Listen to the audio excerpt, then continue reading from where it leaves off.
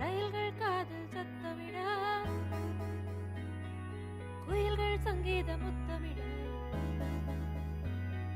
ரயில்கள் காதில் சத்தமிட, குயில்கள் சங்கீத முத்தமிட, அன்பலையாலே ஒன்றாயினைவோம், இன்றே எழுவோம் இன்னை தொட. இது VIT 90.8 வேலூரில் நாங்கதான் wait.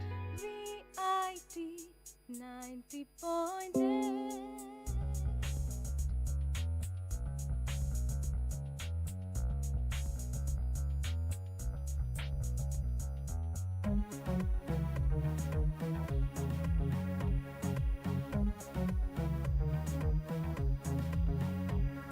இது VIT 90.8 வேலூரில் நாங்கதான் wait. VIT 90.8 வேலூரில் நாங்கதான் wait.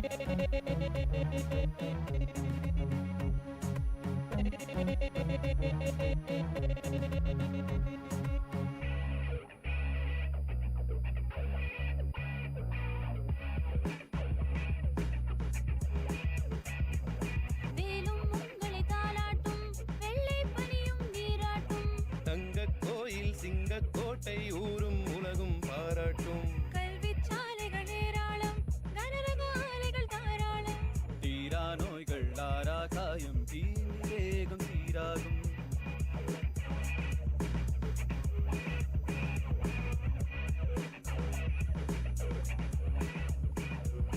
வேலும் உங்களை தாலாட்டும், வெள்ளை பனியும் நீராட்டும், தங்கக் கோயில் சிங்கக்கோட்டை ஊரும் உலகும் பாராட்டும். கல்விச் சாலைகள் ஏராளம், கனரக ஆலைகள் தாராளம், தீரா நோய்கள் ஆரா காயம், தீவேகம் தீராகும். இது VIT 90.8 வேலூரில் நாங்கதான் wait. VIT 90.8 வேலூரில் நாங்கதான் wait.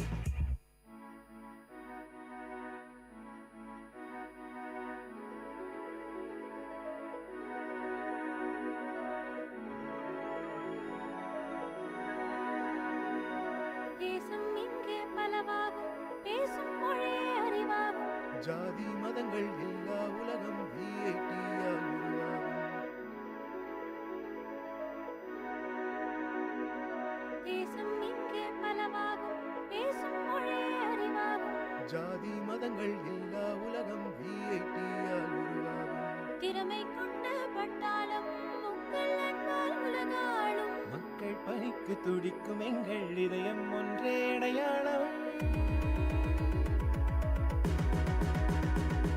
இது VIT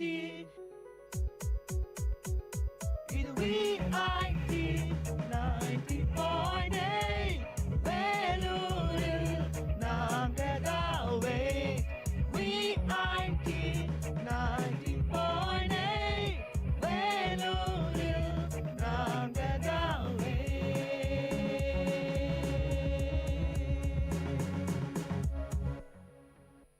வணக்கம் நேயர்களே, இது VIT பண்பலை 90.8 VIT பல்கலைக்கழகத்தின் சமுதாய வானொலியின் மகிழ்ச்சி நிறைந்த அறிவு சார்ந்த நிகழ்ச்சிகளின் இன்றைய ஒளிபரப்பிற்கு உங்களை அன்புடன் வரவேற்கின்றோம்.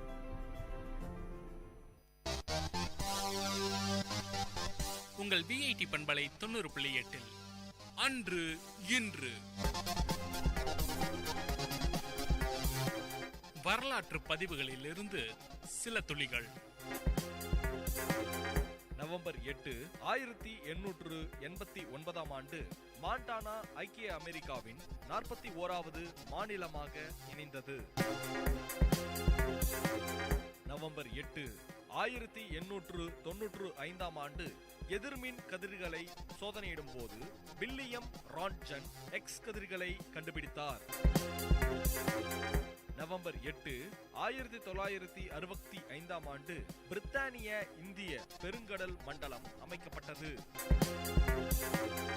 நவம்பர் 8, 1917 ஆண்டு ரஷ்யாவில் அக்டோபர் புரட்சியை அடுத்து லெனின், ட்ராட்ஸ்கி, ஸ்டாலின் ஆகியோருக்கு முழு அதிகாரம் தரப்பட்டது.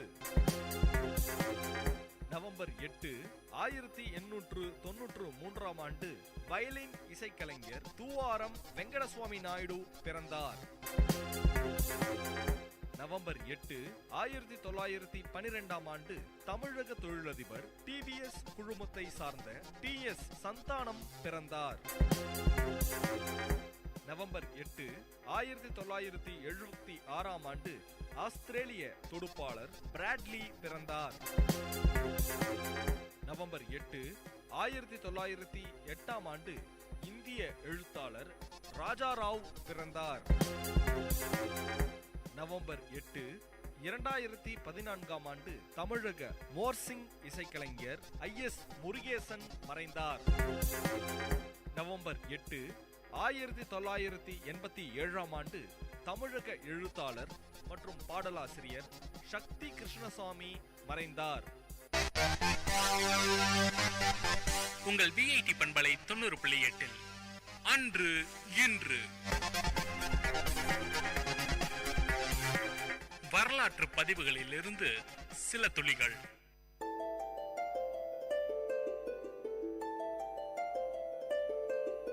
வணக்கம் நேயர்களே, இது VIT பண்பலை 90.8 VIT பல்கலைக்கழகத்தின் சமுதாய வானொலி.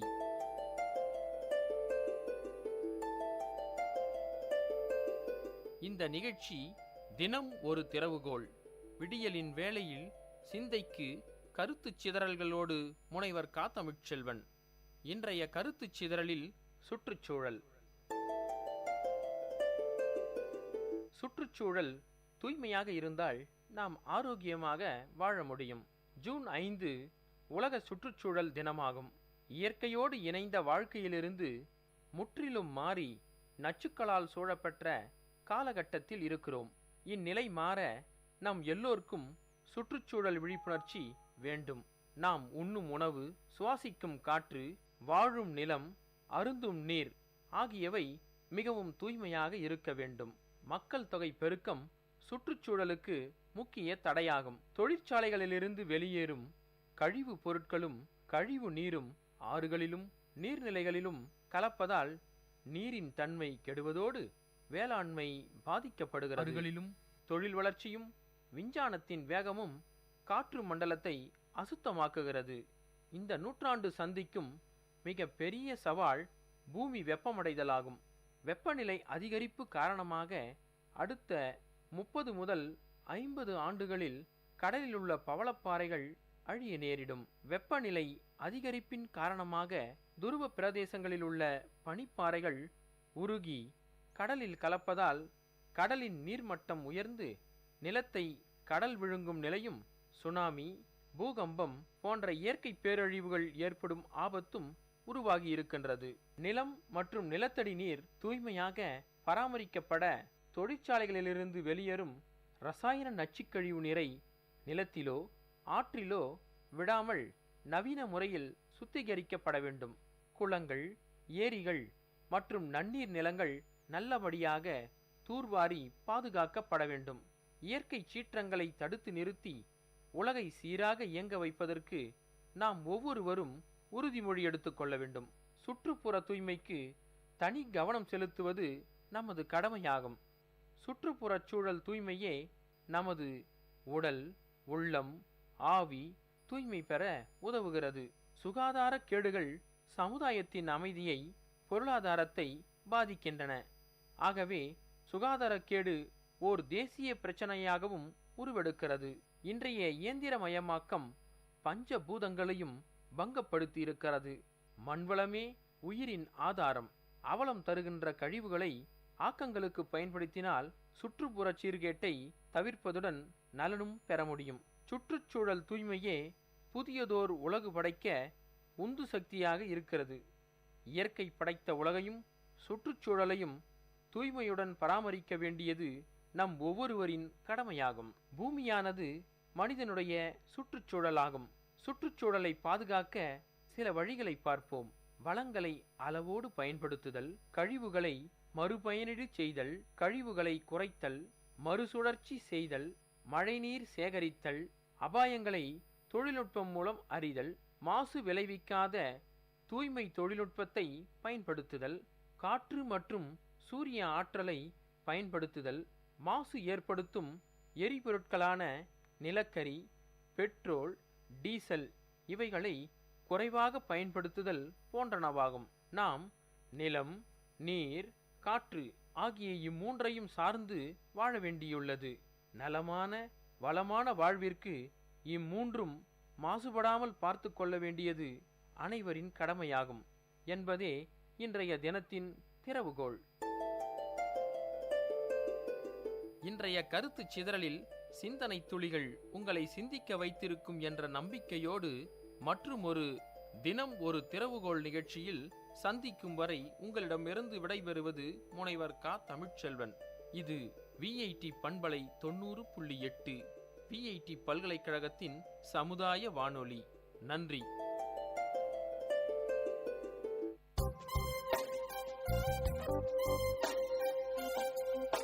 மண் வாசனை உங்கள் விஐடி பண்பலை 90.8 வேளாண்மை சார்ந்த தொழில்நுட்பம், பசுமை படரும் விவசாய தொழில்கள், பண்ணை முறைகள் என மானுடம் காக்கும் உழவு சார்ந்த நிகழ்ச்சி.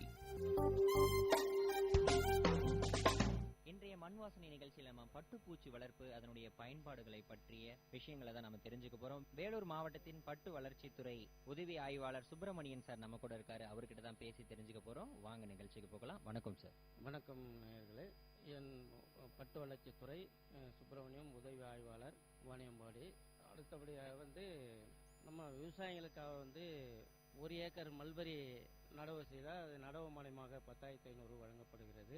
அடுத்து புழு வளர்ப்பு மனை கட்டுதலுக்கு லெவல் 1 செட்டுக்கு 82,500 ரூபாயும், லெவல் 2க்கு 87,500 ரூபாயும், லெவல் 3 67,500 ரூபாயும் மானியமாக வழங்கப்படுகிறது.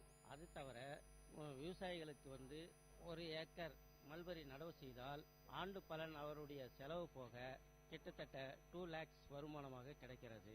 மற்றும் விவசாயிகளுக்கு நியூ டெக்னாலஜி படி இளம்புழு வளர்ப்பு மையமாக இளம்புழு வளர்த்து 100 முட்டை அளவுக்கு இளம்புழு வளர்ப்பு டிரான்ஸ்போர்ட்டிங் சார்ஜாக 500 ரூபாய் வழங்கப்படுகிறது. இது எல்லாமே விவசாயிகளுடைய பலனுக்காக தான் இத்துறை செயல்பட்டு வருகிறது. விவசாயம் மற்ற பயிர்களை விட மல்பரி வளர்ப்பு செய்து புழு வளர்ப்பு செய்தால் அதிகப்படியான லாபம் மேற்கொள்ளலாம். இப்ப இருக்கிற சூழ்நிலையில எந்த மாதிரியான பட்டுகள் விவசாயிகள் மத்தியில இன்ட்ரெஸ்ட் எடுத்து வளர்க்கப்படுதுங்க? பட்டு வளர்க்கறதுக்கு எவ்வளவு நில அளவுகள் தேவைப்படுதுங்க ஐயா? 1 ஏக்கர் அளவு தேவைப்படுங்க. 1 ஏக்கர் V1 மல்பரி ரகம் நல்ல சிறந்த ரகம். இந்த பட்டுன்னு சொன்ன உடனே எல்லாருக்குமே ரொம்ப இன்ட்ரெஸ்டிங்கான ஒரு விஷயம். சுப காரியங்கள் அனைத்திலுமே பட்டு பயன்பாடுகள் அதிகமா இருக்கு. இன்னைக்கு இருக்கிற சூழ்நிலையில் நம்ம இந்திய பொருளாதாரங்கள்ல பட்டு எந்த அளவுல மக்கள் பயன்பாடுகள்ல இருந்துட்டு வருது? பட்டு சுப காரியங்களுக்கு நிறைய பயன்படுத்துறாங்க. பட்டு இல்லாத விசேஷமே இல்லைங்க. பட்டு இருந்தா ஒரு சின்ன ஒரு கிரகப்பிரவேசம், மேரேஜ், ரிசப்ஷனா கூட பட்டு சேரீ அதிகமாக விரும்புகிறாங்க. அதனால் பட்டுக்கு நம்ம நாடு முதலிடம் கொடுக்கிறது. தமிழ்நாடு ரொம்ப முதலிடம் கொடுக்குறது. மக்களும் பட்டை நிறைய விரும்பி, அதாவதுங்க குறிப்பா நீங்க பட்டு சேலைகள் ஆகட்டும், பட்டு வேட்டிகள் ஆகட்டும், அதை நம்ம உடுத்திக்கிறோம், பட்டு துண்டுகள் மேலே எடுத்து போட்டுக்கிறோம். ஆனா அந்த பட்டு ஆடைகள் எப்படி வருது அப்படின்னு கேட்டா நிறைய பேருக்கு அதனுடைய முகப்பு தெரியல அப்படின்னு கூட சொல்லலாம். சோ இந்த அடிப்படை சிறிய விளக்கம் கொடுக்க முடியுங்களா? அந்த பட்டு ஆடை எப்படி தயாரிக்கப்படுது அப்படின்னு சொல்லிட்டு. பட்டு முதல் விவசாயத்தில் மல்பரி செடி நடவு செய்யும். நடவு செய்த பிறகு அரசாங்கத்தில் முட்டை தயாரிக்கிறாங்க. அதாவது கலப்பின முட்டை, சிபி முட்டை, சிஆர்சி அயலின முட்டை. இதன் மூலியமாக புழு வளர்ப்பு செய்து அந்த புழு கூட்டிலிருந்து தான் நூல் ரீலிங்காக நூல் எடுத்து நூல் மூலமாக அதை முறுக்கேற்றுதல், ட்விஸ்டிங் செய்து சேரையாக போகிறது. 1 ஏக்கர்ல மல்பரி பட்டு நடவு செய்வதன் மூலமா ஒரு விவசாயிக்கு ஆண்டுக்கு எவ்வளவு வருமானம் கிடைக்கும்? 1 ஏக்கர் விவசாயம் மல்பரி நடவு செய்து விவசாயம் செய்தால் ஆண்டு ஒன்றுக்கு கிட்டத்தட்ட செலவு போக 1 லட்சம் ரூபாய்க்கு ஆண்டு 1.5 லட்சம் செலவு போக ஆண்டு ஒன்றுக்கு கிடைக்கலாம். இந்த பட்டுகளை பொறுத்தவரை பட்டு விவசாயத்தை ஊக்குவிக்கும் வகையில் அரசு மக்களுக்கு எந்த மாதிரியான மானிய வகைகள் கொடுக்குது? உற்பத்தியில் ஆகட்டும், அதனுடைய சந்தைப்படுத்துதல் ஆகட்டும், இந்த மாதிரியான விஷயங்கள்ல அது பட்டு வளர்ப்பு பொறுத்தளவில் வந்து மானியம் வந்து நடவு மானியமாக வழங்கப்படுகிறது. நடவு மானியம் 10,500 ரூபாய். அதை வந்து புழு வளர்ப்பு மனை கட்டுவதற்கு 82,500 ரூபாய் வழங்கப்படுகிறது. தளவாடம், அதாவது புழு வளர்ப்பு ஸ்டாண்ட் அமைத்தல் தளவாடம் 52,000 ரூபாய் மானியமாக வழங்கப்படுகிறது. சொட்டு நீர் பாசனத்துக்கு ஏக்கருக்கு 30,000 ரூபாய் மானியமாக வழங்கப்படுகிறது. இது எல்லாமே விவசாயிகளுக்கு வந்து அரசாங்கத்தில் மானியமாக வழங்கப்படுகிறது. இன்னும் வந்து அரசாங்கத்தில் இன்னும் பெரிய சலுகைகள் கிடைக்கும் என எதிர்பார்த்து கொண்டு நீங்க பல ஆண்டுகள் வந்து இந்த பட்டு சார்ந்த துறையில வந்து பணியாற்றுவதன் மூலமா உங்ககிட்ட இந்த கேள்வியை கேட்கிறேன். இன்னைக்கு இருக்கிற சூழ்நிலை இந்த பட்டு வளர்ப்பை மேலும் விவசாயிகளுக்கு ஊக்குவிக்கணும்னா எந்த மாதிரியான உதவிகள் செஞ்சா விவசாயிகள் இன்ட்ரெஸ்ட் எடுத்து இந்த பட்டு வளர்ப்பு செய்வாங்கன்னு நீங்க நினைக்கிறீங்க ஐயா? உங்களுடைய சொந்த கணிப்பை சொல்லுங்க. என்னுடைய சொந்த கணிப்பு வந்து விவசாயத்துல வந்து பட்டு வளர்ப்புக்கு வந்து ஒரு விவசாயி எந்த அளவுக்கு ஆர்வமா செய்கிறாரோ அந்த அளவுக்கு பட்டு விவசாயத்தில் வந்து நல்ல மற்ற பயிர்களை விட வருமானம் இருக்கு. விவசாயினுடைய கவனம் முக்கியமாக தேவை. அவர் கடுமையாக உழைப்பு இருந்தால் தோட்டத்தில் இலை வந்து அதிகமாக வளர்ச்சி இருக்கணும். அதுக்கு வேண்டிய தொழு உரங்க அதிகமாக இடணும். இட்டு தோட்டத்தை நல்ல முறையில் வளர்ப்பு செய்து அவருடைய கண்காணிப்பு அதிகமாக இருக்கணும். இருந்தால் விவசாயத்தில் நல்ல வருமானம் கிடைக்கும். மற்ற பயிர்களை விட மல்பெரியில் நல்ல வருமானம் இருக்கு. என்னுடைய 36 வருஷம் சர்வீஸில் வந்து மல்பெரியை விட மற்ற பயிரில் எந்த பயிரிலுமே வருமானம் அதிகம் கிடையாது. மல்பெரியில் தான் அதிகமான வருமானமே. நிறைய விவசாயிகள் இதை கொண்டு நல்லா வந்து பிள்ளைங்கள்லாம் நல்லா படிக்க வச்சுருக்காங்க. இன்ஜினியர் லெவலில் படிக்க வச்சுருக்காங்க. இந்த பட்டு தொழிலே விவசாயம் செய்து நல்ல வருமானம் எடுத்து டாக்டர்ஸு இன்ஜினியர் லெவலில் படிக்க வச்சுருக்காங்க. அந்த அளவுக்கு நல்ல தொழில், இது அருமையான தொழிலுங்க. கண்டிப்பாங்க ஐயா, நல்ல முறையில் சொன்னீங்க. பட்டு சார்ந்த விஷயங்கள், பட்டு எப்படி உற்பத்தி பண்ணுறாங்க, பட்டுனால என்னென்ன நன்மைகள் இருக்குது, அது விவசாயிகளுக்கு எந்தெந்த மாதிரியான மானிய வகைகள் கொடுக்கப்படுது அப்படின்ற விஷயங்கள் நிறைய சொன்னீங்க ஐயா. இது மக்களுக்கு பயனுள்ள வகையில் அமைந்திருக்கு. அடுத்த ஒரு மண் வாசனை நிகழ்ச்சியில் மீண்டும் ஒரு விவசாயம் சார்ந்த வல்லுநருடன் உங்களை சந்திக்கும் வரை உங்களிடமிருந்து விடைபெறுவது உங்கள் கோவிந்தராஜ்.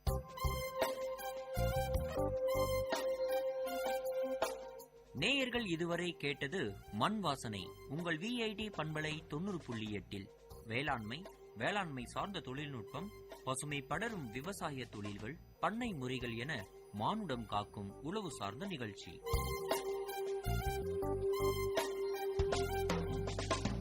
விவசாயி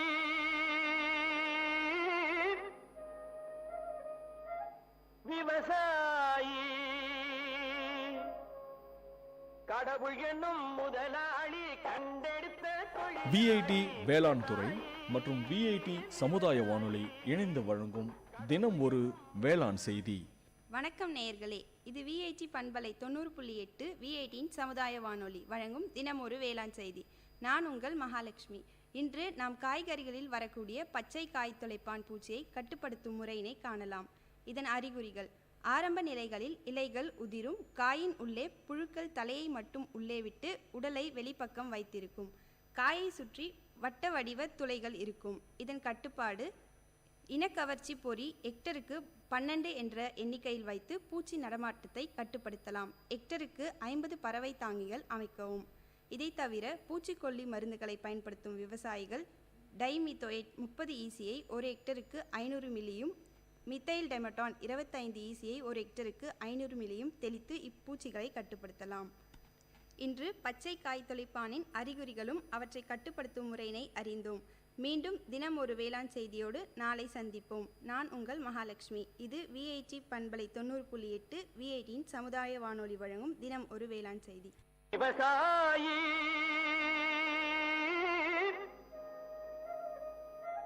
விவசாயி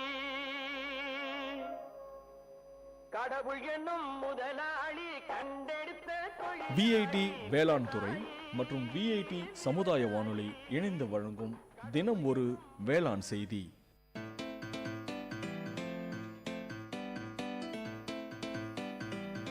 செவிச்செல்வம், VIT பண்பலையின் அறிவு களஞ்சியம். அகரம் முதல் ஆகாயம் வரை, தூரிகை முதல் தொழில்நுட்பம் வரை, அறிவுசார் தரவுகளின் பெட்டகம் செவிச்செல்வம்.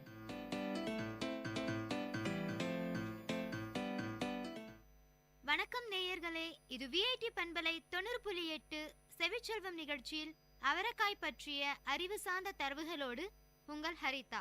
அவரைக்காய் எளிதில் கிடைக்கும் காய்களில் அவரைக்காயும் ஒன்று. அவரைக்காயை நினைவாற்றலை தூண்டுவதிலும் உடலை பலமடை செய்வதிலும் அவரைக்காய் பெரும் பங்கு வகிக்கின்றது. தென் இந்தியாவில் அவரைக்காயை பெரிதும் உபயோகப்படுத்துகின்றனர். அது மட்டும் இல்லாமல் பல மாநிலங்களும் அவரைக்காயை பெரிதும் பயன்படுத்துகின்றனர். அவரைக்காய் கொடி வகையை சார்ந்தது. அவரைக்காய் அதிகமாக நாம் நாளும் உண்ணும் உணவில் வேக வைத்தோ பொரித்தோ ஒரு பங்கு சேர்த்து கொண்டு வாரம் 2 அல்லது 3 நாட்கள் சாப்பிட்டால் கண் பார்வைக்கு, கண் சூடு ஆகியவற்றிற்கு சிறந்த மருந்து. இந்தியாவில் அவரைக்காய் அதிக விளைச்சல் காணப்படுகின்றது. பல மாநிலங்களுக்கும் அவரைக்காய் ஏற்றுமதி செய்யப்படுகின்றது. அவரைக்காயை பற்றி 1000 நூற்றாண்டுகளுக்கு முன்பே கூறப்பட்டுள்ளது. 1000 ஆண்டுகளுக்கு முன்னரே நம் முன்னோர்கள் பருவகால சூழ்நிலைக்கேற்ப எந்த வகையான உணவுகளை சாப்பிட வேண்டும், அதை எப்படி சாப்பிட வேண்டும் என்பதை தெளிவாக எடுத்து கூறியுள்ளனர். அவரைக்காய் தென் இந்தியாவில் வீடுகள் தோறும் பயிரிடப்படும் தாவரமாகும். வீட்டு தோட்டங்களில் வளர்க்கப்படும் அவரைக்காய் அரிய வகை மருத்துவ குணங்களை கொண்டுள்ளது. அவரைக்காயில் பிஞ்சு காயே அதிக அளவில் உணவாக சேர்க்கப்படுகிறது. நல்ல சுவையை கொண்டது. எளிதில் ஜீரணமாகும் தன்மை கொண்டதால் இதன் சத்துக்கள் விரைவில் உடலில் சேரும். இதில் சுண்ணாம்பு சத்து, வைட்டமின்கள் இருப்பதால் இளைத்த உடல் தேரும். அவரை பிஞ்சுகளை எடுத்து நறுக்கி அதனுடன் சின்ன வெங்காயம், பூண்டு, மிளகு சேர்த்து வதக்கி உணவில் சேர்த்து கொண்டால் உடல் வலு பெறும். நோய்க்கு மருந்துண்ணும் காலங்களிலும் விரதம் இருக்கும் காலங்களிலும் அவரைக்காய் அதிகம் சேர்த்து கொள்ளலாம். இது உடலுக்கு வலுவை கொடுப்பதுடன் மன அமைதியை பெருக்கவும் உதவும். சிந்தனையை தெளிவுபடுத்தும். பித்தத்தினால் உண்டாகும் கண் சூடு, கண் பார்வை மங்கல் போன்ற கண் பாதிப்புகளுக்கு அவரைக்காய் சிறந்த மருந்தாகும். அவரை பிஞ்சனை வாரம் 2 முறை சமைத்து உண்டு வந்தால் பித்தம் குறைந்து கண் நரம்புகள் குளிர்ச்சியடைந்து மங்கிய பார்வை தெளிவடையும். அவரைக்காயை அதிகம் உண்டு வந்தால் வெள்ளெழுத்து குறைபாடுகள் நீங்கும். அவரை பிஞ்சில் தோற்பு சுவை உள்ளதால் இது இரத்தத்தை சுத்தப்படுத்தும். இரத்த நாளங்களில் உள்ள கொழுப்பை குறைக்கும். இரத்த அழுத்தம், இதய நோய் உள்ளவர்கள் அவரைக்காயை அதிகம் சேர்த்து கொள்வது நல்லது. அதீத சிந்தனை, கோபம், எரிச்சல் இவற்றை போக்கும். உடலுக்கும் மனதிற்கும் சாந்தத்தை கொடுக்க வல்லது. நீரிழிவை குணமாக்கும். சர்க்கரை நோய் உள்ளவர்கள் அவரைக்காயை அதிகம் சேர்த்து கொண்டால் நீரிழிவு நோயால் உண்டாகும் மயக்கம், தலை சுற்றல், கை கால் மறுத்து போதல் போன்றவை கட்டுப்படும். மலச்சிக்கலை போக்கும். வயிற்று பொறுமலை நீக்கும். மூல நோய் தாக்கும் உள்ளவர்கள் அவரைக்காயை உணவில் அதிகம் சேர்த்து கொள்வது நல்லது. சிறுநீரை பெருக்கும். சளி, இருமலை போக்கும். சரும நோய்களை குணமாக்கும். முதுமையில் உண்டாகும் நோயின் தன்மையை அவரை பிஞ்சு மற்றும் தசை நார்களை வலுப்படுத்தும். உடலுக்கு நோய் எதிர்ப்பு சக்தியை கொடுக்கும். சருமத்தில் உண்டாகும் பாதிப்புகளை குறைக்கும். இரவு உணவில் அவரைக்காய் சேர்த்து கொண்டால் சுகமான நித்திரை கிடைக்கும். முற்றிய அவரைக்காயை உணவாக சாப்பிடுவதை தவிர்க்க வேண்டும். அதற்கு பதிலாக முற்றிய அவரைக்காயை, முற்றிய வெண்டைக்காயை போன்றவற்றை சேர்த்து சூப் செய்து அருந்தினால் உடல் பலமடையும், நினைவாற்றலும் தூண்டும். இத்தனை சத்துக்கள் நிறைந்த அவரைக்காயை நாம் நாளும் உண்ணும் உணவில் ஒரு பங்கு சேர்த்து கொண்டால் நோயின்றி வாழலாம். நேயர்களே, இதுவரை நீங்கள் கேட்டது செவிச்செல்வம் நிகழ்ச்சியில் அவரைக்காய் பற்றிய அறிவு சார்ந்த தரவுகள். வழங்கியவர் உங்கள் Haritha.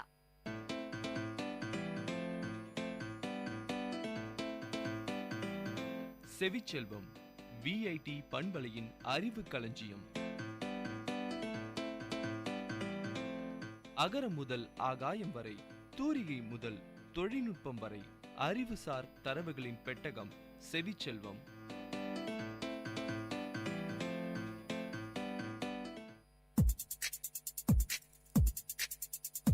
Ladies and gentlemen, guys and girls, this is Data Chunks on Vit Community Radio 90.8 FM.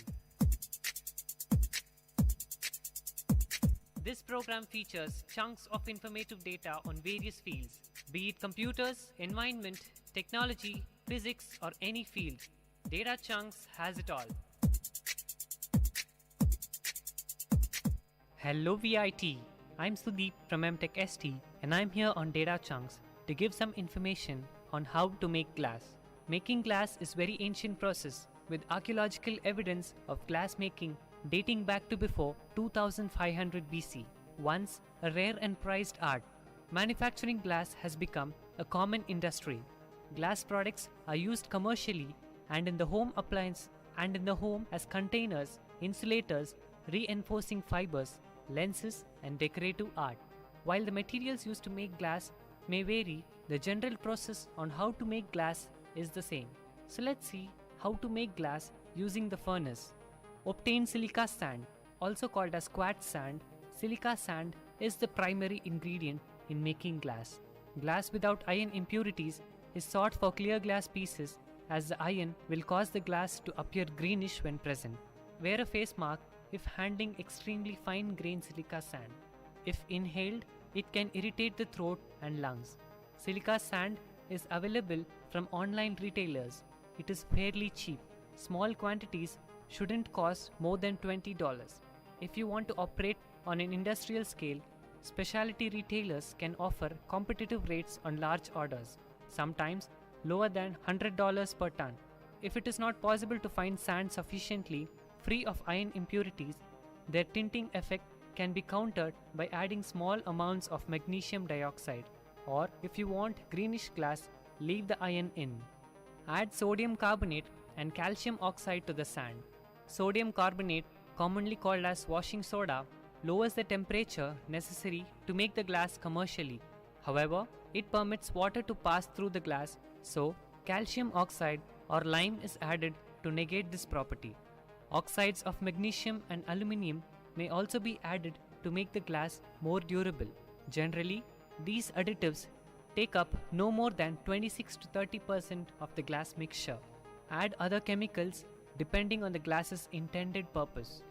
The most common addition for decorative glass is lead oxide, which provides the sparkle in the crystal glassware as well as the softness to make it easier to cut and lowers the melting point. Eyeglass lenses may contain lanthanum oxide because of its refractive properties, while iron helps the glass absorb heat. Lead crystals can contain up to 33% lead oxide. However, the more lead oxide, the more skill required to shape the molten glass.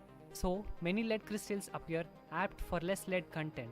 Add chemicals to produce a desired color to the glass, if any. As noted above, iron impurities in quartz sand makes the glass appear greenish. So, iron oxide is added to increase the greenish tint, as in copper oxide. Sulfur compounds produce an yellowish, amber, brownish, or even blackish tint, depending on how much carbon or iron is also added to the mixture. Place the mixture in a good heat-resistant crucible or a holder. The container should be able to withstand the high temperature within the kiln. Depending on your additives, your glass mixture may melt at a range of temperatures between 1500 to 2500 degrees Celsius. Your container should also be easily grasped with metal hooks and pulled. Melt the mixture into a liquid. For commercial silica glass, this is done in a gas-fired furnace, while specialty glasses may be created using an electric melter, pot furnace, or kiln. Quartz sands without additives become glass at temperature of around 2300 degrees Celsius. Adding sodium carbonate, that is soda, reduces the temperature needed to make glass to around 1500 degrees Celsius. Homogenize and remove bubbles from the molten glass. This means stirring the mixture to a consistent thickness and adding chemicals such as sodium sulfate, sodium chloride, or antimony oxide. Shape the molten glass. Shaping the glass can be done in one of several ways. The molten gas can be poured into a mold and let it cool. This method was used by Egyptians, and it is also how many lenses are created today. A large amount of molten glass can be gathered at the end of a hollow tube, which is then blown into it while the tube is turned. The glass is shaped by air entering the tube, gravity pulling on the molten glass, and whatever tools the glass blower uses to work on the molten glass. The molten glass is then poured into a bath of molten tin for support and blasted with pressurized nitrogen to shape and polish it. Glass made by this method is called as float glass, and it is how glass planes have been made since 1950s. Let the glass cool. Don't leave the glass anywhere where it will be disturbed or where the dust, leaves, or water might fall on it. Introducing cool materials to hot gas can cause the glass to crack. Heat treat the glass to strengthen it. This process is called as annealing. It removes any stress points that may have formed in the glass during cooling. Glass that is not annealed is significantly weaker. Once this process is completed, the glass can then be coated, laminated, or otherwise treated to improve its strength and durability. The precise temperature for annealing can vary based on the precise composition of the glass, from as low as 750 degrees Fahrenheit to as high as 1000 degrees Fahrenheit. The rate at which the glass must cool may also change. Generally, large pieces of glass must cool more slowly than smaller pieces. Research proper annealing methods before beginning. A related process is tampering, in which shaped and polished glass is placed in an oven heated to at least 600 degrees Celsius and then quick cooled with blast of air at high pressure. Annealed glass breaks into shards at 6,000 pounds per square inch, while tempered glass breaks into small pieces at no less than 10,000 psi and usually around 24,000 psi. You've heard about information on how to make glass on Data Chunks with me, Sudeep.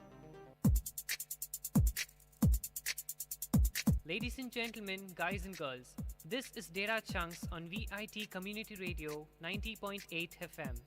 See you next time with another interesting, informative chunk of data on Data Chunks.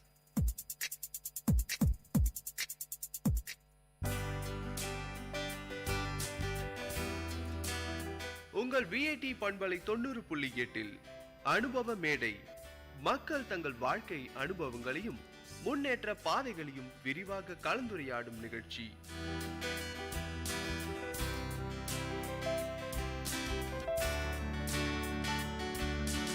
வணக்கம் நேயர்களே, நீங்கள் கேட்டுக்கொண்டிருப்பது VIT பண்பலை 90.8 VIT பல்கலைக்கழகத்தின் சமுதாய வானொலி. இந்த நிகழ்ச்சி அனுபவ மேடை. அனுபவ மேடை நிகழ்ச்சியில் சமுதாய மக்கள் அவங்களுடைய வாழ்க்கை அனுபவங்களை நம்மக்கிட்ட பகிர்ந்துக்கிறாங்க. அந்த வகையில் இன்னைக்கு ஒருத்தர் நம்ம கூட இருக்கிறாங்க. என் பேர் சுகந்தா. நான் வந்து விஐடி ஆப்போசிட்டில் வந்து பிளாசம் பியூட்டி பார்லர் பெண்களுக்காக மட்டும் கடந்த ஒரு 7 வருஷமாக நடத்திட்டு வந்துட்டு இருக்கேன். நீங்கள் உங்களுடைய குடும்பத்தை பற்றின அறிமுகம் தாங்க. எனக்கு 2 குழந்தைங்க இருக்காங்க. பெரியவங்க ஆக்சிலியம் ஸ்கூலில் படிக்கிறாங்க. 2வது பையன் அவர் வந்துட்டு சன்பீமில் 4th ஸ்டாண்டர்ட் படிக்கிறாங்க. 2 பசங்க தான். எனக்கு இதுதான் எனக்கு மெயின் ப்ரொஃபஷன், எனக்கு பியூட்டிஷியன் தான். அதனால் வந்து உங்களுக்கு பியூட்டி பார்லர் நம்ம வைக்கணும் அப்படின்ற மாதிரி உங்களுக்கு தோணுச்சு? எனக்கு வந்து என்ன சொல்கிறது, ஆக்சுவலி என்னோடய ப்ரொஃபஷன் ஃபஸ்ட்டு வந்து நான் நர்சிங் தான் என்னோடய ப்ரொஃபஷனாக. நர்சிங் படிச்சுட்டு இருக்கும்போது நான் நிறைய பியூட்டி பார்லர் போவேன். மந்த்லி ஒன்ஸ் தான் நான் போவேன். அப்போ வந்து எனக்கு நிறைய பார்க்க எனக்குள்ளே ஒரு ஆசை. ஸோ நம்மளும் இந்த மாதிரி வச்சா என்ன அப்படின்னு சொல்லிட்டு. ஸோ வந்து இங்கே வெள்ளூர்லன்னு பார்த்தீங்கன்னா எனக்கு ரொம்ப பிடிச்ச இடம்னு பார்த்தீங்கன்னா விஐடி தான். ஏன்னா அங்கே வந்து விஐடியில் தான் வந்து ரொம்ப அழகான பொண்ணுங்கள்லாம் இந்தியா ஃபுல்லாக இருந்து வருவாங்க. ஸோ எனக்கு அங்கே தான் வந்து வைக்கணும்னு ரொம்ப ஆசை. ஸோ அதனால் இந்த இடம் சூஸ் பண்ணேன். அதனால் நான் இங்கே பார்லர் வச்சேன். மெயின் காரணம் அதுதான். நீங்கள் ஏதாவது வந்து படிச்சுட்டு அதுக்கப்புறம் நம்ம இதை செய்யணும் அப்படின்ற மாதிரி உங்களுக்கு தோணுச்சுங்களா? இல்லை உங்களுடைய ஆர்வத்தினால மட்டும் நீங்கள் இந்த பியூட்டிஷியன் தொழிலை வந்து கற்றுக்கிட்டீங்களா? சார் ஃபஸ்ட்டு வந்து பார்த்திங்கன்னா எனக்கு ஆர்வம் தான். எனக்கு ஒரு 3 இயர்ஸாக வந்து பார்த்திங்கன்னா நான் பார்லரில் அவங்க கூட வந்து ஹெல்ப் பண்ணிவிட்டு அப்படி தான் கற்றுட்டு இருந்தேன். ஸோ அதுக்கப்புறமா தான் இது வந்து இந்த மாதிரி பண்ணக்கூடாது, ட்ரெயின் பண்ணிவிட்டு தான் அதுக்கப்புறம் பண்ணணும்னு சொல்லிவிட்டு நான் ப்ராப்பராக வந்து ட்ரைனிங் போயிட்டு அட்டன் பண்ணிவிட்டு ப்ராப்பராக சர்டிஃபிகேட்டு எல்லாமே வச்சுட்டு பார்லர் ரெஜிஸ்டர் பண்ணியிருக்கு எங்கள் பியூட்டி பார்லரு. ஆக்சுவலி அப்படி தான் பண்ணணும். ட்ரைனிங் இல்லாமல் பண்ணுறாங்க, அது ரொம்பவே தப்பு. ஏன்னா நம்ம ப்ராப்பராக ட்ரைனிங் எடுத்தால் தான் அது வந்து என்னென்னு நம்மளுக்கே தெரியும், அது என்ன விஷயம், எதுக்காக பண்ணுறோம். இப்போ வந்து பார்த்திங்கன்னா ஃபேஷியல் பண்ணுறோம் அப்படின்னு எடுத்துட்டிங்கன்னா அது எல்லாருமே வந்து சொல்கிறாங்க ஃபேஷியல் பண்ணால் இப்போ கருப்பாக இருக்கிறவங்க வந்து ஒயிட்டாக மாறிடுவாங்க, அந்த மாதிரிலாம் வந்து நிறைய சொல்கிறாங்க. அது வந்து ரொம்பவே வந்து தப்பு. மெயினாக பார்த்திங்கன்னா ஃபேஷியல் வந்து எதுக்காக பண்ணுறோன்னா நம்ம ஃபேஸில் இருக்கிற வந்து பிளட் சர்க்குலேஷன் நம்ம மசாஜ் கொடுக்குறோன்னா அது வந்து பிளட் சர்க்குலேஷன் வந்து நல்லா இது இம்ப்ரூவ் ஆகும். ஸோ அப்போ வந்து பார்த்திங்கன்னா நம்ம ஃபேஸில் ஒரு க்ளோ கிடைக்கும். ஆக்சுவலி அதுதானே தவிர கலருக்கும் ஃபேஷியலுக்கும் இதுக்கும் எந்த சம்மந்தமே கிடையாது. அதுதான் உண்மை. ஸோ இதுதான் அழகுக்காக மட்டும் இல்லை, அவங்களுக்குள்ளே இருக்கிற இது எல்லாருமே பொறுத்தவரை அழகு தான். இந்த மாதிரி தான் வந்து நாங்கள் ரன் பண்ணிகிட்டு இருக்கோம் அப்படின்னு தான் எனக்கு தோணுது. ட்ரைனிங் கற்றுக்கிட்டு தான் அதுக்கப்புறம் நாங்கள் இந்த பியூட்டி பார்லர் ஃபீல்டுக்கே வந்தோம் அப்படின்ற மாதிரி நல்லா சொன்னீங்க. எந்த இடத்துல ட்ரைனிங் போனீங்க? அங்கே உங்களுக்கு எந்த மாதிரியான ட்ரைனிங் எல்லாம் உங்களுக்கு தந்தாங்க? பாகாயம் வந்துட்டு தந்தை பெரியார் பாலிடெக்னிக்கல் அப்படின்னு சொல்லிட்டு அங்கே வந்துட்டு 1 மந்த் ட்ரைனிங் கொடுக்குறாங்க சார். அது வந்து நாங்கள் பே பண்ணிட்டு தான் இது பண்ணோம். அது வந்து சென்ட்ரல் கவர்மெண்ட் சர்டிஃபிகேட் தான். அந்த ட்ரைனிங் முடித்தோம். அதுக்கப்புறம் வந்து சென்னையில் ஒரு இடத்துல முடித்தோங்க. அது வந்து ரெகுலராக வந்து நல்லா ஃபேமஸான டீச்சர்ஸ் தான் வந்து கற்றுக் கொடுத்தாங்க. அது 1 மந்த் எடுத்தோங்க சார். அதுக்கப்புறம் வந்து பார்த்திங்கன்னா எல்லாமே நம்மளுக்கு ப்ராக்டிக்கல் வந்து பார்த்திங்கன்னா நம்ம பியூட்டி பார்லரில் தான் சார். அது வந்து தியரிக்கலாக தான் நம்ம வந்து அங்கே படித்தோம். இங்கே வந்து ப்ராக்டிக்கல் வந்து எல்லாமே பியூட்டி பார்லர் தான் சார். ஸோ எனக்கு வந்து என்னோட பியூட்டி பார்லர் தான் எனக்கு ட்ரைனிங் கொடுத்த இடம் அதுதான். இப்போ அந்த இடத்துல ட்ரைனிங்கில் நீங்கள் போயிருப்பீங்க, 1 மந்த் டியூரேஷன் இருக்கிற மாதிரி சொன்னீங்க. அந்த 1 மந்த் டியூரேஷனில் உங்களுக்கு என்ன மாதிரியான ட்ரைனிங் தந்தாங்க? த்ரெட்டிங், ஹைப்ரோஸ் த்ரெட்டிங், அதுக்கப்புறம் வந்து ஃபேஷியல் வந்து எதுக்காகலாம் ஃபேஷியல் பண்ணுறோம், என்னென்ன ஃபேஷியல் வெரைட்டிஸ் இருக்குது.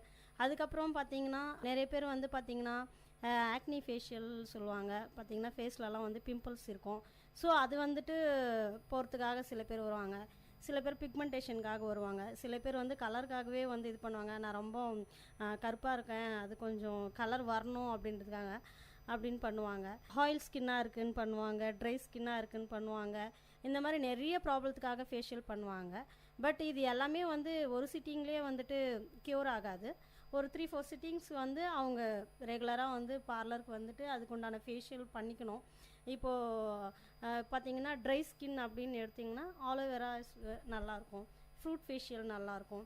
அவங்க ஒன்லி பார்லரில் மட்டும் அவங்க பண்ணிட்டா போதாது, வீட்லேயும் அவங்க ஹோம் கேர் அதுக்கு தகுந்த மாதிரி கொடுக்கணும். அப்போ வந்து அவங்களோட இதுலேயே அவங்களே தெரிஞ்சுக்கலாம், இம்ப்ரூவ் நல்லாவே இருக்கும். ஃபேஷியல்ன்றதும் வந்து நிறைய பேர் வந்து வெள்ளையாகும், அதுக்காக தான் பண்ணுறோம் அப்படின்ற மாதிரி நினச்சி பண்ணுறாங்க. ஆனால் வந்து ஃபேஷியல் வெள்ளையாகிறதுக்கு கிடையாது அப்படின்ற மாதிரி. நார்மலாக இப்போ சொன்னீங்க ஃபேஷியலில் வந்து இத்தனை ரகம் இருக்குது, இவ்வளோ விதமான ஃபேஷியல்ஸ் நாங்கள் பண்ணிகிட்ருக்குறோம் அப்படின்ட்டு. இப்போ இந்த ஃபேஷியலை தவிர்த்துட்டு ஒரு பியூட்டி பார்லரில் வேறு என்னென்ன மாதிரியான சர்வீஸ்லாம் நீங்கள் பண்ணிகிட்ருக்குறீங்க? நாங்கள் வந்துட்டு இங்கே விஐடி கிட்ட பார்த்திங்கன்னா ஃபேஷியல் பண்ணுறோம் சார். அதுவும் வந்து பார்த்திங்கன்னா இப்போது ஃபேஷியல்னா சிலவங்க வந்து கொஞ்சம் யோசிப்பாங்க, ஏன்னா காஸ்ட்டுக்காக 90% அதுக்காக யோசிப்பாங்க. ஸோ நாங்கள் வந்து அது வந்து என்ன பண்ணுறோன்னா ஃபேஷியல் க்ளீனப் அப்படின்ற மாதிரியும் பண்ணுறோம். ஸோ ஃபேஷியலை விட 1/2% தான், பாதி பணம் தான் அதில் அவங்களுக்கு செலவாகும். பட் எங்கள் ஃபேஷியலில் என்னென்ன பண்ணுறோமோ அதையே நாங்கள் க்ளீனப்பில் பண்ணிடுவோம். அது மட்டும் இல்லாமல் வேக்சிங் தான் சார். இங்கே வந்துட்டு எங்கள் பிளாசம்னாலே வேக்சிங் தான் ரொம்ப ஃபேமஸ்ஸு. ஏன்னா வந்து வந்துட்டுலாம் மற்ற பார்லர்லலாம் வந்து பண்ணுவாங்க வெரைட்டி வேக்ஸ் அப்படின்னு சொல்லுவாங்க. ஸோ அதெல்லாம் வந்து நல்லது கிடையாது. நாங்கள் வந்து ஒன்லி ஹனி வேக்சிங் மட்டும் தான் பண்ணுறோம். ஸோ அது வந்து நேச்சுரலாக வந்து சுகர் சிரப் தான் அதுதான் நாங்கள் பண்ணுறோம். பெடிக்யூர், மெனிக்யூர், ஸ்பா வந்து பண்ணுறோம் சார். ஹேர் ஸ்பா பண்ணுறோம், பாடி ஸ்பா பண்ணுறோம். அப்புறம் பார்த்திங்கன்னா ப்ரைடல் மேக்கப்ஸ் எல்லாம் நல்லாவே பண்ணுவோம். ஹேர் ஸ்பா சொன்னீங்க, அதுக்கப்புறம் பாடி ஸ்பா பண்ணுவோம் அப்படின்ற மாதிரி சொன்னீங்க. இந்த ஸ்பானா என்ன? ஸ்பா எதுக்கு பண்ணுறாங்க? ஸ்பா வந்து எதுக்கு பண்ணுறோம்னாங்க சார், இப்போ எப்படி நம்ம ஃபேஷியலுக்கு நம்ம எப்படி இம்பார்ட்டன்ட் கொடுக்குறோமோ, நிறைய பேர் வந்து பார்த்திங்கன்னா ஹேருக்குன்னு எந்த கேருமே கொடுக்குறதே கிடையாது. சில பேருக்கு வந்து பார்த்திங்கன்னா டேண்ட்ரஃப் ஹெவியாக இருக்கும், சில பேருக்கு வந்து பார்த்திங்கன்னா வந்து ட்ரையாக இருக்கும் ஹேரு. ஸோ அந்த ட்ரையாக இருக்கிறதுனால என்னென்னா ஹிட்சிங் வரும், ஒரு மாதிரி இரிட்டேஷனாக இருக்கும். இதுவே வந்து பார்த்திங்கன்னா நிறைய வேலைக்கு போகிற உமன்ஸ்க்கு பார்த்திங்கன்னா வந்துட்டு நிறைய டென்ஷன் இருக்கும், வெயிலில் போவாங்க, டஸ்ட்டெல்லாம் நிறைய ஃபார்ம் ஆகும் ஹேரில். ஸோ அவங்க வந்து பார்த்திங்கன்னா டேண்ட்ரஃப் ஃபார்ம் ஆகும். டேண்ட்ரஃப் வந்துடுச்சிங்கனாவே வந்து ஹேர் ஃபால் வந்துடும். கூடவே ஹேர் ஃபால் வந்துடுச்சிங்கன்னா அவ்வளோதான், அவங்களுக்கு வந்து ஹிட்சிங்கு அந்த மாதிரி எல்லாம் நிறைய வந்து இருக்குது. ஸ்பா வந்து நிறைய காரணத்துக்காக பண்ணலாம் சார். ஒன்று வந்து பார்த்திங்கன்னா வந்து டேண்ட்ரஃப்காக பண்ணலாம், அப்புறம் வந்து பார்த்திங்கன்னா ஹேர் ஃபால்க்காக பண்ணுறது உண்டு. சில பேர் வந்து பார்த்திங்கன்னா காலேஜ் போகிற பொண்ணுங்கள்லாம் வந்து எதுக்கு ஸ்பா பண்ணுவாங்கன்னா ஹேர் நல்லா ஃப்ரீஸியாக இருக்கணும், நல்லா ஸ்மூத்தாக இருக்கணும், இந்த மாதிரி ரீசனுக்கெல்லாம் வந்து ஹேர் ஸ்பா பண்ணுவாங்க. ஸோ ஹேர் ஸ்பா வந்து மெயின் திங் பார்த்திங்கன்னா வந்து 30 இயர்ஸ் அபோவ் லேடிஸுக்கு பார்த்திங்கன்னா வந்து நிறைய அவங்களுக்கு நிறைய டென்ஷன்ஸ் இருக்கும். அந்த இதனால் வந்து டேண்ட்ரஃப் இதுன்னா அவங்க வந்து ஹேர் ஸ்பா ஒரு 3 சிட்டிங்ஸ் பண்ணாங்கன்னா வந்துட்டு சார் அது வந்துட்டு டேண்ட்ரஃப் கொஞ்சம் கண்ட்ரோல் ஆகும். மெயின் திங் பார்த்திங்கன்னா டேண்ட்ரஃப் ஹேரில் வந்துடுச்சுன்னாவே ஆட்டோமேட்டிக்காக வந்து ஃபேஸில் வந்து பிம்பிள்ஸ் ஸ்டார்ட் ஆகிடும். ஸோ நிறைய நினச்சிட்டு இருப்பாங்க நம்மளுக்கு அதுக்கும் ஃபேஸில் பிம்பிள்ஸ் வரதுக்கு எந்த ரீசனுமே இல்லைன்னு சொல்லிட்டு. நம்ம ஹெட்டில் வந்துட்டு நம்மளுக்கு டேண்ட்ரஃப் வர ஆரம்பிச்சிடுதுனாவே ஃபேஸில் பிம்பிள் வந்துன்னா முதல்ல வந்து நம்ம வந்து ஃபேஸ்க்கு கேர் கொடுக்க வேண்டியதில்லை, ஹெட்டுக்கு தான் நம்ம கேர் கொடுக்கணும்.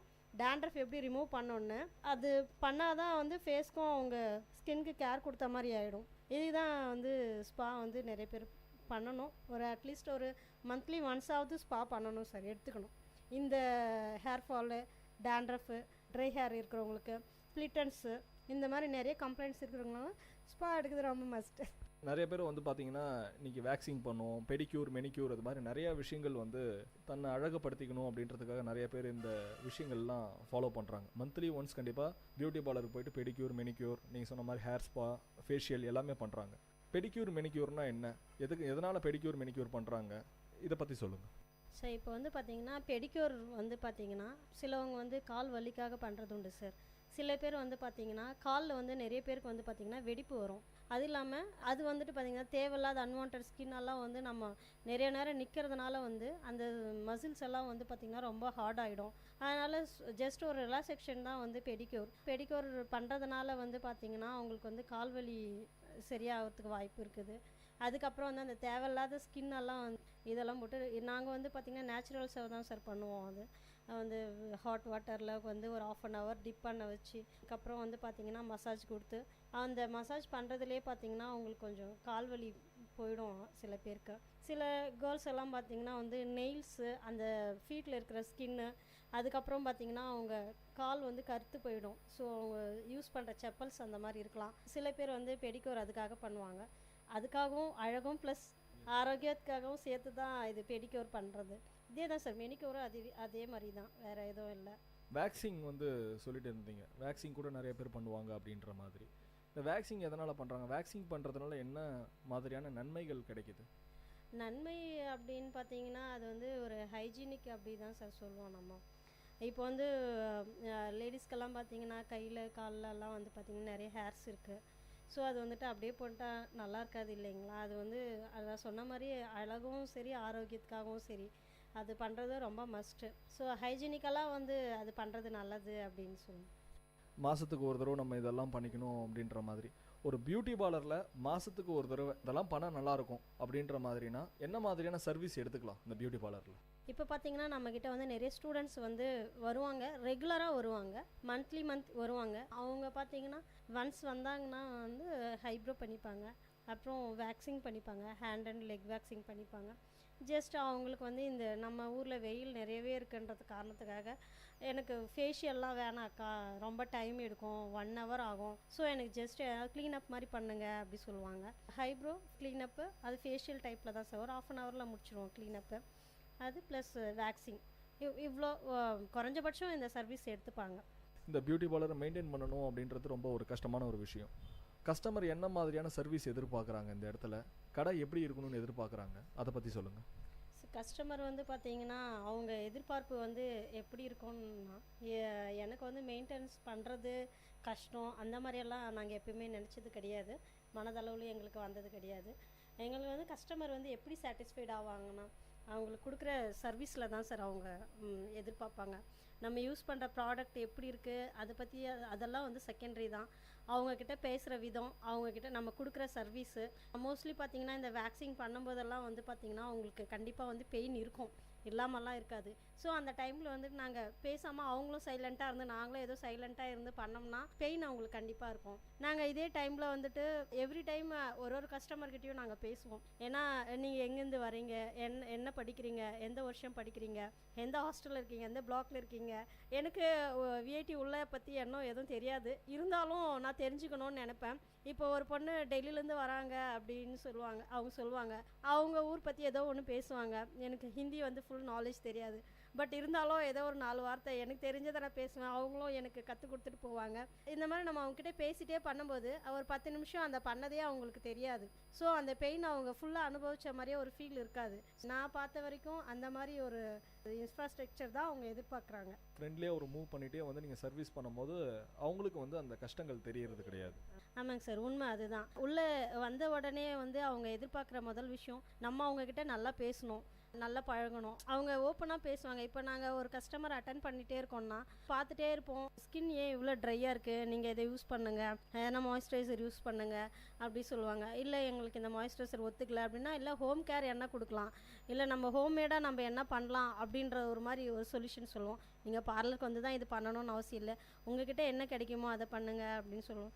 டேண்ட்ரஃப் அதிகமாக இருந்துச்சு, அட்லீஸ்ட் உங்களால் ஆயில் மசாஜ் பண்ணிக்க முடியலையா, ஹாட் ஆயில் மசாஜாவது கொடுங்க அப்படின்ற மாதிரியாச்சும் ஒரு அவங்கக்கிட்ட ஏதாச்சும் ஒன்று பேசிகிட்டே இருப்போம் சார் நாங்கள் அவங்கக்கிட்ட. வீட்டில் நிறைய பேர் வந்து ட்ரை பண்ணுறாங்க, நீங்கள் சொல்கிற மாதிரி ஹோம்மேட்லேயே வந்து நம்ம ஒரு சில விஷயங்கள்லாம் ஃபாலோ பண்ண முடியும்.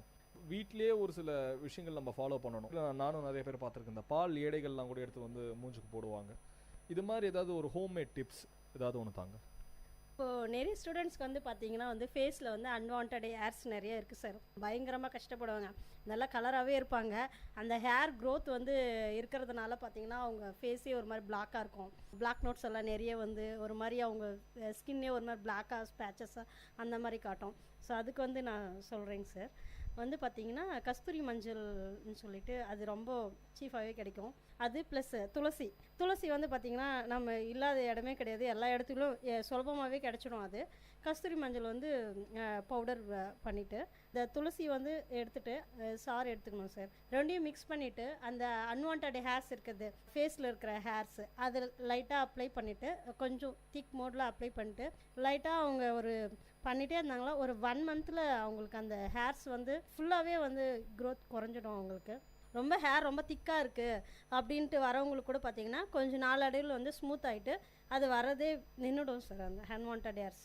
சூப்பரான ஒரு டிப்ஸ் சொல்லியிருக்கிறீங்க. இது மாதிரி ஒரு ஃபேஸில் ஒரு ஹேர் இருந்துச்சு அப்படின்னா அது மாதிரி நம்ம ரிமூவ் பண்ணிக்கலாம்.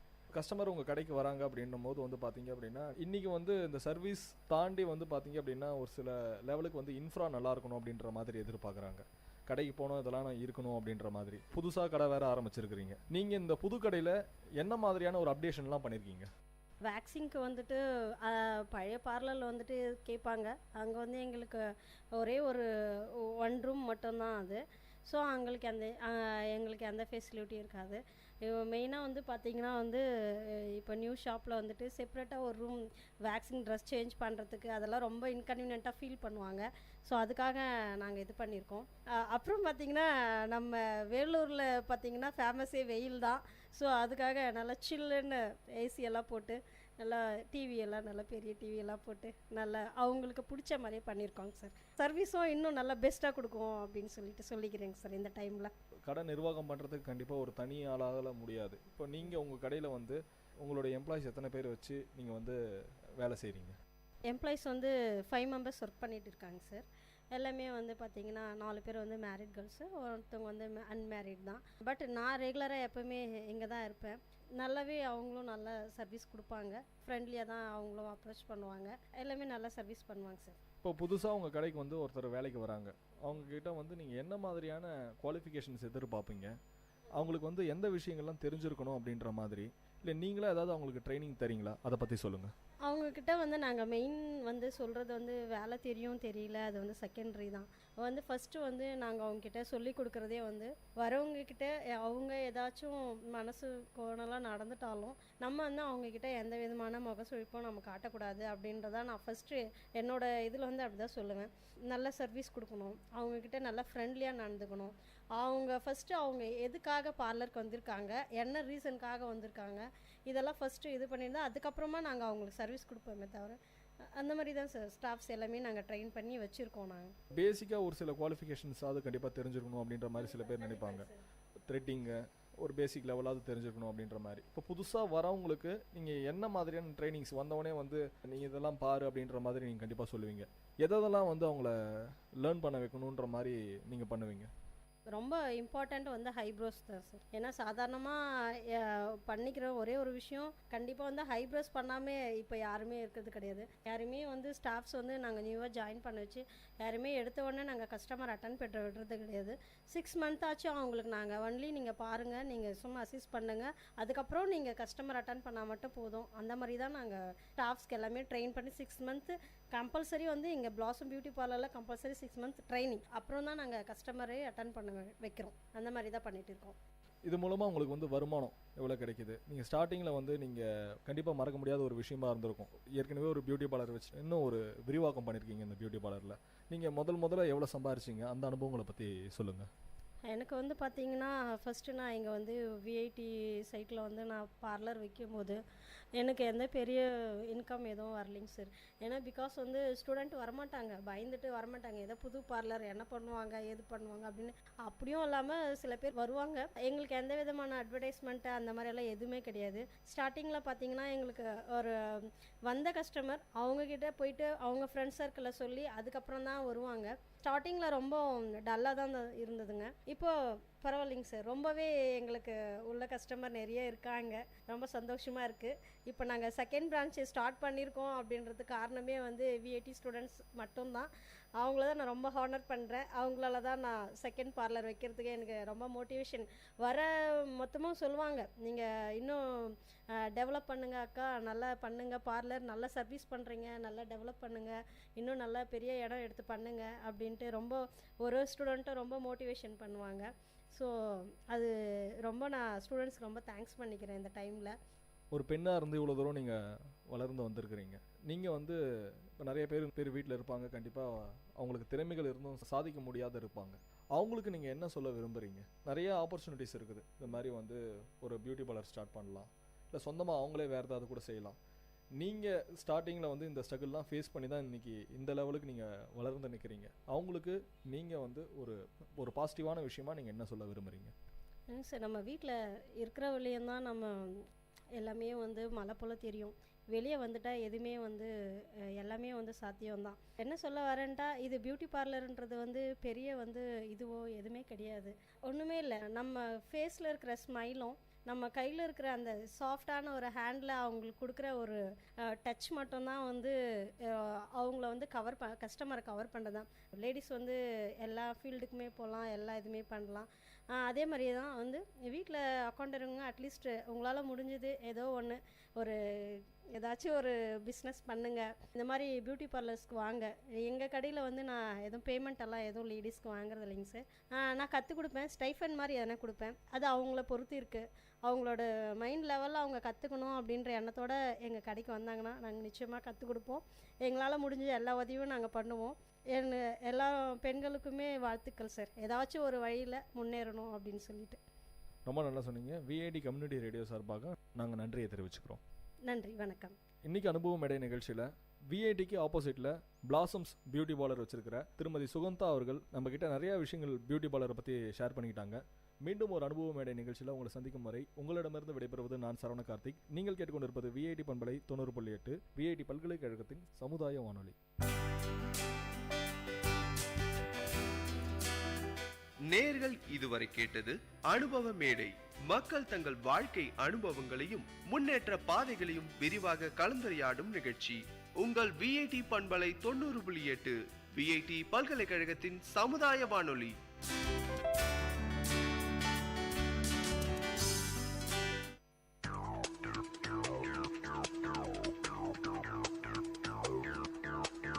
நேர்களை இது விஐடி பண்பலை 90.8. இந்த நிகழ்ச்சி திரைக்கடலோடி கண்டங்களை இணைக்கும் ஒரு புரிதல் தொடர்.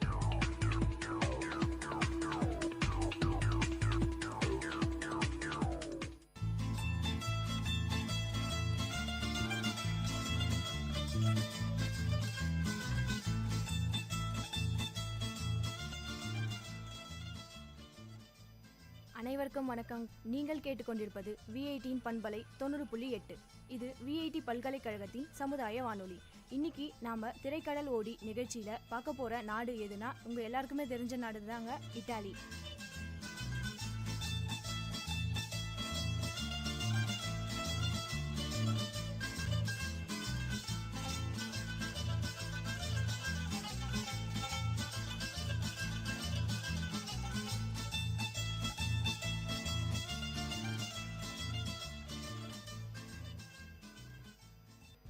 இத்தாலின்ற நாடு இப்போ இன்னைக்கு வளர்ந்து வர சூழ்நிலையில இது ரொம்ப பெரிய நாடாகவே கருதப்படுது, பெரிய வளர்ச்சி நாடாகவே இருக்குது. இது பத்தி நம்ம சில பண்புகள்லாம் பார்க்கலாம். இத்தாலி அல்லது இத்தாலியா இது தெற்கு ஐரோப்பாவில் உள்ள ஒரு நாடு அப்படின்னு சொல்றாங்க. இதனுடைய நிலப்பகுதி அப்படின்னு நம்ம பார்த்தோம்னா இதனுடைய அமைப்பு இது ஒரு கால்பாதம் போன்ற தீபகற்ப பகுதியை கொண்டது. அதாவது தீபகற்ப பகுதினா ஒன்றும் இல்லைங்க, 3 பக்கம் நீராலையும் ஒரு பகுதி நிலத்தாலையும் சூழப்பட்டு அமைஞ்சிருக்க பகுதிக்கு பேர் தான் தீபகற்பம். இது இத்தாலி ஒரு தீபகற்ப பகுதி அப்படின்னு சொல்றாங்க. இது மத்திய தரைக்கடல் பகுதிகளான சிசிலி, சார்தீனியா என்ற தீவு பகுதிகளை எல்லாம் கொண்டது. அதனை சுற்றி தான் இத்தாலி இருக்கு.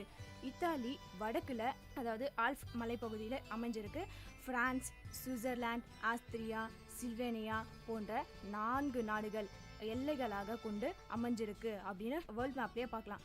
அப்புறம் சான் மேரினோ மற்றும் வத்திக்கான் நகர் என்ற இரு தனி நாடுகளும் இத்தாலியோட நிலப்பகுதிக்குள்ளவே அமைஞ்சிருக்கு. இத்தாலியோட முக்கியமான நிலப்பகுதிகள் அப்படின்னு சொல்றாங்க. இப்போ நம்ம இத்தாலியோட தலைநகரம் அதாவது கேபிட்டலை பத்தி பார்க்கலாம். இத்தாலியோட தலைநகரம் ரோம். ரோம் உங்கள் எல்லாருக்குமே தெரிஞ்சிருக்கும், கேள்விப்பட்டிருப்பீங்க. இப்போ நான் கொஞ்சம் சொல்ல வரேன்.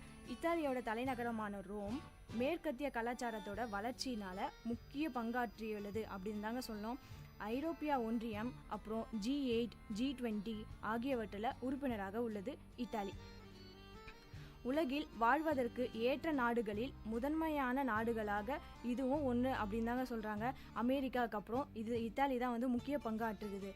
இப்போது இதனுடைய மொழியை பற்றி இப்போ பார்க்கலாம். இப்போது இத்தாலியினோடனே இத்தாலியில் இருக்கவங்க இத்தாலிய மொழி தான் பேசுவாங்கன்னு உங்களுக்கு தெரியும். இதனுடைய மொழி அதே தாங்க. இத்தாலியில் இருக்கவங்க இத்தாலி மொழி தான் பேசுகிறாங்க. இவங்க மக்களை வந்து என்னென்ன சொல்கிறாங்கன்னா, நம்ம இந்தியாவில் இருக்கோம் இந்தியன் அப்படின்னு சொல்கிறாங்க. அதே மாதிரி தாங்க இத்தாலியில் இருக்க மக்களை இத்தாலியன் அப்படின்னு தாங்க சொல்கிறாங்க. இவங்களோட அரசாங்கம் கவர்மெண்ட்டை பற்றி பார்த்தோன்னா ஒன்றும் இல்லைங்க, நம்மள மாதிரி தான் இருக்காங்க. இவங்களும் நாடாளுமன்ற குடியரசு தான். இவங்க குடியரசுத் தலைவர், தற்போதைய குடியரசுத் தலைவர் யாருன்னு பார்த்தோம்னா செர்சியோ மத்ரெல்லா. இவங்களோட தலைமை அமைச்சர் யாருன்னா மத்தியோ ரென்சி. இப்போ இருக்கிற தலைமை அமைச்சர் அப்புறம் குடியரசுத் தலைவர் இவங்க தாங்க. இப்போது இத்தாலியோட முக்கியமான அமைப்பு நிலப்பரப்பு. இது எந்த அளவுக்கு வேர்ல்ட் மேப்பில் இடம் பிடிச்சிருக்கு அப்படின்னு பார்க்கலாம். நிலப்பரப்பு இது மொத்த உலகத்தில் 3,03,318 கிலோமீட்டர் ஸ்கொயர். உலக பரப்பளவில் இது 71வது இடத்தை பிடிச்சிருக்கு. இதனுடைய நீர் பரப்பளவு பார்த்தோம்னா 2.4%. இது 2.4% பரப்பளவு நீர் கொண்டிருக்கு. இந்த நாட்டில் மக்கள் தொகை நிறையவே தாங்க இருக்குது. 2006 கணக்கெடுப்பின் படி பார்த்தோம்னா 5,31,31,287. இது 2006 எடுத்த கணக்கெடுப்பு படி சொல்கிறாங்க. அதனுடைய புள்ளி விவரம். இப்போது இவங்களோட இத்தாலி நாட்டோட நாணயம் பற்றி பார்க்கலாம். இவங்களோட நாணயம் யூரோ. இது இத்தாலியில் தெற்கு ஐரோப்பாவில் உள்ளது. இவங்க மொழியை பார்த்தோம்னா இத்தாலிய மொழியே இத்தாலியோட ஆட்சி மொழி. எப்போவுமே அந்த நாட்டில் என்ன மொழி அதிகமாக பேசுகிறாங்களோ அந்த மொழி தான் வந்து அதனுடைய ஆட்சி மொழி அப்படின்னு சொல்லுவாங்க. அதே மாதிரி தாங்க இத்தாலி மொழி தான் இத்தாலியோட ஆட்சி மொழி அப்படின்னு சொல்கிறாங்க. 5.5 கோடி மக்கள் இம்மொழியை தாய்மொழியாகவும் பேசுகிறாங்க அப்படின்னு சொல்கிறாங்க. இருந்தாலும் உலக அளவில் இந்த 15 கோடி மக்கள் இந்த மொழியை தான் வந்து அதிகமாக பேசுகிறாங்க அப்படின்னு கணக்கெடுப்பு சொல்லுதுங்க. நாடு முழுவதும் பல வட்டார மொழிகளும் இருக்குது. இந்த நாட்டில் பல வட்டார மொழிகளும் நிறையவே இருக்குது. சிறுபான்மையினர் பேசுகிற மொழிகள் எல்லாம் அவங்க வசிக்கிற இடத்துக்கு ஏற்ற மாதிரி அவங்க அந்த வேறு மொழிகள் எல்லாம் பேசுகிறாங்க.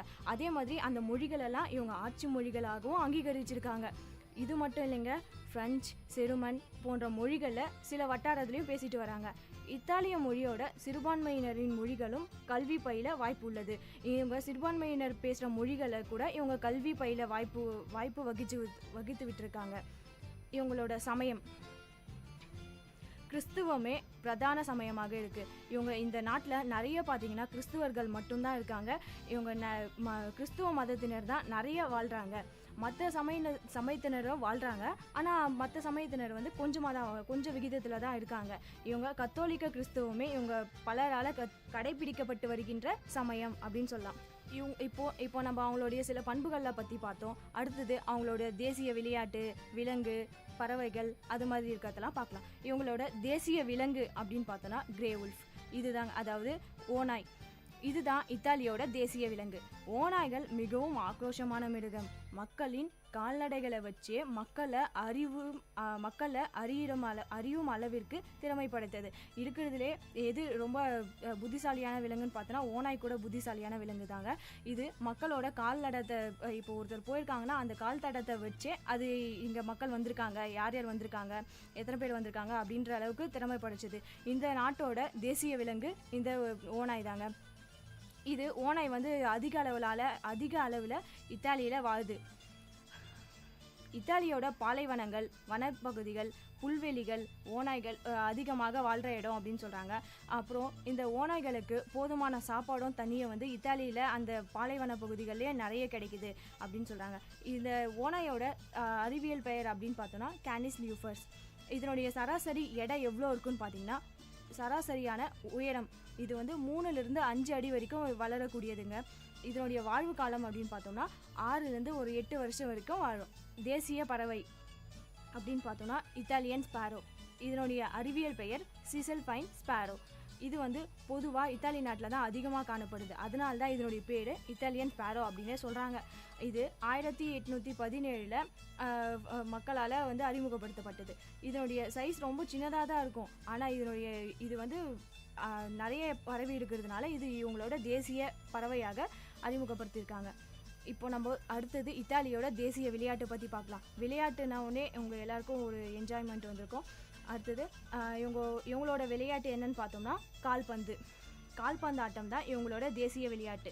இத்தாலியோட தேசிய விளையாட்டு கால்பந்து ஆட்டத்தை இவங்க நிறைய ஒலிம்பிக்கில் நிறைய கலந்துக்கிட்டு நிறைய பரிசுகளையும் வென்றிருக்காங்க. இவங்க கைப்பந்தும் கூடைப்பந்தும் முக்கியமான விளையாட்டாக கருதப்படுது. இத்தாலியோட சிறப்புகள். இத்தாலியில் கிமு 8000 ஆண்டுக்கு முன்னரே காமுனி நாகரிகம் இருந்திருக்குன்னு அதற்கான சான்றுகள் இத்தாலியோட லோம்பார்டி மண்டல பகுதியில் இருக்குது. இது வரைக்கும் நம்ம பார்த்த எல்லாமே இத்தாலியோட பண்புகள் தான். நம்ம இத்தாலி நாட்டோட எல்லா பொது பண்புகளையும் பார்த்தோங்க. இன்னும் நிறைய தகவல்களோட அடுத்த நிகழ்ச்சியில் சந்திக்கிறேன். நிறைய தகவல்களை உங்களுக்கு ரொம்ப பயன்படும்படி இருக்கும்னு நினைக்கிறேன். இதுவரை நீங்கள் கேட்டுக்கொண்டிருப்பது விஐடி பண்பலை 90.8. இது விஐடி பல்கலைக்கழகத்தின் சமுதாய வானொலி. நன்றி, வணக்கம்.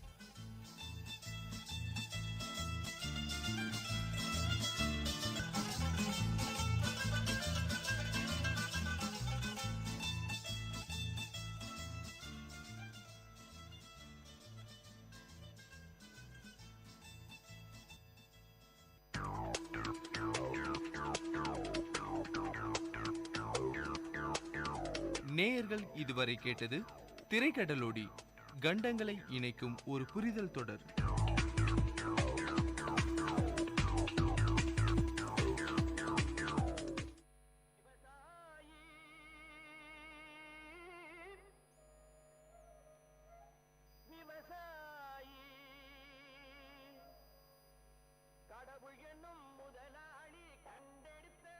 விஐடி வேளாண் துறை மற்றும் விஐடி சமுதாய வானொலி இணைந்து வழங்கும் தினம் ஒரு வேளாண் செய்தி.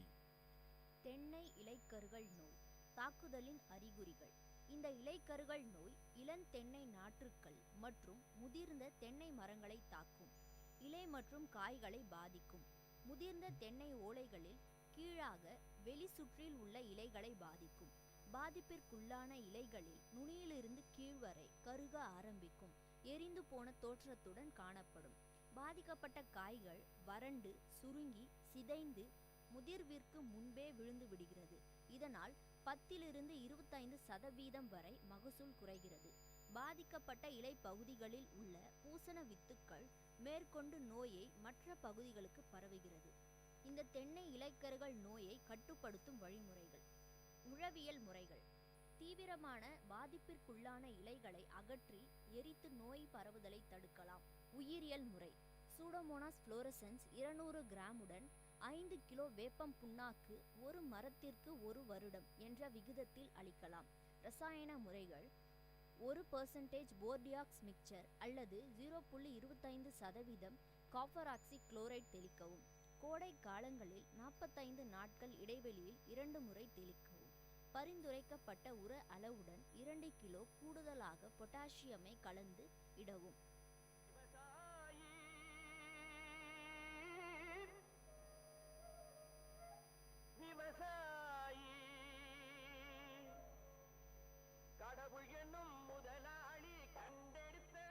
விஐடி வேளாண் துறை மற்றும் விஐடி சமுதாய வானொலி இணைந்து வழங்கும் தினம் ஒரு வேளாண் செய்தி.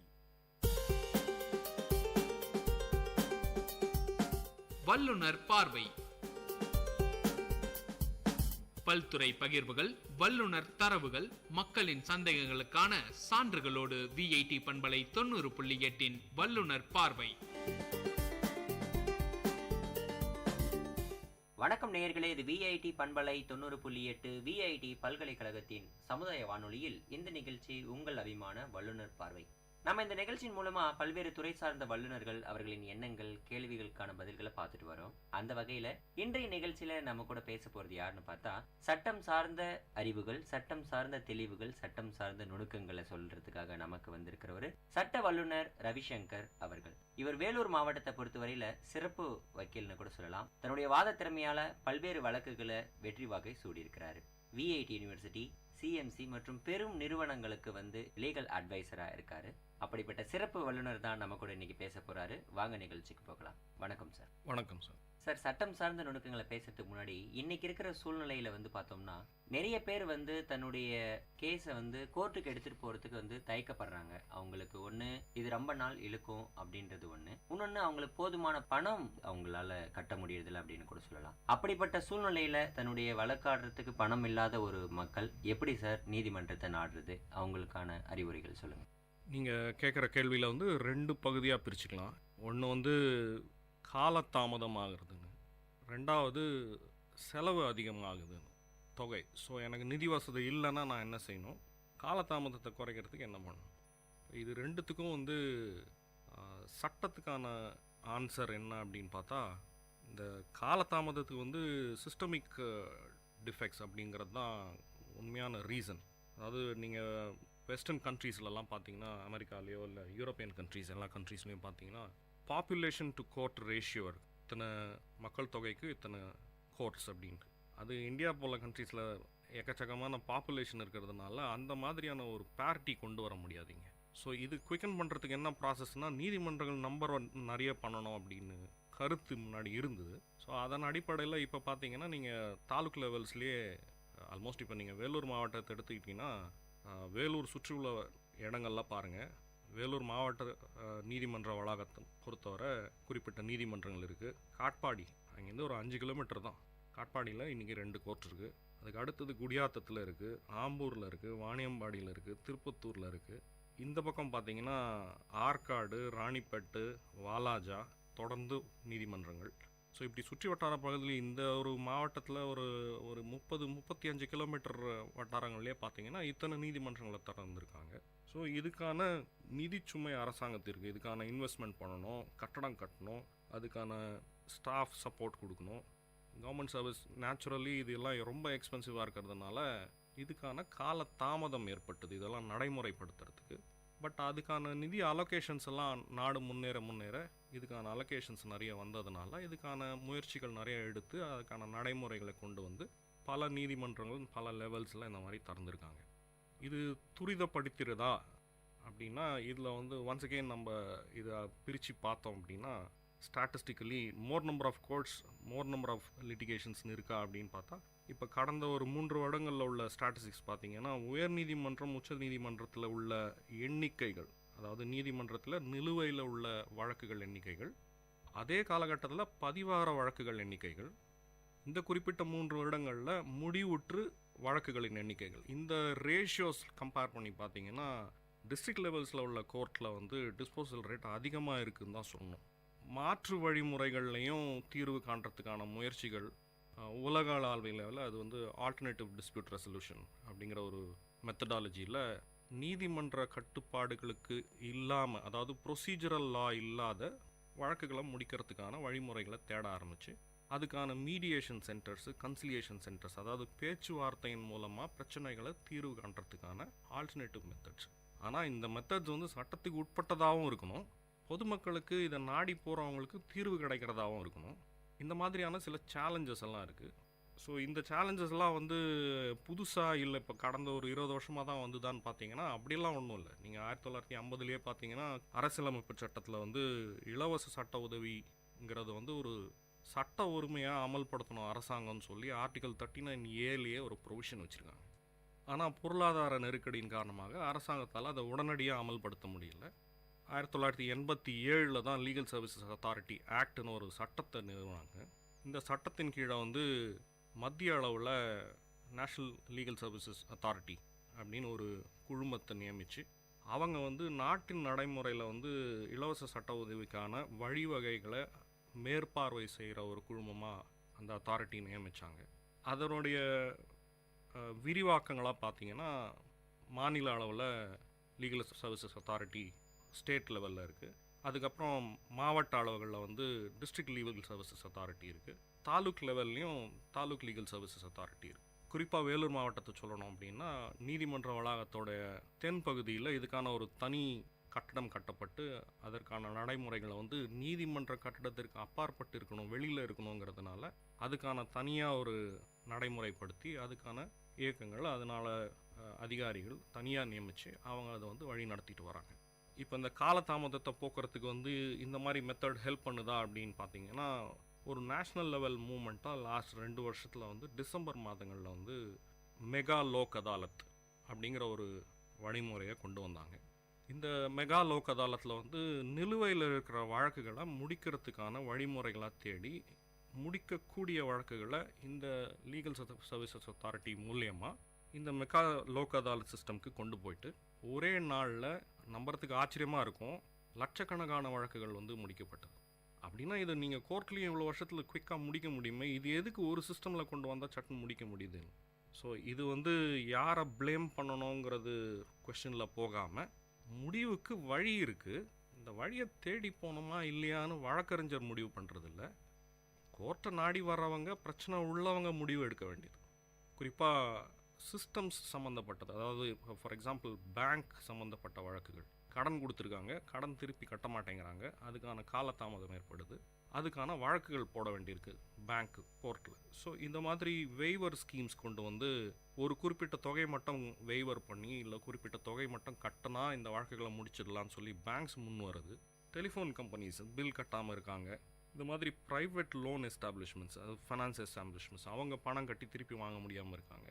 இவங்கெல்லாம் வந்து குறிப்பாக இந்த ஆல்டர்னேட்டிவ் டிஸ்பியூட் ரெசல்யூஷன் மெக்கானிசமில் வந்து குயிக்காக வழக்குகளை முடித்து வெளியில் கொண்டு வரத்துக்கும் இரு தரப்புக்கும் பாதிப்பு இல்லாமல் வழிமுறைகளை கையாண்டுட்டு வராங்க. ஸோ அதன் அடிப்படையில் தான் பார்த்தீங்கன்னா இந்த மாதிரி பணம் சம்மந்தப்பட்ட வழக்குகள், காம்பன்சேஷன் வழக்குகள், இன்சூரன்ஸ் கம்பெனிஸ் மேலே கிளைம்ஸ் உள்ள வழக்குகள், இதெல்லாம் ஒரு ஃபார்முலா வச்சுக்கிட்டு இந்த மெகா லோக் அதாலத்தில் லட்சக்கணக்கான வழக்குகளை முடிக்கிறாங்க.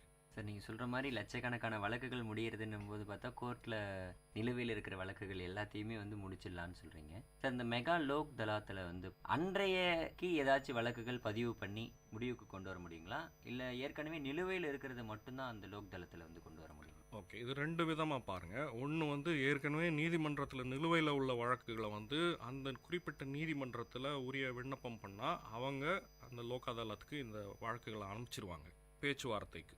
2வது வந்து நான் இன்னைக்கு பிரச்சனை இருக்குது, நான் இன்னும் கோர்ட்டுக்கே போகல வழக்கு எடுத்துகிட்டு, ஆனால் எனக்கு இதுக்கான தீர்வை வந்து நான் டைரெக்டாக இந்த லோக் அதாலத்தில் போய் அணுக முடியுமா?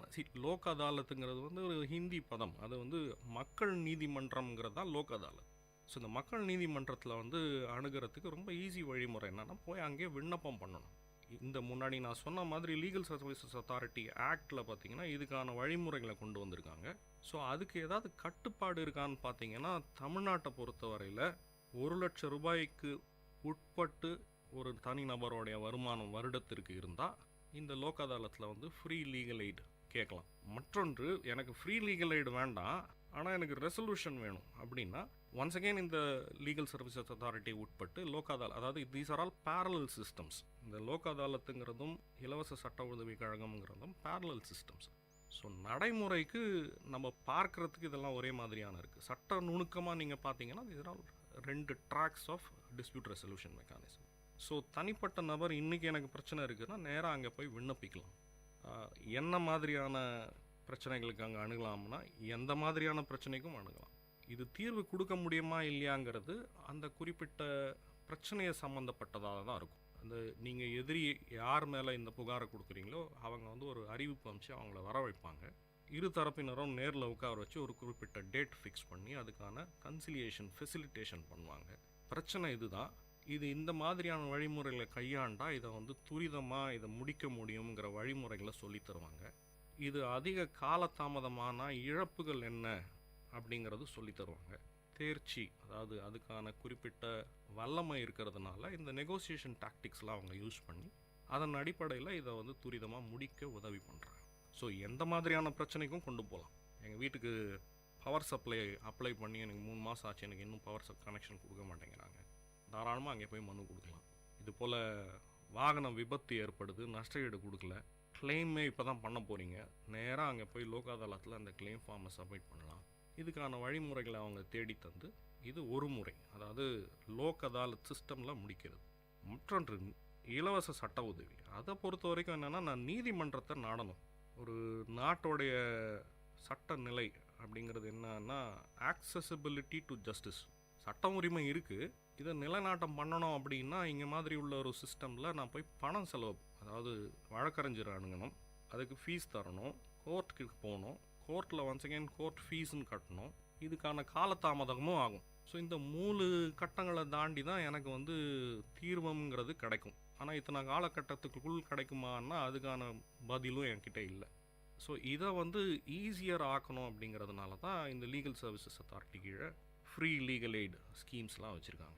ஸோ என்கிட்ட பணம் இல்லை அப்படின்னா அந்த லீகல் சர்வீசஸ் அத்தாரிட்டியில் போயிட்டு, இலவச சட்ட உதவி கழகத்தில் போயிட்டு ஒரு விண்ணப்பம் கொடுத்து, எனக்கு இதுக்கான பிரச்சனை இதுதான், ஆனால் எனக்கான கோர்ட் ஃபீஸ் கட்ட முடியாது, இதை தீர்வம் பண்ணி கொடுத்து முடிவு கொண்டு வருங்க, அதுக்கு உதவி பண்ணணும் அப்படின்னா அவங்க வந்து ஒரு பேனல் ஆஃப் லாயர்ஸ் வச்சுருக்காங்க, அட்வொகேட்ஸ் வந்து அவங்க ஒரு பட்டியல் வச்சுருக்காங்க. ஸோ குறிப்பிட்ட வல்லமை எந்த வக்கீலுக்கு இருக்கோ அவங்கள வந்து சுழற்சி முறையில் அந்த வக்கீலை நியமித்து இந்த வழக்குகளை நடத்தி தர உதவி பண்ணுவாங்க. இது ரெகுலர் கோர்ட் ப்ரொசீடிங்ஸில் வழக்கு போட்டு கோர்ட் ஃபீஸ் இல்லாமல் முடிவுக்கு கொண்டு வந்த பின்னாடி பண நிவாரணம் கிடைத்தால் இதுக்கான ஃபீஸு குறிப்பிட்ட அளவில் வந்து அந்த சட்டத்திற்கு உட்பட்டு நியமிக்கப்பட்ட வழக்கறிஞர் கட்டணம் மற்றும் அதற்கான தொகைகள் என்ன இருந்தாலும் அதை வந்து நம்மளுக்கு கிடைக்கிற காம்பன்சேஷன்லேருந்து அதை எடுத்துக்கிட்டு பாக்கியை நம்மகிட்ட தந்துடுவாங்க. ஸோ இந்த 2 வழிமுறைகள் இதில் இருக்குது. ரொம்பவும் சிறப்பாக சொன்னீங்க. இலவச சட்டத்தை எப்படி அணுகணும், அதனால் என்னென்ன பயன்கள் இருக்குது, எந்தெந்த வந்து வழக்குகளுக்கு இலவச சட்டத்தை அணுகணுன்ற விஷயங்கள் தெளிவாக சொன்னீங்க சார். இன்றைக்கி இருக்கிற மிகப்பெரிய சூழ்நிலையில் என்னென்னா, நீதிமன்றங்களில் ரொம்பவும் தேங்கி இருக்கிற வழக்குகள் வந்து பார்த்தீங்கன்னா நிலத்தின் மீது தொடரப்படக்கூடிய வழக்குகள் தான். இதில் நீதிமன்றத்துக்கு போனால் வந்து பல ஆண்டுகள் வந்து காரணத்துக்காக தான் கட்ட பஞ்சாயத்து அப்படின்ற ஒரு முறையெல்லாம் கூட இன்றைக்கி பர்டிகுலர்லி கிராமப்புறங்களில் நடந்துக்கிட்டு இருக்கு. இந்த மாதிரியான கட்ட பஞ்சாயத்துக்களை தடுக்கிறதுக்கு ஏதாச்சும் வழிமுறைகள் இருக்காங்க? நம்ம பொதுப்படையாக பேசுகிறதுல வந்து பஞ்சாயத்துன்னு ஒரு வார்த்தையை யூஸ் பண்ணுறோம். என்ன பஞ்சாயத்துன்னா, கிராம பஞ்சாயத்துன்னு இருக்குது. கிராம பஞ்சாயத்துன்னா என்ன, உள்ளாட்சி அமைப்பு. ஸோ ஒரு தலைவர்னு கிராம பஞ்சாயத்துக்கு தேர்ந்தெடுக்கிறோம். இந்த பஞ்சாயத்து சட்டம் இருக்குது. இந்த கிராமத்தோட உறுப்பினருங்கிறதுனால நம்மளுக்கு தினமும் தெரிஞ்ச ஒரு நபராக அதுக்கு தலைவராக இருக்கார். பஞ்சாயத்து குழு இருக்குது, நபர்கள் வந்து நியமிக்கப்படுறாங்க. இது தேர்தல் வழிமுறையில் தேர்ந்தெடுக்கப்படுகிற ஒரு வழிமுறை. இதுக்கு சட்டம் இருக்குது, பஞ்சாயத்து சட்டம். நடைமுறையில் என்ன ஆச்சுன்னா, இவர் ஊருக்காரர் எல்லாருக்கும் தெரிஞ்சவர் தலைவர் ஆகிட்ட உடனே என்ன பண்ணுறாங்க அப்படின்னா, பிரச்சனைகளை வந்து அவங்கக்கிட்ட கொண்டு போகிறாங்க. ஐயா ஊர் தலைவராக இருக்கீங்க, இதுதான் பிரச்சனை, இது தீர்வம் பண்ணி கொடுங்க. இப்படி ஆரம்பித்து தான் என்ன வழிவகையில் என்ன ஆயிடுச்சுன்னா, இது வந்து இந்த சட்ட வழிமுறை இல்லாமல் தேர்ந்தெடுக்கப்படாத நபர்கள்கிட்ட பிரச்சனையை கொண்டு போனாலும் தீர்வம் காணலாம். இப்போ குறிப்பாக பார்த்தீங்கன்னா திருமணம் சம்மந்தப்பட்ட பிரச்சனைகள், அதுக்கு வந்து பஞ்சாயத்துதாரர் முன்னிலையில் இதெல்லாம் வந்து தீர்வம் காணலாம். அப்படின்னா என்ன, 2 தரப்புக்கும் தெரிஞ்ச பொதுப்படையான நபர்களை வந்து ஊர் பெரியவங்களை அழைச்சி இணைச்சி உட்கார வச்சு அவங்கள்ட்ட பேச்சுவார்த்தை நடத்தி 2 தரப்பான வாதங்களையும் சொல்லி அவங்க வந்து பொதுவான அவங்களுக்கு ஏற்பட்டு இதில் பிரச்சனையை முடிக்கக்கூடிய வழிமுறைகளை சொல்லி தந்து அதை 2 தரப்பும் ஏற்றுக்கொண்டா இந்த பிரச்சனையை முடிவு கொண்டு வர்றது. இதுதான் பஞ்சாயத்துங்கிறதோடைய அடுத்த லெவல் ஆச்சு. முதல் லெவல் வந்து சட்டத்தின் வழிமுறை, அடுத்தது நடைமுறை வழிமுறை, நேர்மையாக நடந்த ஒரு காலகட்டம். அதுக்கு பின்னாடி இந்த நேர்மைங்கிறது அங்கே கொஞ்சம் டில்ட் ஆக ஆரம்பிச்சுது. இது எந்த பக்கம் பேசுவாங்க இவங்கங்கிறது நிச்சயம் இல்லை. அப்போ ஒரு பக்கம் நம்ம நிறைய பணம் கொடுத்தா அவங்க நம்மளுக்கு சாதகமாக பேசி தீர்ப்பு வாங்கி தருவாங்க இந்த பஞ்சாயத்துலன்ற ஒரு நிலை வந்தது. பணம் கொடுக்க ஆரம்பித்தாங்க. பணம் மட்டும் போதாது, அடித்தாலும் பரவாயில்ல, நம்மளுக்கு வேண்டிய ரிலீஃப் வேணும். இது சட்டப்படியான ரிலீஃபாக இல்லையாங்கிறத பற்றி எனக்கு அக்கறை இல்லை, எனக்கு சாதகமான முடிவு. ஸோ பணம் கொடுக்க ஆரம்பித்து அடுத்தது அடிக்க ஆரம்பிக்கிறது. ஸோ இந்த அடிக்க கட்டாயம் எடுத்தாங்க. இப்போ கட்ட பஞ்சாயத்துன்ற வார்த்தை வந்துருச்சு. ஒவ்வொரு சூழ்நிலையில் ஒரு மாற்றம், சூழ்நிலைக்கு ஏற்ற மாதிரி நம்மளை மாற்றிக்கிறாங்க. நான் ஏற்கனவே ஒரு தடவை சொன்ன மாதிரி சட்டத்துக்கான பயம் கம்மியாயிருது ஒரு பக்கம். அதுக்கு ஆக்சசிபிலிட்டி இல்லாததுனால தான் அந்த பயம் போயிருதோங்கிற ஒரு சந்தேகம். இது என்னுடைய தனிப்பட்ட கருத்து. அதுக்கு தான் ஒரு எக்ஸாம்பிள் நான் சொன்னேன், டிராஃபிக் லைட்டு பற்றி. லைனில் நிற்க வேண்டாம், டிராஃபிக் லைட்டு இல்லை வயலேஷன் பண்ணால் நான் அவங்களுக்கு வந்து ஃபைன் போடுவேன்னு ஆரம்பித்தாங்க. பட் ஃபைன் போடுறாங்க, வயலேஷன் நின்று போயிடுச்சான்னா அது நிற்கலை. ஸோ ஒரு தனி மனித ஒழுக்க கட்டுப்பாடுகளை வந்து நீங்கள் சட்டத்தால் கொண்டு வந்துட முடியுமா, இல்லை சட்டத்தின் ஆயுதத்தால் கொண்டு வந்துட முடியுமா அப்படின்னா அது வந்து ஒரு நம்ம புத்தி கெட்டின வரையில் நம்மளை திருத்திக்காத வரைக்கும் இது எல்லாத்தையும்லாம் செஞ்சிட முடியாது. ஸோ காலதாமதத்தை குறைக்கிறதுன்ற பேர்லையோ இல்லை பணம் செலுத்த முடியலங்கிற பேர்லையோ கட்ட பஞ்சாயத்தை அணுகிறாங்கன்னா இது ஒரு தவறான வழிமுறையாக தான் இருக்கும். காரணம் என்னன்னா, my right ends where your nose ஸ்டார்ட்ஸ்னு சொன்னேன் தான் சட்டத்தோட நிலைப்பாடு. ஸோ இன்னொருத்தரை அடித்து என்னுடைய சட்ட நிலைப்பாடை வந்து நான் உறுதிப்படுத்த முனைப்பு காட்டுறேன் அப்படின்னா there is a systemic failure. So கோர்ட்ஸோட ஆக்சசிபிலிட்டியும் அதை வந்து துரிதமாக செயல்படுத்துறதுக்கான வழிமுறைகளும் இந்த காலகட்டத்தில் அதிகப்படியான வழிமுறைகளில் தீர்வு காண்றதுனால ஸ்லோவாக இது காணாமல் போயிடும். இந்த கட்ட பஞ்சாயத்து சிஸ்டம் காணாமல் போயிடும் தான் நினைக்கிறேன். காரணம் என்னென்னா, இந்த ஃப்ரீ லீகல் எய்ட் சர்வீசஸ் இப்போ வந்து அதுக்கான பரவலாக மக்களுக்கு தெரியக்கூடிய அளவில் நாளேடுகள்லையும் சரி, செய்திகள்லையும் சரி, இப்போ இந்த மாதிரியான டாக் ஷோஸில் சரி, டிவி ப்ரோக்ராம்ஸில் சரி, இதை பற்றியான இந்த மெகா லோக் அதாலத் சிஸ்டம் பற்றி நிறைய விழிப்புணர்வு ஏற்படுத்துகிறாங்க. ஸோ ஃப்ரீ லீகல் சர்வீசஸ் எனக்கு கிடைக்குங்கிற நிலை வந்ததுக்கு அப்புறமா அதுக்கு நான் ஒரு பெய்டு சர்வீஸ்க்கு நான் போகிறதில்ல. ஸோ இந்த நிலை மாறினா இந்த கட்ட பஞ்சாயத்து சிஸ்டம் மாறிடும். இன்னொன்று, இது கட்ட பஞ்சாயத்து பண்ணுறவருக்கு மட்டும் பாதிப்பு இல்லை. அவரை வந்து குற்றவியல் நடைமுறை சட்டங்களின்படி அது அவர் செய்கிற குற்றத்தின் மீது காவல்துறை நடவடிக்கை தொடரப்படும். இது அவருக்கு மட்டும் இல்லை, அவரை இதை செய்ய வச்ச நபருக்கு, அது உடந்தையாக இருந்த நபருக்கு, இல்லை காசு கொடுத்த நபருக்கு, அவருக்கு மேலேயும் சேர்ந்து குற்றவியல் நடவடிக்கை வரும். ஸோ ஒரு பிரச்சனையை சால்வ் பண்ணுறதுக்கு ஒரு தவறான வழிமுறை அணுகிறதுனால இது லைஃப் லாங்கு ஒரு பிரச்சனையாக உருவெடுக்கிறதுக்கான காரணமாக தான். இல்லை சார், என்கிட்ட காசு இருக்குது நான் பார்த்துக்கிறேன் அப்படின்னு நினச்சா, உங்களுக்கே தெரியும், கடந்த காலகட்டத்தில் குறிப்பிட்ட ஒரு லாஸ்ட் ஒரு 6 monthsலேயே பாருங்கள், மிகப்பெரிய வழக்குகள் கருதப்படுது. இதெல்லாம் வந்து ஈஸியாக பணம் கொடுத்து ஜெயிச்சுட்டு வந்துடுவாங்கன்னு நம்ம ஒரு தவறான கருத்து வச்சுக்கிட்டு இருந்தோம். நான் குறிப்பிட்ட கேஸஸ் சொல்லலை, நீங்கள் யோசிச்சு பாருங்கள். 2 நாளைக்கு முன்னாடி கூட நம்ம நினச்சிட்டு இருந்தோம் ஒரு 10 வருஷமாக இந்த கேஸ் நடந்தது. பயங்கர பணக்கார நபர், ஸோ எல்லாத்தையும் விலைக்கெல்லாம் வாங்கிடுவார், நம்ம ஜெயிச்சுட்டு போயிடுவாருன்னு பார்த்தோம். கடைசியில் கடுங்காவல் தண்டனை வந்தது. தற்காலிகமாக ஒரு நிவாரணமாக சட்ட நடைமுறைகளுக்கு உட்பட்டு அவரை வெளியில் வச்சுருக்காங்க.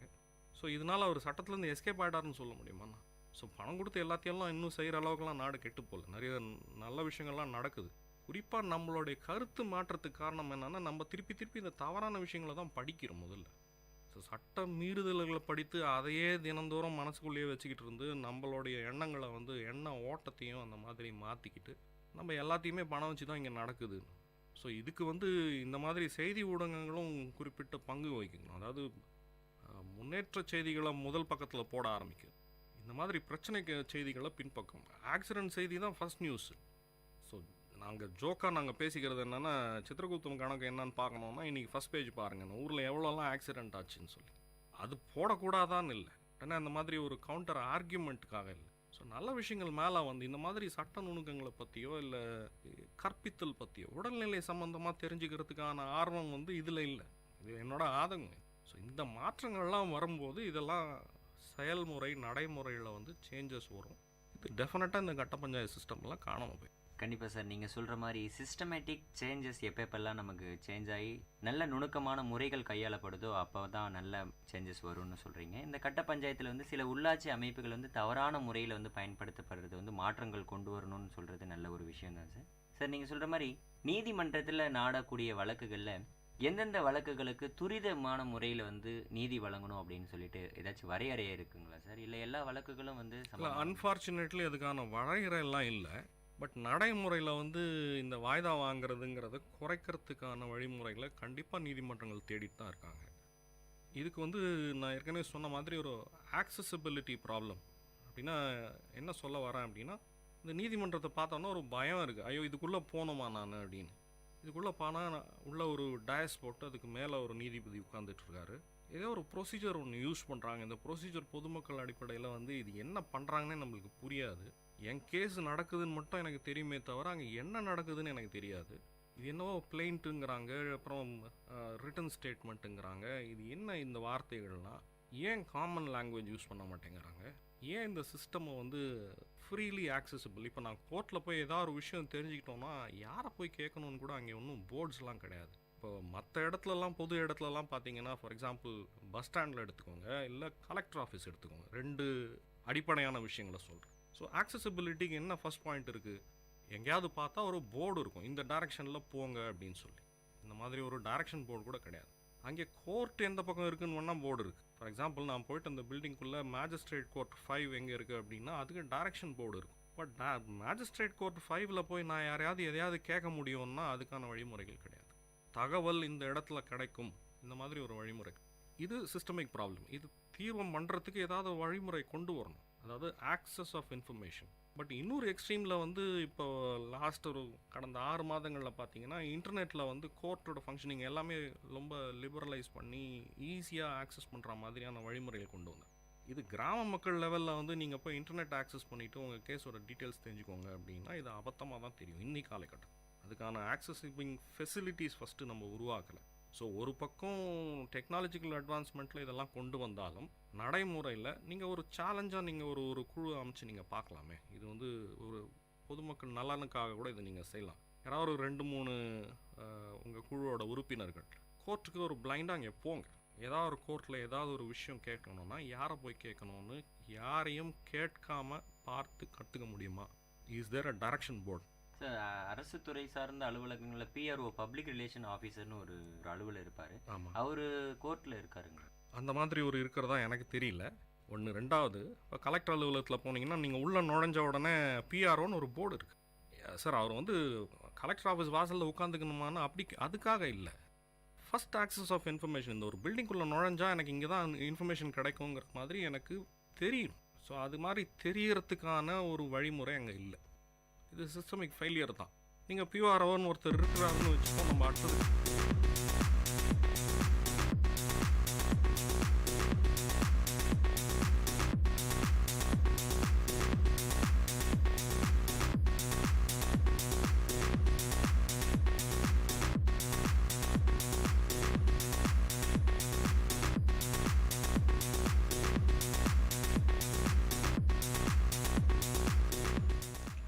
Hi, hello everyone, or how about Vanakkam, Vandanam, Namaskaram everybody. You're listening to Vit Community Radio 90.8 and this is your favorite show, Our Colorful Culture. And this is RJ Sangeeta along with RJ Madhubala speaking. Yeah, so today we are embarking on an extraordinary journey. So like it's like a bit sad to see this will be a last end of episode, of the show. So like as we explored a lot of states in India, namely Tamil Nadu, Kerala, Karnataka, Rajasthan and Delhi, I'm here we would like to conclude and tell a special of all states today as a total. And yes, since this is our last episode, we are quite sad, but also we'll make sure that we are again back with another new idea, new theme, and we are very happy to meet you again. We'll back be very with happy. a blast. Yes. And in today's show, we are going to talk about every state in India, like whatever we have spoke about in our show Previous before. shows. Yes, Yeah, we'll previous like to just get it episodes. again. Today we are going to have a note on everything, and we're going to sign off it. Okay, so like today our first stop is Tamil Nadu, a state renowned for its classical arts, ancient temples, aromatic cuisines, from the magnificent Meenakshi temple in Madurai to the scenery beach of Marina in Chennai, and Tamil Nadu offers a blend of spirituality and relaxation. Also, Tamil Nadu is known for its rich culture, heritage, classical music and dance forms. And also we have a diverse cuisine here. That includes dosa, idli, pongal are kind of famous dishes in Tamil Like when Nadu. you come to Tamil Nadu, it's always like idli vada pongal. Idli vada pongal, yes. Yeah, we and all with 3 types of chutney. Yeah, 3 chutneys and sambar. Sambar as well, yes. Spicy sambar to be specific. You all have to try the morning breakfast, garam suda breakfast in Tamil Nadu With hot idlis, 1 masala dosa, puri, then with all the sabjis, sambar, 3 types of chutneys. Popularly red, green and white chutneys. And also to be specific about Tamil Nadu's cuisine, alva is something we are more... It's from my home place, my mother's native. It's from Tirunelveli. You all have to try halwa. It's like, it's like a dessert, a sweet. That will if you put it in your mouth, you don't even have to chew it. You can just swallow it. I know. Being in Tamil Nadu, being a Tamilian, I just love alvas. I recommend every one of you to try alvas because these are one type of dessert that does not, you don't get these everywhere you get alwa everywhere, like carrot alwa. Correct. But like this alwa in alwa, it's so different. Yes, it's and like made it's up specifically known as iruttu kadai alwa, if I'm not wrong. It's like a place where it is like the store that place makes, you know, yes, it's called iruttu kadai. You like I have once had it, like suda like everyone would be like standing in a queue for that at like 5 o'clock evening. I remember like the time, it's like a opposite. huge queue crowd waiting for that, to get that alwa. Yeah, like I remember like it was like in the Nellapur temple. It's like I went to the temple and came and was like waiting for like nearly 15 minutes, and like when I had that hot garam that halwa, I think it worth the waiting. It was like truly like a heaven. It was so good. You all have to try. And moving, and like, and for Tamil Nadu, Sangeeta, do you recommend any places to visit in Tamil Nadu? Sure. I would tell few temples, probably, because those have really significance in the spiritual, yes, especially the sculptures, the architect, everything. Tanjavur Periya Temple. It's like we call it Tanjavur Periya Koil. And then Madurai Meenakshi Koil, Srirangam Perumal Koil, to be specific, and also there are more other temples here. You can visit it, because every temple has its own specific architecture, those sculptures and architectures. Like, you know, I am so proud of being a Tamilian. I'm so happy to see that Tanjavur temple is a UNESCO heritage site. You know, like it's like a pride moment for every Tamilian. I guess like I once read the story about Tanjavur Koil. It was like a father and a son who was like the main architecture behind the building of the Tanjavur temple. Like the stone, you know, like in the viharam of the temple, the stone is like nearly weighs a ton, 120 ton. And like I really wonder how do they like keep that stone on top of the temple. Yes, these are kind of marvelous things that you can definitely visit in these temples. So like, okay, we will go to another next state, Sangi. Yes, and also let's not forget about the Bharatanatyam. That is most famous here. One of the traditional thing in Tamil Nadu, if I'm not wrong. And also the classical music. Everything binds together, brings the beautiful thing of Tamil Nadu. And moving on to Kerala. One of the favorite places for me and Madhu. Okay, so like Kerala. Okay, how about it is also referred as a God's own country. So true. So true. You know, like I really like kind of envy Keralites. You know, like they have this wonderful scenery, like mountains, beaches, rivers. I'm like, it's too greenery. The weather, also the nature over there. God, mountains, waterfalls, trees, animals as well. Like once, Sangeeta, I know when I was studying 8th grade, we went to an excursion. Like we went to Goa, like an excursion. Okay, so like we went from Tamil Nadu to Mangalore. Mangalore is in Karnataka. So from Mangalore we went to Goa. Like we went via Kerala. You know, like they were like literally 22 tunnels we passed through. Like the tunnels were like, you know, down there was water. Okay. Water, and it was like a bridge. We went through above the rivers. It was like so nice. Like that's the moment I really envy the Keralites. You know, like, bro, how could you have this much beautiful things in your place? Just one place. Yes.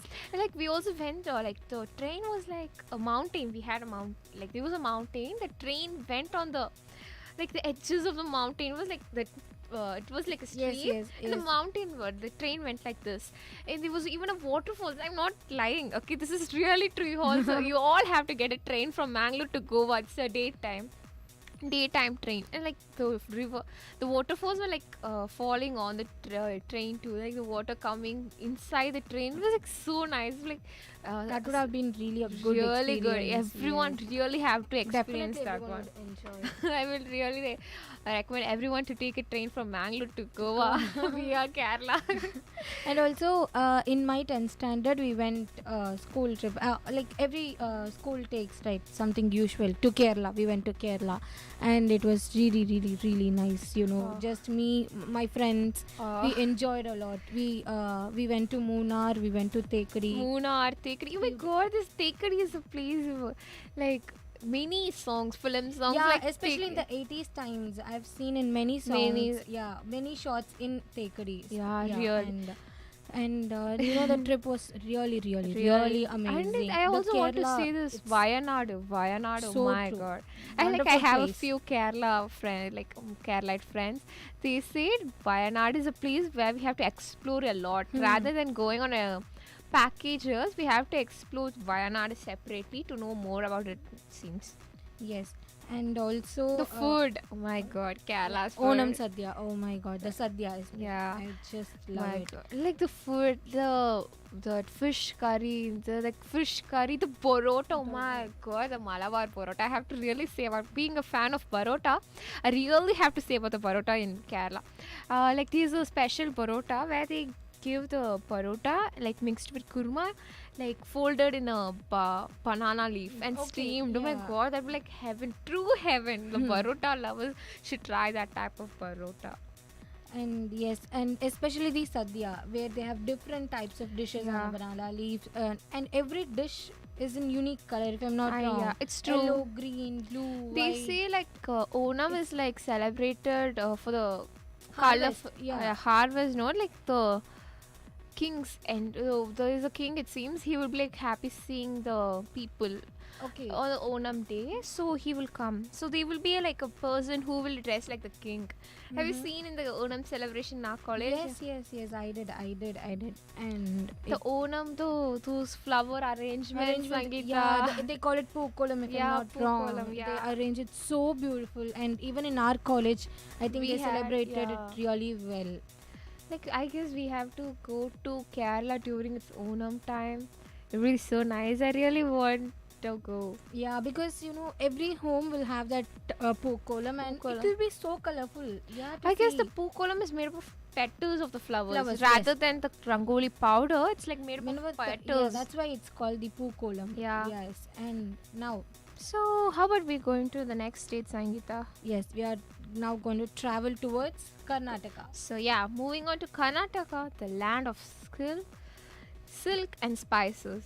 The Karnataka is a delightful blend of ancient temples, royal places and a scenic landscape. The historical wonder like Mysore Palace and the architecture marvels in Hampi transport you to the bygone era. And also Karnataka's wildlife sanctuaries such as Bandipur Natural Park offer thrilling encounters with nature. And let's not forget about the cuisine. Oh my god. People don't think that we are always on food because we are foodies. I hope many would. Who will not love to taste different food? The food. Different types of different flavors. I really want to try it. Like I really want to means I have already tried the Mysore masala dosa. Again, you want to try it? Yeah, I feel like you really have to explain this, okay? Sorry if I tempted you all, but you all have to listen. Like when it was like a small shop, the dosa shop. The dosa, he spreaded the batter. About that, he spreaded that special masala. It's like the difference between the Mysore masala dosa and the normal masala dosa is the powder. They use. Yes, the spice. He did the powder. He like spread it so generously, like not even the white color of the batter was shown.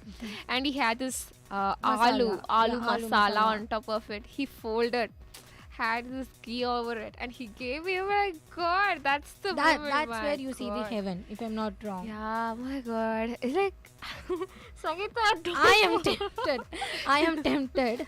Oh my god, that food. Oh my god, what comes about food, Sangeeta? So true, especially the masala dosa. My god, whichever reel you scroll, definitely you will get. Yeah, those puliyogare. Oh my god, Karnataka is also famous for this puliyogare. That puliyogare, that Pesarat dosa, Bisibalabat as well. If I'm not wrong, Bisibalabat. Oh my god, how could we forget? This is for you, For me. Yeah, Madhu as well. My god, and yes, let's also speak about Karnataka's royal places. Oh my god, this Mysore Palace. As I said in our show, specifically for Karnataka, my dad really shared his wonderful experience about this Dasara celebration in Mysore. Okay, like Sangeeta, we are nearing Deepavali, Yes. So like I guess you might see some lives in some social medias, but do take some time in your life to go watch it in real life in Mysore Palace. Really, because me and Sangeeta really want to go there in a Dasara time. Yes, and not just Karnataka, we just want to explore every state in India because as we are doing our show, we get to know a lot of information. A lot through our guest or through the information that we read and collect and tell you. Yeah, it was like it's so nice. like, okay, fine. I am just in a small place. Yeah, I have to explore a lot, especially in India itself. Yeah, like we have a lot, tons to explore in India. That's why I think people call it India as a diverse place. Yeah, diverse. You know, like we have literally different like as you see, India is like a vast place. We have geographical like huge, not just geographical difference. We really have this climatic difference. Like you see, Tamil Nadu is kind of hot, and how about the Kashmir, the top of India? Oh my God, it's like the so cool. Yeah, and also cold, Delhi. Yeah, see, Assam, those places. And if you see this Rajasthan, which is on the west side of India, it's like a desert. While you see on the east side of the India, like Assam, the Seven Sisters, it's like my God, the rains they get, you know, it's like the tea, especially tea leaves, they go over there. Yeah, the rains, you know, like I've read. Like India has the most rainiest place, it seems. Like every day in the year, it will be raining, it seems. Like I guess if it rains here, I can't tolerate rain.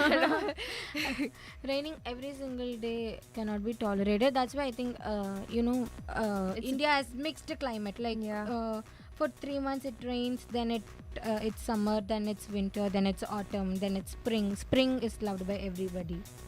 Yeah, and coming back to Karnataka, we know the capital city Bangalore is known as the Silicon Valley of India due to IT hub. Oh my God! Yeah, due to its thriving IT industry. Yeah, every IT aspirant's dream is to get a job in Bangalore, settle in Bangalore. My God, Bangalore, Number life. Bangalore. My God. The life in Bangalore, I don't know why. I'm not exaggerating, but I really love the life over in Bangalore. Yeah, like the Bangalore. Not the traffic, but yes, other things. Like especially that blossom time. Oh my God. During this time, you know, like even in our VIT, we have those blossom trees. Yes, you know, like I have to say this: Bangalore has a pakka balance of social life and the work life. You know, it's like well balanced. Those weekends in Bangalore are lit. And also the streets for shopping. Yeah, the food street. Oh my God, I saw this vlog. I go Bangalore usually, but I never went to this food street. I saw a vlog. Okay, it was like a famous celebrity. She went to food street, and I was like, that's the time I realized I miss this wonderful place in Bangalore. So true. They had this, you know, every shop had the different type of chats, if I'm not wrong. Oh my God. Chats, we have to discuss about Delhi chat. When we travel to Delhi, definitely we would. It's coming on. Let's not forget about the Hampi. Yeah, Hampi in Karnataka. We both saw a movie, right? Yes, Sangi.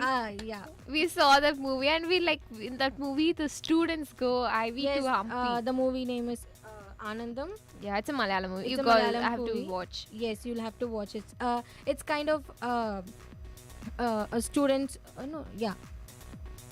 It's a student story. They travel.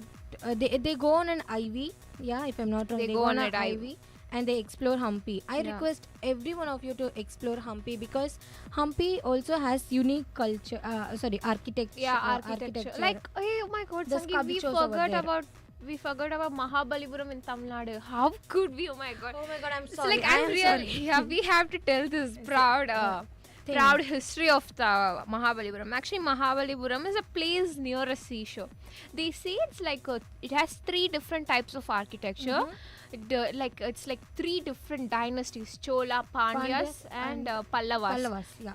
These 3 kings decided to make a place, decided to combine all the 3 kingdoms, not kingdoms, places. know the architecture, the Okay, cultures okay, and the all, culture, okay. and showcase in a single place, and that's the place called Mahabalipuram. Okay, the unique architecture thing. Yeah, if the you see, like, there will be like 3 different types of architecture in that place. In like what else you need to Yeah. explore? When you My have God. everything in Yeah, Mahabalipuram, you guys just have go and visit over these there, even guys. this India's, not, I guess it's India's shell museum. It's like one of the biggest shell museum it has there. You all have to go see it. Mahabalipuram. Yes, and also not forget to visit Hampi, Yeah, which Hampi. has really good sculptures, unique architecture work, and you can explore a lot over Yeah, Hampi. if we start to talk about Bangalore, we will keep on talking. How about we go to royal states of Rajasthan, where the grand foods, colorful festivals, and the tales of royals await. The And majestic also- Amber Fort in Jaipur So and the true. romantic lakes of Udaipur showcase the architecture splendor of this land. Yes, I just want to speak, about Jaipur, one of the beautiful places. My God. If I'm not. The Yes. Pink City. The Pink City, Yeah. yes, the Pink City it's called, and the romantic lakes of Udaipur, and all the architecture things that are there, and Rajasthan's vibrant festivals like Diwali, which is coming, and Yeah, which is on the weekend. Oh my God, you yes. all have.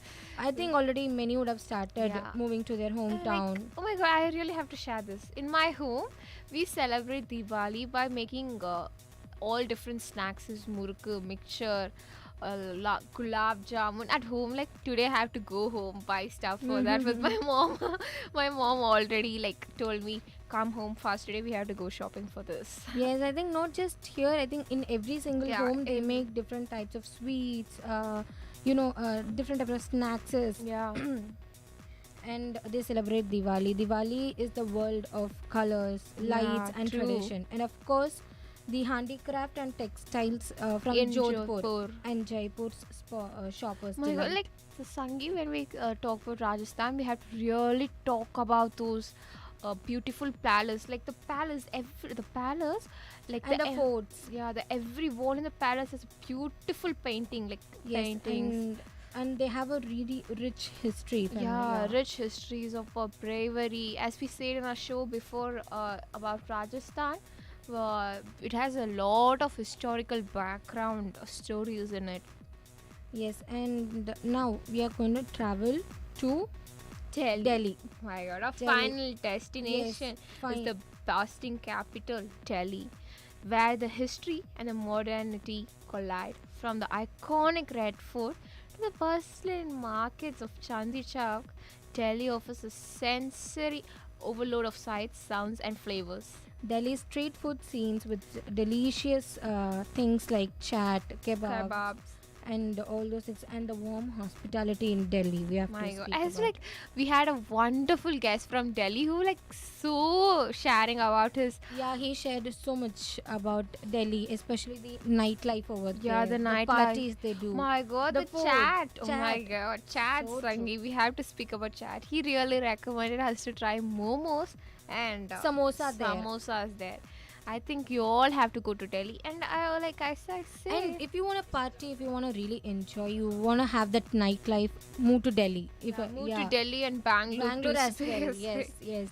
Our guest Parth, who spoke a lot about Delhi, Really said that his sleep time starts by 2, where I'm already on bed. Yeah, like I'm really in the middle of some dreams. So true.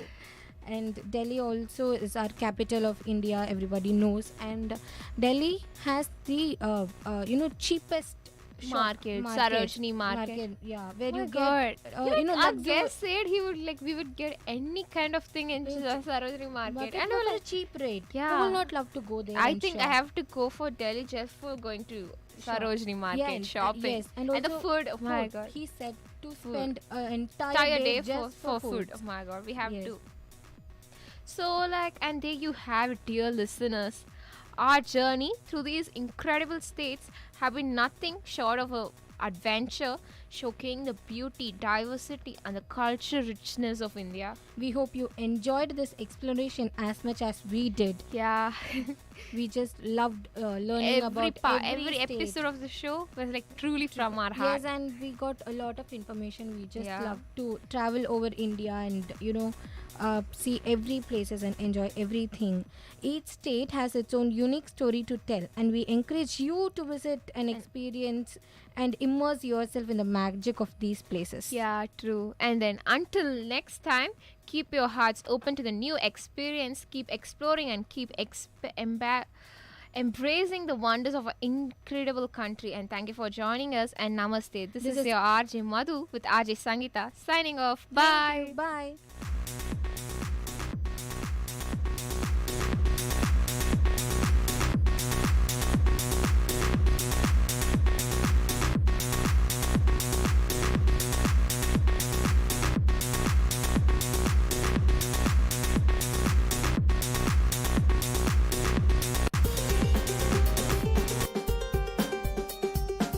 வல்லுனர் பார்வை. பல்துறை பகிர்வுகள், வல்லுனர் தரவுகள்.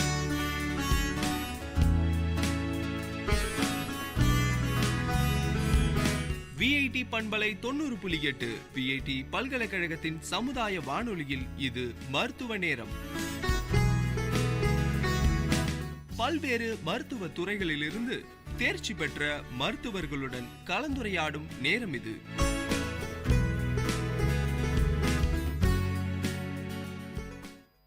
வணக்கம் நேயர்களே, நீங்கள் கேட்டுக்கொண்டிருப்பது விஐடி பண்பலை 90.8 விஐடியின் சமுதாய வானொலி.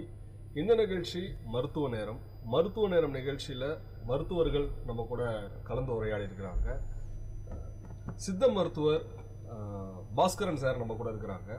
வணக்கம் சார், நிகழ்ச்சிக்கு உங்களை விஐடி சமுதாய வானொலி சார்பாக வரவேற்கிறோம். வணக்கம் சார். வணக்கம் சார். இன்னைக்கு சித்த மருத்துவம் அப்படின்னாலே நம்மளுடைய முன்னோர்கள் பின்பற்றின மருத்துவம் அப்படின்னு கூட சொல்லலாம். நிறையா வீடுகளில் கூட பார்த்தீங்க அப்படின்னா சித்த மருத்துவம் அப்படின்னு பார்த்தீங்கன்னா முன்னோர்கள் ஒரு பாட்டி தாத்தா இருப்பாங்க, அவங்க சொல்லுவாங்க இந்த கீரை சாப்பிடுங்க, எண்ணெய் குளியல் பண்ணுங்க, இதெல்லாம் பேசிக்காக வீட்லேயே சொல்லுவாங்க. ஆனால் இதற்கும் ஒரு படிப்பு இருக்குது.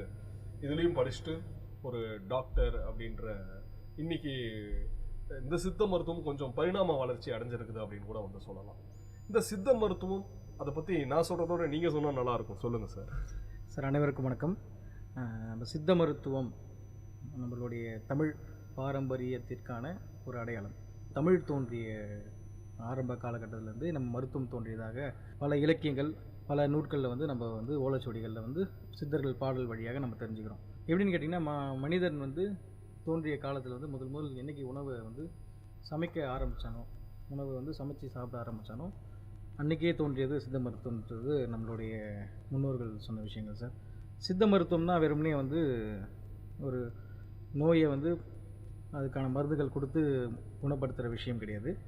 இது நோய் அறிதல் அப்படின்றது சித்த மருத்துவத்தில் ஒரு மிகப்பெரிய ஒரு விஷயம். எண் வகை தேர்வுன்னு சொல்லுவோம். அந்த எண் வகை தேர்வில் நானிறம், மொழி, விழி, ஸ்பரிசம் அப்படின்னு பார்க்கும்போது நாடின்றது ஒரு பிரதானமான ஒரு தேர்வாக இருக்குது. பெரியவங்களாம் பார்த்திங்கன்னா ஒரு நாடி அறிதல் பார்த்து நம்ம மருத்துவத்தை பண்ணிகிட்டு இருந்த ஒரு கலை இது. இது வெறுமனே அறிவியல் மட்டும் இல்லாமல் மெய்ஞானம் சேர்ந்த ஒரு மருத்துவமாக நம்மளுடைய சித்த மருத்துவம் இருக்குது. சித்த மருத்துவம் எல்லாருடைய வீடுகளிலும் இருக்கக்கூடிய ஒரு மருந்து தான். அஞ்சரை பெட்டி நம்ம எல்லோரும் கேள்விப்பட்டிருப்போம். நம்ம வீடுகளில் என்றைக்கு சுக்கு, மிளகு, இந்த மாதிரி சீரகம், சோம்பு, இந்த மாதிரி உணவு முறைகளை நம்ம சமைச்சு அதோடைய மருத்துவ குணம் அடையிறோமோ, அங்கேயே சித்த மருத்துவத்தை நம்ம காலகாலமாக இருந்துகிட்ருக்கு. இதில் பார்த்திங்கன்னா 18 சித்தர்கள் அப்படின்னு நம்ம சொல்லுவோம். அவங்க தான் நம்மளுடைய சித்த மருத்துவத்துடைய ஒரு தந்தை. அவங்களுடைய இந்த மருத்துவத்தை பொதுவாக மக்கள் மத்தியில் அதிகமாக ஆரம்ப காலகட்டத்திலேருந்து கொண்டு வந்தவங்க சித்தர்கள் வழியாக தான் நம்ம இன்றைக்கி இந்த பாரம்பரியமாக பல தலைமுறைகளாக சில பாரம்பரியமாக மருத்துவம் பண்ணுறவங்களும் இருக்காங்க. அந்த மாதிரி நாங்களும் புற்று மகரிஷி அப்படின்ற காலாங்கிநாதருடைய பாரம்பரியத்தில் நாங்கள் ஒரு 47 தலைமுறையாக சித்த மருத்துவம் பண்ணிகிட்ருக்கோம். இன்றைக்கி ஒரு இப்போ பார்த்திங்கன்னா பிஎஸ்எம்எஸ் அப்படின்ற ஒரு பட்டப்படிப்பு இன்றைக்கி படிக்கிறாங்க. நிறைய கல்லூரிகள், தனியார் கல்லூரிகள், அரசு கல்லூரிகள் நிறைய வந்திருக்கு. இதன் மூலிமா நிறைய சித்த மருத்துவர்கள் இன்றைக்கி வந்து உருவாகி கொண்டிருக்கிறார்கள். அதற்கு முன்னாடி வந்து பிஐஎம் அப்படின்ற ஒரு ஆர்ஐஎம்பி அந்த மாதிரி வந்து படிப்புகள்லாம் இருந்தது. அதில் அதை வந்து படிச்சுட்டு இருக்காங்க. இப்போ வந்து பிஎஸ்எம்எஸ் கொண்டு வந்ததுக்கப்புறம் எம்டி பட்ட மேற்படிப்பு கொண்டு வந்திருக்காங்க. அந்த மாதிரி சித்த மருத்துவம் பண்ணிவிட்டு இன்றைக்கி அரசில் நிறைய சித்த மருத்துவர்கள் இருக்காங்க.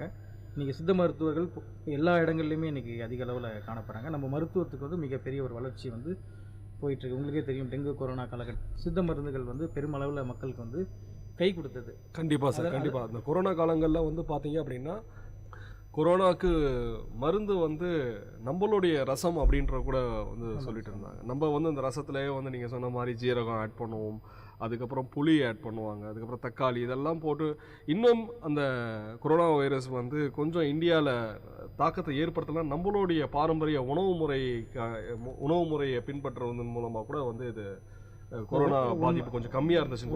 உண்மைதாங்க சார். ஏன்னா நாங்கள் கொரோனா காலகட்டத்தில் கிட்டத்தட்ட வந்து மக்கள் வந்து ரொம்ப பயத்தில் இருந்தாங்க.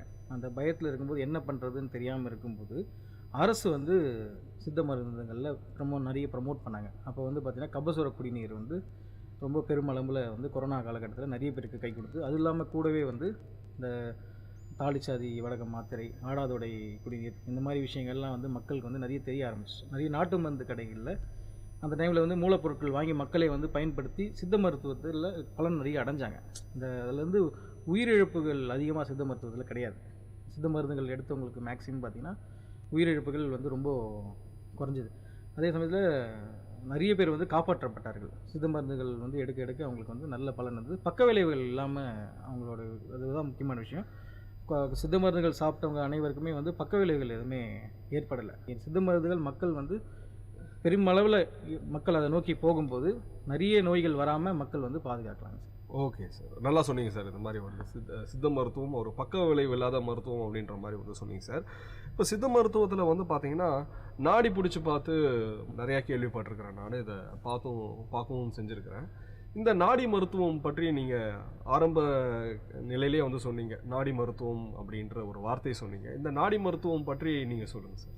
அதான் சார், நாடி வந்து நம்மளுடைய இதுக்கு இப்போ நம்மளுடைய நவீன மருத்துவத்துடைய வளர்ச்சி வந்து பார்த்திங்கன்னா ஒரு 100 ஆண்டுகளாக தான் சார் இருக்குது. அதுக்கு முன்னாடி வந்து ஒரு அறிவியல் ஆய்வுகள் கிடையாது. ஒரு நோயை பரிசோதனை பண்ணுறது பார்த்திங்கன்னா சித்த மருத்துவத்தில் எப்படி இருந்திருக்குன்னா, பல ஆண்டுகளுக்கு முன்பு நிறம், மொழி, விழி, ஸ்பரிசம், சுக்கிலம், சுரோனிதம் சொல்லிட்டு எண் வகை தேர்வு இருக்குது. அதில் 8 வகையான தேர்வுகள் இருக்குது. அதில் வந்து முக்கியமானது பிரதானமானதுன்னு பார்த்திங்கன்னா நாடி தான். அந்த நாடி அறிதல் அது வந்து பார்த்திங்கன்னா நாடி பிடித்து பார்த்து வாதம், பித்தம், கபம் சொல்லுவோம். நம்மளோட உடல் வந்து திட, திரவ, வாயு 3 நிலையாக இருக்குது.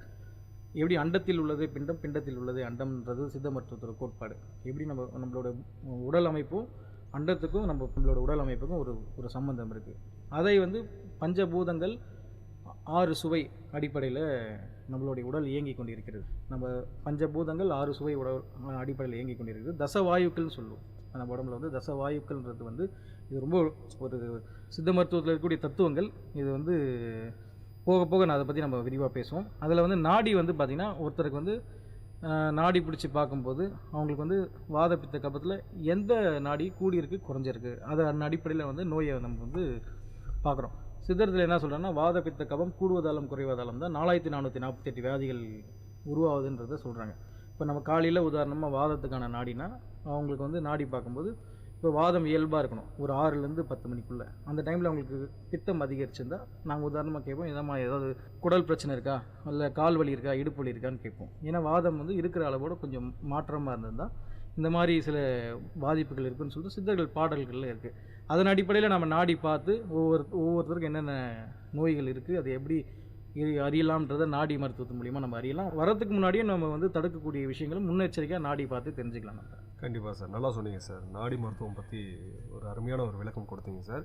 இப்போ நார்மலாக இந்தந்த வியாதிகள்லாம் சித்த மருத்துவத்தில் மருந்து இருக்குது அப்படின்றது நிறைய பேர் கண்டிப்பாக தெரியாத இருக்கும். இப்போது பேசும்போது நீங்கள் சொன்னீங்க இதில் வந்து சுகருக்கெல்லாம் கூட வந்து மருந்து இருக்குது அப்படின்ற மாதிரி. இன்றைக்கி வந்து பார்த்தீங்க அப்படின்னா இந்தியாவில் இந்த நீரிழிவு நோய்க்கான இதில் பாதிக்கப்பட்டவங்க நிறைய பேர் கண்டிப்பாக இருக்கிறாங்க.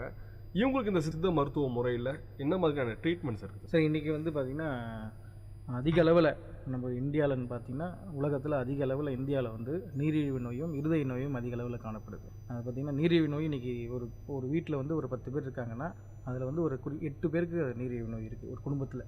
அந்த அளவுக்கு இன்றைக்கி வந்து நீரிழிவு நோய் தாக்கம் வந்து அதிகரித்து கொண்டிருக்குது. அவங்களுக்கு வந்து பார்த்திங்கன்னா சித்த மருத்துவத்தில் வந்து ஆரம்ப நிலையில் நீரிழிவு நோய் ஒருத்தருக்கு வந்து ப்ரீ டயாபிட்டிக்னு சொல்லுவோம். ஆரம்ப நிலையில் இருக்கும்போதே சித்த மருந்துகள் எடுத்தாங்கன்னா முழுமையாக அதிலேருந்து வெளியே வந்துடலாம்.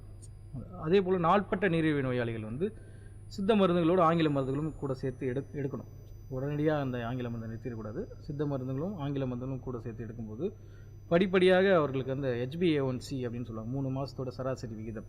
அந்த HbA1c சித்த மருந்துகளும் ஆங்கில மருந்துகளும் சேர்த்து எடுக்கும்போது ஒரு 3 மாதத்துக்கு ஒரு வாட்டி பார்க்கும்போது அதன் அளவுகள் குறைய ஆங்கில மருந்துகளுடைய அளவுகள் குறைச்சி கொண்டே வரணும்.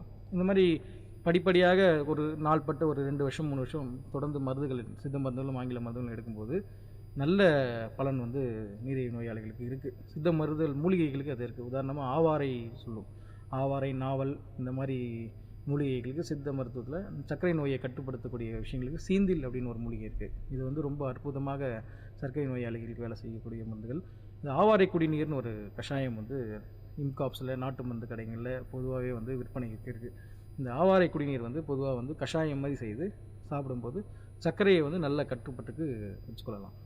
நல்லா சொன்னீங்க சார். இந்த சர்க்கரை நோயை குணப்படுத்துவதற்கு சித்தாலையும் வந்து மருந்து இருக்குது அப்படின்றத சொல்லியிருக்கிறீங்க. சில பேர் வந்து வீட்டில் இந்த முறைகளை பின்பற்றுவதும் நான் வந்து பார்த்துருக்குறேன். இந்த பருவநிலை மாற்றம் காரணமாக வந்து பார்த்தீங்க அப்படின்னா நிறைய பேருக்கு வந்து டெங்கு ஃபீவர் பற்றின ஒரு பயம் கண்டிப்பாக இருக்கும். இந்த டெங்குக்கு ஏதாவது மருந்து இருக்குங்களா சித்த மருத்துவ முறையில்? சித்த மருத்துவத்தில் டெங்குக்கு வந்து ரொம்ப அற்புதமான மருந்துகள் இருக்குங்க சார். ஆரம்பத்தில் டெங்கு சிம்டம்ஸ் வந்து பார்த்திங்கன்னா சிலருக்குலாம் வந்து உடல் வலி ஏற்படும். அதுக்கப்புறம் தான் அவங்களுக்கு வந்து பார்த்திங்கன்னா பிளேட்லெட்ஸோடைய கவுண்ட் வந்து ரொம்ப குறைய ஆரம்பிக்கும். காய்ச்சல் வந்து தீவிரமாக இருக்கும். அவங்களுக்குலாம் வந்து சிம்டம்ஸ் அது பார்த்தோன்னா அதுக்கேற்ற மாதிரி நம்ம மருந்துகள் டெங்குக்கு வந்து மருந்துகள் இருக்குது. பொதுவாக வந்து நிலவேம்பு குடிநீர் வந்து எல்லாருக்கும் கேள்விப்பட்டிருப்பீங்க. இது வந்து டெங்குக்கு மட்டும் இல்லை, 64 வகையான ஜுரங்கள்னு சொல்கிறோம் சித்த மருத்துவத்தில். இந்த 64 வகையான ஜுரங்களுக்கும் இந்த நிலவேம்பு குடிநீர் நல்லா வேலை செய்யும். நிலவேம்பு குடிநீர் இல்லாமல் சில மருந்துகள் நிறைய இருக்குது. உதாரணமாக வந்து பப்பாளி இலைச்சாறு, அது வந்து பிளேட்லெட்ஸோடைய எண்ணிக்கையை கூட்டுறதுக்காக அந்த பப்பாளி இலைச்சாறு வந்து தாராளமாக பெரியவங்கலேருந்து சிறியவர்கள் வரைக்கும் சாப்பிட்லாம்.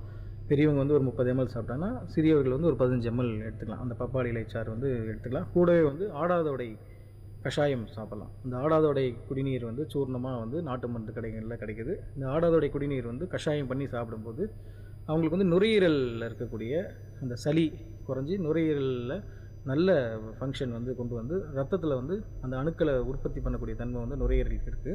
நுரையீரலேருந்து அந்த பிராணசக்தி ரத்தத்தில் கலந்தால் தான் அணுக்கள் வந்து வேகமாக விரிவடைய செய்யும். இந்த பிரச்சனை வந்து ஆடாதோடை மணப்பாகு ஆடாதோடை குடிநீர் நல்லா செய்யுது.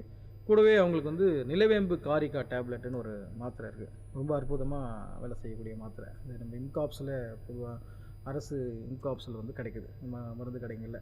இந்த நிலவேம்பு காரிக்கா டேப்லெட் வந்து தாராளமாக எடுத்துக்கலாம் இந்த டெங்குவில் பாதித்தவங்களுக்கு.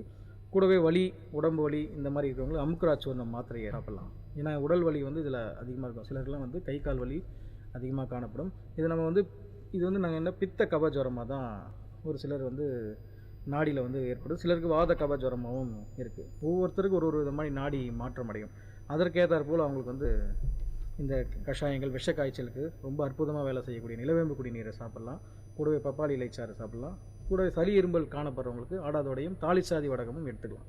ரொம்ப அற்புதமாக வேலை செய்யக்கூடிய மருந்துகள் சித்த மருத்துவத்தில் டெங்குக்கு சிறப்பான மருந்துகள் இருக்குங்க. கண்டிப்பாக சார். இன்றைக்கி வந்து பார்த்திங்கன்னா சித்த மருத்துவத்தில் எல்லா நோய்களுக்கும் வந்து மருந்து இருக்குது அப்படின்ற மாதிரி மிக தெளிவான ஒரு உரையை நீங்கள் சொல்லியிருக்கிறீங்க. இன்றைக்கி இன்னும் நிறைய பேருக்கு வந்து பார்த்திங்க அப்படின்னா இதயம் சார்ந்த நோய்கள் இன்றைக்கி வந்து நிறையா இருக்குது. இந்த இதயம் சார்ந்த நோய்களை கட்டுப்படுத்துவது சித்த மருத்துவத்தில் எப்படி? நீங்கள் சொன்னீங்க சித்த மருத்துவத்தில் வருமுன் காப்பதே சிறப்பு அப்படின்ற மாதிரி வந்து வரத்துக்கு முன்னாடியே ப்ரிவென்ஷனுக்கு நம்ம பண்ணிக்கணும் அப்படின்ற மாதிரி அதுக்கெல்லாம் கூட சித்த மருத்துவத்தில் முறைகள் இருக்குது அப்படின்ற மாதிரி சொல்லியிருந்தீங்க. அதை பற்றி சொல்லுங்கள் சார். இன்றைக்கி இருதயம் சார்ந்த நோய்கள் குறிப்பாக வந்து இளம் வயதில் மாரடைப்பு இன்றைக்கி வந்து அதிகமாக காணப்படுது. நீங்கள் இன்றைக்கி பேப்பரில் பார்த்தீங்கன்னா டான்ஸ் ஆடிட்டே இருந்தார், டக்குன்னு மாரடைப்பு வந்துட்டு. ஒரு இளைஞர் வந்து விளையாடிட்டே இருந்தார் கிரிக்கெட்டு, டக்குன்னு மாரடைப்பு வந்து மரணம் அடைஞ்சிட்டார் அப்படின்ற செய்தியெல்லாம் கேட்கும்போது மக்களுக்கு ரொம்ப பயம் அதிகமாக ஏற்படுது. காரணம் என்னென்னா நம்மளுடைய உணவு வாழ்வியல் முறையில் ரொம்ப பின்தங்கிட்டோம்.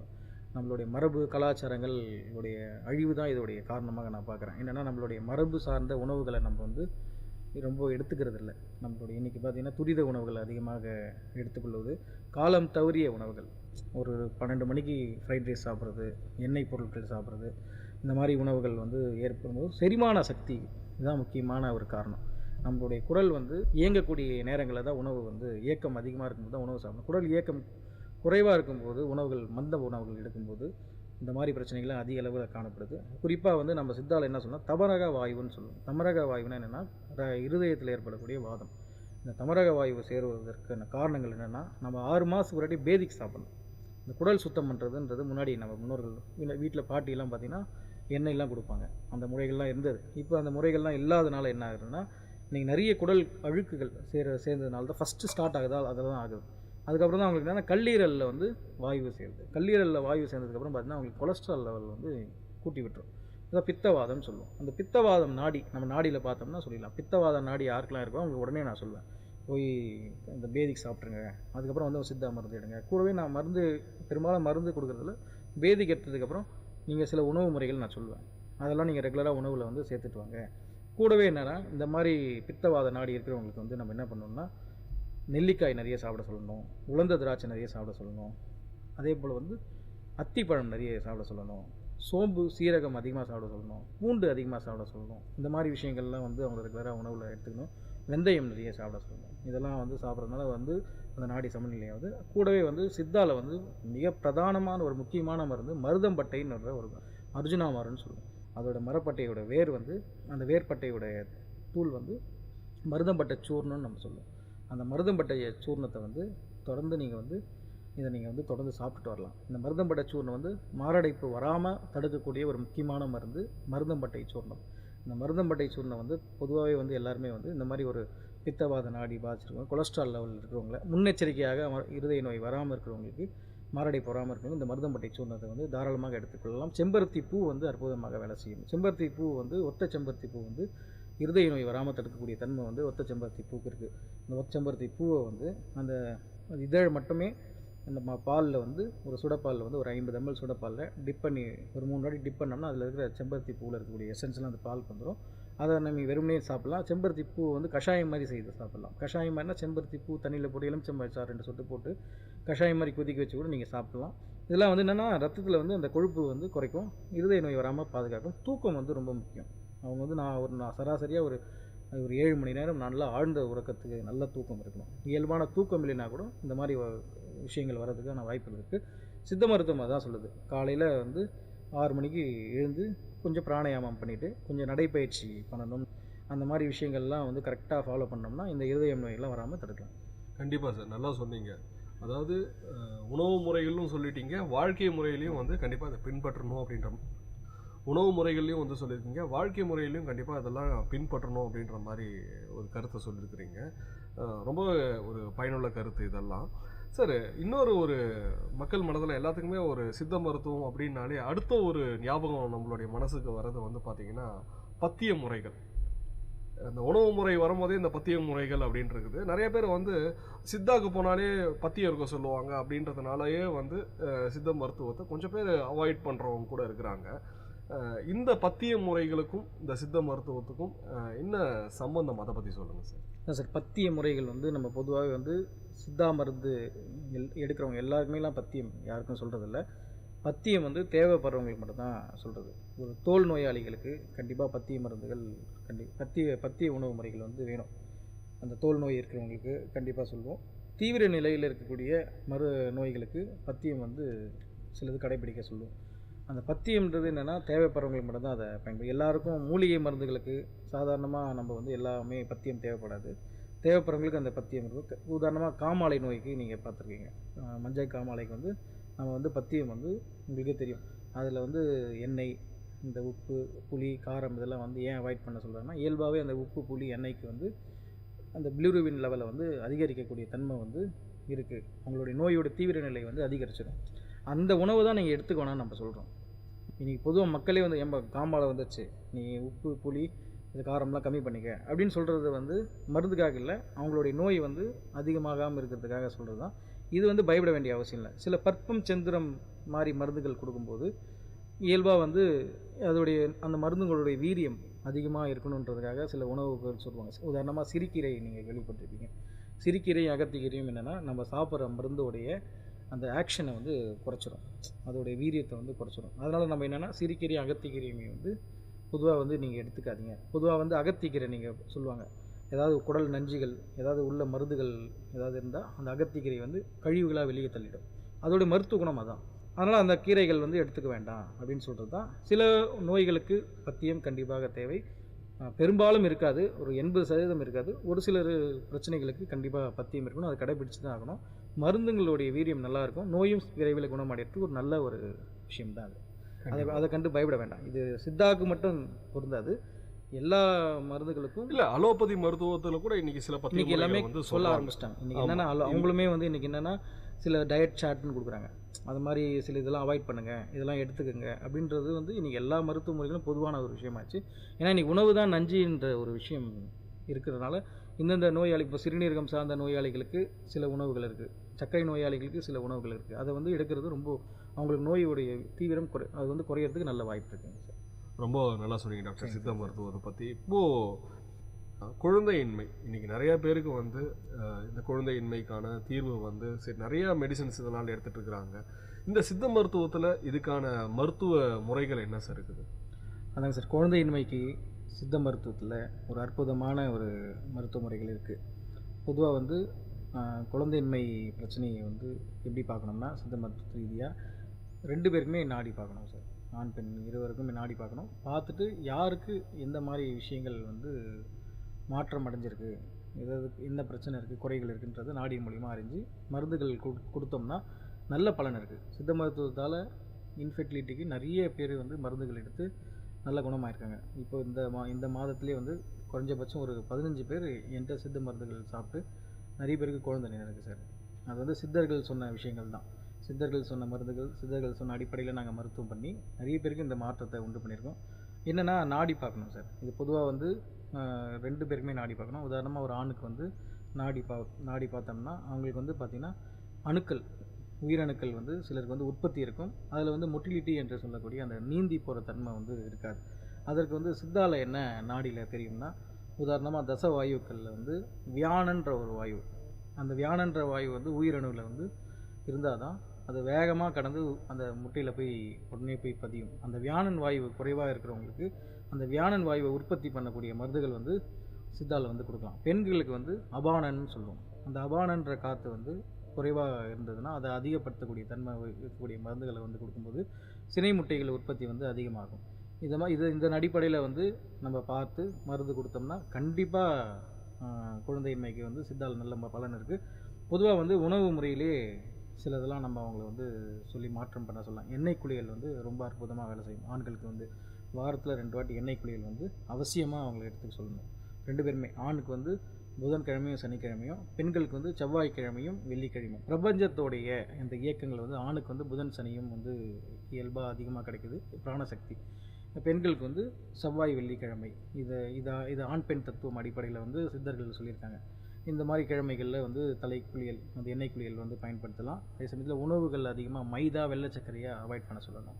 அதே போல் எண்ணெயில் பொரிச்சது, கிழங்கு வகைகள், அந்த புளி, இந்த மாதிரி விஷயங்கள்லாம் அதிகமாக எடுத்துக்கூடாது. உணவு முறைகளில் வந்து அவங்க வந்து நிறைய நார்ச்சத்து உள்ள கீரைகள், அதே போல் விட்டமின் சி, விட்டமின் இ இருக்கக்கூடிய, ஜிங்க் இருக்கக்கூடிய கண்டென்ட் உள்ள உணவுகள்லாம் வந்து கீரைகளில், நட்ஸில், இந்த மாதிரி விஷயங்கள் ஆண்களுக்கு நிறைய சாப்பிட சொல்லுவோம். இந்த மாதிரிலாம் உணவு முறைகளையும் நம்ம கொடுக்கலாம். கூடவே நம்ம சித்தா மருந்துகள் வந்து அவங்கள நாடி அடிப்படையில் பார்த்து யாருக்கு எந்த மாதிரி நாடி குறைஞ்சிருக்கு பேலன்ஸ் பண்ணணுமோ அதுக்கேற்ற மாதிரி நம்ம மருந்து கொடுக்கும்போது கண்டிப்பாக சித்த மருத்துவத்தில் இன்ஃபெர்டிலிட்டிக்கு நல்ல பலன் இருக்குது. இன்றைக்கி நிறைய லட்சக்கணக்கில் வந்து பல லட்சங்கள் வந்து செலவு பண்ணுறாங்க அந்த ஐவிஎஃப் போன்ற முறைகளுக்கு. வந்து அதில் போய் தோல்வி அடைந்தவர்கள் நிறைய பேர் வந்து சித்த மருந்துகளை எடுத்து நல்ல முறையில் இன்றைக்கி நிறைய பேர் இந்த மாதிரி நல்ல பலன் அடைஞ்சிருக்காங்க. சித்த மருந்துகள் வந்து முறையான மருத்துவர்களில் அனுபவமிக்க அந்த பாரம்பரியமாக அந்த சித்த மருத்துவம் தெரிஞ்சவங்களும் இன்றைக்கி நிறைய அரசு சித்த மருத்துவர்கள் இருக்காங்க, நிறைய பாரம்பரியமாக பண்ணக்கூடிய மருத்துவர்கள் இருக்காங்க, பட்டதாரி சித்த மருத்துவர்கள் நிறைய இருக்காங்க. நிறைய பேரோட ஆலோசனை கேட்டு மருத்துவ முறைகள் எடுத்தாங்கன்னா கண்டிப்பாக இந்த குழந்தையின்மை பிரச்சனைக்கு வந்து சித்தாவில் நல்ல பலன் இருக்குது. நல்ல முறையில் வந்து அவங்க வந்து பல லட்சங்கள் செலவு பண்ணாமல் அவங்க வந்து இன்றைக்கி வந்து ஒருத்தருக்கு இந்த மாதிரி பிரச்சனை ஏற்பட்டுச்சுன்னா அவங்க வந்து கடன் வாங்கி பல லட்சங்கள் செலவு பண்ணி அதுக்கப்புறம் பலன் இல்லாமல் இருக்கிறது இந்த சித்த மருந்துகள் எடுத்து முயற்சி பண்ணலாம். கண்டிப்பாக அது வந்து பண்ணும்போது நல்ல பலன் இருக்குங்க சார். கண்டிப்பாக சார், நல்லா சொன்னீங்க சார். குழந்தையின்மைக்கான தீர்வு வந்து நல்லா சொல்லியிருக்கிறீங்க சித்த மருத்துவத்தில். இது அதுக்கு தான் சார். அப்போ நம்ம பொதுவாக வந்து கோயில்களில் ஸ்தல விருட்சம்னு சொல்லுவோம். நீங்கள் உதாரணமாக பார்த்தீங்கன்னா வேப்ப மரத்தை வைக்கிறதுக்கான கான்செப்டும் சித்தாவில் சொல்லியிருக்காங்க. இப்போ வேப்ப மரத்தில் போய் பெண்கள் சுத்த சொல்கிறது, அரச மரத்தில் போய் ஆண்கள் சுத்த சொல்கிறது, இதுக்கெல்லாம் கூட மருத்துவ காரணங்கள் இருக்குது. உதாரணமாக அரச மரத்தை வந்து சுற்றும்போது என்ன ஆகுதுன்னா அதில் வந்து இந்த இயல்பாக பிராணசக்தி இருக்குது, வேப்ப மரத்தில் வியானன் சக்தி இருக்குது.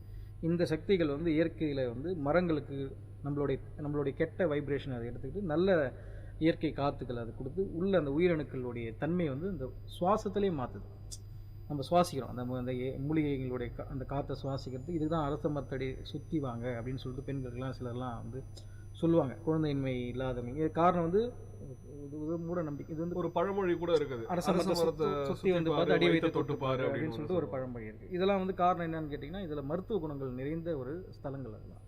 கண்டிப்பாக இந்த விஷயங்கள் குழந்தையின்மை பற்றின இதுக்கான தீர்வும் வந்து இதில் இருக்குதுன்ற மாதிரி சொன்னீங்க. இன்றைக்கி பெரியவர்கள் நிறைய பேர் வீட்டில் இருக்கிறவங்களுக்கெல்லாம் வந்து ஒரு பிரச்சனை என்ன அப்படின்றத பார்த்தீங்கன்னா ஒரு பிரதான பிரச்சனையாக இருக்குது இந்த மூட்டு வலி அப்படின்ற மாதிரி. வயசானாலே இந்த மூட்டு வலி கண்டிப்பாக வந்துடும் அப்படின்ற மாதிரி கூட எல்லாரோடைய மனதிலும் இது பதிஞ்சிருக்குது அப்படின்னு கூட வந்து சொல்லலாம். இந்த மூட்டு வலிக்கு சித்த மருத்துவத்தில் என்ன மருத்துவ முறைகள் சார்? இன்றைக்கி நீங்கள் ஒரு விஷயம் சொன்னீங்க, பெரியவர்களுக்கு மூட்டு வலி இருக்குதுன்னு சொல்லிட்டு. ஆனால் இன்றைக்கி பெரியவர்களோட இளம் வயதினர்களுக்கும் அதிகமாக மூட்டு வலி வந்து அதிக அளவில் காணப்படுது. இந்த மூட்டு வலி வந்து அதிக அளவில் இருக்கிறதுக்கு முக்கியமான காரணம் நம்ம சாப்பிட்ற உணவும் குடிக்கிற தண்ணியும் தான். அந்த தண்ணியில் வந்து நமக்கு சத்து இல்லாத தண்ணியை நம்ம நிறைய குடிக்கிறோம். இன்றைக்கி நிறைய வந்து ஆர்ஓ, இந்த மினரல்ஸ், இந்த மாதிரி வாட்டர்ஸ்லாம் சத்தை வந்து பிரிச்சுடுறாங்க. ஒரிஜினல் சத்தை வந்து நமக்கு கிடைக்காம போயிடுது. இன்றைக்கி வந்து உதாரணமாக வந்து இன்றைக்கி ஒரு 30 வயசுலேயே மூட்டு வலிகள் வர ஆரம்பிக்குது. காரணம் என்னென்னு கேட்டிங்கன்னா அந்த மூட்டுகளில் இருக்கக்கூடிய ஜவ்வுகளில் சைனோவில் ஃப்ளூயிட் ரொம்ப குறைஞ்சி அவங்களுக்கு வந்து என்னென்னா சத்து குறைபாடான உணவுகள் எடுக்கிறது. இதுக்கு முக்கியமான காரணம் வாதம் சொல்லுவோம் சித்தால. ஃபஸ்ட்டு என்னென்னா அந்த கேஸ்ட்ரைட்டிஸ், குடல் வாயுகள் சேருவது தான் இதற்கு முக்கிய காரணமாக இருக்குது. நீங்கள் கேட்கலாம், என்ன சார் குடலுக்கும் இந்த மூட்டு வலிக்கும் என்ன சம்மந்தம் இருக்குது? நம்ம உடம்புல கழிவுகள் தங்க ஆரம்பிக்கும் போது தான் முதல் நோய் உருவாகுது. அது முதல்ல காமிக்கிற சிம்டம்ஸ் வந்து கால் வலி தான் ஆரம்பிக்கும். இந்த கால் வலியிலிருந்து தான் படிப்படியாக இடுப்பு வலி ஆரம்பிக்கும், அதுக்கப்புறம் கழுத்து வலி ஆரம்பிக்கும். இதுதான் முதல் காரணம். இந்த கழிவுகளை நீக்கக்கூடிய துவர்ப்பு சுவை உள்ள காய்கறிகளை நிறைய சாப்பிடணும். கால்சியம், இந்த துவர்ப்பு சுவை உள்ள காய்கறிகள்னால் உதாரணமாக வந்து துவர்ப்பு சுவை எதெல்லாம் அதிகமாக இருக்குதுன்னு பார்த்திங்கன்னா பிஞ்சு காய்கறிகள் அதிகமாக இருக்குது. கத்திரிக்காய் பிஞ்சு, அவரைக்காய் பிஞ்சு, முருங்கை பிஞ்சு, இந்த மாதிரி பிஞ்சு காய்கறிகளை அதிகமாக எடுத்துக்கணும். கால்சியம் வந்து நிறைந்த உணவுகள் வந்து உளுந்து, நாட்டுக்கோழி முட்டை, இந்த மாதிரி நல்லெண்ணெய், இந்த மாதிரி விஷயங்கள்லாம் வந்து உணவில் சேர்த்துக்கணும். பிரண்டை நீங்கள் நிறைய கேள்விப்பட்டிருப்பீங்க. அந்த பிரண்டைன்னு ஒரு மூலிகை இருக்கும். இந்த பிரண்டை வந்து கணு நீக்கி அதை வந்து நீங்கள் துவையல் மாதிரி சாப்பிட்லாம். முடக்கருத்தான்னு ஒரு மூலிகை இருக்கும். அந்த முடக்கருத்தான் வந்து சூப்பு மாதிரி கூட நீங்கள் சாப்பிட்லாம். இதெல்லாம் வந்து நீங்கள் வந்து வராமல் தடுக்கிறதுக்காக பயன்படுத்துறது. இந்த மூட்டு வலி ஏற்பட்டுச்சுன்னா முதியோர்களுக்கு நீங்கள் அமுக்குரா சூர்ணம் அப்படின்னு ஒரு சூர்ணம் இருக்கும் நாட்டு மருந்து கடையில். அந்த அமுக்குரா சூர்ணம் வந்து பாலில் சாப்பிட்லாம். தினமும் வந்து ஒரு 3 மாதத்துக்கு வந்து தினமும் ஒரு 1/2 ஸ்பூன் வந்து பாலில் சாப்பிட்றதுனால நல்ல பலன் இருக்கும்.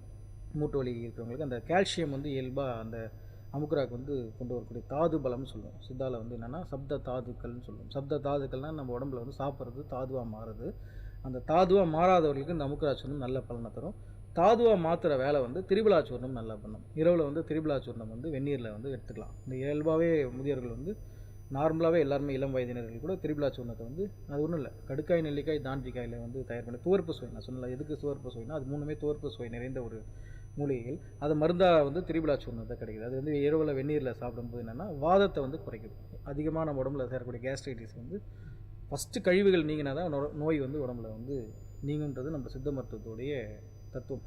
அந்த மாதிரி எக்ஸ்டர்னல் யூஸாக நம்ம இம்காப்ஸில் வந்து பிண்ட தைலம் அதை வந்து பயன்படுத்தலாம். பிண்ட தைலம்னு ஒரு தைலம் இருக்குது. அந்த தைலம் வந்து நார்மலாகவே எல்லாருமே வந்து மூட்டு வலி இருக்கிறவங்க பயன்படுத்திக்கலாம், இடுப்பு வலி இருக்கிறவங்க பயன்படுத்திக்கலாம். அதே போல் வந்து வாத கேசரி தைலம்னு ஒரு தைலம் இருக்குது. வாதம் சார்ந்த உதாரணமாக நாள்பட அந்த மூட்டு வலி, மூட்டு இருக்கிற ஜவ்வுங்களில் வாதம் சேரும்போது இந்த வாத கேசரி தைலம் வந்து அற்புதமாக பயன்படும். ஷீரபலா தைலம், ரத்த ஓட்டம் குறைவாக இருக்குது, அவங்களுக்கு வந்து கழுத்து நரம்பு வலி இருக்குது, அவங்களுக்கு வந்து ஷீரபலா தைலம் வந்து அற்புதமாக வேலை செய்யும். அமுக்குரா சூர்ணம் டேப்லெட்டும் இம்காப்ஸில் கிடைக்குது.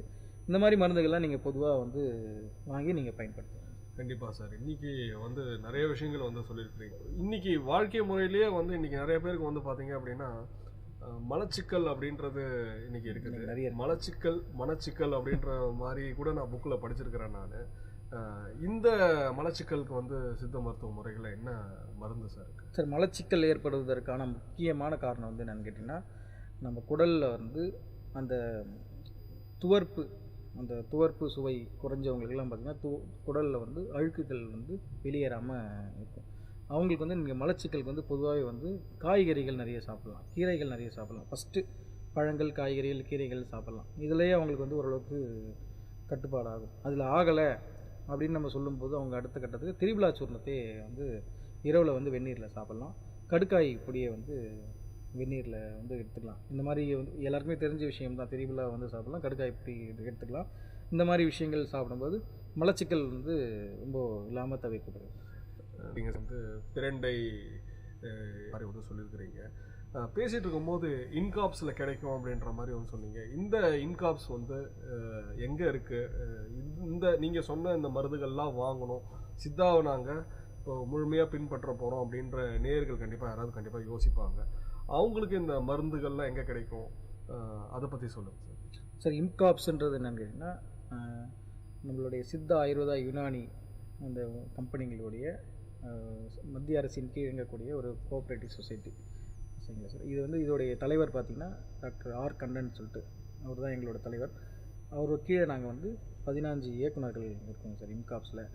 இது வந்து திருவான்மியூர் தான் மையமாக இந்த நிறுவனத்தோடைய தலைமை இடம் வந்து திருவான்மியூரில் இருக்குது. சென்னை திருவான்மியூரில் வந்து இன்காப்ஸ் இருக்குது. இது வந்து ஒரு 78 வருட பாரம்பரியமிக்க ஒரு கம்பெனி சார். பாரம்பரிய வைத்தியர்களால் உருவாக்கப்பட்டது. இதோடைய ஃபவுண்டர் வந்து கேப்டன் சீனிவாசமூர்த்தி. அவருடைய நல்ல எண்ணத்தால் இது வந்து மக்களுக்காக பயன்படணுன்றதுக்காக இது உருவாக்குனார். இன்றைக்கி வந்து பெருமளவில் அரசுக்கு இன்றைக்கி இன்காப்ஸ் மருந்துகள் வந்து அதிக அளவில் சப்ளை பண்ணிகிட்ருக்காங்க. இன்றைக்கி இதில் இன்காப்ஸ் வந்து அதோடைய பிரான்ச்சஸ் அங்கங்கே நம்மளுடைய மருந்து விற்பனை நிலையம்லாம் பார்த்திங்கன்னா சென்னையில் தலைமையிடமாக இருக்குது. அதுக்கப்புறம் வேலூரில் இருக்குது, அதே போல் திருவண்ணாமலையில் இருக்குது. அந்த மாதிரி ஒரு 36 இடங்களில் இருக்குது. வேலூர், திருவண்ணாமலை, அங்கே இப்போ வேலூரில் வந்து சத்துவாச்சாரியில் இருக்குது இதனுடைய இன்காப்ஸ் விற்பனை நிலையம். அங்கே வந்து நீங்கள் இந்த மாதிரி நான் இப்போ இந்த பேட்டியில் சொன்ன மருந்துகள்லாம் வந்து இங்கே இன்காப்ஸில் பொதுவாகவே கிடைக்குது. இதை மக்கள் வந்து பயன்படுத்தலாம். இந்த மாதிரி மக்கள் இந்த தொந்தரவுகள் இருக்கிறவங்க வந்து இன்காப்ஸ் மருந்துகள் வாங்கி பயன்படுத்தலாம். இன்காப்ஸ் ஏன் இப்படி நம்ம இதை வந்து ப்ரொமோட் பண்ணோம்னா, இதில் வந்து குவாலிட்டி சார், தரம் வந்து ரொம்ப சிறப்பாக இருக்கும். இதில் உதாரணமாக ஒரு கபசுர குண்ணீர் வந்து பார்த்திங்கன்னா அதில் இருக்கக்கூடிய மூலப்பொருட்கள் வந்து 15 வகையான மூலப்பொருட்கள்னால் அதில் 15 வகையான மூலப்பொருட்கள் இருந்தால் தான் தயார் பண்ணுவாங்க. ஏன்னா இது வந்து குவாலிட்டியில் ரொம்ப காம்ப்ரமைஸ் இருக்காது, ரொம்ப தரமாக இருக்கும். இது ரொம்ப அந்த மூலிகைகள்லாம் வந்து ஃபஸ்ட்டு குவாலிட்டி மூலிகைகள் வந்து பயன்படுத்தி கொடுக்கக்கூடிய ஒரு நிறுவனம் வந்து தரமாக இருக்கும் மருந்து. ரொம்ப நல்லா சொன்னீங்க சார். இந்த இன்காப்ஸில் கிடைக்கும் அப்படின்ற மாதிரி. இப்போ நார்மலாக வந்து எல்லாருக்குமே ஒரு விஷயம் இருக்கும், வாழ்க்கை முறையில் நம்ம சில விஷயங்கள் நம்ம சரி பண்ணோம் அப்படின்னாலே கண்டிப்பாக நம்ம ஆரோக்கியமாக வாழலாம் அப்படின்ற மாதிரி எண்ணங்கள் கண்டிப்பாக நிறைய பேர் இருக்கும். நிறைய விஷயங்கள் நீங்கள் சொன்னீங்க. நம்ம நேயர்களுக்கு ஒரு ஸ்பெஷலாக நம்ம நோயில் இருந்துன்றது நம்ம ஆரோக்கியமாக இருக்கலாம் அப்படின்ற மாதிரி ஒரு டிப்ஸ் நேரம் அப்படின்னு கூட வந்து சொல்லலாம். சரி, அதான் சார். பொதுவாக வந்து என்னென்னா, நம்ம வந்து நோய் வராமல் இருக்கிறதுக்கு நம்ம மக்கள் வந்து கடைபிடிக்க வேண்டிய விஷயங்கள் பார்த்திங்கன்னா, சித்த மருத்துவ கோட்பாடு சொல்கிறது என்னென்னா, நாளில் 2 முறை, வாரத்தில் 2 முறை, வருடத்தில் 2 முறை, மாதத்தில் 2 முறைன்றது சித்த மருத்துவத்தோட கோட்பாடு. நாளில் 2 முறை மலம் கழியணும். இயல்பாக வந்து நாளில் 2 முறை மலம் கழிஞ்சால் தான் அடுத்த நோய் வராமல் இருக்கும். அடுத்து வந்து மாதத்தில் 2 முறை அப்படின்னும்போது, மாதத்தில் 2 முறைன்றது ஆண் பெண் உடலுறவு, அந்த மாதிரி விஷயங்கள் வந்து இன்றைக்கி வந்து மாதத்தில் 2 முறை வைக்கணுன்றது சித்த மருத்துவ கோட்பாடு சொல்லுது. ஏன்னா நம்மளுடைய விந்து உற்பத்தி வந்து ஒரு பட்சம் சொல்லுவோம், 15 நாளைக்கு ஒரு வாட்டி தான் அதோடைய பை நிரம்பி வழியும்போது இயல்பாக உடல் உறவு இருக்கும்போது அதோட நோய் வராதுன்னு சொல்கிறாங்க. வாரத்தில் 2 முறைன்றது எண்ணெய் தேய்ச்சி தலை குளிக்கிறது. இந்த வாரத்தில் 2 நாள் வந்து எண்ணெய் தேய்ச்சி தலை குளிக்கிறதுனால பித்தம் உடம்புல வந்து சமநிலைப்படும். இந்த பித்தம் சமநிலைப்படுறதுனால நோய் வராமல் இருக்கும். வருடத்தில் 2 முறைன்றது பேதிக் சாப்பிட்றது, இந்த குடல் சுத்தம் பண்ணுறது. வருடத்தில் 2 முறை வந்து சாப்பிட்றதுனால என்ன, வாதம் சமநிலைப்படும். இந்த மாதிரி விஷயங்கள் வந்து முன்னாடி சொல்லியிருக்காங்க. அதே போல் வேது பிடிக்கிறது, ஒரு சளி காய்ச்சல் இது மாதிரி ஏற்படுறதுக்கு முன்னாடி நம்ம பொதுவாகவே வந்து ஒரு 3 மாதத்துக்கு ஒரு வாட்டி ஆவி பிடிக்கிறது, இல்லை 15 நாளைக்கு முன்னாடி வேது பிடிக்கிறது. சாதாரணமாக வெந்நீரில் வந்து சில மூலிகைகள் போட்டு வேது பிடிக்கலாம். இந்த மாதிரி பிடிக்கும்போது கப நோய்கள் வராதுன்றது சித்தர்கள் சொல்கிறாங்க. நசியம் சொல்லுவோம். அந்த மாதிரி நசியம்னா என்னென்னா, நேசல் ட்ராப்ஸ். இந்த மூக்குக்கு சில மூலிகை தழைச்சாறுகளை வந்து நசியம் பண்ணுற முறைன்னு சொல்லுவோம். இந்த மாதிரி பண்ணும்போது கப நோய்கள் வராதுன்னு சொல்கிறாங்க. வாத நோய்கள் வராமல் இருக்கிறதுக்கு இந்த பேதிக்கு சாப்பிட்றது, பித்த நோய்கள் வராமல் இருக்கிறதுக்கு வமன சிகிச்சை, வாந்தி ஒரு 6 மாதத்துக்கு முன்னாடி வமன சிகிச்சைன்னு சொல்லுவோம். வாந்தி வந்து உண்டாகி மருந்து மூலிமா உண்டாக்கி அதை உடல் கழிவுகள் அந்த உள்ளே இருக்க கழிவுகள் வந்து பித்த நீரை வந்து வெளியில் கொண்டு வருது. இந்த மாதிரி விஷயங்கள் கூட நம்ம ஃபாலோ பண்ணலாம். உணவு முறைகள், நம்ம பாரம்பரிய உணவுகளை வந்து நிறைய நீங்கள் எடுத்துக்கணும். அதே சமயத்தில் இந்த துரித உணவுகள் போன்ற உணவுகள் வந்து எடுத்துக்கூடாது. பசித்து ருசி அப்படின்னு சொல்கிறது சித்தம் மருத்துவம். பசி எடுக்கும்போது கரெக்டாக சாப்பிடுங்க, நேரம் தவறி சாப்பிடாதீங்க. இந்த மாதிரி வாழ்வியல் தூங்குங்க. இன்றைக்கி அதிகமாக வந்து தூக்கமின்மை ரொம்ப அதிகமாக இருக்குங்க சார். நோய் வர்றதுக்கு முக்கியமான காரணம் இந்த தூக்கமின்மையும், அதிக அளவில் வந்து இந்த செல்ஃபோன், இந்த மன அழுத்தம் இன்றைக்கி வந்து மன அழுத்தம் எதையோ நோக்கி நம்ம எல்லாருமே இதை பண்ணணும் அதை பண்ணணும்னு சொல்லிட்டு 8 மணி நேரம் உழைச்சா இப்படி பணக்கார ஆகிடலாம், 12 மணி நேரம் உழைச்சா இந்த மாதிரி வளர்ச்சி அடையலாம்ன்ற நோக்கி உடம்பை விட்டுறாங்க.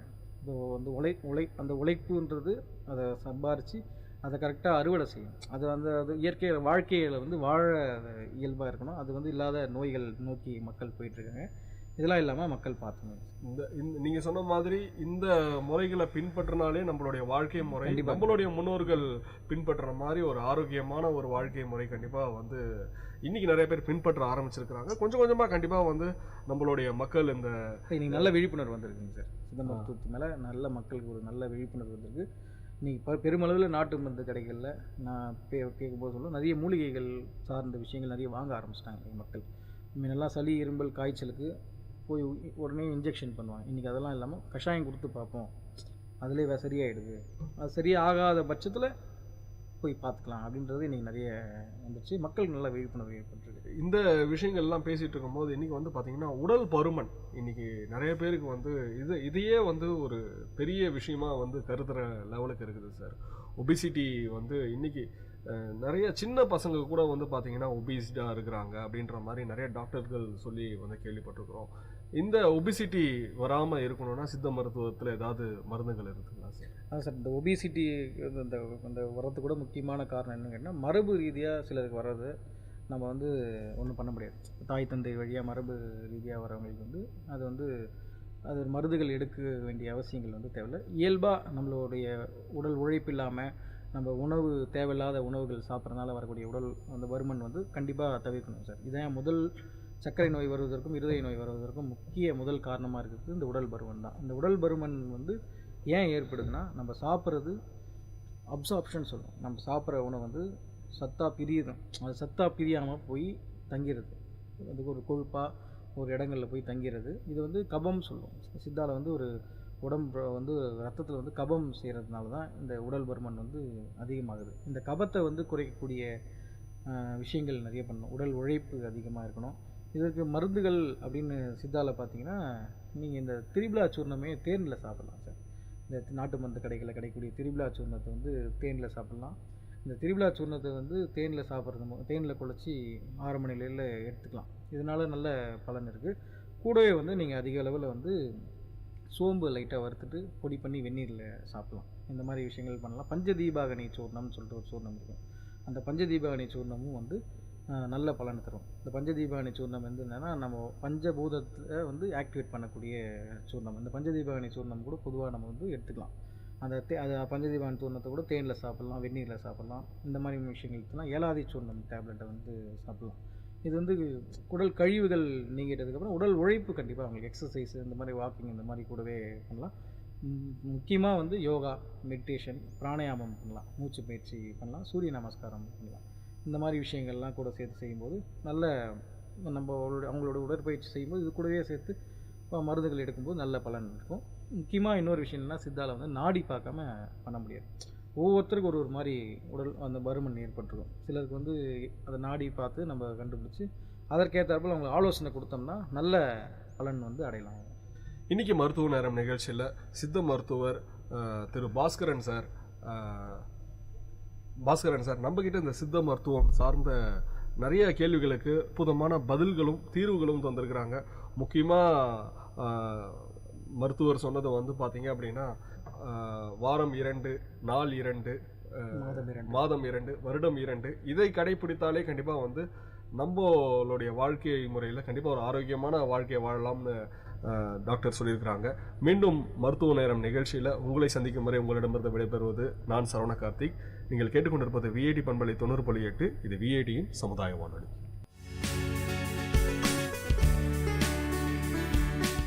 நேயர்கள் இதுவரை கேட்டது பல்வேறு மருத்துவ துறைகளில் இருந்து தேர்ச்சி பெற்ற மருத்துவர்களுடன் கலந்துரையாடல்.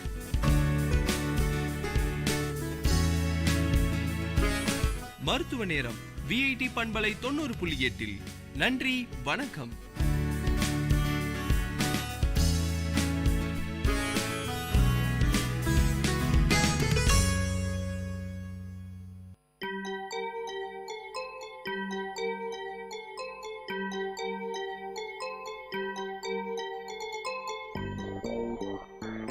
வணக்கம், நமஸ்தே, நமஸ்கார், சலாம் அண்ட் வந்தனம். நீங்கள் கேட்டுக்கொண்டிருப்பது விஐடி பண்பலை 90.8. இது விஐடி பல்கலைக்கழகத்தின் சமுதாய வானொலி. உங்க எல்லோரையும் புதுமை பெண்கள் நிகழ்ச்சிக்கு வரவேற்கிறேன். நான் உங்க அட்டானா. இந்த நிகழ்ச்சியில எவ்வளோ கடினமான சூழ்நிலையும் தனக்குன்னு ஒரு பாதையை அமைச்சுக்கிட்டு அதுல அவங்க பயணத்தை தொடர்ந்து அதுல வெற்றியும் அடைந்த பெண்களை பத்தி தான் நான் உங்களுக்கு சொல்ல போறேன்.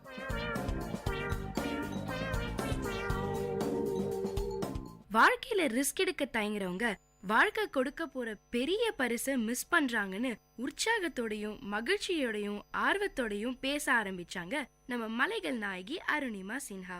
என்னடா இவன் ஏன் அருணிமா சின்ஹாவை மலைகள் நாயகின்னு கூப்பிட்டான்னு தெரியலையேன்னு ரொம்ப குழம்பாதீங்க. அது நானா அருணிமாக்கு வச்ச செல்ல பேரு. இவங்க உலகத்திலேயே ஏற ரொம்ப கடினமான மலைகள்ல ஏறி சாதனை செஞ்சிருக்காங்க. எவரெஸ்ட், கிளிமஞ்சாரோ இந்த மாதிரி பல மலைகள், கரடு முரடான பாறைகள், விஷ செடி கொடி, தன் பசிய போக்க தீவிரமா அலைஞ்சுக்கிட்டு இருக்க மிருகங்கள், உரே வைக்கும் குளிர்னு தன்னை ஒரு பாதுகாப்பான கூட்டுக்குள்ள வச்சுக்கிட்டு இருக்கிற மலைகள்ல ஏறது அவ்வளோ சுலபமான காரியம் கிடையாதுங்க. எங்க நான் கிளிமஞ்சாரோன்னு சொன்னதும் உங்களுக்கு எந்திரன் படத்துல நம்ம சூப்பர் ஸ்டார் ரஜினிகாந்த் நடிச்ச பாட்டு தானே ஞாபகத்துக்கு வந்திருக்கும். ரொம்ப ஃபீல் பண்ணாதீங்க. எனக்கும் அருணிமா சொன்னதும் ஞாபகத்துக்கு வந்தது அதான். நம்ம எல்லாரும் ஒரு சாதாரணமான எண்ணங்கள் கொண்ட மனிதர்கள் தான். ஆனா அந்த எண்ணங்களுக்கு எவ்வளோ முக்கியத்துவம் கொடுக்கறோம், அதை அடைய எவ்வளோ முயற்சி பண்றோங்கிறது தான் சாதனையாளர்களா மாறுறோம். அந்த மாதிரி தன் எண்ணங்களை மதிச்சு அதை அடைய அயராம உழைச்சு சாதிச்சிருக்கவங்க தான் நம்ம அருணிமா சின்ஹா. எவரெஸ்ட் சிகரத்திலையும் எல்ஃப்ரஸ் சிகரத்திலையும் கிளிமஞ்சாரோவிலும் செயற்கைக்கால் பதித்த முதல் பெண் நம்ம அருணிமா சின்ஹா. செயற்கைக்கால்னு உங்களுக்கு கேட்டிருந்தா எஸ், பிறவில சராசரி பெண்ணா பிறந்த அருணிமா விதியின் கொடுமையால காலை இழந்தவங்க. விதி இவங்க வாழ்க்கையில சதி மட்டும் பண்ணாம இருந்திருந்தா இவங்க இந்தியாவுக்காக விளையாடி பல கோப்பைகளையும் பதக்கங்களையும் பேரும் புகழும் இந்தியாவுக்கு வாங்கி கொடுத்து உலக அளவில் பிரபலமாகியிருப்பாங்க.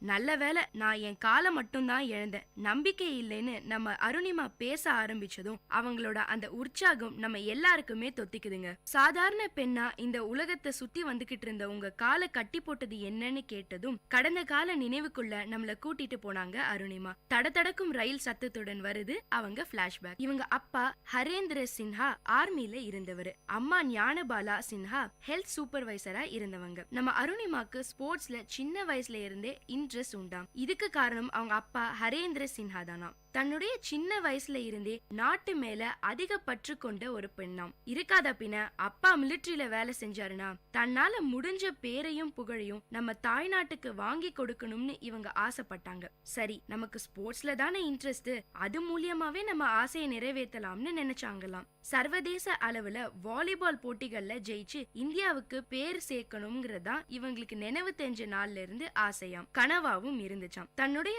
ஆசைய சொல்லி முடிச்சதும் நம்மளால அதை செய்ய முடியலையேன்னு அவங்களுக்குள்ளேயே வந்த கோபம், ஆத்திரம், துக்கம் எல்லாமே அவங்க கண்ணுல தெரிஞ்சுதுங்க. தன்னுடைய கனவை சுக்குநூறா அழிச்ச அந்த கதைய சொன்னாங்க.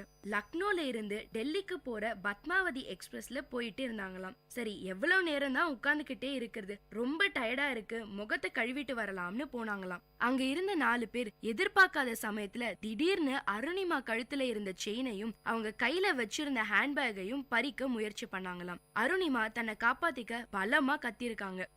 என்னடா இந்த பொண்ணு கத்தியே நம்மள மாட்டி விட்டுருவா போலன்ற பயத்துல அவங்க அருணிமாவை வயத்துல உதைச்சு ட்ரெயினுக்கு வெளியே தள்ளி விட்டுட்டாங்களாம். அடுத்த ட்ராக்ல போய் விழுந்துட்டாங்களாம். இவங்களோட கெட்ட நேரம் அந்த ட்ராக்லயும் இவங்களை நோக்கி வேகமா ஒரு ட்ரெயின் வந்துகிட்டு இருந்துதாம். அதை பார்த்துட்டு தான் உயிரை எப்படியாவது காப்பாத்திக்கணும்னு எழுந்திருக்க முயற்சி செஞ்சாங்களாம். ஆனா அவங்க வயத்துல உதித்த பலமான அடியால இவங்களால எந்திரிக்க முடியலையாம். அதுக்குள்ள ட்ரெயின் அருணிமா கால்ல ஏறிடுச்சு. இன்னொரு கால் எலும்போ 3 துண்டா உடைஞ்சிருச்சாம். இது மட்டும் இல்ல, இடுப்பு எலும்பையும் பெரிய டேமேஜ். தன் வாழ்க்கையின் இருட்டுக்குள்ள, அதாங்க அன்கான்சியஸ் ஸ்டேட்குள்ள போயிட்டாங்களாம். யாரோ அருணிமாவோட இந்த நிலைய பார்த்துட்டு ஹாஸ்பிட்டல்ல சேர்த்திருக்காங்க. அருணிமா உயிரை காப்பாத்தணும்னா அவங்க காலை எடுக்கிறத தவிர வேற வழியே இல்லைன்னு சொல்லிட்டாங்களாம் டாக்டர்ஸ். தன்னுடைய பொண்ணோட உயிர் தான் முக்கியம்னு அருணிமாவோட காலை எடுக்க அவங்க அப்பாவும் அம்மாவும் சம்மதிச்சாங்களாம். ஆபரேஷன் பண்ணி அவங்க கால் எடுத்துட்டாங்களாம். காலை இழந்து ஹாஸ்பிட்டல்ல மாச கணக்கா படுத்த படுக்கையா இருந்ததை விட தன் கனவெல்லாம் செதஞ்சிருச்சேன்னு ஃபீல் பண்ணதுதான் அதிகமாம். உண்மையான ஊனம் காலையோ இல்ல கையையோ இழக்கிறப்ப இல்ல, தன்னுடைய கனவுகள் அழிஞ்சு போறதுதான்னு சொல்றாங்க நம்ம அருணிமா. ஹாஸ்பிட்டல்ல இருந்த போது கூட மனசு முழுக்க வாழ்க்கை இப்படியே முடங்கிடக் கூடாது, இதுல இருந்து எப்படியாவது மீண்டு வந்து நிச்சயமா பெருசா எதையாவது சாதிக்கணுங்கிற இவங்க எண்ணம் எப்பவுமே ஓடிக்கிட்டே இருந்துதாம். இந்த மாதிரி ஒரு சூழல்ல எந்த எண்ணங்கள் உங்களை எதையாவது சாதிச்சே ஆகணுங்கிற உங்க வெறிய ஏத்துச்சுன்னு கேட்டப்போ அவங்க சொன்ன பதில் எங்க எல்லாரையுமே ஒரு நிமிஷம் வியப்புல ஆழ்த்திருச்சுங்க. நம்ம கிரிக்கெட் பிளேயர் யுவராஜ் சிங் தான் அருணிமாவோட இன்ஸ்பிரேஷனா. கேன்சர்ல இருந்து மீண்டு மறுபடியும் கிரிக்கெட் ஆட வந்த அவரை போலவே என்னாலையும் சாதிக்க முடியும்னு நம்பினாங்களாம். ஆனா எந்த துறையில சாதிக்க முடியும்னு ஒவ்வொரு நாளும் ஒவ்வொரு நொடியும் சிந்திச்சாங்களாம். காலையில எழுந்ததும் சாப்பிடும் போதும் ஏன் தூங்கும் போதும் கூட இதே யோசனையா தான் போயிட்டு இருந்ததாம். இன்னைக்கு வரைக்கும் எவரெஸ்ட் சிகரத்துல ஏறணுங்கிற ஆசை எப்படிதான் வந்ததுன்னே தெரியலையாம் அருணிமாக்கு. பல நேரம் யோசிச்சதுக்கு அப்புறம் தான் ஆசைய அம்மாட்ட சொன்னாங்களாம். இத கேட்ட அவங்க அம்மா பயங்கரமா திட்டினாங்களாம். இப்போதான் உசுருக்கு போராடி திரும்பி வந்திருக்க, அதுக்குள்ள ஏன் இப்படி எல்லாம் யோசிக்கிறேன்னு திட்டி தீத்துட்டாங்களாம். ஆனா அவங்க அம்மா திட்டின ஒரு வார்த்தையும் அருணிமாவோட கனவை அசைக்க முடியலையாம்.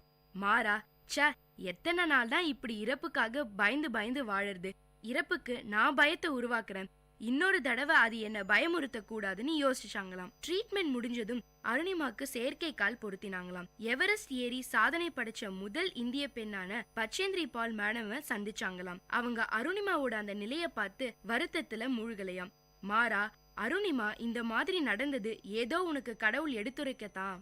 இந்த மாதிரி மலைகள் ஏறி சாதனை செய்யணும்னு நினைக்கிறவங்க ரொம்ப கம்மி. அதுலயும் இந்த மாதிரியான ஒரு நிலையில கடவுள் உனக்கு யோசனையை கொடுத்திருக்காருனா நிச்சயமா உன்னால இதை செய்ய முடியும். நீ எட்டாத மலைகள் உச்சிய எட்டி தொட போற.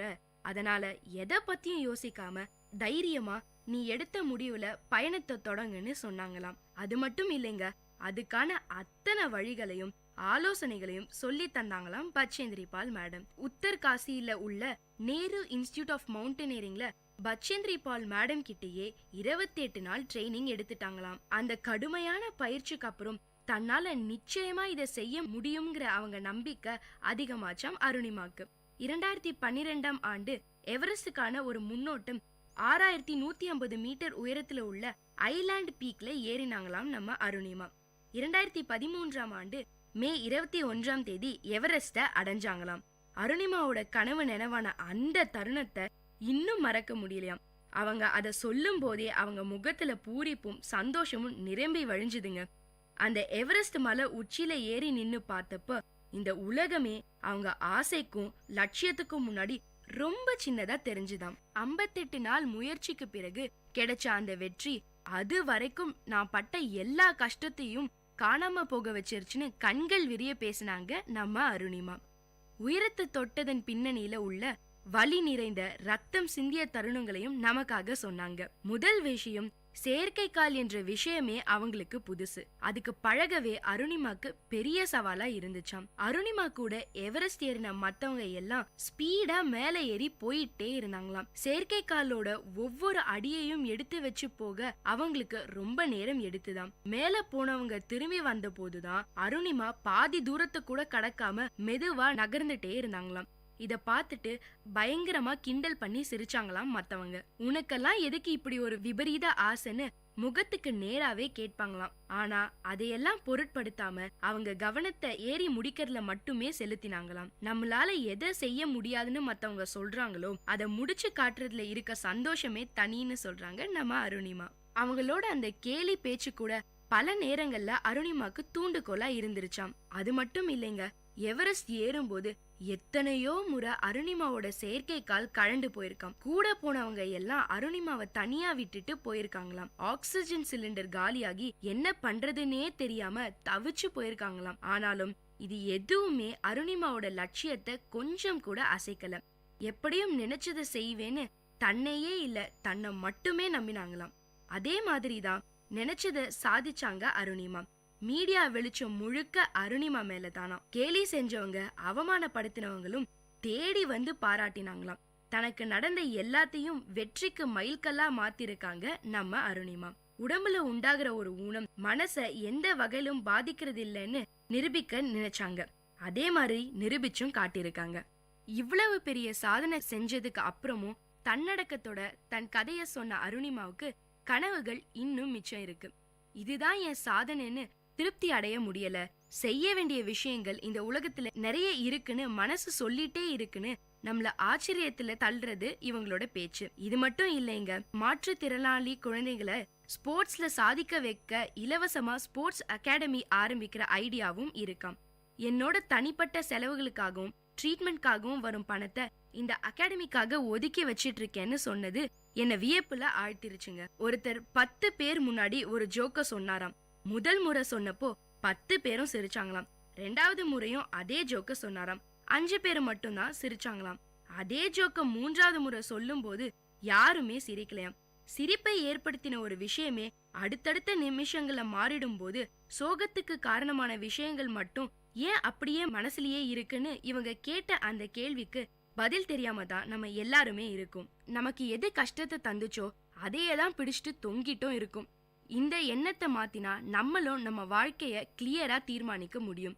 வாழ்க்கையில எல்லாருக்கும் கஷ்டங்கள் இருக்கு, அதை தாண்டிட்டா நிச்சயமா ஒரு சந்தோஷமும் காத்துக்கிட்டு இருக்கு. ஆனா அந்த காத்திருப்புக்காகத்தான் யாருமே தயாரா இருக்கிறது இல்ல. கஷ்டத்துக்கும் சந்தோஷத்துக்குமான அந்த சின்ன பாதையை கடக்கிறத ரிஸ்க்னு நினைச்சு அலட்சியம் பண்றவங்க அவங்களுக்காக காத்துக்கிட்டு இருக்க எத்தனையோ நல்ல விஷயங்களை மிஸ் பண்றாங்கன்னு சொல்லுறாங்க நம்ம மலைகளின் செல்ல பிள்ளை அருணிமா. அருணிமாவின் அழகான வார்த்தைகள் வாழ்க்கையே அர்த்தப்படுத்துகின்றது. என்ன நேயர்களே, அருணிமாவோட வாழ்க்கை பயணம் நம்ம எல்லாருக்குமே நம்பிக்கையை தந்திருக்கும். உங்களிடமிருந்து விடைபெறுவது உங்க அட்டானா.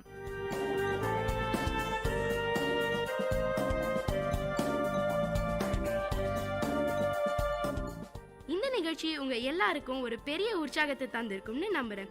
இதே மாதிரி பல விஷயங்களை தெரிஞ்சுக்கணுமா? அப்போ விஐடி பண்பலை 90.8 கேட்டுக்கிட்டே இருங்க.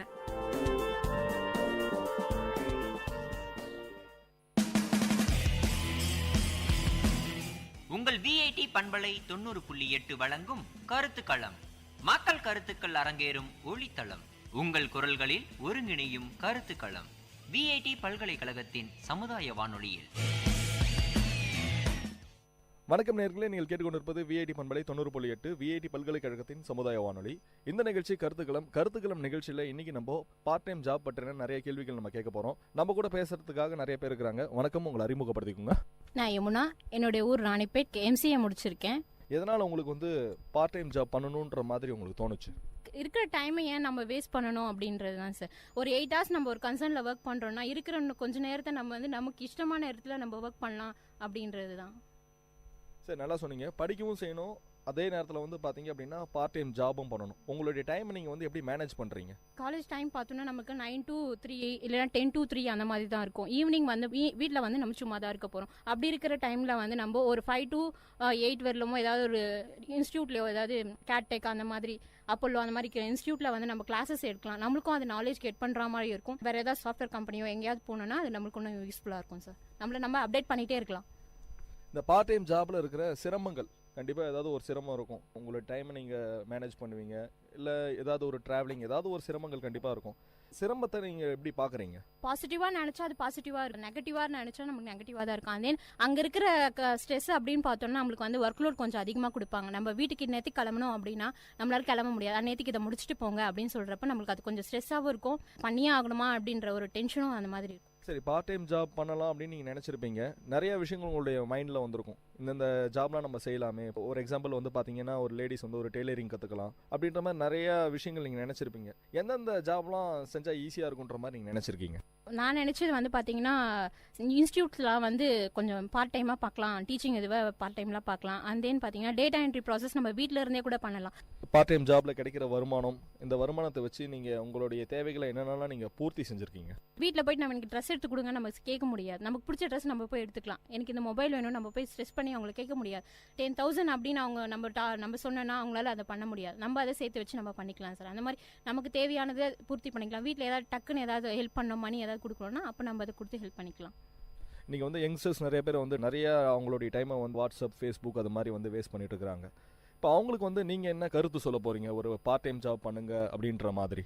இன்டர்நெட் எல்லாமே வந்து நம்மளை அப்டேட் பண்ணிக்கிறதுக்காக மட்டும்தானே தவிர நம்ம அதுக்கு வந்து அடிமை ஆகிடக்கூடாது. அந்த அடிமை ஆகாமல் இருக்கிற அளவுக்கு இருந்தால் போதும் சார். ரொம்ப அதிலே டைம் ஸ்பெண்ட் பண்ணுறதால நம்மள ஹெல்த்துக்கும் ப்ராப்ளம். நம்மளை சுற்றி இருக்கவங்கள இப்போ ஃப்ரெண்ட்ஸ் அப்படின்னா நம்ம பேசினா தான் தெரியும். முகமே தெரியாதவங்க கிட்ட போய் நம்ம வாட்ஸ்அப் மூலியமாவோ ஃபேஸ்புக் மூலியமாக பேசுறதுல என்ன பிரயோஜனம் இருக்குது? பக்கத்தில் இருக்கிறவங்கள மறந்துட்டு தொலைதூரத்தில் இருக்கிறவங்கள போய் நம்ம பார்த்து பேசணும்னு அவசியமே இல்லையே.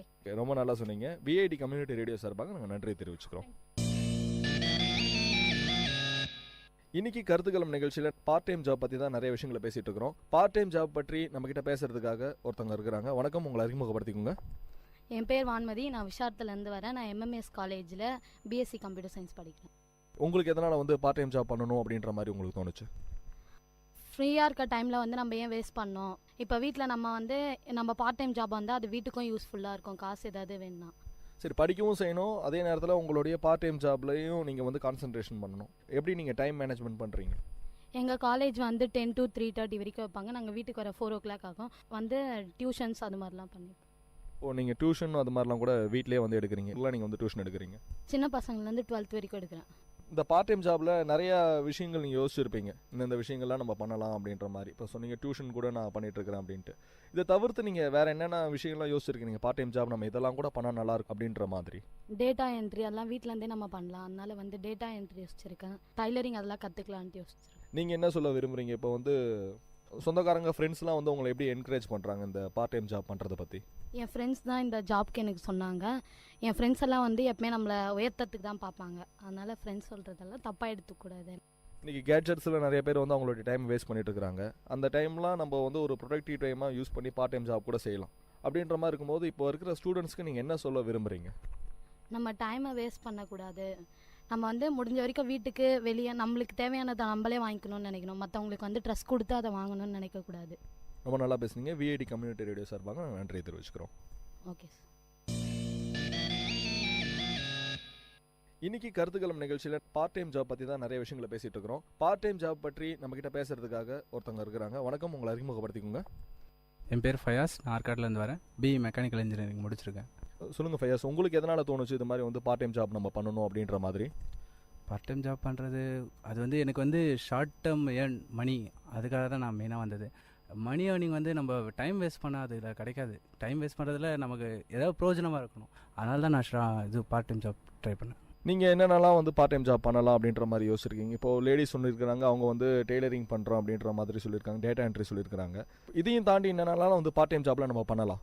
நான் சைடு பிஸ்னஸ் மாதிரி தான் யோசிக்கிறேன். நான் பார்ட் டைம் ஜாப்ன்றத விட சைடு பிஸ்னஸ் ஏதாவது நம்ம வந்து யூஸ்ஃபுல்லாக நம்ம வந்து மற்றவங்களுக்கு தேவையானது இந்த மாதிரி ஏஜென்சி மூலயமா ஏதாவது எடுத்துகிட்டு வந்து அதை நம்ம சேல்ஸ் பண்ணுறது, இன்னொரு ஏஜென்சி எடுக்கிறது, அந்த மாதிரி நமக்கு வந்து இப்போ இந்த டைமில் நம்ம வந்து வேலை செஞ்சுட்டு நம்ம வந்து ஒரு 30 yearsக்கு அப்புறம் வந்து நம்மளால் வேலை செய்ய முடியாது, ரொம்ப கஷ்டமாக போயிடும். அப்போ வந்து நம்ம ஒரு ஓன் பிஸ்னஸ் ஸ்டார்ட் பண்ணுற மாதிரி இருக்கணும். அப்போ வந்து அதுக்கு இனிஷியேட்டிவ் இப்போ இருந்தே எடுக்கணும். ஒரு சின்ன சின்ன வேலை செஞ்சுட்டே இருக்கும்போது உங்களுக்கு அதில் ஒரு பெரிய லீட் கிடைக்கும். அந்த லீடை வச்சு நீங்கள் மேலே போகலாம். அது மாதிரி ஒரு ஏஜென்சி ஆரம்பிக்கிறது, அந்த மாதிரியான விஷயம் நிறைய இருக்குது. பிஸ்னஸ்ன்றது ஜென்ஸுக்கு பிஸ்னஸ் தான் மெயின். அதில் வந்து அந்த மாதிரி கொண்டு போகலாம், அது கொஞ்சம் பெட்டராக இருக்கும். இப்போ உங்கள் வீட்டில் உங்களுடைய ஃப்ரெண்ட்ஸ் லெவல்லாம் வந்து எந்த அளவுக்கு உங்களுக்கு வந்து ஒரு சப்போர்ட்டாக இருக்கிறாங்க ஒரு ஜாப் பண்ணுறதுக்கு? என்ன விதமான ஹெல்ப்ஸ்லாம் உங்களுக்கு செய்கிறாங்க? வீட்டில் ஹெல்ப்னு பார்த்தீங்கன்னா அம்மா தான் மெயின் ஹெல்ப்பு.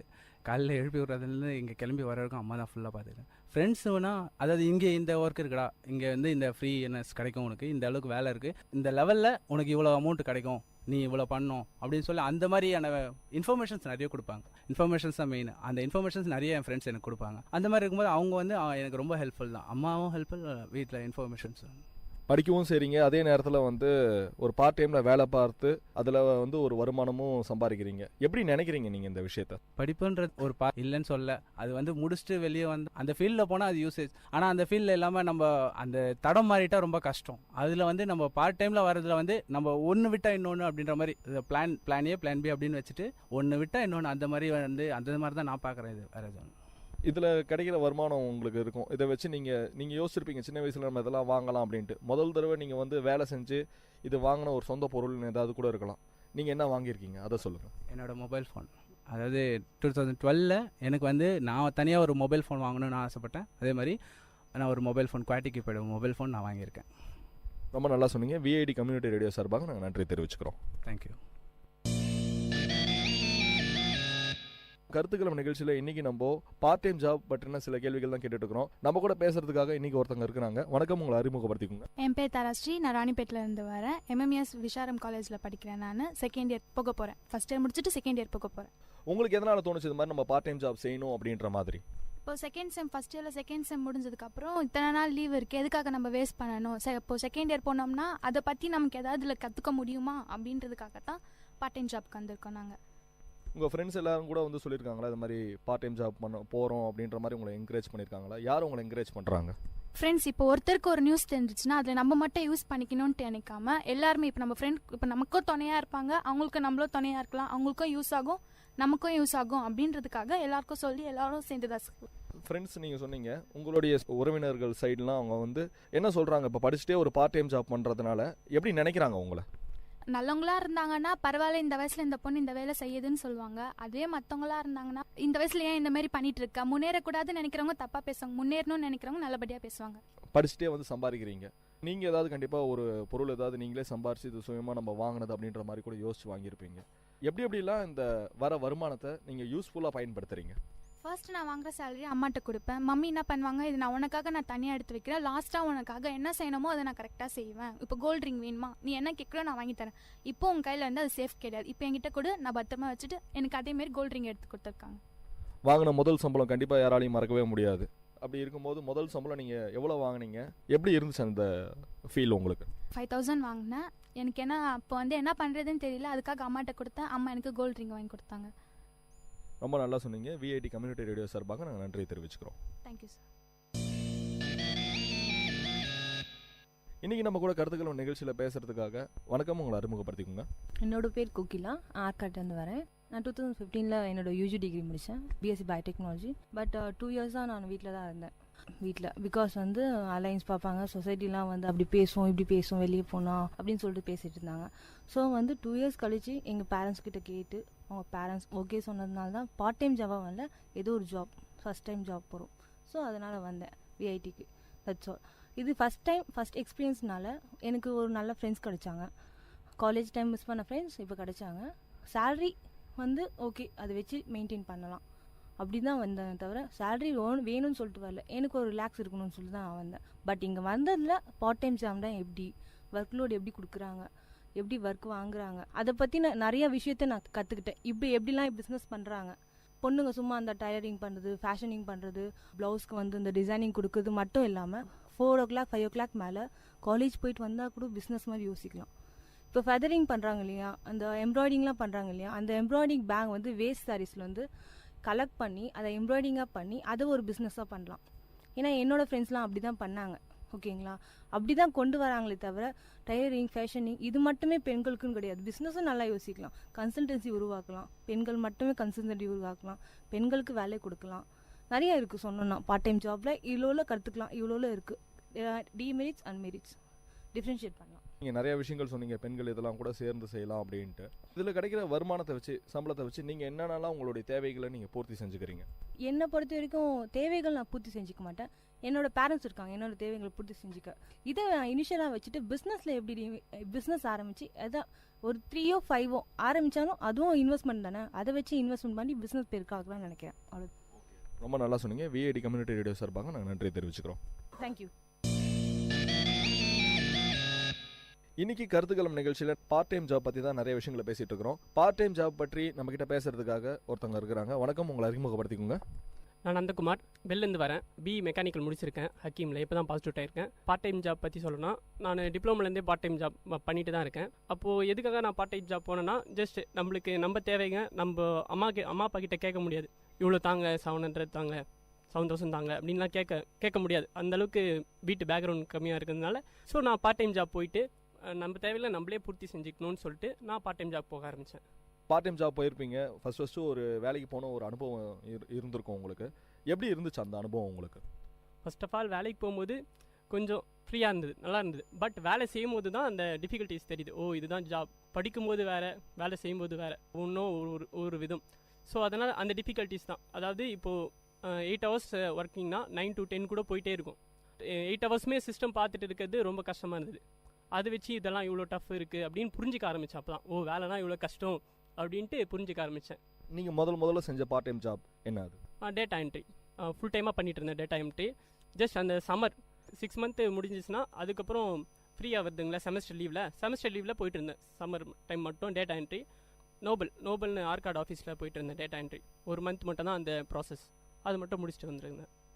நீங்கள் உங்களுடைய டைமை கண்டிப்பாக மேனேஜ் பண்ணுறீங்க. படிச்சுட்டே இருக்கும்போது ஒரு வேலையும் செய்யணும். அப்படி இருக்கும்போது டைம் மேனேஜ்மெண்ட் ரொம்ப பண்ணணும். எப்படிலாம் உங்களுடைய டைமை நீங்கள் வந்து மேனேஜ் பண்ணுறீங்க? எப்படின்னா, அதாவது நான் போனது லீவ் டைம். ஸோ எக்ஸாம் கூட முன்னாடி வந்துடும். ப்ராசஸ்க்கு முன்னாடியே எக்ஸாம் ஸ்டார்ட் ஆகிடுறதுனால எக்ஸாம் முன்னாடி நாள் மட்டும் லீவ் போட ஆரம்பிச்சிடுவேன். போட்டு படிச்சுட்டு அதுக்கப்புறம் எக்ஸாம் முடிச்சுட்டு அப்படியே வந்து ஒர்க்கை ஸ்டார்ட் பண்ணிவிடுவேன். ஸோ அந்த மாதிரி மேனேஜ் பண்ணிட்டு இருந்தேன். உங்கள் வீட்டில் எந்த அளவுக்கு உங்களுக்கு வந்து ஒரு ஒத்துழைப்பு தராங்க? உங்கள் வீட்டில் எப்படி பார்க்குறாங்க? இந்த பார்ட் டைம் ஜாப் செஞ்சுட்டே நீங்கள் சம்பாரிச்சிட்டே படிக்கிறீங்க, இதை உங்கள் வீட்டில் எப்படி பார்க்குறாங்க?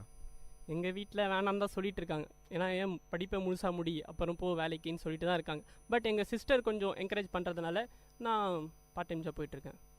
கண்டிப்பாக நல்லா சொன்னீங்க. விஐடி கம்யூனிட்டி ரேடியோ சார்பாக நாங்கள் நன்றி தெரிவிச்சுக்கிறோம். தேங்க்யூ. இன்னைக்கு கருத்துக்களம் நிகழ்ச்சியில் பார்ட் டைம் ஜாப் பற்றி தான் நிறைய விஷயங்களை பேசிகிட்டு இருக்கிறோம். பார்ட் டைம் ஜாப் பற்றி நம்மக்கிட்ட பேசுகிறதுக்காக ஒருத்தவங்க இருக்கிறாங்க. வணக்கம், உங்களை அறிமுகப்படுத்திக்கோங்க. என் பேர் ஹர்ஷிதா. நான் ராணிப்பேட்டிலேருந்து வரேன். எம்எம்எஸ் காலேஜில் ஃபர்ஸ்ட் இயர் முடிச்சிருக்கேன். இப்போ செகண்ட் இயர் போக போகிறேன். நான் வந்து ஃபர்ஸ்ட் செம்லேருந்து இந்த மாதிரி ஜாப் பார்க்க ஆரம்பித்தேன். எப்படி என் ஃப்ரெண்டு ஒருத்தி சொன்னால், அதிலிருந்து நமக்கும் எதுக்கு லீவ் வேஸ்ட் பண்ணும், செம் ஹாலிடேஸ்லாம் 1 month கிட்ட வருதே, இது இவ்வளோ நாள் என்ன பண்ணுறது அப்படின்னு தெரியாமல் சரி பண்ணலாம், எதனா பண்ணலான்னு சொல்லிட்டு ஃப்ரெண்ட்ஸாக சேர்ந்து வந்தோம். ஃபர்ஸ்ட் டைம் வந்து கொஞ்சம் ஒரு மாதிரி ஃபீல் ஆச்சு. பட் இங்கே வந்து பார்த்தா தெரிஞ்சது, சொசைட்டியை பற்றி நிறைய தெரிஞ்சுக்க ஆரம்பித்தேன். ஃபர்ஸ்ட்லாம் வந்து ஸ்கூல் விட்டால் வீடு விட்டால் ஸ்கூல் இதை மாதிரி தான் இருந்தது. சொசைட்டி பற்றி நிறைய தெரியாது. இந்த மாதிரி வெளியில் வர சொல்ல தான் நிறைய அனுபவம்லாம் கிடைக்குது. இதனால் நல்ல லைஃப்பில் யூஸ் ஆகும் அப்படின்றதுக்காக எனக்கு ரொம்ப யூஸ்ஃபுல்லாக இருந்தது. ஃபர்ஸ்ட் டைம் வந்தப்போ இந்த ஒர்க்கை பற்றிலாம் பார்க்குறப்போ இந்த மாதிரிலாம் நடக்குதான் எல்லா இடத்துலையும் அப்படின்னு சொல்லிட்டு இந்த மாதிரிலாம் பார்க்க ஆரம்பித்தேன். சரி, நம்ம லீவ்லாம் வேஸ்ட் பண்ணக்கூடாது, நிறைய இந்த மாதிரிலாம் தெரிஞ்சுக்கணும் அப்படின்றதுக்காக இனிமே தான் நிறைய கற்றுக்கணும், இனிமே தான் நிறைய ஜாப் பண்ணணும். இதுதான் ஃபர்ஸ்ட் டைம். காலேஜ் என்விரான்மெண்ட்டில் இருந்திருப்பீங்க, முதல் தடவை ஒரு வேலை செஞ்சுருக்கிறீங்க. இப்போ அந்த வேலையை நீங்கள் எப்படி பார்க்குறீங்க? ஃபர்ஸ்ட் டைம் வந்து கொஞ்சம் ஏதோ ஒரு பயமாக இருக்கிற மாதிரி ஃபீல் ஆச்சு. ஏன்னா எங்கேயும் வெளியிலலாம் போக மாட்டேன். ஸ்கூல் காலேஜ் இந்த மாதிரி தான் இருக்கும்போது புதுசாக ஒரு அட்மாஸ்பியரை ஃபேஸ் பண்ண சொல்ல ஒரு பயம் தான். ஸோ இந்த மாதிரி வர சொல்ல தான் என்னுடைய பயத்தையும் கொஞ்சம் கண்ட்ரோல் பண்ண ஆரம்பித்தேன். எல்லாத்தையும் தைரியமாக ஃபேஸ் பண்ணணும் அப்படின்னு ஆரம்பித்தேன். இனிமே தான் நிறைய கற்றுக்கிறேன், இனிமே தான் கற்றுக்கணும் அப்படின்ட்டு இருக்கேன். சம்பாதிக்க ஆரம்பிச்சிருக்கிறீங்க. எப்படி நம்ம இன்னும் நிறைய சம்பாதிக்கலாம் அப்படின்ற மாதிரி உங்களுக்கு ஏதாவது ஐடியா நிறையா இருக்குதுங்களா? சின்னதாக வீட்டுக்கிட்ட இருக்க ஸ்டூடெண்ட்ஸ்க்கு டியூஷன் சொல்லி தரலாம் அப்படின்ற ஒரு ஐடியா இருக்குது. நிறைய பேர் சொல்லலாம் இந்த டேட்டா என்ட்ரி கூட பண்ணலாம் அப்படின்னு சொல்லிட்டு அந்த மாதிரி பண்ணலாம் அப்படின்னு தோணுது. அவ்வளோதான். ரொம்ப நல்லா சொன்னீங்க. விஐடி கம்யூனிட்டி ரேடியோ சார்பாக நாங்கள் நன்றி தெரிவிச்சுக்கிறோம். தேங்க்யூ. இன்னைக்கு கருத்துக்களம் நிகழ்ச்சியில் நம்ம கூட பார்ட் டைம் ஜாப் பற்றி பேசுறதுக்காக ஒருத்தவங்க இருக்கிறாங்க. வணக்கம், உங்களை அறிமுகப்படுத்திக்கோங்க. என் பேர் மங்கையர்கரசி. நான் வாலாஜாலேருந்து வரேன். ஆதிபராசக்தி காலேஜில் பிஎஸ்சி பயோகெமிஸ்ட்ரி இப்போ முடிச்சிருக்கேன். பாஸ் அவுட் ஆகிருக்கு. இப்போ தான் பாஸ் அவுட் ஆகிருக்கிறீங்க. ஒரு பார்ட் டைம் ஜாப் வந்திருக்கிறீங்க. இதுக்கு முன்னாடி நீங்கள் வந்து பார்ட் டைம் ஜாப் வேறு ஏதாவது பண்ணியிருக்கீங்களா, இல்லை இதுதான் முதல் ஜாப் வந்திருக்கீங்களா? இல்லை, நான் பார்ட் டைம் ஜாப்னு நினைக்கல. வீட்டில் டெய்லரிங் பண்ணியிருக்கேன். டெய்லரிங் கூட வந்து இப்போ ஒரு பார்ட் டைம் ஜாபாக நிறைய பேர் பண்ணுறாங்க. இந்த டெய்லரிங்கில் என்னென்னலாம் பண்ணலாம்? லேடிஸ் வந்து வெளியிலலாம் போயிட்டு ஒரு 150 ரூபா சம்பாதிக்கிறதோட உட்காந்த இடத்துலேருந்தே ஒரு 150 ரூபா நம்ம ஈஸியாக சம்பாதிக்கலாம். இந்த டெய்லரிங் பற்றி நீங்கள் சொல்லுங்கள் ஏதாவது. டெய்லரிங்னா எல்லாமே பண்ணலாம். சில பேர் வந்து ப்ளவுஸ், சுடிதார் இது மட்டும் ஸ்டிச் பண்ணுவாங்க. சில பேர் எல்லாத்தையுமே ஸ்டிச் பண்ணுவாங்க. எப்படியும் ஒரு நாளைக்கு செய்யணும்னு நினச்சி வெளியே போய் சம்பாதிக்கிறத விட வீட்டிலேருந்து அதை நல்லா கற்றுக்கிட்டா வீட்டிலேருந்து ஒரு 500 கிட்ட சம்பாதிக்கலாம். 500 கிட்ட வீட்டிலேருந்தே நீங்கள் சம்பாதிக்கலாம். நீங்கள் முதல்ல டெய்லரிங்கில் நீங்கள் என்ன விஷயம் கற்றுக்கிட்டீங்க? கற்றுக்கிட்டு நீங்கள் முதல்ல தைச்ச ட்ரெஸ் என்னது? நான் ஃபஸ்ட்டு குட்டி பாப்பாவுக்கு ஒரு கவுன் மாதிரி கற்றுக்கிட்டேன். அப்புறம் ஃபஸ்ட்டு தைச்சதும் அந்த என் தங்கச்சிக்கு ஒரு சுடிதார் மாதிரி ஒன்று தைச்சேன் குட்டியாக. எவ்வளோ நீங்கள் காசு வாங்குனீங்க அதுக்கு? தங்கச்சிக்கே தைச்சதால் நான் அதெல்லாம் காசுலாம் எதுவும் கேட்கல. இப்போ நீங்கள் வந்து எந்த லெவலுக்கு வந்து நீங்கள் இதுலேருந்து முன்னேறி வந்திருக்கிறீங்க? இப்போ நீங்கள் சொன்னீங்க டெய்லரிங்கில் ஒரு ஸ்டார்டிங்கில் ஒரு கவுன் தைச்சிருக்கிறோம் அப்படின்ற மாதிரி. இப்போ டெய்லரிங் நிறைய பேர் கேட்குறாங்க, வெளியில் எங்களுக்கு வந்து ஒரு ஜாக்கெட் தைச்சுத்தாங்க அப்படின்ற மாதிரி கூட கேட்குறாங்க. அது மாதிரி யாராவது தைச்சு தந்து அவங்கக்கிட்ட நீங்கள் காசு வாங்கியிருக்கீங்களா? சுடிதார் தைச்சி கொடுத்துருக்கேன், ப்ளவுஸ் தைச்சி கொடுத்ததில்ல. சுடிதார் தைச்சி கொடுத்து காசு வாங்கியிருக்கேன். காலேஜ் போக சொல்ல 1-2 தான், அந்த மாதிரி தான் தைச்சி கொடுத்துருக்கேன். இப்போ அம்மா நிறைய இடத்துல போய் கொடுத்து நிறைய காசு கொடுத்து அதை தைச்சிப்பாங்க. அதனால் வீட்லேயே நான் அவங்களுக்கு தைச்சி கொடுத்தாலும் கொஞ்சம் காசு மிச்சமாகுது. கைத்தொழில் ஒன்றை கற்றுக்கொள், கவலை உனக்கு இல்லை ஒத்துக்கொள் அப்படின்ற மாதிரி நீங்கள் சொன்னீங்க. நீங்கள் என்ன சொல்ல விரும்புகிறீங்க? வீட்டில் இருக்கிற பெண்கள் வந்து இந்த விஷயம்லாம் கற்றுக்கிட்டா நிறையா சம்பாதிக்கலாம் அப்படின்ற மாதிரி. டெய்லரிங், எம்ப்ராய்டிங் கற்றுக்கலாம். அதுக்கப்புறம் இந்த பேக் பின்னுறது, இது மாதிரிலாம் பண்ணால் நிறைய சம்பாதிக்கலாம். வீட்டில் எல்லா வேலையும் முடிச்சுட்டு சும்மா இருக்கிற நேரத்தில் இது செஞ்சால் நிறைய சம்பாதிக்கலாம். ஒரு நாளைக்கு 200-150 கிட்டே சம்பாதிக்கலாம் சும்மா இருக்கிறவங்க. ரொம்ப நல்லா சொன்னீங்க. விஐடி கம்யூனிட்டி ரேடியோ சார்பாக நாங்கள் நன்றி தெரிவிச்சுக்கிறோம். தேங்க்யூ. இந்த நிகழ்ச்சி கருத்துக்களம் நிகழ்ச்சியில் இன்றைக்கி நம்ம பார்ட் டைம் ஜாப் பற்றின நிறைய விஷயங்கள் நம்ம பேசிகிட்டு இருக்கிறோம். நம்ம கூட பேசுகிறதுக்காக ஒருத்தவங்க இருக்கிறாங்க. வணக்கம், உங்களை அறிமுகப்படுத்திக்கோங்க. என்னோட பேர் ஜான்சி. நான் எம்எம்எஸ் காலேஜில் பிஎஸ்சி மேக்ஸ் படிக்கிறேன். செகண்ட் இயர் முடிச்சுட்டு தேர்ட் இயர் போக போகிறேன். சொல்லுங்கள் ஜான்சி, எதனால் உங்களுக்கு தோணுச்சு பார்ட் டைம் ஜாப் நம்ம பண்ணணும் அப்படின்ற மாதிரி? இப்போ தான் ஃபஸ்ட் டைம் பார்ட் டைம் ஜாப்க்குன்னு வெளில வந்திருக்கேன். நான் நிறைய டிவியெல்லாம் பார்ப்பேன். அப்போ சுரதாவை பற்றின ஒரு 10 கட்டளைகள் சொல்கிறேன் அப்படின்னு சொல்லிட்டு சொன்னார். அப்போ சொல்லும்போது அவர் சொன்ன ஒரு வார்த்தை வந்து, உங்களால் முடிஞ்சது ஒரு 5 ரூபாவது சம்பாதிக்கணும் அப்படின்ட்டு. அந்த பாயிண்ட் வந்து எனக்கு ரொம்ப நாளாக உறுத்திட்டே இருந்துச்சு. அப்போ வந்து சரி நம்மளும் சம்பாதிக்கணும் அப்படின்னு நினச்சேன். ஆனால் அதுக்கடுத்து இப்போ ஒரு பார்ட் டைம் ஜாப் இருக்குன்னு என் ஃப்ரெண்ட்ஸ் கூப்பிட்டப்ப நான் இப்போ வந்ததால் வந்து நானும் சம்பாதிக்க போகிறேன். எனக்கு எது உறுத்தலாக இருந்துச்சோ அது வந்து இப்போ சரியாக போகுதுன்ற ஒரு ஃபீல் இருக்குது. ஒரு 5 ரூபா கூட நம்மளால் முடிஞ்ச அளவுக்கு நம்ம சம்பாதிக்கணும் அப்படின்ற மாதிரி ஒரு மோட்டிவேஷனோட வந்திருக்கிறீங்க. இப்போ இந்த முதல் சம்பளம் வாங்கி நீங்கள் என்ன செய்யலான் இருக்கிறீங்க? நான் கண்டிப்பாக எடுத்துமே அம்மாட்ட தான் கொடுப்பேன். அவங்களுக்கு தெரியும் என்ன செய்யணும் அப்படின்னு. இப்போ புதுசாக நிறைய பேர் வந்து ஜாப் பண்ணணும் அப்படின்ற மாதிரி யோசிப்பாங்க. அவங்களுக்குலாம் நீங்கள் என்ன சொல்ல விரும்புகிறீங்க ஒரு மோட்டிவேஷனாக? ஏன்னா நீங்கள் ஒருத்தரை பார்த்து மோட்டிவேஷன் ஆகிருக்கிறீங்க. நீங்கள் என்ன சொல்ல விரும்புகிறீங்க? உங்களுக்கு எதையாச்சும் செய்யணும் அப்படின்னு தோணுச்சுன்னா அந்த ஃபீல்டில் இருக்க ஒருத்தரை வந்து நீங்கள் வந்து மோட்டிவேஷனாக எடுத்துட்டிங்கன்னா சீக்கிரமாக அதை செய்யலாம். இப்போ முதல்ல போகும்போது தான் தடங்களாக இருக்கும். எதுக்கு போகிற, ஏன் போகிற அப்படிலாம் கேட்பாங்க. ஒரு 2-3 தடவை நீங்களே வெளில போயிட்டீங்கன்னா என் பொண்ணுக்கு எல்லாமே தெரியும், அவளே போவா, அவளே செஞ்சுப்பான்ற தைரியம் வந்து அவங்களுக்கு நம்ம மேலே இருக்கும். ரொம்ப நல்லா சொன்னீங்க. விஐடி கம்யூனிட்டி ரேடியோ சார்பாக நாங்கள் நன்றியை தெரிவிச்சுக்கிறோம். Thank you sir. இன்றைக்கி கருத்துக்களம் நிகழ்ச்சியில் நம்ம கூட பேசுறதுக்காக பார்ட் டைம் ஜாப் பற்றி நிறைய கேள்விகள் நம்ம கேட்டுட்டு இருக்கிறோம். நம்ம கூட பேசுறதுக்காக ஒருத்தங்க இருக்கிறாங்க. வணக்கம், உங்களை அறிமுகப்படுத்திக்கோங்க. என் நேம் பிரியங்கா ஃப்ரம் காவேரிபாக்கம். அப்துல் ஹக்கீம் காலேஜில் இப்போ தான் பாஸ்ட் அவுட் ஆன BE ஏரோநாட்டிக்கல் இன்ஜினியரிங். படித்து முடிச்ச உடனே ஒரு வேலை எப்படின்னு நினைக்கிறீங்க? இது நீங்கள் படித்து முடிச்சதும் ஒரு வேலைனா, நான் வந்து எதுக்காக இங்கே வந்தேன்னா ஃப்ரெண்ட்ஸ் மூலயமா தான் வந்தேன். இன்னும் ரிசல்ட் கூட வரல எங்களுக்கு. வந்ததுக்கப்புறம் நம்ம போய் ஜாப் பண்ணுறதை விட ரிசல்ட் வரதுக்கு முன்னாடி நம்ம இருக்கிற இந்த டைமை வேஸ்ட் பண்ணக்கூடாது. நம்ம ஃப்ரெண்ட்ஸ் கூட சேர்ந்து அது ஒரு ஜாலியாகவும் இருக்கும். ஃப்ரெண்ட்ஸோட சேர்ந்து போனோன்னா நம்ம வேலை செய்கிற மாதிரியும் தெரியாது. நம்ம வெளியே போயிட்டு வெளியே இருக்க சுச்சுவேஷன்ஸ் எல்லாம் நம்ம வந்து தெரிஞ்சுக்கலாம். யார் யார் எப்படி இருக்கிறாங்க அவங்கள பற்றி தெரிஞ்சுக்கலாம். ஸோ அதனால ஃப்ரெண்ட்ஸ் கூட அப்படியே ஒரு என்ஜாய்மெண்ட்டாகவும் இருக்குது, நமக்கு சேலரி வாங்கின மாதிரியும் இருக்குது. அதுக்கப்புறம் நம்ம வந்து ஏதாச்சும் ஒரு விஷயத்த கற்றுக்கின மாதிரியும் இருக்குது. அதனால நான் வந்து இந்த ஜாப்க்கு வந்திருக்கேன். எப்படி இருக்குது? இப்போது நீங்கள் படிச்சிருப்பீங்க இவ்வளோ நாள், வந்து ஒரு காலேஜ் அட்மாஸ்ஃபியர் அது மாதிரி தான் நீங்கள் பார்த்துருப்பீங்க. எப்படி இருக்குது ஒரு முதல்ல ஒரு வேலை செய்யும் போது உங்களுக்கு எப்படி இருக்குது அந்த ஃபீல்? ஃபஸ்ட்டு ஜாபுக்கு வந்தது எப்படி இருக்குன்னா, அது ஒரு விதமான சந்தோஷமாக தான் இருக்குது. நம்மளும் ஜாபுக்கு வந்திருக்கோம். ஸோ நம்ம வந்து படித்து முடித்து நிறைய பேர் வேலைக்கு போகாமல் இருக்காங்க. அவங்களுக்கு கம்பேர் பண்ணும்போது நம்ம ஏதோ நமக்கு கிடைச்ச வேலையை இப்போதைக்கு நம்ம செஞ்சிட்ருக்கோம். நம்ம படித்ததுக்கு போகாமல் இப்போதைக்கு நம்ம செஞ்சிட்ருக்கோம் அப்படின்ற ஒரு ஃபீல் தான், வேறு ஒன்றும் இல்லை. முதல் சம்பளம் வாங்க போகிறீங்க அப்படின்ற மாதிரி நினைக்கிறேன் நான். நீங்கள் இந்த முதல் சம்பளம் வாங்கி நீங்கள் என்ன பண்ணலாம் மாதிரி நீங்கள் யோசிக்கிறீங்க? ஃபஸ்ட்டு சேலரி வாங்கி எனக்கு யாருக்காச்சும் ஹெல்ப் பண்ணணுன்றது தான் என்னோடய எய்மே. நான் ஃபஸ்ட்டு வேலைக்கு போனோம் அப்படின்னு எனக்கு தோணுனது கூட என்னால் முடிஞ்ச ஹெல்ப்பை வந்து நான் மற்றவங்களுக்கு பண்ணணும். முடியாங்க இந்த உலகத்தில் நிறைய பேர் இருக்காங்க. சாப்பாடு ஒரு வேளை சாதத்துக்கு கூட வழி இல்லாமல் நிறைய பேர் இருக்காங்க. அவங்களுக்கு ஹெல்ப் பண்ணணுன்றது தான் என்னோடய ஃபஸ்ட்டு எய்ம். நான் ஜாப்க்கு வரணுன்றதே. ஸோ நான் ஃபஸ்ட்டு சேலரி வாங்கி யாருக்காச்சும் ஹெல்ப் பண்ணுவேன் கண்டிப்பாக. ரொம்ப நல்லா சொன்னீங்க. முதல் சம்பளம் வாங்கி யாருக்காவது உதவி செய்யணும் அப்படின்ற மாதிரி விஐடி கம்யூனிட்டி ரேடியோ சார்பாக நாங்கள் நன்றியை தெரிவிச்சுக்கிறோங்க. நன்றி சார். இன்றைக்கி நம்ம கூட கருத்துக்கள் நிகழ்ச்சியில் பார்ட் டைம் ஜாப் பற்றி பேசுறதுக்காக ஒருத்தங்க இருக்கிறாங்க. வணக்கம், உங்களை அறிமுகப்படுத்திக்கோங்க. என் பேர் பவித்ரா. நான் வாலாஜாலேருந்து வரேன். நான் அப்துல் ஹக்கீம் காலேஜில் பிஎஸ்சி கம்ப்யூட்டர் சயின்ஸ் படிக்கிறேன். எந்த இயர் படிக்கிறீங்க? நான் ஃபர்ஸ்ட் இயர் கம்ப்ளீட் பண்ணிட்டு செகண்ட் இயர் ஸ்டெப் அப் பண்ண போகிறேன். எதனால் உங்களுக்கு தோணுச்சு இது மாதிரி நம்ம பார்ட் டைம் ஜாப் போய் பண்ணணும் அப்படின்ற மாதிரி? ஃபர்ஸ்ட் டைம் வரும்போது எனக்குள்ள ஒரு ஹோப் கிரியேட் ஆச்சு. என்னன்னா என்னாலையும் வேலை பார்க்க முடியுது, என்னாலையும் சம்பாதிக்க முடியுதுன்ற மாதிரி. ஸோ அதனால அது ஒரு கான்ஃபிடன்ஸ், அது ரொம்ப பிடிச்சிருந்தது. ஃபர்ஸ்ட் டைம் எக்ஸ்பீரியன்ஸ் ரொம்ப நல்லா இருந்தது. அதனால நான் இந்த ஜாப்க்கு வந்தேன். முதல் தடவை ஒரு மாதம் ஒர்க் பண்ணி நீங்கள் சேலரி வாங்கியிருப்பீங்க. அந்த சேலரியை நீங்கள் என்ன பண்ணீங்க? நான் ஷூ வாங்கினேன். ஒரு பிராண்டட் ஷூ வாங்கணும்னு ரொம்ப இஷ்டம். அப்பா கிட்ட கேட்டிருக்கலாம், பட் இருந்தாலும் ஜாப் வந்தோன்னா அது என்னோட சேலரி, என்னோட ஃபர்ஸ்ட் ஷூன்ற போது இப்போ நான் யாரையும் அதை டச் கூட பண்ண விடுறதில்ல. நான் அதை வாஷ் பண்ணிக்கிறேன். நான் தான் ஒரு ரொம்ப ஜாக்கிரதையாக பார்த்துக்கிற மாதிரி. நம்ம சம்பாதிக்கிற காசில் வாங்குற பொருளை நம்ம எவ்வளோ ஜாக்கிரதையாக பார்த்துக்கிறோன்ற விஷயத்த நான் நல்லா கற்றுக்கிட்டேன். என்னோட ஃபர்ஸ்ட் சேலரி வந்து ஷூ. நான் ஷூ தான் வாங்கினேன். முதல் தடவை ஒரு பணம் நீங்கள் கையில் வாங்கியிருப்பீங்க, பார்த்துருப்பீங்க. எப்படி இருந்துச்சு அந்த அனுபவம் உங்களுக்கு? ஒர்க்குன்னு சொல்லும்போது சும்மா ஜாலியாக கிளம்பி வந்துட்டேன். அப்புறம் வந்து வேலை பார்க்குறச்சே ரொம்ப கஷ்டப்பட்டேன். எனக்கு டைம் வந்து ரொம்ப எப்படி சொல்கிறது, ரொம்ப கஷ்டமாக இருந்தது. என்னால் சரியாக தூங்க முடியல. பஸ் ட்ராவல்லாம் நான் அவ்வளோ பண்ணதே இல்லை. பட் அந்த ஹார்ட் ஒர்க்குக்கெல்லாம் கடைசியாக ஒரு வேல்யூ மாதிரி, கெயின் மாதிரி கடைசியாக சம்பளம் வாங்கும்போது ஹப்பா நமக்கு காசு வந்துருச்சுடா, நம்ம நினச்ச ஷூ வாங்க போகிறோன்ற ஹாப்பினஸ் ரொம்ப இருந்தது. அந்த எக்ஸ்பீரியன்ஸே சொல்கிறதுக்கு வார்த்தையே இல்லை. ரொம்ப நல்லா இருந்தது. ரொம்ப நல்லா சொன்னீங்க. விஐடி கம்யூனிட்டி ரேடியோ சார்பாக நாங்கள் நன்றியை தெரிவிச்சுக்கிறோம். தேங்க்யூ.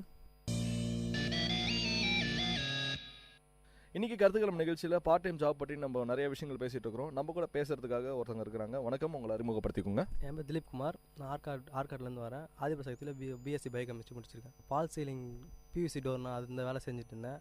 அதுதான் ஃபஸ்ட்டு. சொல்லுங்கள், நீங்கள் எப்படி ஃபீல் பண்ணுறீங்க? ஒரு பார்ட் டைம் ஜாப் நீங்கள் செய்யணும் அப்படின்ற மாதிரி உங்களுக்கு எப்படி தோணுச்சு? நான் வந்து விளையாடுவேன். பேட்மிண்டன் விளையாடிருக்கேன். ஆல் இண்டியா விளையாடிருக்கேன். எனக்கு பேட் வாங்க, ஷூ வாங்க, ஜெர்சி வாங்க அதெல்லாம் யூஸ் ஆச்சு. மேட்ச் ட்ராவலிங்க்கு அதாவது நீங்களே சம்பாரித்து உங்களுடைய சொந்த பணத்தை வந்து நீங்கள் செலவு பண்ணுறீங்க. ஆமாம் சார். மேட்ச்சு பேட் வாங்க, பால் வாங்க, ஷூ, கிட் பேக் வாங்க அதெல்லாம் யூஸ் ஆச்சு. நீங்கள் சொன்னீங்க நீங்கள் ஒரு பிளேயரும் கூட. உங்களுடைய ஃப்யூச்சர் எய்ம் என்ன? ஆல் இண்டியா விளையாடணும், ரயில்வே ஜாப் போகணும்.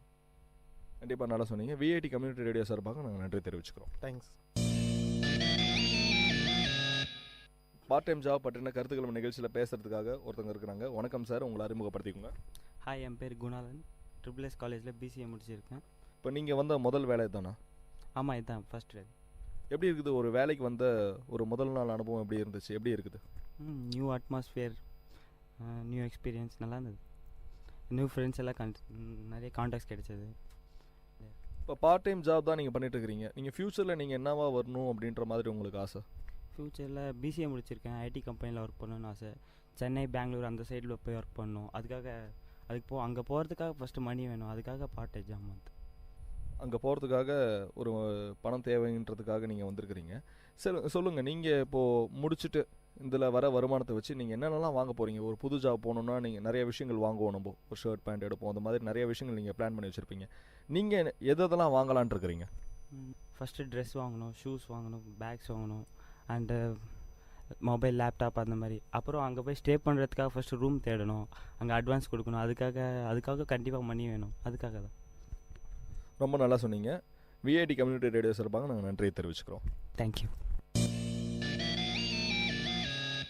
இன்னைக்கு கருத்துக்களம் நிகழ்ச்சியில் பார்ட் டைம் ஜாப் பற்றின நிறைய பேர் அவங்களுடைய கருத்துக்களை நம்மகிட்ட பகிர்ந்துக்கிட்டாங்க. மீண்டும் ஒரு கருத்துக்களம் நிகழ்ச்சியில் உங்களை சந்திக்கும் வரை உங்களிடமிருந்து விடைபெறுவது நான் சரவண கார்த்திக். நீங்கள் கேட்டுக்கொண்டிருப்பது விஐடி பண்பலை 90.8 விஐடி பல்கலைக்கழகத்தின் சமுதாய வானொலி. நேயர்கள் இதுவரை கேட்டது மக்கள் கருத்துக்கள் அரங்கேறிய கருத்துக்களம் உங்கள் விஐடி பண்பலை 90.8. நன்றி, வணக்கம்.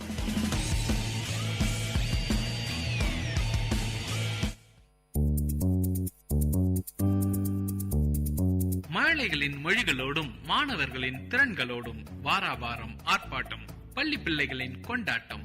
உங்கள் விஐடி பண்பலை 90.8 பள்ளிக்கூடம், வேலூர் நகரின் பள்ளிகளில் இருந்து மாணவர்களின் பல்சுவை நிகழ்ச்சி.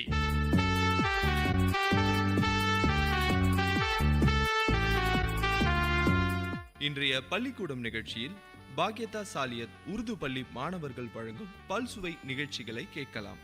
நிகழ்ச்சியில் அடுத்ததாக உருது பாடல் பாட இருக்கிறார்கள் ஃபரீதுதீன் மற்றும் ஃபைசுதீன். दिल में इश्क़ नबी की वो ऐसी लगन तड़प रही दिल मचलता रहा जिंदगी का मजा है प्यार सांस से या मोहम्मद मोहम्मद निकलता रहा दिल में इश्क़ नबी की वो ऐसी लगन दिल में इश्क़ नबी की वो ऐसी लगन तड़पती रही दिल मचलता रहा जिंदगी का मजा है प्यार सांस से या मोहम्मद मोहम्मद निकलता रहा या मोहम्मद मोहम्मद मैं कहता रहा या मोहम्मद मोहम्मद मैं कहता रहा नूर के मोतियों की लड़ी बन गई आयतों से मिलाता रहा आयतों से मिलाता रहा आयतें भी जो देखा तो नाते नबी बन गई दिल में इश्क़ नबी की वो ऐसी लगन तड़पती रही दिल मचलता रहा जिंदगी का मजा है प्यार सांस से या मोहम्मद मोहम्मद निकलता रहा जो भी आंसू बहे मेरे महबूब के जो भी आंसू बहे मेरे महबूब के सबके सब अब रहमत के छींटे बने छाके हाथ जब सुल्फेरा गई जब तबन उनकी चांद भी बन गई दिल में इश्क़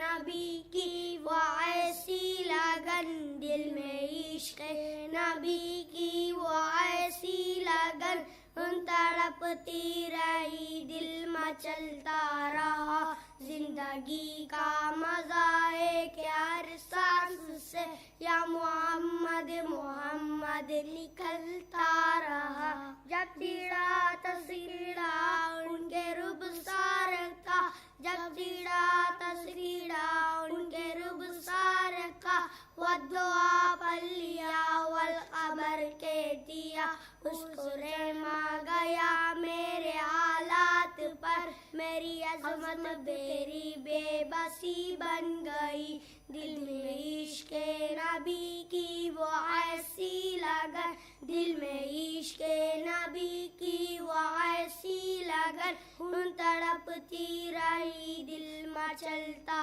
रहा जिंदगी का मजा है प्यार सांस से जिंदगी का मजा है प्यार सांस से या मोहम्मद मोहम्मद निकलता रहा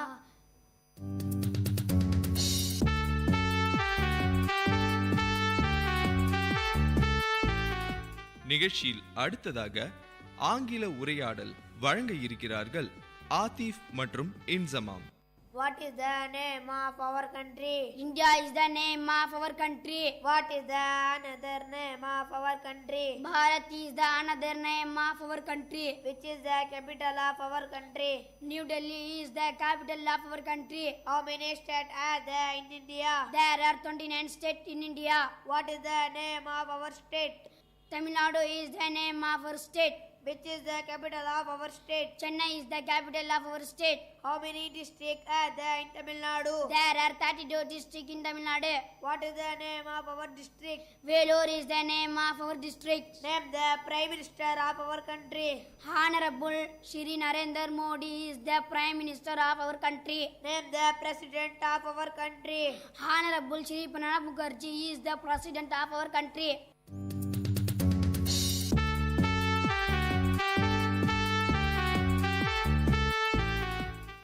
அடுத்ததாக திருக்குறள் வழங்க இருக்கிறார் முகமது ஹசன். திருக்குறள் நன்றி மறப்பது நன்றன்று நன்றல்லது அன்றே மறப்பது நன்று நன்றிக்கு வித்தாகும் நல்லொழுக்கம் தீயொழுக்கம் என்றும் இடும்பை தரும் சொல்லுக சொல்லிற் பயனுடைய சொல்லற்க சொல்லில் பயனிலா சொல் தன்னெஞ்சறிவது பொய்யற்க பொய்த்த பின் தன்னெஞ்ச தன்னை சுடும் தன்னை தான் காக்கின் சினம் காக்கே காவாக்கால் தன்னையே கொல்லும் சினம் எண்ணித் துணிக கருமம் துணிந்த பின் எண்ணுவம் என்பது இழுக்கு குணம் நாடி குற்றமும் நாடி அவற்றுள் மிகை நாடி மிக்க குழல் வெள்ளத்தனையது மலர் நீட்டம் மாதர்த்தம் உள்ளத்தனையது உயர்வு முயற்சி திருவினையாக்கும் முயற்சின்மை புகுத்தி விடும் இன்னா செய்தார்க்கும் இனியவே செய்யாக்கால் என்ன பார்த்ததோ சால்பு. நேயர்கள் கேட்டுக்கொண்டிருப்பது பள்ளிக்கூடம் உங்கள் விஐடி பண்பலை 90.8 வேலூர் நகரின் பள்ளிகளில் இருந்து மாணவர்களின் பல்சுவை நிகழ்ச்சி.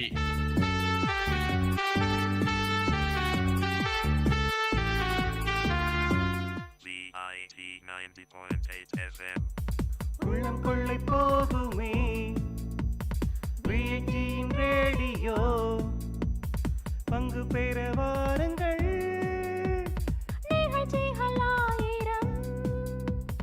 தீரன்களின் சங்கமம் திறமைகள் வெளிப்படும் விஐடியின் ரேடியோ உங்கள் ரேடியோ.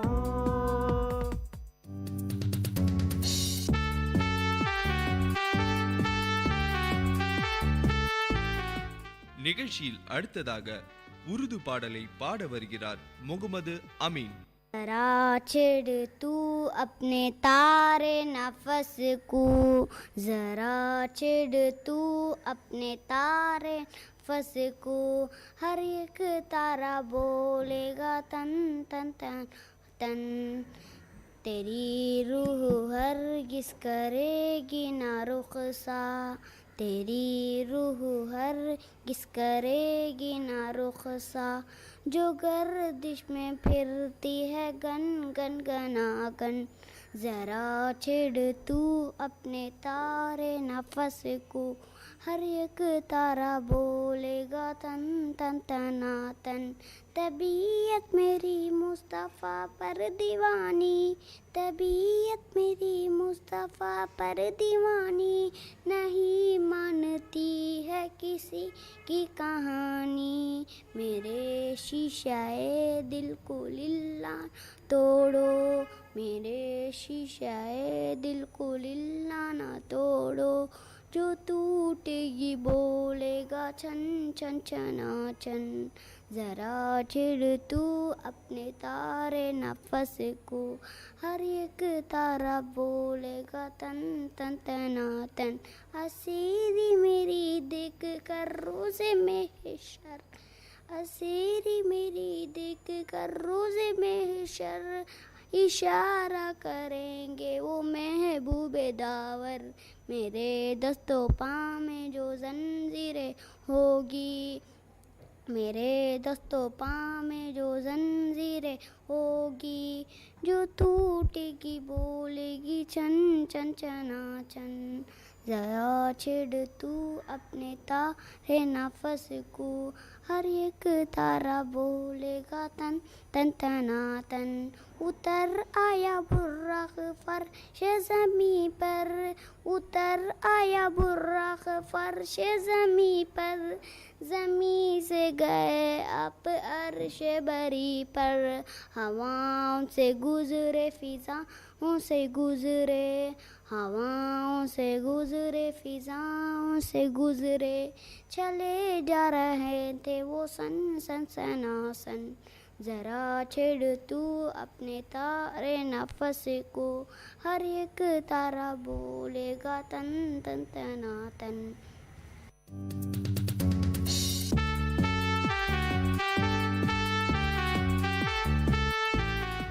நிகழ்ச்சியில் அடுத்ததாக ஆங்கில உரையாடல் வழங்கி இருக்கிறார்கள் ரஹ்மான் மற்றும் ஹாயிஷா சிதிகா. Television has its good side. It can be both entertaining and educational, and can open up a new world for kids, giving them a chance to travel the globe, learn about different cultures, and gain ideas they may never encounter in their own community. Shows with a pro-social message can have a positive effect on kids' behavior.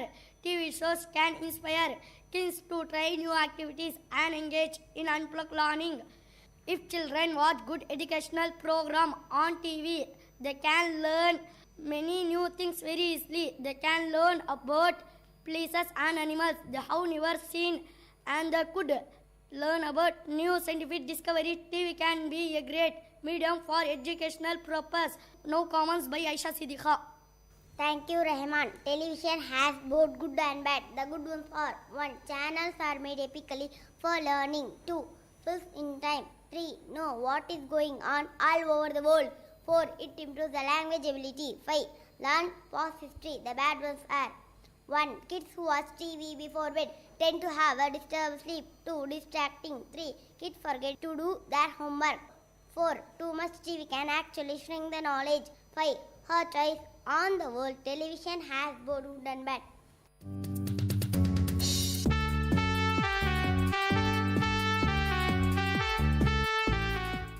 நிகழ்ச்சியில் அடுத்ததாக ஆத்திச்சூடி வழங்க இருக்கிறார் ஹுஸ்னா கௌசர்.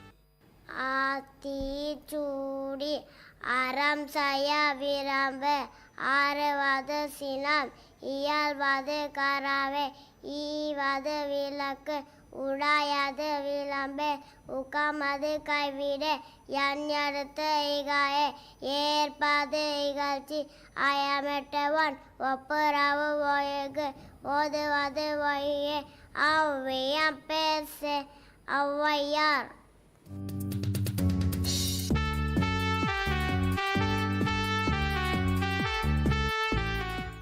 நிகழ்ச்சியில் அடுத்ததாக ஆங்கில உரை வழங்க இருக்கிறார் உம்மி குல்சம். 7 days of a week. Monday alone, Tuesday together, Wednesday we walk, wind it's fine weather, Thursday we lodge, Friday we pray, Saturday's hours seem almost to fly, but of all the day we will call Sunday the rest day, the best day of all. நேயர்கள் கேட்டுக்கொண்டிருப்பது பள்ளிக்கூடம் உங்கள் VIT பண்பலை 90.8 வேலூர் நகரின் பள்ளிகளில் இருந்து மாணவர்களின் பல்சுவை நிகழ்ச்சி.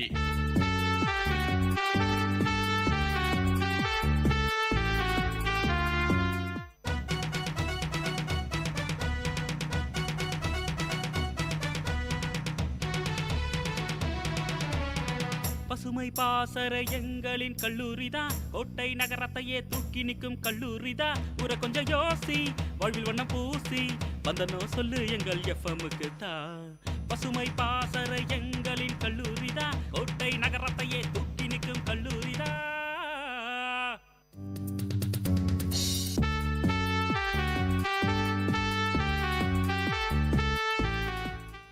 நிகழ்ச்சியில் அடுத்ததாக தமிழ் பாடலை பாட வருகிறார் சனாப் ஹம்தனா தபுசும். காந்தி தாத்தா காந்தி தாத்தா வந்தாரு, கருணை எங்கும் விளைத்தாரு, கொடுமைக்கார வெள்ளையரை குணத்தை கொண்டு ஜெயிச்சாரு, விடுதலை வாங்கி தந்தாரு, வேற்றுமை நீக உழைத்தாரு, அஹிம்சை வழியில் நடந்தாரு, அண்ணலாக திகழ்ந்தாரு, ரூபாய் நோட்டில் இருப்பாரு, 100 ஒருவரை சிரிப்பாரு, ரூபாய் நோட்டில் மதிப்பை போல் 100 மடங்கு உயர்ந்தவர்.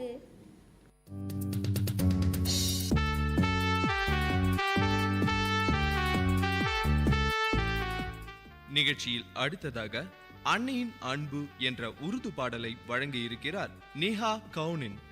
अम्मी जान हमारी जान अब्बू जान पे हम कुर्बान, अम्मी जान हमारी जान अब्बू जान पे हम कुर्बान, अम्मी जान हमारी जान अब्बू जान पे हम कुर्बान. अम्मी ने बचपन में हमको मनचाहा आराम दिया है, अब्बू ने कितना खुश होकर हमको अपना नाम दिया है, थाम के अम्मी जान की उंगली हमने चलना सीखा है, अब्बू जान ने ढाला जैसे वैसे ढलना सीखा है, लेकर अपने बाद उनके हम पर कितने ही एहसान, अम्मी जान हमारी जान अब्बू जान पे हम कुर्बान, अम्मी जान हमारी जान अब्बू जान पे हम कुर्बान. हरदम मेहनत और शफकत करके हमको पाला भी है, हम बच्चे कमज़ोर थे कितने पाला और संभाला भी है. खाना पीना चलना फिरना जीना तक सिखलाया है। जो कुछ अपनी पास यारो हमने उनसे पाया है। बिन मांगे ही दे रखा है रोटी कपड़ा और मकान। अम्मी जान हमारी जान अब्बू जान पे हम कुर्बान। अम्मी जान हमारी जान अब्बू जान पे हम कुर्बान। नरम मुलायम हाथ की थपकी मीठी नींद सुलाए अब भी। लोरी की आवाज़ हमारे कानों में लहराए अब भी। अब्बू जी बाहों का झूला झूले अब भी सारी रात। महके ऐसे प्यार की खुशबू जैसे के फुलवारी रात। हम क्या उनको अपना बोले हम हैं उनकी अपनी जान। अम्मी जान हमारी जान अब्बू जान पे हम कुर्बान। अम्मी जान हमारी जान अब्बू जान पे हम कुर्बान। अम्मी जान हमारी जान अब्बू जान पे हम कुर्बान।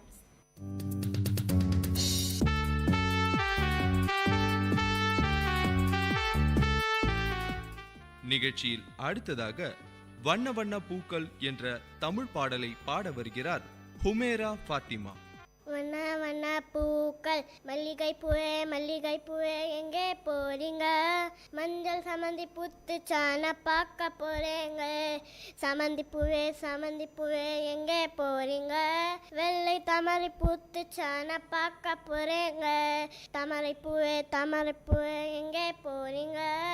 வெள்ளை தாமரை புத்து சாண பார்க்க போறேங்க. ரோஜா பூவே எங்கே போறீங்க? பூத்த பூவை பறிச்சு உனக்கு சுட்ட போறேங்க.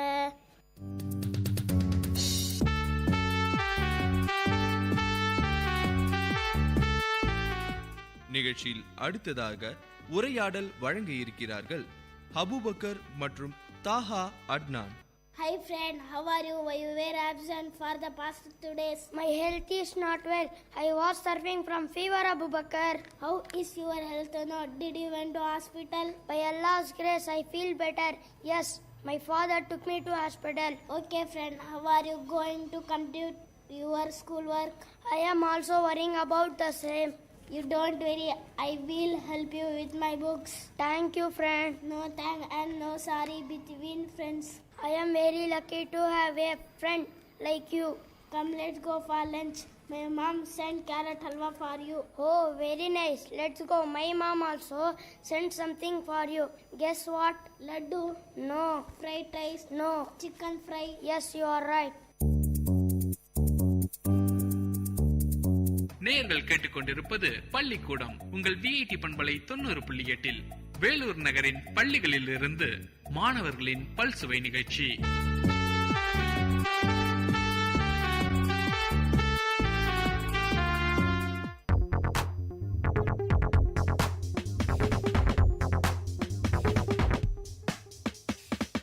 விஐடி வானொலி உங்களின் செவிகளில் தேனை பாய்ச்சிடுதே.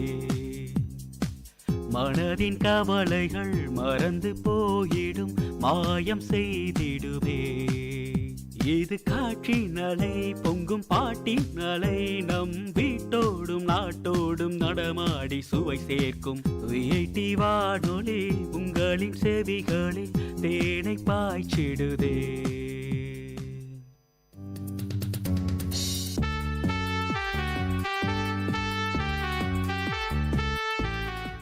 நிகழ்ச்சியில் அடுத்ததாக உருது பாடலை பாட வருகிறார் ஹஸ்மா ஹுஸ்னா.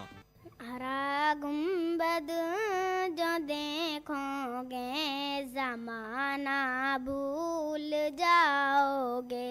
हरा गुंबद जो देखोगे जमाना भूल जाओगे. अगर तैबा को जाओगे अगर तैबा को जाओगे तो आना भूल जाओगे. नहीं तो ज्यादा चांद तारो अपनी रंगत पे.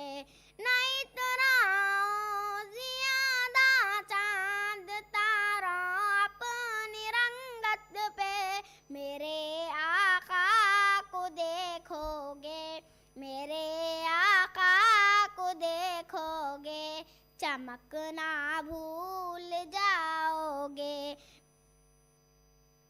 मेरे आका को देखोगे चमकना भूल जाओगे। हदीसे मुस्तफ़ा पर तुम जो हो जाओ अमल पैरा, हदीसे मुस्तफ़ा पर तुम जो हो जाओ अमल पैरा।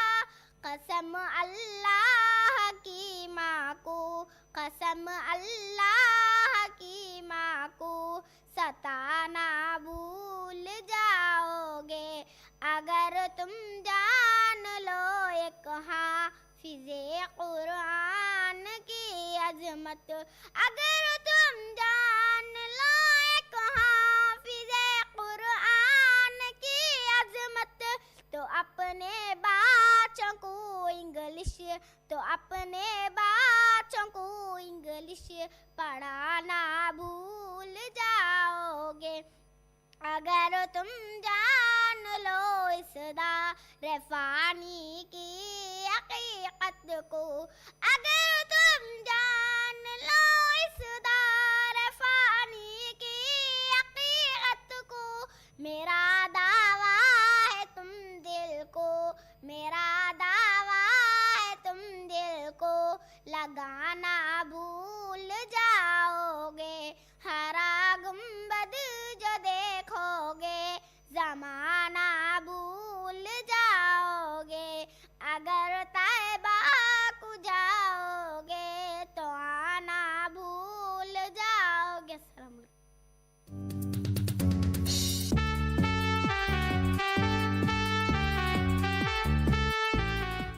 நிகழ்ச்சியில் அடுத்ததாக உருது பாடலை பாட வருகிறார்கள் ஆஃப்ரீன் மற்றும் தாலியா தபுசும்.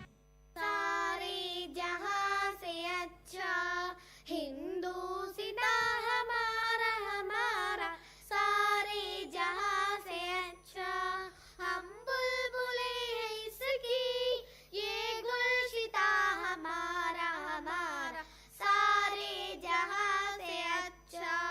गुर्बत में हो अगर हम, रहता है दिल वतन में, गुर्बत में हो अगर हम, रहता है दिल वतन में। समझो वही हमी भी दिल हो जहां हमारा हमारा, सारे जहां से अच्छा। पर्वत वो सबसे ऊंचा हमसाया आसमां का, पर्वत वो सबसे ऊंचा हमसाया आसमां का। वो संतरी हमारा, वो बासबा हमारा हमारा, सारे जहां से अच्छा। गोदी में खेलती है इसकी हजारों नदियाँ, गोदी में खेलती है इसकी हजारों नदियाँ। गुलशन है जिनके दम से रश के जिना हमारा हमारा, सारे जहां से अच्छा। मजहब नहीं सिखाता आपस में बैर रखना, मजहब नहीं सिखाता आपस में बैर रखना। हिंदी हम वतन है हिंदू सिता हमारा हमारा, सारे जहां से अच्छा। इकबाल कोई मुहर्रम अपना नहीं जहां में, इकबाल कोई मुहर्रम अपना नहीं जहां में। मालूम क्या किसी को दर्द निहा हमारा हमारा, सारे जहां से अच्छा। हिंदू सिता हमारा हमारा, हम बुलबुले हैं इसकी, ये गुलशिता हमारा हमारा, सारे जहां से अच्छा। हिंदू सिता हमारा हमारा, सारे जहां से अच्छा। நேயர்கள் இதுவரை கேட்டது உங்கள் விஐடி பண்பலை 90.8 பள்ளிக்கூடம் வேலூர் நகரின் பள்ளிகளில் இருந்து மாணவர்களின் பல்சுவை நிகழ்ச்சி.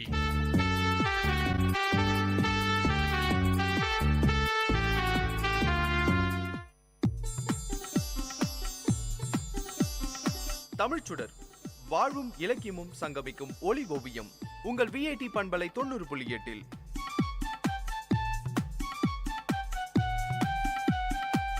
இன்றைய தமிழ் ஓவியம் தீட்டுபவர் ஜெயஸ்ருதி. வணக்கம். எல்லாருக்கும் நன்றாம் பணிதல் அவருள்ளும் செல்வர்க்கே செல்வம் தகைத்து. மனிதன் கடைபிடிக்க வேண்டிய நற்பண்புகள் பற்பல. அவற்றில் தலையாயது தன்னடக்கம். ஈகை குணம், அன்புடைமை இவையெல்லாம் சிறந்தவை. ஆயினும் தன்னடக்கம் இல்லாது போனால் இந்த பண்புகள் சிறக்காது. மனித வாழ்க்கைக்கு சிறந்த அடக்கம் தேவை. பழங்காலத்தில் அடக்கம் என்ற ஒரே சொல் பல பண்புகளை விளக்கியது. ஆனால் இன்று அடக்கம் என்ற பண்பு விரிந்து தனியே சொல்கிற வகையில் அமைந்துள்ளது. இந்த உலகத்தில் பெரும்பாலானோர் துன்பப்படுகின்றனர். துன்பங்கள் எதனால் ஏற்படுகின்றன? ஒரு பொருளை நம்ம கண்ணால பாக்குறோம். பாக்குறவங்க எல்லாரும் அந்த பொருளை பார்த்துட்டு பேசாம இருக்கிறது இல்ல. அதை எப்படியாவது அடையணும் அப்படின்னு பல பேர் நினைக்கிறாங்க. அந்த நினைப்பு ஆசையா வளருது. அதை பெற முயற்சி செய்யறாங்க. அந்த முயற்சியின் விளைவாக பல துன்பங்களை அடைறாங்க. இவ்வாறு ஐம்புலன்களால அடையும் இன்பத்தை அனுபவிக்கும் எண்ணமும் ஆசையும் பெருகுகின்றன. இவற்றை தடையில்லாமல் பெற சிலருக்கு வாய்ப்பில்லாம போகலாம். வாய்ப்பு இல்லாதவங்க தங்களுக்கு வாய்ப்பு இல்லையே என்று எண்ணி ஆறுதல் அடையிறது இல்லை. அவற்றை எப்படியாவது அடைய வேண்டும் என்று விரும்பி கிடைக்காததுல துன்பம் அடைறாங்க. ஒரு சிலர் ஒரு படி மேல போய் அதை அடையணும்னு தவறான வழிகளில் ஈடுபடுறாங்க. அதனால பெருந்தொல்லைகளுக்கு ஆளாகிறாங்க. இந்த புலன்களை ஆட்டி படைப்பது எது? மனம். மனம் எப்போதும் எதிலையும் ஆறுதல் பெறுவது இல்லை, நிறைவு கொள்வது இல்லை. ஓரளவுக்கு கிடைத்தா போதும் என்று நினைப்பதில்லை. கிடைக்க கிடைக்க மேலும் மேலும் அடைய வேண்டும் என்ற ஆசை ஊற்றா பெருகுது. இந்த ஐம்புலன்களையும் அடக்குவோர் துன்பத்தை வெல்லுவர். துன்பத்திலிருந்து விடுபடுவதே மிக சிறந்த இன்பம் இல்லையா? இந்த அடக்கம் என்னும் பண்பு துன்பங்களிலிருந்து விடுவிப்பதோடு நிற்பதில்லை, வேறு எத்தனையோ நன்மைகளையும் செய்கின்றது. கல்வி செல்வத்தை பெற கண்ணும் செவியும் ஒத்துழைக்க வேண்டும். இந்த ஒத்துழைப்பு எப்படி கிடைக்கும்? தானே கிடைக்குமா? இல்லை, அவற்றை அடக்க வேண்டும். இவை தன்னிலை ஒழுக்கம். ஒழுக்கம் இரு வகையானது. ஒன்று தன்னிலை ஒழுக்கம், மற்றொன்று சமூக ஒழுக்கம். இதுல சமூக நல்லொழுக்கங்கள் சமூகத்தை சீரமைக்கும். சூழ்நிலை வாழ்க்கைக்கு இசைந்ததா அமையும். நல்லெண்ணம் வளரும், நம்பிக்கையும் வளரும். என்னைக்கும் அமைதியும் மகிழ்ச்சியும் நிலவும். நாடு பரப்பளவுல பெரியது, பல கோடி மக்கள் வாழ்வது. மக்கள் ஒன்றாக வாழும் இடத்துல நல்லெண்ணம் இன்றியமையாத ஒன்று. அதனால தேசிய ஒழுகலாறுகளை நாம மேற்கொள்ள வேண்டும். நம்முடைய புலன்களை ஆட்டி படைப்பது மனம் என்னும் கருவிதான். இதை எப்படி கட்டுப்படுத்துவது? பயிற்சினால்தான் இதை கட்டுப்படுத்த முடியும். எந்த வேளையில் எதை செய்ய வேண்டுமோ அதை தவறாமல் செய்து முடிக்கும் பழக்கத்தை முதலில் மேற்கொள்ள வேண்டும். அதே போலவே பெருமிதம் என்ற பெரிய நோயிலிருந்து தன்னைத்தானே காத்துக்கொள்ள வேண்டும். ஒரு வகுப்புல 2 மாணவிகள் இருந்தாங்க. இருவருமே நல்லா படிக்கிற மாணவிகள் தான். பள்ளியில நடக்கும் தேர்வுகள்ல நல்ல மதிப்பெண்களையே பெற்று வந்தாங்க. முதல் மதிப்பெண்களையும் இவங்க தான் வாங்கிட்டு வந்தாங்க. அதுல ஒரு மாணவி சில குடும்ப பிரச்சனைகளால சரிவர படிக்க முடியாம போய் தேர்வுகள்ல இன்னொரு மாணவியை விட குறைந்த மதிப்பெண்களை எடுத்துட்டாங்க. இத பார்த்த அந்த மாணவிக்கு தான் தான் எல்லாமே என்ற எண்ணம் தலை தூக்க ஆரம்பிச்சது. மற்றொரு மாணவிய மட்டம் தட்ட ஆரம்பிச்சாங்க இன்னொரு மாணவி. இதுவும் ஒருவித அடக்கமின்மை தானுங்க. என்னதான் நல்லா படிச்சாலும் மதிப்பெண்கள் வாங்கினாலும் மற்றவர்களை துன்புறுத்துவது தவறான ஒரு விஷயம் தானே. மற்றொரு மாணவியோ இதையெல்லாம் பொருட்படுத்தாம நல்லா படிச்சாங்க. இறுதி தேர்வில நல்ல மதிப்பெண்கள் பெற்று மாவட்டத்தில் முதலிடத்தை பிடிச்சாங்க. அதனால நம்ம திறமை வாய்ந்தவரா இருந்தாலும் அடக்கத்தோட இல்லைன்னா திறமைக்கான உழைப்புக்கான பலனை அடைய முடியாது. தன்னடக்கம் என்ற சிறந்த பண்பினை பெற வேண்டுமாயின் மற்றவர்களிடம் குறை காணும் தீமை அறவே கூடாது. அடக்கம் என்னும் செல்வத்தை முயன்று பெற்ற வெற்றியே தவத்தால் அடைந்த ஆற்றலாகும். பொருட்செல்வம் முதலானவை இந்த உலகில் சிறப்புடன் வாழ துணை புரிபவை. அடக்கமும் செல்வத்திற்கு எல்லாம் தலை சிறந்த செல்வமாகும். இதையே வள்ளுவர் எல்லாருக்கும் நன்றாம் பணிதல் அவருள்ளும் செல்வர்க்கே செல்வம் தகைத்து என்கிறார். செருக்கு இல்லாமல் அடக்கமாக வாழ்வது எல்லாருக்குமே நல்லதுதான். செல்வங்களுக்கு அது மேலும் சிறந்த ஒரு செல்வமாக விளங்கும் என்கிறார். சிந்தியுங்கள், செயல்படுங்கள். நன்றி.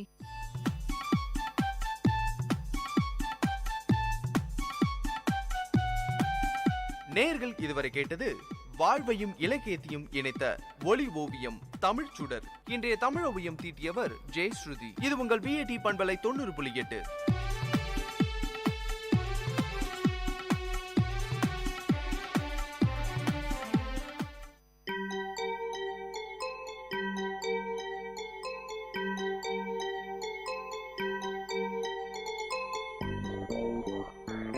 வணக்கம், நமஸ்தே, நமஸ்கார், சலாம் அண்ட் வந்தனம். நீங்கள் கேட்டுக்கொண்டிருப்பது விஐடி பண்பலை 90.8. இது விஐடி பல்கலைக்கழகத்தின் சமுதாய வானொலி. உங்க எல்லோரையும் புதுமை பெண்கள் நிகழ்ச்சிக்கு வரவேற்கிறேன். நான் உங்க அட்டானா. இந்த நிகழ்ச்சியில எவ்வளோ கடினமான சூழ்நிலையும் தனக்குன்னு ஒரு பாதையை அமைச்சுக்கிட்டு அதுல அவங்க பயணத்தை தொடர்ந்து அதுல வெற்றியும் அடைந்த பெண்களை பத்தி தான் நான் உங்களுக்கு சொல்ல போறேன்.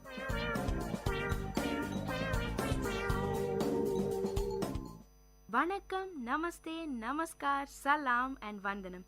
நீங்க கேட்டுக்கிட்டு இருக்கிறது விஐடி பண்பலை 90.8. இது விஐடி பல்கலைக்கழகத்தின் சமுதாய வானொலி. இதய துடிப்பு ஒலி கேட்கும் சத்தம் நின்றுவிட்டால் மனிதனின் வாழ்க்கை முடிந்துவிடும். இந்த டெக்னாலஜி வேர்ல்ட்ல எல்லாருக்குமே இதய நோய் ப்ராப்ளம் வந்துகிட்டு தாங்க இருக்கு. முக்கியமா சின்ன வயசுல வரும்போது இது கண்டுபிடிக்க முடியாத ஒரு பெரிய பிரச்சனையா இருக்கு. இந்த மாதிரி இருக்க குழந்தைகளுக்காக பெங்களூர்ல ஐஸ்வர்யா ட்ரஸ்ட் ரிதம் ஆஃப் ஹார்ட்ன்ற ஒரு அமைப்பு மூலமா பல குழந்தைங்களுக்கு சிகிச்சை அளிச்சு உயிர் பிழைக்க செய்யறாங்க. இந்த புனிதமான சேவையை நடத்திட்டு வராங்க நம்ம சித்ரா விஸ்வநாதன். நம்ம எல்லாம் பாத்தீங்கன்னா சோகம் வரும்போது அழுது புலம்பிக்கிட்டே இருப்போம். ஆனா நம்ம சித்ரா விஸ்வநாதன் மேடம் சோகத்தோட உச்சத்துல இருக்கும் போது கூட ஒருவருக்கு சேவை செய்யறத பத்தி யோசிச்சிருக்காங்க. இவங்க வாழ்க்கையில என்ன நடந்தது, எதனால இந்த அமைப்பை தொடங்கினாங்கன்றத பத்தி தான் நான் இன்னைக்கு உங்களுக்கு சொல்ல போறேன். சித்ரா விஸ்வநாதனுக்கு 2 பொண்ணுங்க. ஐஸ்வர்யா இவங்களோட 2வது குட்டி பொண்ணு. ஐஸ்வர்யா பிறந்த 40வது நாள்லயே அவளுக்கு ஏதோ பிரச்சனை இருக்குன்னு கண்டுபிடிச்சிட்டாங்க. ஏன்னா ஐஸ்வர்யா இதயத்துல இருந்து ஏதோ ஒரு வினோதமான சத்தம் வந்துகிட்டே இருந்ததாங்க. என்னடா இது, இந்த மாதிரி வினோதமான சத்தம் வந்துகிட்டே இருக்கே, சரி டெஸ்ட் பண்ணி தான் பாப்போம்னு டிசைட் பண்ணாங்களாம். அப்படி டெஸ்ட் எடுத்து பார்த்ததுல ஐஸ்வர்யாவுக்கு இதயத்துல பெரிய பிரச்சனை இருக்கிறது தெரிஞ்சிருக்கு. ஐஸ்வர்யாவுக்கு முதல் பிறந்த நாள் கொண்டாடின நேரத்துல அவளோட இதயத்துல இருக்கிற நல்ல ரத்தமும் கெட்ட ரத்தமும் கலக்க ஆரம்பிச்சிருக்கு. அதை தடுக்க விபி ஷண்ட்னு ஒரு தற்காலிகமான அறுவை சிகிச்சையை செஞ்சிருக்காங்க. அந்த அறுவை சிகிச்சையோட பலன் கொஞ்ச நாள் தாங்க இருந்தது. 3.5 வயசு வரைக்கும் நல்லாதான் இருந்திருக்கு ஐஸ்வர்யா. அப்ப சித்ராவோட ஹஸ்பண்ட் லண்டன்ல வேலை பார்த்துக்கிட்டு இருந்திருக்காரு. திருப்பி நம்ம ஐஸ்வர்யா குட்டிக்கு உடம்பு சரியில்லாம போனதால அவளுக்கு 2வதா வேற ஏதோ ஒரு ஆபரேஷன் பண்ணணும்னு சொல்லியிருக்காங்க டாக்டர்ஸ். அதனால இவங்களும் அந்த ஆபரேஷனுக்கு ஒத்துக்கிட்டாங்க. உலகத்திலேயே ரொம்ப நல்ல ஹாஸ்பிட்டல்ஸ் லண்டன்ல இருக்கிறத தெரிஞ்சுக்கிட்டு அவங்க கணவரும் லண்டன்ல இருந்ததால லண்டன்லயே ஆபரேஷன் பண்ணிருக்காங்க ஐஸ்வர்யாவுக்கு. ஆனா அந்த ஆபரேஷன் முடிஞ்சதும் ஐஸ்வர்யாவுக்கு நிறைய சிக்கல்கள் உடல் அளவுல வர ஆரம்பிச்சிருச்சு. கிட்டத்தட்ட 2 மாசம் ஃபுல்லா ஐசியூல இருந்தாங்களாம். ஐஸ்வர்யாவுக்கு இவங்களால முடிஞ்ச அளவுக்கு ட்ரீட்மெண்ட்ஸை கொடுத்திருக்காங்க. அவளை ரொம்ப நல்லா கவனிச்சுக்கிட்டாங்க சித்ரா. என்னதான் அவங்க ஐஸ்வர்யாவை காப்பாத்தணும்னு போராடினாலும் ஐஸ்வர்யாவை காப்பாத்த முடியல. ஐஸ்வர்யா இல்லாத இந்த உலகத்துல ஒவ்வொரு நாளும் ஒவ்வொரு யுகமா போயிருக்கு நம்ம சித்ரா விஸ்வநாதனுக்கு. அவ்வளவு ரணத்தையும் கஷ்டத்தையும் மனசுக்குள்ள போட்டு புழங்கிக்கிட்டு இருந்தாலும் அவங்க வார்த்தைகளிலையும் செயல்களையும் அந்த கஷ்டம் வெளிப்படவே இல்லை. சங்கு சுட்டாலும் வெண்மை தரும்னு சொல்லுவாங்க. அந்த மாதிரி அவங்களுக்குள்ள எவ்வளவு சோகம் இருந்தாலும் அதை வெளியே காமிக்காம மற்றவங்க வாழ்க்கையில சந்தோஷம் மட்டுமே கொடுத்துக்கிட்டு இருக்காங்க நம்ம சித்ரா. அந்த சந்தோஷமே ஐஸ்வர்யா ட்ரஸ்ட் மூலமா தாங்க கொடுத்துக்கிட்டு வராங்க. ஐஸ்வர்யாவுக்கு கான்ஜினென்டல் ஹார்ட் டிசீஸ்னு சொல்ற ஒரு பிரச்சனை தாங்க இருந்திருக்கு. இந்த பிரச்சனை இந்தியாவுல மட்டும் இல்லைங்க, உலகத்துல இருக்க பல நாடுகள்ல பல குழந்தைங்களுக்கு இது ஒரு பெரிய பிரச்சனையாவே இருக்கு. உலக அளவுல 1000ல ஒரு குழந்தைக்கும் இந்தியா அளவுல 100ல ஒரு குழந்தைக்கும் இந்த பிரச்சனை இருந்துட்டு வருது. இந்த கான்ஜினென்டல் ஹார்ட் டிசீஸ் என்னன்னு பாத்தீங்கன்னா, குழந்தை தாயோட வயித்துல இருக்கும் போதே அதோட இதயம் சரியா உருவாகாமலோ இல்ல ரத்த குழாய்கள் சரியா இல்லாத நிலை தாங்க ஏற்படுது. நாம இதை கண்டுபிடிக்க அல்ட்ரா சவுண்ட் ஸ்கேன் என்ற ஒரு கருவியை தான் பயன்படுத்துறோம். இத பயன்படுத்தினா 20 வார கர்ப்பத்திலேயே இந்த பிரச்சனை இருக்கா இல்லையான்னு உறுதிப்படுத்திடலாமா. அப்படி இல்லைனாலும் குழந்தை பிறந்த சில நாட்களிலேயே இதை கண்டுபிடிச்சிடலாம்னு சொல்றாங்க. அதே மாதிரி இந்த பிரச்சனையோட பிறக்கிற குழந்தைங்களுக்கு அறுவை சிகிச்சை இல்லாம கூட குணப்படுத்திடலாமா. ஆனா இந்த சூழ்நிலையும் அறுவை சிகிச்சை தான் செய்யணும்ன்ற பட்சத்துல இருக்க ஏழை குழந்தைகளுக்கு பத்தி யோசிச்சிருக்காங்க நம்ம சித்ரா விஸ்வநாதன். ஒரு நாள் சித்ரா விஸ்வநாதன் அவங்க அப்பா நாகராஜன் கிட்ட பேசிக்கிட்டு இருக்கும்போது இந்த பிரச்சனையை பத்தி சொன்னாங்களாம். உடனே நம்ம சித்ரா விஸ்வநாதனுக்கு ஒரு ட்ரஸ்ட் ஆரம்பிக்கலாம்னு ஒரு ஐடியா வந்திருக்கு. அதை அவங்க அப்பா கிட்ட சொன்னோனையும் அவங்க அப்பா உடனே ஏத்துக்கிட்டாராம். அது மட்டும் இல்லைங்க, அந்த ட்ரஸ்ட் நடத்த மிகவும் உதவி செஞ்சுக்கிட்டு வராரு. இன்னும் கூட அந்த ட்ரஸ்டுக்கு ஒரு முதுகெலும்பாவே இருந்துட்டு வராரு. இந்த கான்ஜினென்டல் ஹார்ட் டிசீஸை பொறுத்த வரைக்கும் அதுக்கான செலவு அந்தந்த குழந்தையோட கண்டிஷனை பொறுத்து தான் இருக்குமா. அப்படி பார்த்தா 1 லட்சம் ரூபாயிலிருந்து 4 லட்சம் ரூபாய் வரைக்கும் கூட செலவாகுமாம். இதனாலேயே இந்த மாதிரி குழந்தைங்களுக்கு ஹெல்ப் பண்ணணும்ன்ற நோக்கத்துல தான் இந்த ட்ரஸ்டையே ஆரம்பிச்சிருக்காங்க.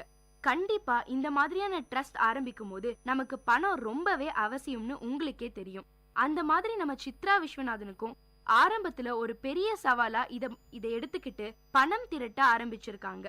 அப்ப அவங்களுடைய சொந்தக்காரர்களும் ஃப்ரெண்ட்ஸும் நிறையவே ஹெல்ப் பண்ணிருக்காங்க. அப்புறம் சில கார்ப்பரேட் நிறுவனங்களும் இதுக்காக உதவி செஞ்சிருக்காங்க. அதுக்கப்புறம் அவங்க போட்ட ஃபர்ஸ்ட் பிளான் சிகிச்சைக்காக வர குழந்தைகளுக்கு முதல்ல ஒரு அரசு காப்பீட்டு திட்டத்தை அணுக வழிகாட்டணும்னு நினைச்சாங்க. அதுல கிடைக்கிற தொகை போக மிச்சம் இருக்கிற தொகைய ஆபரேஷனுக்கு அவங்க ட்ரஸ்ட் மூலமா கொடுத்துட்டு வராங்க.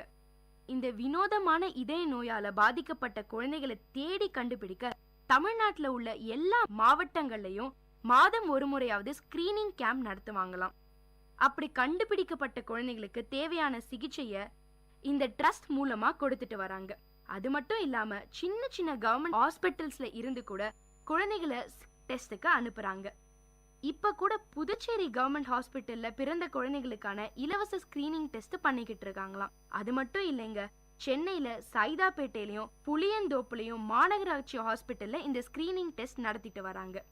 இந்த மாதிரி பிரச்சனை குழந்தைங்களுக்கு இருக்குன்னு அவங்க பேரண்ட்ஸ்க்கு தெரிய வரும்போது அவங்க எல்லாம் உடனே அதிர்ச்சி ஆயிடுறாங்க. இது மட்டும் இல்லாம இந்த ஆபரேஷன்ஸ்க்கு எவ்வளவு செலவாகுதுன்னு யோசிக்கும் போது ஒரு பெரிய ஸ்ட்ரெஸ்லயே இது அவங்களை கொண்டு போய் விடுது. அதனாலேயே ஐஸ்வர்யா ட்ரஸ்ட்ல இருக்க டாக்டர்ஸ் எல்லாம் பேரண்ட்ஸ் கிட்ட இதயத்தோட படத்தை வரைஞ்சி இதுதான் பிரச்சனைன்னு தெளிவா சொல்றாங்க. அது மட்டும் இல்லாம சிகிச்சைக்கான செலவை அரசு காப்பீட்டு திட்டத்தோட நிதி உதவியும் இவங்க ட்ரஸ்ட் மூலியமா கிடைக்குதுன்னு அவங்களுக்கு தைரியம் சொல்றாங்க. அதே மாதிரி சில குழந்தைங்களுக்கு சிகிச்சைக்கு முன்னாடி வரைக்கும் பேசவும் நடக்கவும் முடியாது. ஆபரேஷனுக்கு அப்புறம் அந்த குழந்தைகள் பேசுறதையும் நடக்கிறதையும் பார்க்கும்போது அவங்க பெற்றோர் ஆனந்த கண்ணீரோட சித்ராவுக்கு நன்றி சொல்றாங்க. இத பார்க்கும்போது சித்ரா விஸ்வநாதனுக்கு மனசு நிறைவாவும் ரொம்ப சந்தோஷமாவும் இருக்கு. இந்த மாதிரி பல உதவிகளை செஞ்சுட்டு வர நம்ம சித்ரா விஸ்வநாதன் அவங்களுடைய ட்ரஸ்டின் மூலமா அடுத்து குழந்தைகளுக்கான இதய மாற்று அறுவை சிகிச்சைக்கான உதவிகளையும் செய்ய தொடங்கி இருக்காங்க. இது வரைக்கும் பாத்தீங்கன்னா 3 குழந்தைகளுக்கு அறுவை சிகிச்சையை வெற்றிகரமா நடத்தி முடிச்சிருக்காங்க. இந்த கான்ஜினென்டல் ஹார்ட் டிசீஸை பொறுத்த வரைக்கும் இந்த நோயை நம்ம எவ்வளவு சீக்கிரமா கண்டுபிடிக்கிறோமோ அவ்வளோ சீக்கிரம் சரி பண்ணிடலாம்ங்க. இதை கண்டுபிடிக்க தாமதம் செஞ்சா அறுவை சிகிச்சையால கூட குணப்படுத்த முடியாது. HIV மாதிரியோ இல்ல கேன்சர் மாதிரியோ இந்த நோய்க்கான விழிப்புணர்வு மக்கள் கிட்ட இல்ல. அது மட்டும் இல்லாம இந்த ட்ரஸ்டின் மூலமாக சென்னை, மும்பை, பெங்களூர்னு பல இடங்கள்ல இந்த நோய்க்கான விழிப்புணர்வை பரப்பிக்கிட்டு வராங்க நம்ம சித்ரா. ஒவ்வொரு குழந்தையும் இந்த நோயில இருந்து விடுவித்து அவங்களோட உயிரை காப்பாத்தணும்ன்றதுதான் இந்த ஐஸ்வர்யா ட்ரஸ்டோட நோக்கமேங்க. குழந்தையை இழந்ததோட பெரிய வலிய இன்னமும் அவங்களால மறக்க முடியல. அது வாழ்நாள் பூரா அவங்க கூடவே இருக்கும்னு சொல்றாங்க. நம்ம சித்ரா விஸ்வநாதன் ட்ரஸ்ட் மூலியமா இதுவரைக்கும் 700 குழந்தைகளுக்கும் மேல உயிரை காப்பாத்திருக்காங்களாம். இந்த குழந்தைங்களோட உருவத்திலையும் உயிர்லயும் அவங்க ஐஸ்வர்யாவையே பாக்குறதா சொல்றாங்க. அது மட்டும் இல்லாம ஐஸ்வர்யா அவங்களோடய இருக்கிறதாவும் தோணுதான். என்ன நேயர்களே, நம்ம சித்ரா விஸ்வநாதனோட இந்த சேவை எவ்வளவு முக்கியம், அதனால எவ்வளவு குழந்தைங்க பயனடைறாங்கன்னு உங்களுக்கு தெரிஞ்சிருக்கும். இதை செய்ய நம்ம சித்ரா விஸ்வநாதன் எவ்வளோ கஷ்டப்படுறாங்கன்னு உங்களுக்கு தெரிஞ்சிருக்கும். ஆனாலும் அவங்க கனவை நினைவாக்குற இந்த போராட்டத்துல போராடிக்கிட்டே தான் இருக்காங்க. இதே மாதிரி இன்னொரு புதுமை பெண்ணோட உங்களை சந்திக்கும் வரை உங்களிடமிருந்து டாடா பை பை சொல்லி விடைபெறுவது உங்க அட்டானா. இது VIT பண்பலை 90.8.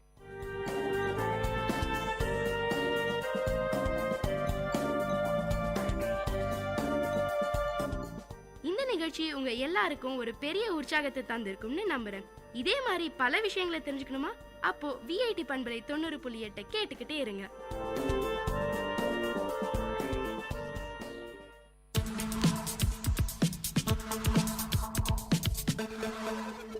Way to success. Uncommon scenes, inspiring stories from real life heroes in VIT Community Radio 90.8.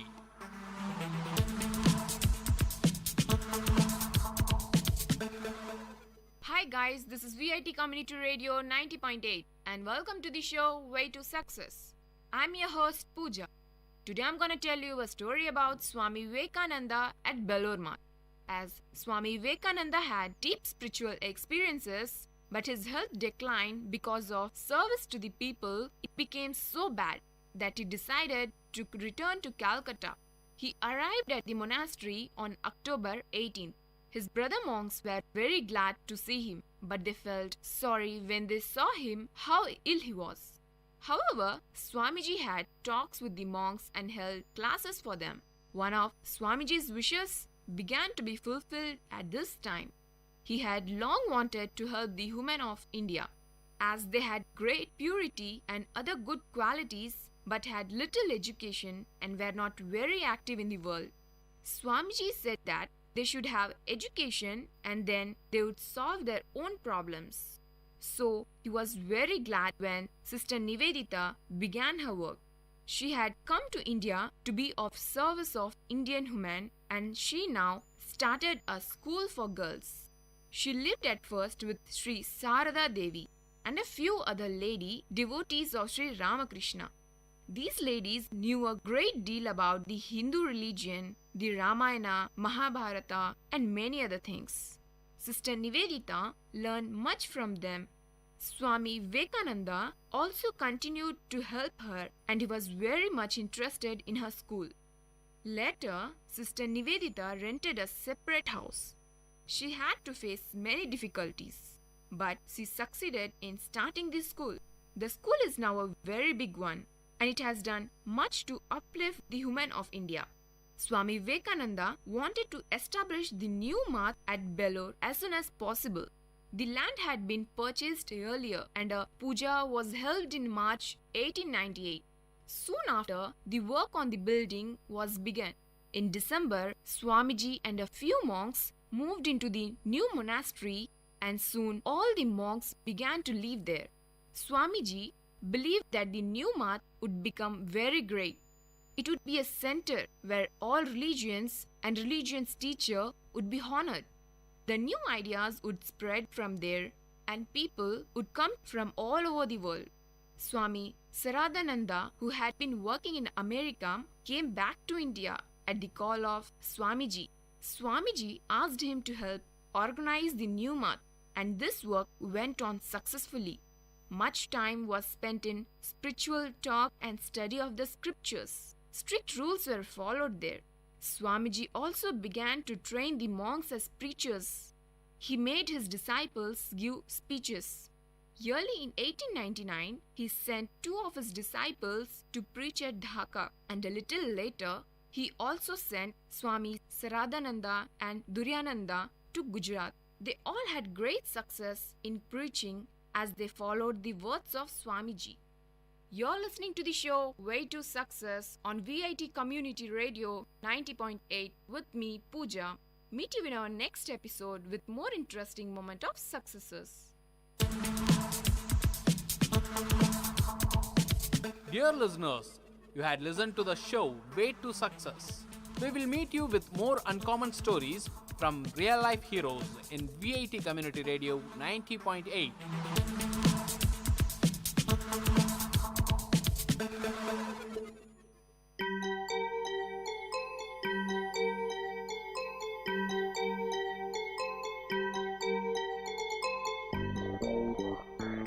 வணக்கம், நமஸ்தே, நமஸ்கார், சலாம் அண்ட் வந்தனம்.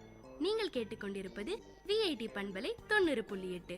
இது விஐடி பல்கலைக்கழகத்தின் சமுதாய வானொலி. உங்க எல்லோரையும் புதுமை பெண்கள் நிகழ்ச்சிக்கு வரவேற்கிறேன். நான் உங்க அட்டானா. இந்த நிகழ்ச்சியில எவ்வளோ கடினமான சூழ்நிலையும் தனக்குன்னு ஒரு பாதையை அமைச்சுக்கிட்டு அதுல அவங்க பயணத்தை தொடர்ந்து அதுல வெற்றியும் அடைந்த பெண்களை பத்தி தான் நான் உங்களுக்கு சொல்ல போறேன்.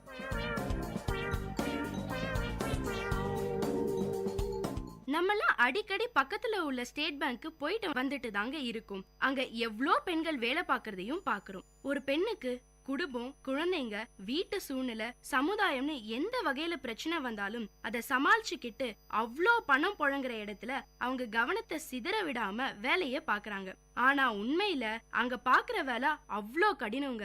அந்த கடினமான சூழ்நிலையில கூட ஒரு சின்ன பொறுப்புல இருந்து மிகப்பெரிய பதவியான தலைமை செயலாளரா ஆயிருக்காங்க நம்ம அருந்ததி பட்டாச்சாரியா. ஆமாங்க, நம்ம ஸ்டேட் பேங்க் ஆஃப் இந்தியாவோட தலைமை செயலாளர் அருந்ததி பட்டாச்சாரியா பத்தி தான் நான் இன்னைக்கு உங்களுக்கு சொல்ல போறேன். 1956ஆம் ஆண்டு மார்ச் மாசம் 18ஆம் தேதியில பிரத்யுமான் குமாருக்கும் கல்யாணி முகர்ஜிக்கும் ஒரு அழகான பெண் குழந்தை பிறந்தது. அவங்க தாங்க நம்ம அருந்ததி பட்டாச்சாரியா. இவங்க ஒரு பெங்காலி குடும்பமும் கொல்கத்தாவிலே பல காலமா வசிச்சு வந்த குடும்பங்கள் லிஸ்ட்ல இவங்க குடும்பமும் ஒன்னா. நம்ம அருந்ததி பட்டாச்சாரியாவோட அப்பா பிரத்யுமான் குமார் பிலாய் இரும்பு உருக்காயில, அதாங்க இந்த பிலாய் ஸ்டீல் பிளான்ட்னு சொல்வோமே, அதுல இன்ஜினியரா வேலை பார்த்துக்கிட்டு இருந்தாராம். அவங்க அம்மா கல்யாணி முகர்ஜியோ ஹோமியோபதி டாக்டராம். சரியான படிப்பாளி குடும்பம் அவங்க இவங்களது. இவங்க பிறந்தது வளர்ந்தது எல்லாமே கொல்கத்தாவிலே தானாங்க. சொந்த ஊர்லயே இருக்கிற பாக்கியம் எத்தனை பேருக்கு கிடைச்சிருக்கு. அந்த வகையில நம்ம அருந்ததி பட்டாச்சாரியா மேடம் ரொம்ப கொடுத்து வச்சவங்க. இவங்க பள்ளி படிப்பை சென்ட் சேவியர் ஸ்கூல் கொல்கத்தாவில படிச்சிருக்காங்க. அதுக்கப்புறம் ஜதாவ்பூர் யூனிவர்சிட்டில MA ஆங்கில இலக்கியம் படிச்சிருக்காங்க. காலேஜ்ல படிக்கிற காலத்துல எல்லாம் பேங்க்ல வேலைக்கு போகணும்னு எண்ணமே இல்லையாம். இவங்க காலேஜ்ல ஒரு நாள் நண்பர்களோட பேசிக்கிட்டு இருந்தப்போ பேங்க்ல ப்ரொபேஷனரி எக்ஸாம்னு ஒன்னு இருக்குன்னு தெரியுமாம் இவங்களுக்கு. அந்த எக்ஸாம்ல பாஸ் பண்ணிட்டா SBI-க்குள்ள நுழைஞ்சிடலாம்னு பேசிக்கிட்டு இருந்தாங்களாம். சரி, நம்மளும் தான் அந்த எக்ஸாமை எழுதி பாப்போமேன்னு நினைச்சாங்களாம். அவங்களுக்கும் ஸ்டேட் பேங்க் ஒரு பெரிய வங்கி, அதுல வேலை கிடைச்சா நிறைய சம்பளமும் சமூகத்துல ஒரு நல்ல மரியாதையும், அது மட்டும் இல்லாம மக்களுக்கு நேரடியா சேவைகளை செய்ய முடியும்னு தோணினதுனால அருந்ததி மேடமும் அந்த எக்ஸாமை எழுதினாங்களாம். இவங்க அந்த எக்ஸாம்க்கு உண்மையாகவும் கடினமாகவும் உழைச்சு பார்த்து நம்ம லக்கே இவங்க பக்கம் வீசிச்சாங்க. ஆமாங்க, நம்ம அருந்ததி மேடம் எக்ஸாம்ல பாஸ் பண்ணி ப்ரொபேஷனரி ஆபீசரா ஆயிட்டாங்க. இவங்க 1977ஆம் ஆண்டுல முதல்ல SBI-ல ப்ரொபேஷனரி ஆபீசரா காலடி எடுத்து வச்சதும் அலிப்பூர் பிரான்ச் கொல்கட்டால தாங்க. அப்போ அருந்ததி மேடமோட வயசு 22. அன்னைக்கு தொடங்கினவங்க தாங்க 36 வருடமா இதே SBI பேங்க்லயே தான் தொடர்ந்து வேலை செஞ்சுக்கிட்டு வராங்க. 2006ல லக்னோ பிரான்ச்க்கு ஜெனரல் மேனேஜரா ஆகியிருக்காங்க நம்ம அருந்ததி மேடம். ஆனா அந்த பதவியை ஏத்துக்காம வேலையை விட்டுடலாம்னு யோசிச்சாங்களாம். ஏன்னா பிறந்து வளர்ந்தது எல்லாம் கொல்கட்டா, குடும்பம் அமைஞ்சதும் கொல்கட்டால. இப்போ திடீர்னு ஊரை மாத்தினா பொண்ணுக்கு புது ஸ்கூல் தேடணும், அவ புது ஊருக்கு தன்னை பழகிக்கணும், இதெல்லாம் ரொம்ப கஷ்டம்னு நினைச்சு வேலையை விட்டுடலாம்னு யோசிச்சாங்களாம். எப்பவுமே ஒரு பெண் வேலையா குடும்பமானு வரும்போது குடும்பத்துக்கு தாங்க முக்கியத்துவம் கொடுப்பாங்கன்னு சொல்றதுக்கு நம்ம அருந்ததி மேடமும் ஒரு சாட்சி. இந்த ஒரு குழப்பத்தில இருந்து அவங்கள வெளியே கொண்டு வந்த நபர் MS வர்மா தான். 208 வருடமா இயங்கிட்டு வர ஒரு பேங்க்ல ஜெனரல் மேனேஜர் போஸ்ட்னா சும்மாவா? இவ்ளோ தூரம் பயணம் செஞ்சதுக்கு அப்புறம் இந்த நேரத்துல வேலையை விடுறதுங்கிற கேள்வியே உனக்கு வேண்டாம்னு நம்ம அருந்ததி மேடம்க்கு சொல்லியிருக்காரு. அது மட்டும் இல்லைங்க, அந்தந்த நேரத்துல நடக்க வேண்டிய எல்லாமே அதுவா தானா நடக்கும். அதனால எதையும் பத்தி கவலைப்படாம தைரியமா லக்னோக்கு கிளம்புன்னு அட்வைஸும் பண்ணாராம். இத கேட்டதும் நம்ம அருந்ததி மேடம்க்கு புது நம்பிக்கையே வந்துருச்சாம். அவங்களும் போஸ்டிங் ஆர்டரை வாங்கிட்டு சிங்கநடை போட்டு சிகரத்துல ஏறுன்னு லக்னோல போய் ஜெனரல் மேனேஜரா சேர்ந்துட்டாங்களாம். அதுக்கப்புறம் 2010ஆம் ஆண்டு நவம்பர் மாசம் டெபுட்டி மேனேஜிங் டைரக்டரா பதவி இவங்களை தேடி வந்துச்சாம். அப்படியே 2 வருஷம் ஓடிருச்சாம். மறுபடியும் 2 வருஷத்துக்கு அப்புறம் MD அண்ட் CEO போஸ்ட் கிடைச்சதாம். 2013ஆம் ஆண்டு ஆகஸ்ட் மாசம் ஸ்டேட் பேங்கோட CFO அண்ட் MD பதவி இவங்களை தேடி வந்துச்சாம். இப்படியே ஒவ்வொரு படியா வாழ்க்கையில முன்னேறி போயிட்டு இருந்த நம்ம அருந்ததி மேடம்க்கு 2 மாசம் கழிச்சு யாருமே நினைச்சு பார்க்காத ஒரு உயர்வான பதவி கிடைச்சுதாம். அவங்க கூடயே 3 ஆண்களும் அதே பதவிக்கு போட்டியா இருந்தாங்க. ஆனா அவங்க எல்லாரோடையும் சரிசமமா போட்டி போட்டு முதல் பெண் தலைமை செயலாளரா SBI-ல வலம் வந்துகிட்டு இருக்காங்க நம்ம அருந்ததி மேடம். நம்ம அருந்ததி மேடம் அந்நிய முதலீடு, நிலம் மீதான கடன், வீட்டு கடனுக்கான எளிதான வட்டி போன்ற பல பயனுள்ள திட்டங்களை SBI-ல தொடங்கி வச்சிருக்காங்க.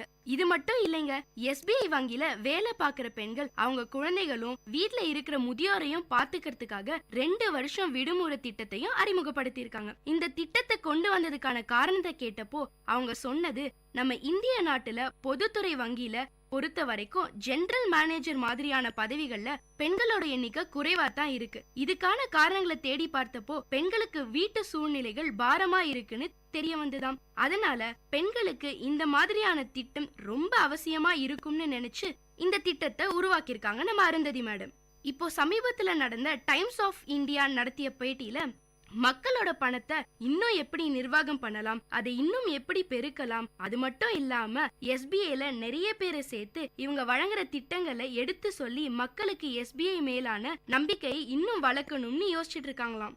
அதுக்காக பல புது திட்டங்களையும் அமைச்சிட்டு இருக்கேன்னு சொல்லியிருக்காங்க நம்ம அருந்ததி மேடம். நம்ம அருந்ததி பட்டாச்சாரியா மேடம் தாங்க 24வது தலைமைச் செயலாளர்.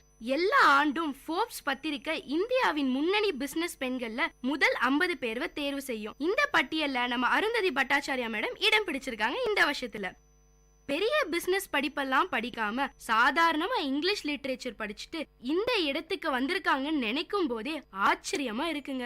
ஒரு சின்ன வேலையில சேர்ந்து ஜெனரல் மேனேஜர் ஆனதுக்கு அப்புறம் வங்கியோட முழு செயல்பாட்டை தெரிஞ்சுக்கிட்டு வங்கியோட லாபத்தை அதிகப்படுத்தினாதான் ஊழியர்களுக்கு சம்பளம் தர முடியும்னு புரிஞ்சுக்கிட்டு வங்கியும் பாதிக்காம பொதுமக்களும் பாதிக்காம தனது சேவையை இவ்ளோ ஆண்டு காலமா செஞ்சுட்டு வர நம்ம அருந்ததி மேடம்க்கு உங்க எல்லார் சார்பாவும் நான் நன்றி சொல்றேன். அவங்க வெற்றிக்கான காரணத்தை கேட்டப்போ எல்லார் வாழ்க்கையிலயும் உயரமான இடம் ஒண்ணு காத்துக்கிட்டு இருக்கும். அதை ரீச் பண்றதுக்கு தொடர்ந்து ட்ரை பண்ணிக்கிட்டே இருக்கணும். அதை தான் நானும் செஞ்சேன்னு நம்ம எல்லாருக்கும் தெளிவா சக்சஸ் டிப் கொடுத்திருக்காங்க நம்ம அருந்ததி பட்டாச்சாரியா. இன்னும் பல புதுமையான மக்களுக்கு தேவையான திட்டங்களை கொண்டு வரணும்னு நம்ம அவங்கள வாழ்த்துவோம்.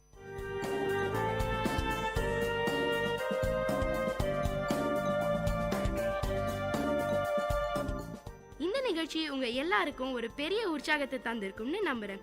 இதே மாதிரி பல விஷயங்களை தெரிஞ்சுக்கணுமா? அப்போ விஐடி பண்பலை 90.8 கேட்டுக்கிட்டே இருங்க.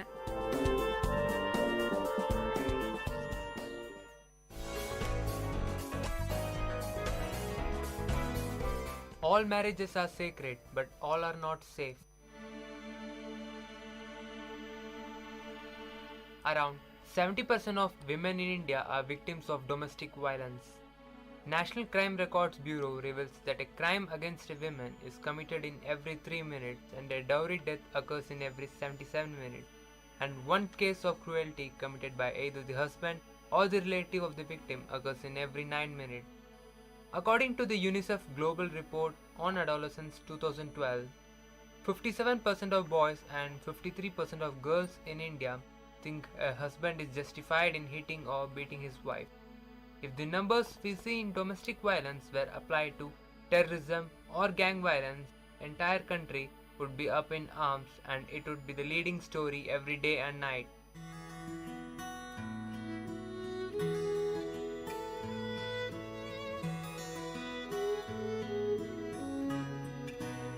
Latika belongs to a poor family of Dashpur village.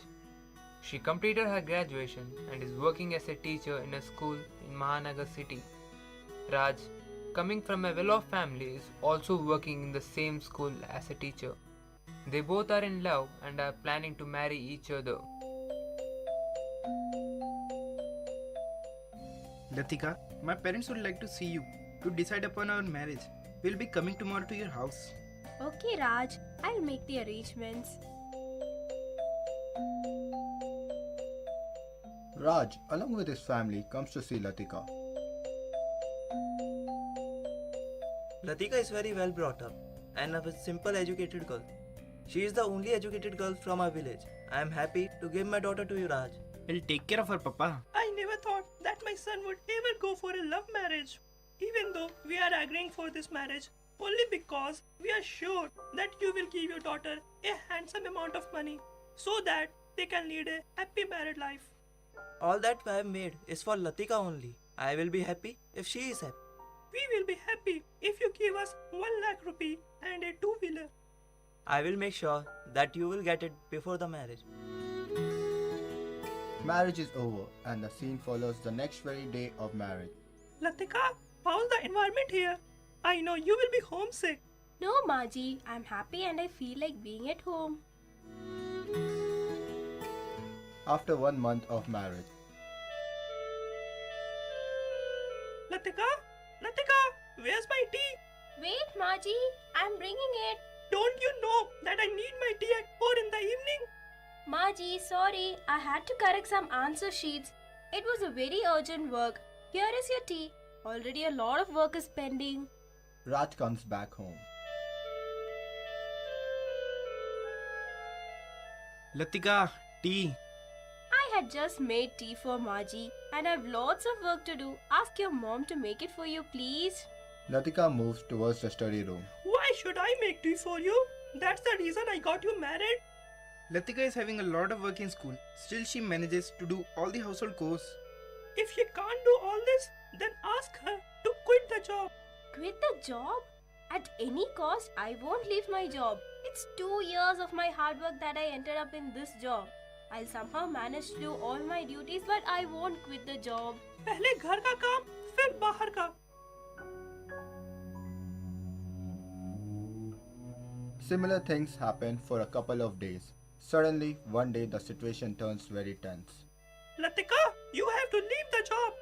Because you are not doing any household work and not taking care of my mom. She has become unhealthy and weak. I want you to quit the job. I did not know that you will also support your mom and go against me, Raj. I did not expect this from you. If you are so insistent, then okay, I'll quit my job. After 2 weeks, the whole family is in a monetary crisis. Latika, see, Raj's salary is not sufficient to run the house. You only asked me to quit the job, na? And now what do you expect me to do? Should I go on the streets and beg?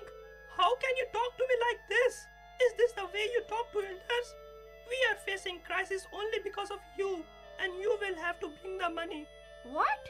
This is ridiculous. Already my father has given you all his life savings. Now where will I get money from? I don't want to hear all that shit. Manage from anywhere. All I need is 30,000 by the end of this week. No, Maji, please don't do this to me. Already I have quitted the job for you people, for your happiness. My father is already in debt. No excuses. I need the money.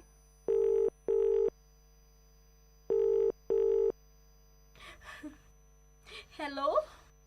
Hello, Beti. How are you? I'm fine, Papa. No. Beta, I know you very well. What happened to you? Dear, please tell me. Papa, I quitted my job because Maji and Raj were too adamant. Now they're asking me to pay 30,000 rupees within a week. What? We had already fulfilled their demands. Anyway, don't worry, Beti. I will find out a way to solve this situation. But Papa, from where will you get this huge amount in a week?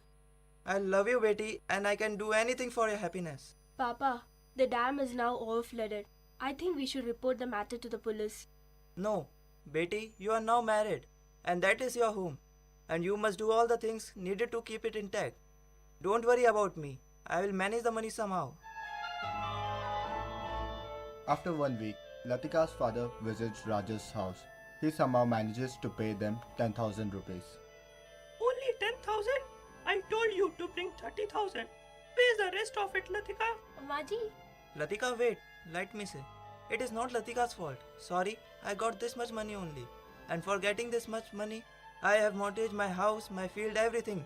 Now I don't even have a roof over my head to live. If you can't give 30,000, then take your girl with you. Raj, how can you say this?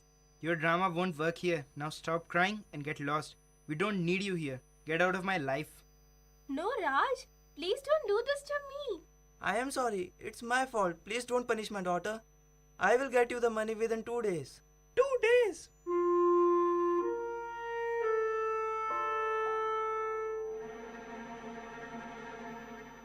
At the dining table.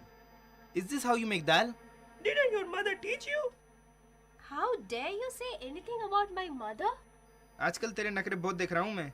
क्यों और कोई मिल गया है क्या साली?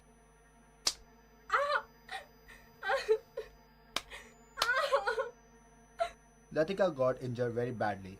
They locked her up in her room. She calls up her father. Hello. Latika. Latika, why are you crying, my dear? Please forgive me. I've given you a lot of troubles. And now further I won't. Papa, I'm leaving. Beti! Hello. Hello. Police team and girls start in Raj's house. Mother-in-law opens the door. Raj, police! Police in our house! Stop your melodrama. Where's this girl? We have to search your house. No, she's not in the house. She went to the market. No, he's lying. She is here only. She had called me before. Constable, search the house. Constable breaks Latika's bedroom lock. Latika! Stay away from the crime scene. You both are under arrest.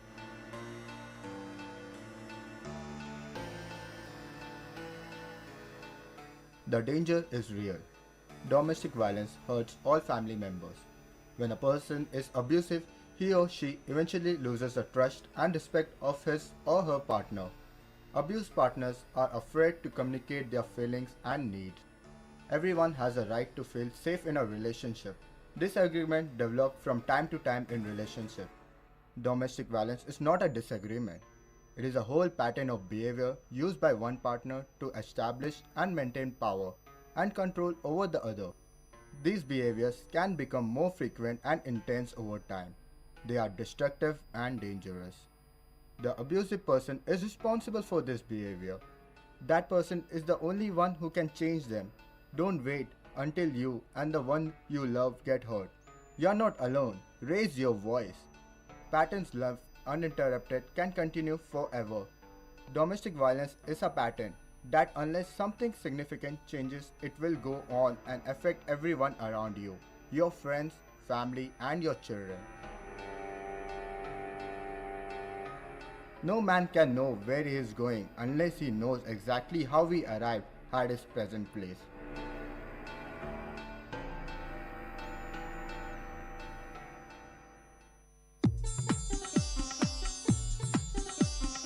தமிழ்ச்சுடர் வாழ்வும் இலக்கியமும் சங்கமிக்கும் ஒளி ஓவியம் உங்கள் VIT பண்பலை 90.8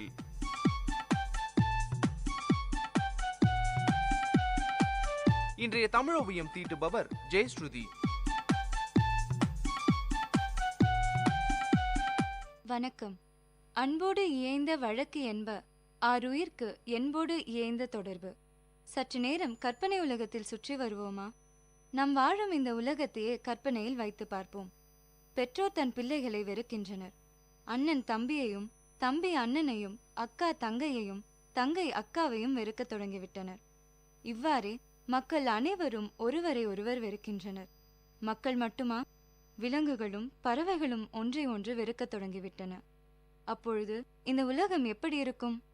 எங்கும் குழப்பம், எங்கும் கலவரம், அழிவு. இவற்றை தவிர வேறு ஏதேனும் நிகழுமா? எப்படி இருக்க முடியும்? ஒருவரை ஒருவர் வெறுக்கத் தொடங்கியதுமே அமைதியும் மகிழ்ச்சியும் ஓடி மறைந்து விடுமே. ஆனால் உண்மையில் இந்த உலகத்தில் எல்லா இடங்களிலும் ஒரே சமயத்தில் இந்த நிலைமை இல்லை. இது எதனால்? தங்களுக்கு தெரிந்தோ தெரியாமலோ பெரும்பாலானோர் ஒருவர் மீது ஒருவர் அன்பு செலுத்துகின்றனர். இந்த அன்பென்கின்ற உணர்வு நாட்டிலும் காட்டிலும் நிலவுவதால் தான் இந்த உலகம் அழியாமல் இருக்கின்றது. இன்று உலகின் சில இடங்களில் போரும் பூசலும் குழப்பமும் கொந்தளிப்பும் பகையும் இருக்க காரணம் என்ன? அந்த இடங்களில் அன்புணர்ச்சி குறைந்திருப்பதுதான். அன்புணர்ச்சியின் விளைவாக இந்த உலகத்தில் எத்தனையோ பெரிய பெரிய செயல்கள் நிகழ்ந்திருக்கின்றன. உலகத்தில் உள்ள உயிர்களின் மீது புத்தர் அன்பு கொண்டார். உயிர்களின் துன்பங்களை துடைக்கும் வழியை ஆராய்ந்தார். திருவள்ளுவர் உலக மக்களின் மீது கொண்ட அன்பின் விளைவாக பிறந்ததே திருக்குறள். காந்தியடிகள் இந்தியாவின் மீதும் மக்கள் மீதும் கொண்டிருந்த அன்பின் விளைவே அவரை விடுதலை போராட்டத்தில் ஈடுபட செய்தது.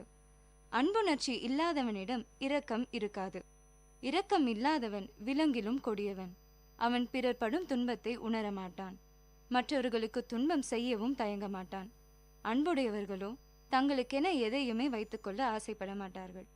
எல்லாவற்றையும் பிறருக்கே கொடுப்பார்கள். தங்களிடமுள்ள பொருள்களை மட்டுமல்ல, தங்களது உயிரையும் கூட பிறருக்கு உரியதாக செய்வார்கள். நம் இராணுவ வீரர்கள் நம் மீதும் நம் நாட்டின் மீதும் கொண்டுள்ள அன்பின் வெளிப்பாடுதான் தன் உயிரை தியாகம் செய்தல். இவ்வளவு பெரிய தியாகத்தை செய்ய தூண்டுவது எது? அன்பே. நீங்கள் சாப்பிடும் ஒருவேளை பிட்சாவிற்காக நீங்கள் கொலை செய்யப்படலாம் என்ற கற்பனை வாசகம் நிஜமாகும் சூழ்நிலைகள் இன்றைய சமுதாயத்தில் இருக்கத்தான் செய்கிறது. இன்று இப்படிப்பட்ட ஒரு வளர்ச்சியை நோக்கிதான் இந்த உலகம் பயணித்துக் கொண்டிருக்கிறது. இன்று ஒரு மனிதன் சிரமம் இல்லாமல் எதைத்தான் செய்ய முடிகிறது? ஆக ஒருவேளை உணவிற்கே மனிதன் சிரமப்பட வேண்டியிருக்கிறது. நம்மால் முடிந்தவரை பிறருக்கு உதவி செய்து கொண்டே இருக்க பழக வேண்டும். உதவி என்பது வெறும் பொருள் பணம் கொடுப்பது என்றில்லை. நமது கண் முன்னே ஒருவர் மிகவும் மனமுடைந்து காணப்படுகிறார் என்றால் அவருக்கு ஆதரவாக சற்று கரிசனமாக பேசுவது கூட உதவிதான். நம்முள் எத்தனை பேர் இன்று நம்முடைய அண்டை வீட்டாருடன் இணக்கமாக நட்புடன் இருந்து வருகிறோம்? இன்று ஏன் ஒரே வீட்டில் பல குடும்பங்கள் வாழ்ந்தது மாறி ஒரே வீட்டினுள் தனித்தனி அறைகள் என்ற சுவர்களுக்குள் குடும்பம் சிறைப்பட்டிருக்கிறது? ஒருவருக்கொருவர் முகம் பார்த்து பேசுவதில் கூட முனைப்பிருப்பதில்லை. நம்மால் முடிந்தவரை நம்மை சுற்றி உள்ளவர்களுடன் மிகுந்த அன்புடன் இருக்க பழக வேண்டும். ஏனெனில் நம்மை சுற்றி உள்ளவர்கள் நாம் நன்றாக இருக்க வேண்டும் என்று நினைக்கும் வரை நமக்கு எந்த தீங்கும் வராது என்பது ஒரு பழமொழி. நமது கலாச்சாரத்தின் 2 கண்கள் அன்பும் பண்பும். இவை இரண்டையும் இந்த மண்ணில் பிறந்த ஒவ்வொருவரும் கடைபிடிக்க வேண்டும். பிறரிடத்தில் நாம் காட்டும் அன்பு நமது மனதில் ஒரு நேரடி வித்தியாசத்தை ஏற்படுத்துகிறது. இன்னமும் ஒரு திரைப்படத்தை பார்த்து கண்ணீர் சிந்துகிற எத்தனையோ மக்கள் நம்மிடையே இருக்கின்றனர். அந்த கண்ணீர் கூட அந்த கதாபாத்திரத்தின் மீது கொண்ட ஒரு அன்பின் வெளிப்பாடுதான். ஆக ஒரு பிம்பத்தின் மீது நம்மையும் அறியாமல் அன்பு வெளிப்படுகிறது. அன்பின் அழகு அதனை வெளிப்படுத்துவதன் மூலமே இருக்கிறது. எனவே நம் ஒவ்வொருவரின் மனதிலும் உறங்கி கிடக்கும் அன்பை எந்த தடையுமின்றி வெளிப்படுத்த வேண்டும். ஆகவே இந்த உலகத்தில் பொருந்தி வாழ்வதற்கு பயன்படும் ஒரே துணை அன்பே என்பதை இனியும் விளக்கி கூற வேண்டுமா? அன்பு செல்வமின்றி வாழ்க்கை பயணம் தொடங்குபவர் எந்த நன்மையையும் அடைய மாட்டார். உடம்பின் உள்ளே இருந்து செயல்படக்கூடிய ஒரே உறுப்பு அன்பு. அன்பே மற்ற உறுப்புகளை பயனுள்ள வழியில் இயங்க செய்கிறது. அது இல்லாவிடில் மற்ற உறுப்புகள் தத்தம் விருப்பம் போல் இயங்கும். நன்மை தீமைகளை பார்க்காது. இத்தகைய உண்மைகளை உணர்ந்த காரணத்தாலேயே நம் முன்னோர்கள் கடவுளை அன்பு வடிவாக கொண்டனர். அன்பென்னும் இந்த அருமையான செல்வத்தை பெற்றுள்ளவனே இறைவனை தன் மனதில் இருத்தி வைப்பவன் ஆவான்.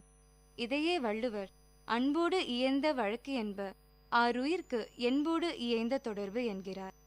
அன்பு செலுத்துவோம், ஒரு வலிமையான சமுதாயத்தை உருவாக்குவோம். சிந்தியுங்கள், செயல்படுங்கள். நன்றி.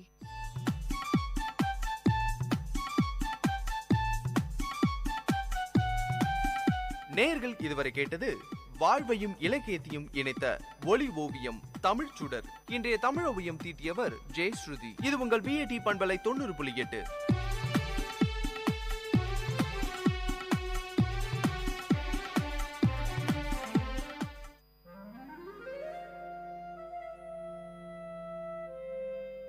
It's story time. In VIT Community Radio 90.8, you're going to listen to a short story written and narrated by Professor Pranesh Kumar, VIT University. Title of the story: The Changes of Time. Time, the fastest and cruelest magician, did not spare her. I gazed at her for a long time. Mashing betel leaf, preparing pan, she did not notice me. With great seriousness and much care, she opened a small box lying beside her. From it, she took a polythene bag and carefully unwinded it, took out a pinch of tobacco, and crushed it along with other ingredients. 70% of her hair has lost its color. My curiosity about her grew more and more. As I sat there, inhaling the fresh smell of pan, I must talk to her, I said to myself. I got up and found a suitable place beside her. She smiled at me with her toothless gums, while her hands were busy rearranging the contents in the pan box. The skin of her arm seemed coarse like the epidermis of an old tamarind tree. She herself was like an old tree that had witnessed many springs and summers. Dressed in a white saree and without a blouse, she looked like a typical old woman from South Tamil Nadu. Each time she moved her head, her heavy pampadums, these are nothing but ornaments meant for the ear, moved to and fro rhythmically. She must not have felt the unease, used as she was to those 2 pampadums from her early teens. They were huge pieces of gold ornament, different shapes, cubes, circles, triangles, and horseshoes closely packed with the usual wax stuffing. She could often be seen seated on the veranda of that old house with tiled roof. Nobody knew her name. People called her member's wife, since her husband became a panchayat member. Being the senior most person in the area, people from the surrounding area called her great grandma in respect. She lived with her younger son's family. We both gazed at each other until I broke the ice by asking her about the tattoo on her arms. She had tattooed the picture of a peacock across her biceps. The peacock had lost its vigor as the skin that supported it has withered. For a fraction of a second flashed across my mind the modern tattoos that movie artists and DJs have on them. I asked her the intention behind her tattooing and why a peacock. She opened her mouth carefully, holding her head upwards so that the pan from her mouth did not spill. Son, while we live, we earn many things and lose many things. But we can never take anything to the grave except this tattoo. She stressed that none could snatch it away from her. Saying this, she carefully spat out the pan juice. I was taken aback by the philosophical attitude she had for a simple tattoo. Her immediate and sharp answer was impressive, but her reply to my next question was only a stale smile. It was about her age. Might be she did not know her exact age, or she did not wish to reveal it. I don't know for sure. I did not question her anymore, but she started talking. She murmured the names of Tamil months: Thai, Margari, Pankini, Chittirai. It will rain today, she said to herself. She must have observed the casual smile and expression on my face. She continued, I am sure it usually rains on the final day of Mandakiyat festival. It's a local temple festival of South Kanyakumari, but only if the deity is pleased. She seemed to have memorized the dates of local festivals and the names of local deities. Soon she was interrupted by her daughter-in-law approaching her with a tumbler of tea. Placing the tea beside her mother-in-law, she disappeared into the house. Spitting out the remaining pan from her mouth, the great-grandma stared into the tea for a while. With a deep sigh, she lowered her voice to speak again. Today's women are indolent. They don't know the pleasure of working. They enjoy only staring at the television for hours together. When we were young, we never had the time to stare at anything. We took great pleasure in working for the family. During harvest season, my husband and I used to join the workers to make things easy. He worked hard till his end. There was a great pause. We used to work in full swing throughout the season. During the tamarind season, I buried myself in hectic work. Shelling the tamarind was my prime job then. My daughter and younger brother shared the work with me. We used to divide the heap of tamarind among ourselves and were confined to labor even till after midnight until our share of work was totally completed. Piercing out the seed from the ripe tamarind was the next task. Our happiness knew no bounds since the work was completed in the midst of the heaps of mangoes and jackfruit and other festive eatings. Hearing this from her, I said to myself that she is not aware of the multi-dimensional task that today's women handle. So much for the joys of an uncluttered childhood, she continued. Apart from all this, I had the regular task of preparing palm jaggery from palm juice. Early in the morning before dawn, palm tree climbers would collect palm juice from the small pots tied to the treetop. Those climbers would howl and shriek from the treetop to convey the message that their work was done. As soon as he received the signal, my younger brother would run to collect the juice and bring it home. It would be brought ice cold. I boiled it using dried leaves and finally prepared palm jaggery.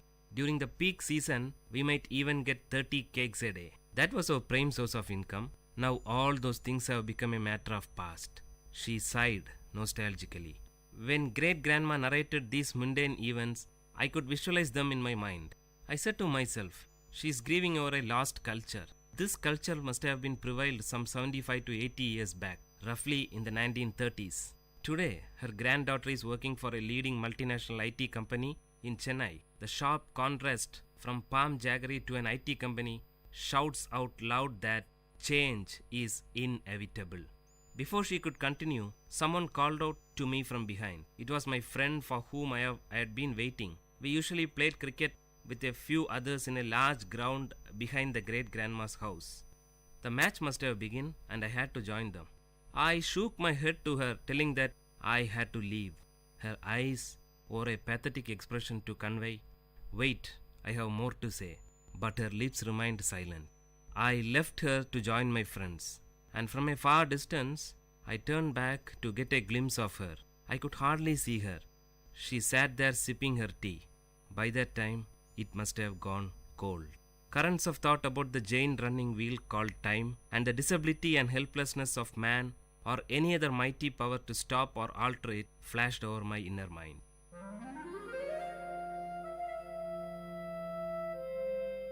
Dear listeners, you had listened to a short story written and narrated by Professor Pranesh Kumar, VIT University, in VIT Community Radio 90.8.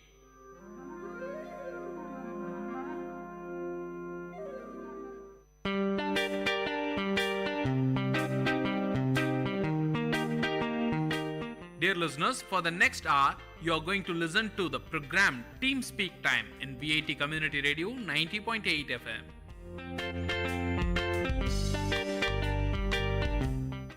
விவசாயி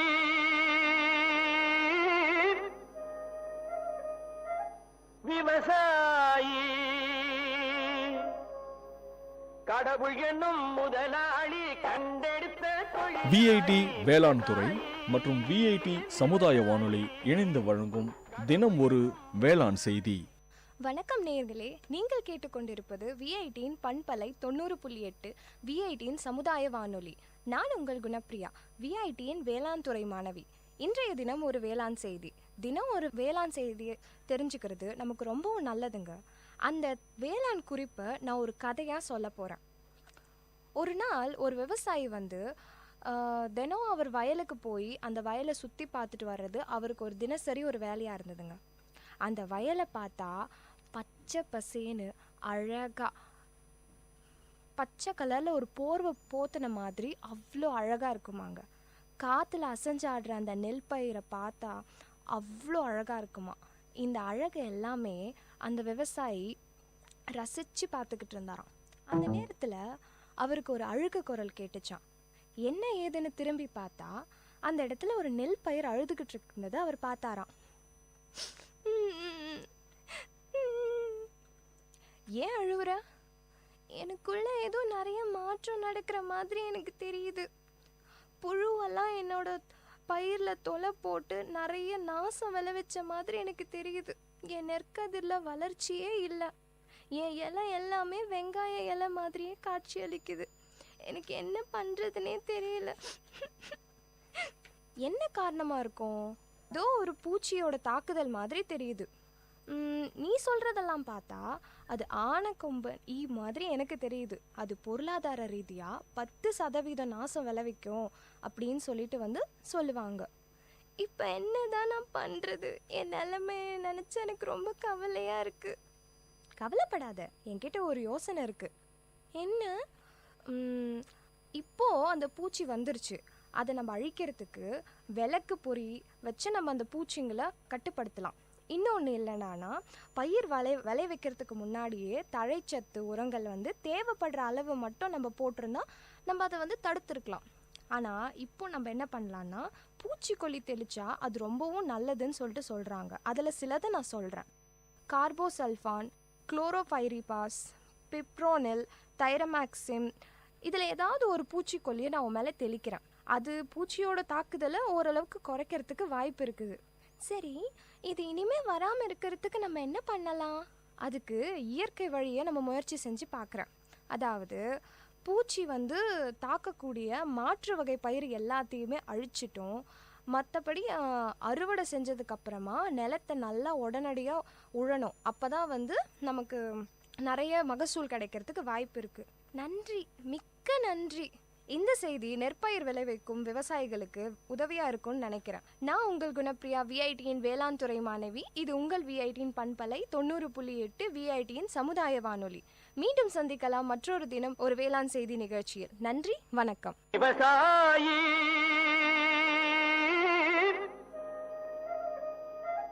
விவசாயி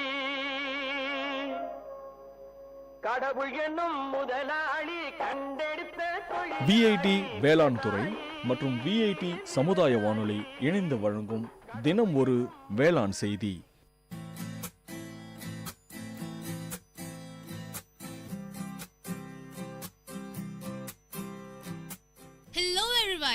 hello everybody, आप सुन रहे हैं VIT community radio 90.8 FM और ये है आपका brand new show learning German. मैं हूँ आपकी होस्ट श्राव्या और मैं हूँ आपका होस्ट एंड दोस्त हिमांशु मंघानी।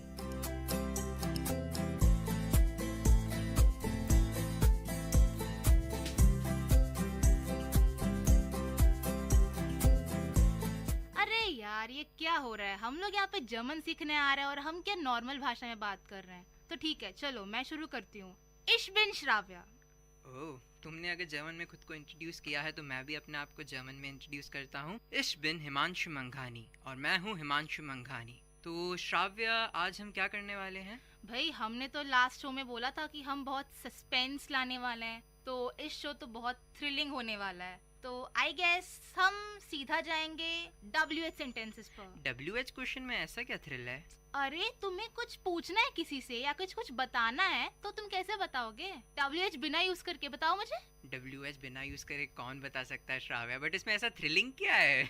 अरे कुछ नया सीखने को मिलेगा, वही थ्रिल है। ओके, हम अप्रिशिएट करते हैं श्राव्य की पॉजिटिविटी को। लगता है लिसनर्स भी अच्छी तरह से इसको सुनेंगे, समझेंगे। और हमारा ये एपिसोड 4 जो कि क्वेश्चन टैग के ऊपर है, तो शुरू करते हैं। सबसे पहले हम छोटे छोटे शब्द, छोटे छोटे वर्ड्स आपको जर्मन में बोलना सिखाएंगे, जैसे कि where, from where, to where, why और ऑल, ये सारी चीजें। तो सबसे पहले वेयर को क्या बोलते हैं श्राव्य?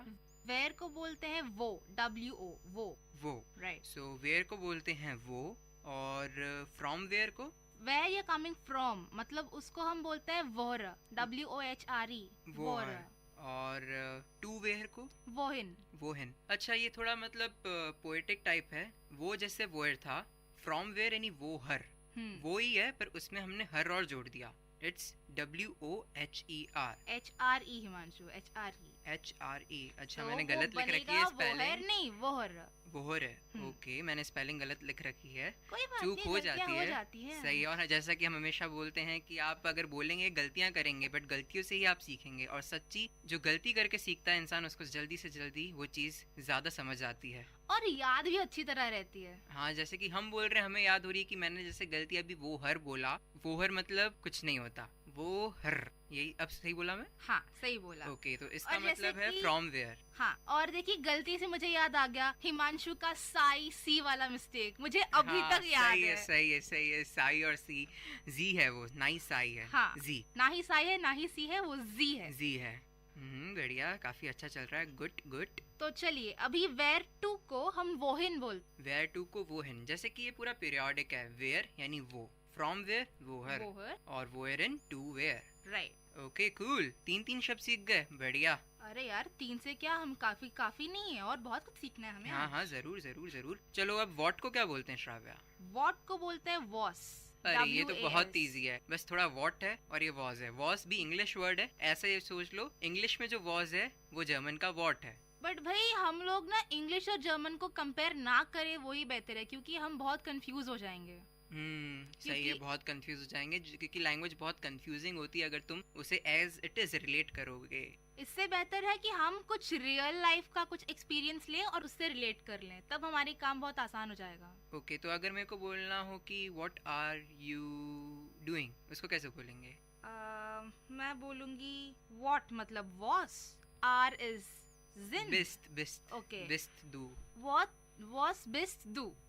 तो इश बिन, आई एम इश बिन। रिकॉर्डिंग ही बोल दो भाई, रिकॉर्डिंग बाद में सीखेंगे इसका जर्मन वर्ड क्या है। रिकॉर्डिंग, रेडियो तो रेडियो ही रहेगा जर्मन में। हाँ, सही है, क्योंकि जर्मन में एक ऐसा क्लॉज है कि जैसे कि रेडियो, होटल, पार्क और कैमरा, ऐसे जो सारे इंग्लिश वर्ब्स हैं वो ऐसे ही उन्होंने अडेप्ट कर लिया, ताकि हमें अभी देखिए संस्कृत से हमने हिंदी में बहुत सारे शब्द अडेप्ट किए हैं, ऐसे ही जर्मन में उसने इंग्लिश के वर्ड्स अडेप्ट कर लिए। अडॉप्शन चलता रहता है जिंदगी में। हाँ। चाहे वो वर्ड्स का हो या किसी और चीज का। ओके। ओके, तो फिर एक चलो रेडियो बताया, तो रेडियो एक न्यूट्रल वर्ड है, जैसे कि हमने हमारे पहले एपिसोड में भी बताया था कि न्यूट्रल वर्ड्स के लिए हम देर दी दास में से क्या यूज करेंगे? दास यूज करेंगे। दास। तो हमारा सबसे मेन चीज क्या है? रेडियो। तो हम इसको क्या बोलेंगे? दास radio, the radio, the VIT community radio 90.8 FM। तो इसको बोलेंगे दास VIT कम्युनिटी रेडियो 90.8 FM, जो कि आपका चहीता रेडियो स्टेशन है।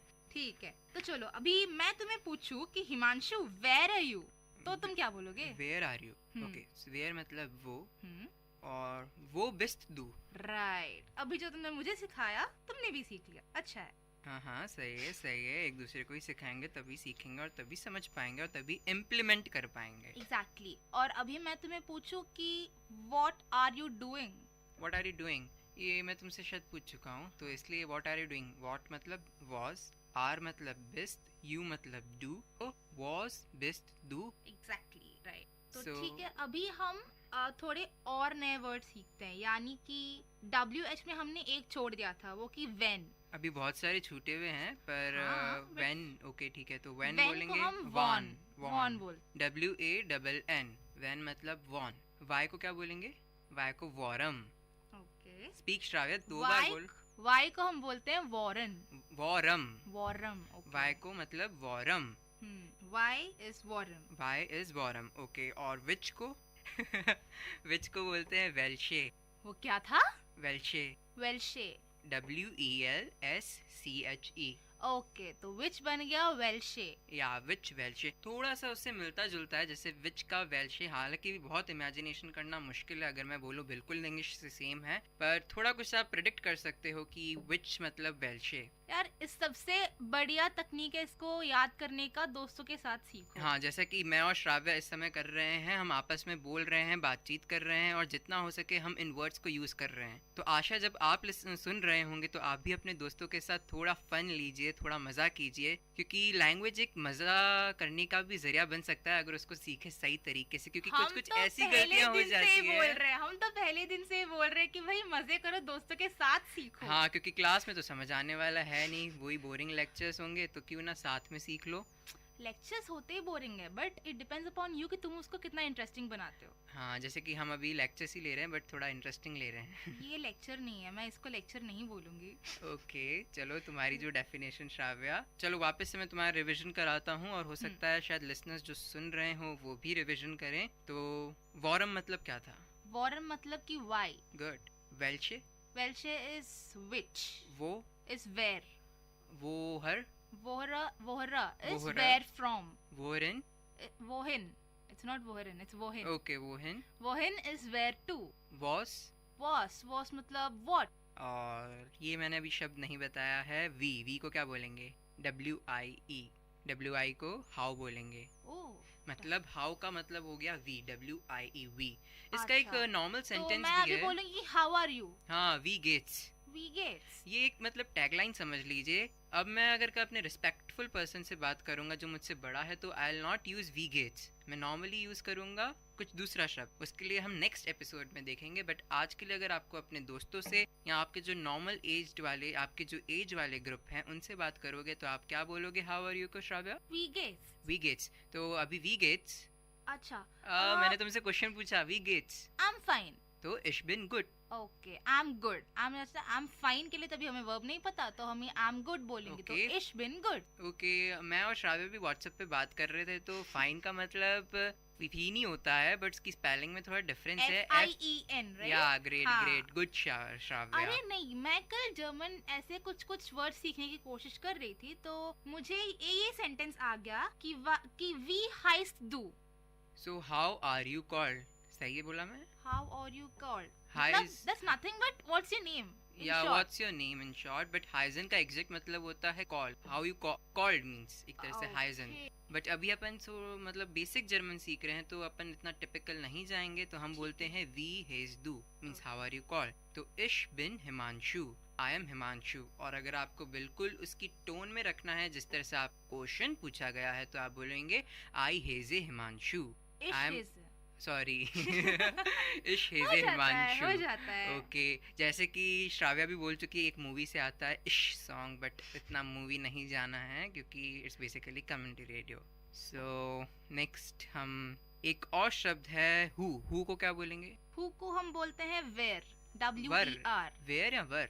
वेर. पक्का? हाँ. लॉक कर दिया जाए? हाँ. फ्रीज कर दिया जाए? कर दो. अभी तुमने बोला कि हम कम्युनिटी रेडियो में हैं, तो केबीसी क्यों ला रहे हो बीच में? केबीसी अब क्या करे, लोग तभी जुड़ पाएंगे जब उनको उनसे जुड़ी चीज के बारे में थोड़ा बताएंगे, और केबीसी भी उनसे जुड़ी हुई चीज है. तो फ्रीज, लॉक्ड ऐसे शब्द है जो वो कुछ ज्यादा जल्दी सुन पाएंगे, समझ पाएंगे और हमें भी अप्रिशिएट करेंगे. I believe. कंग्रेचुलेशंस, आपने 1 करोड़ जीत लिया. आय हाय. छोड़ो ये इंजीनियरिंग, कौन करे अब ये इंजीनियरिंग. 1 करोड़ आ गया, बस छोड़ो इंजीनियरिंग. हाँ, मैं बस फैक्ट्री सेट कर लूंगा. अब क्या, फिर कोई जर्मन सीख रहे हैं, जर्मन कंपनी में ही चले जाएंगे.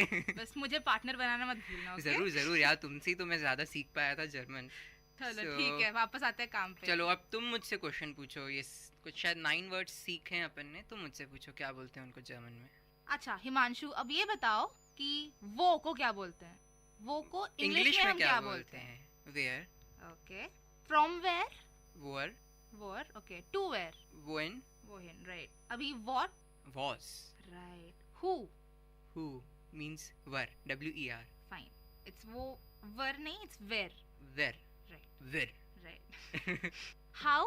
वी गेट्स ये कैसे भूल सकते हैं? ये तो टैगलाइन है, हाउ आर यू, वी गेट्स. और वाई? वाई मींस वॉरम तो व्हेन होता है.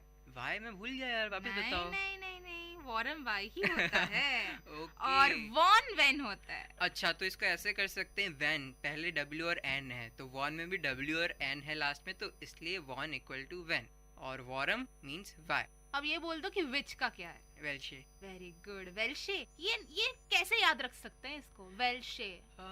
विच पता नहीं यार, बहुत बार देख लिया तो याद है. तुम बताओ कोई ट्रिक हो तो. ठीक है, अब तक तो कोई ट्रिक याद नहीं है, अगर कुछ याद आ जाएगा तो अगले शो में बता दूंगी. जरूर. तो चलो अब थोड़े सेंटेंस से पूछ लेते हैं. मैं तुमसे कुछ क्वेश्चन पूछता हूँ और तुम बताओ इसका इंग्लिश में क्या मीनिंग है. ठीक है, स्टार्ट करें. हाँ. वी हेस्ट डू. वी हेस्ट डू. वी का मतलब है हाउ. गेस, so it's nothing but how are you. No. तो वी हेस्ट डू, हाउ आर यू कॉल्ड. अच्छा, हाँ, सॉरी, भूल गई. हाउ आर यू इज वी गेस. या. सो हमने यू ऐड कर दिया, तो वी हेस्ट डू. How are you called. How are you मतलब वी गेट्स. स्पेलिंग इसमें GEHTS है, पर मैंने तुम्हें बोला वी हेस्ट डू. हेस्ट मैंने यूज किया है इस केस में, यानी HEI और फिर डबल S और फिर T. अरे वो हेस्ट नहीं है, वो हाइस्ट है. ओके, तो वी हाइस्ट डू. ओके, सो इट्स वी हाइस्ट डू. My bad. Your bad. और तुम मुझे अभी डांट रहे थे. मैं डांट नहीं रहा था यार, मैं तुम्हें समझा रहा था यार. डांटना अलग होता है. मुझे बहुत सुबह डांट पिटी थी. वो क्यों? पता नहीं, लेट हो गया था, टीचर ने बाहर निकाल दिया और फिर बाद में मेरे को बस हर रोज की कहानी है भाई, हर रोज की कहानी हो तो वी हेज डू, इसको मैं चाहूंगा तुम जर्मन में बोलो. ओके. मतलब इसका आंसर जर्मन में बोलो. वी हाइज डू मतलब हाउ आर यू कॉल्ड. तो I am called Shravya, so my name is Shravya, तो इश बिन श्राव्या, या फिर इश हाइजे श्राव्या. इश हाइजे श्राव्या. वो वुंस डू. वो वुंस डू इज वो मतलब where. So where are you working, क्योंकि वोन का मतलब है काम करना. नो, अरबाइटे इज वर्क करना.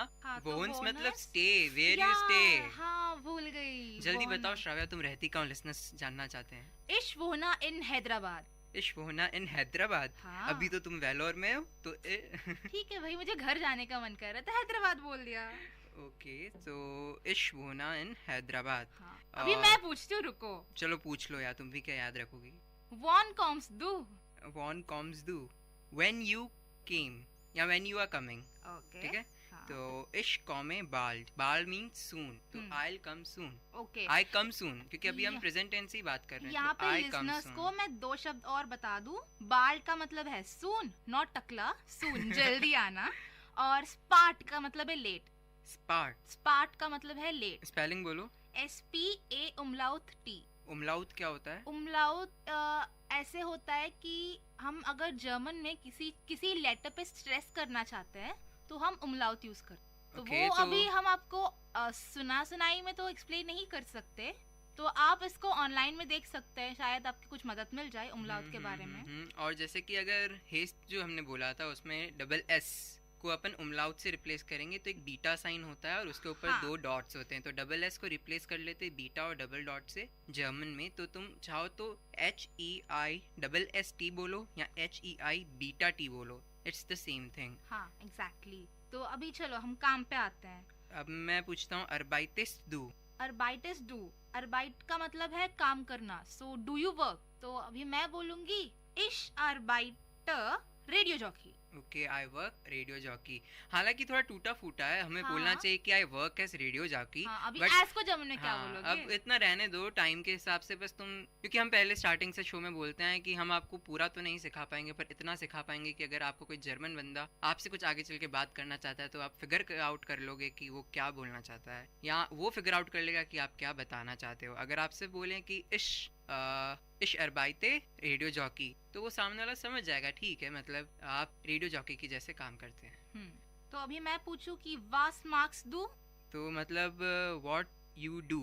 अब इसका मतलब हुआ व्हाट डू यू डू, क्योंकि मार्क्स तो माखन अपने देखा है कि वो बटर वाला माखन नहीं, माखन जो एग्जैक्ट है, मतलब कि मेक, आप क्या बना रहे हैं या क्या काम कर रहे हैं, मेक या फिर डू मार्क्स का मतलब होता है. व्हाट डू यू मेक और what do you do. Okay, तो मैं बोलूंगा इश हो रे music, so I am making music.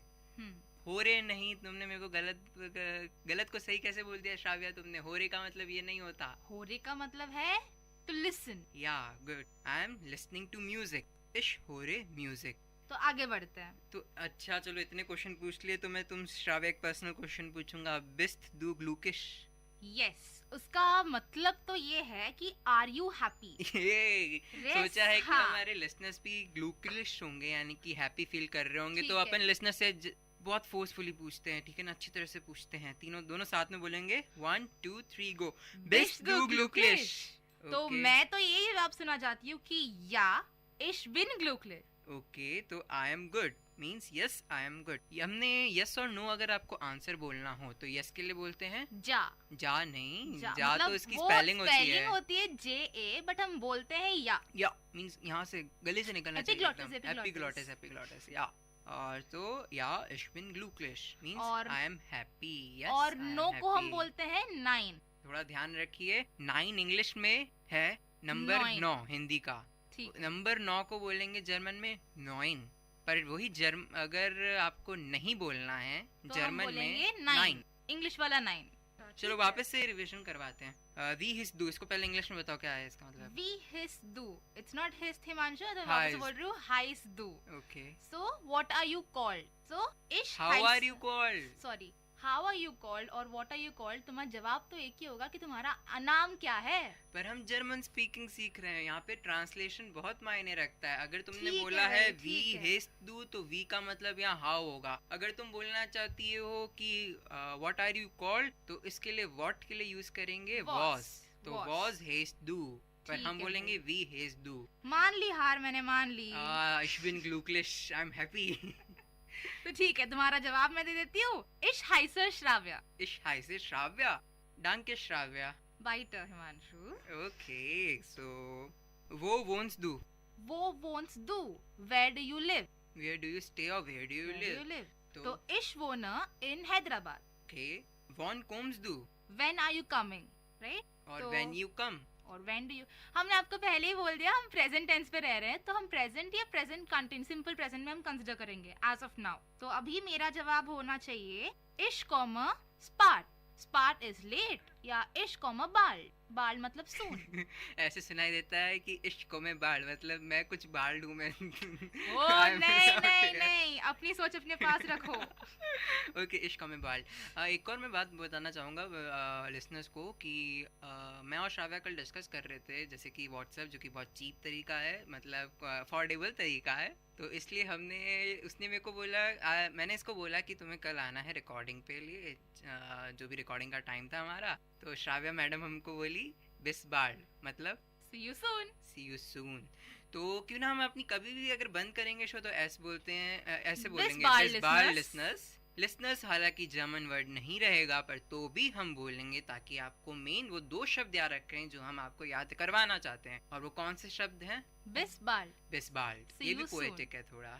C you soon. अरे जर्मन ही पूरा पोएटिक है। Every language is poetic. Ragini में घुल जाओ यार। नहीं, ऐसे भी तो सोच सकते हो, या फिर ऐसे भी सोच सकते हो, जो तुम्हें समझ में नहीं आती वो भी पोएट्री है। हाँ। जो तुम्हें समझ नहीं आती वो भी पोएट्री है। या मींस जे ए या। इश बिन ग्लूकलिश, आई एम हैप्पी कि हम मजा कर रहे हैं। तो चलो नेक्स्ट क्वेश्चन। बिस दू ग्लूकलिश। या इश बिन ग्लूकलिश। वॉस मार्क्स डू। इश हॉर म्यूजिक मतलब व्हाट्स मार्क डू, तुम अभी क्या कर रही हो? तो इश हॉर म्यूजिक, मैं एम लिसनिंग टू म्यूजिक। अरबाइतिस डू। अरबाइतिस डू यू वर्क?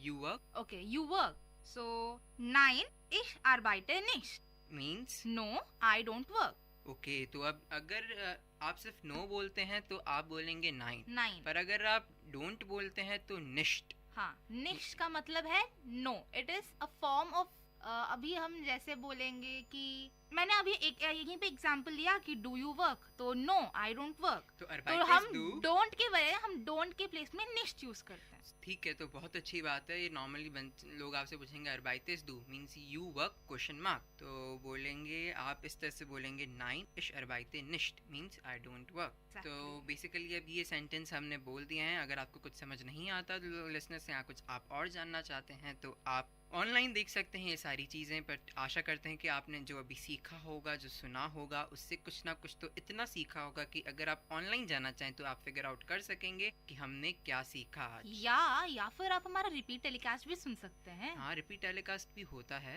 तो पर सबसे पहले क्विक रिवीजन, 9 शब्द हमने सीखे आज। कौन से WH वाले और एक हाउ वाला, तो उसको क्या जर्मन में बोलते हैं, तो उसको 2 तरीके से हम अभी रिवीजन कराएंगे। श्राव्य, पहले ऐसे करेंगे कि तुम मुझसे क्वेश्चन पूछो, मैं 2 बार उसको जर्मन में बोलूंगा और फिर मैं आपको वही शब्द जर्मन में बोलूंगा और आपको उसका हिंदी मतलब बताना है 2 बार। ठीक है। या फिर इंग्लिश में स्टार्ट करो। तो वेयर को क्या बोलते हैं? वेयर, वो। वेयर फ्रॉम, वोहर। वेयर टू, वोरन। ओके। और हु? वर। इट्स नॉट वर, इट्स वेयर। वेयर। और व्हाट? वॉज। ठीक है। व्हेन? वॉन। वॉन। व्हाई? वॉरम। हाउ? वी। हमने कुछ और छोड़ दिया। विच। हाँ, विच इज वेल्शे। वेल्शे। वेल्शे। तो अब मैं तुमसे पूछता हूँ, वेयर? वो। वोअर। वॉर। Where from? वोएन। Where to? वॉज। व्हाट यानी क्या? वॉन। वॉन यानी कि व्हेन, कब। वी। वी यानी कि हाउ, कैसे। वेयर यानी कि हु, कौन। वॉरम। वॉरम यानी कि वाई, क्यों। वेल्शे। वेल्शे यानी कि विच, कौन सा। ठीक है भाई, Ich आपको bin सिखा glücklich, I'm good कि तुम्हें कुछ तो समझ आया श्राव्या। कुछ तो नहीं, बहुत कुछ समझ आया। हाँ, ये तो पक्का हो गया क्योंकि मैं इतने आंसर्स नहीं दे पाया जितने तुम आंट वॉटन कर सकी। आंट वॉटन मतलब आंसर दे सकी। Ich bin glücklich। Good good good good good. तो चलिए एक बार वापस से हो जाए, अब तो मैं सही तरह से बोल के बताऊंगा। ठीक है, तो शुरू। तुम मुझे ऐसे बोलो, तुम मुझे जर्मन में बोलो, मैं उसका इंग्लिश बोलूंगा क्योंकि जर्मन से English is very easy. Okay, तो इस बात का बताओ, वेल्शे। विच। वॉरम। When. No, why. Why. Why. Why. वापस से दोहराती हूँ, वॉरम। वाई। वॉरम वाई। वॉरम वाई। वॉरम why. Why are you forgetting, Himanshu? Ich bin, I am sad. sad का वो हम नेक्स्ट क्लास में बताएंगे। तो अभी वो। where। Vohra. from where। wohin। to where। won। when। where। who। was। what। और क्या बच गया, और क्या बच गया, we। how we get, how are you। right। ठीक है, आशा करते हैं कि आप सबने भी WH क्वेश्चन सीख लिए हैं। और ठीक है, दिस इश बिन श्राव्या एंड इश बिन हिमांशु मंघानी, और मैं हूँ आपका होस्ट एंड दोस्त हिमांशु मंघानी, और आप सुन रहे थे हमारा brand new show learning German. और प्लीज प्लीज प्लीज सुनते रहिए VIT community radio 90.8 FM।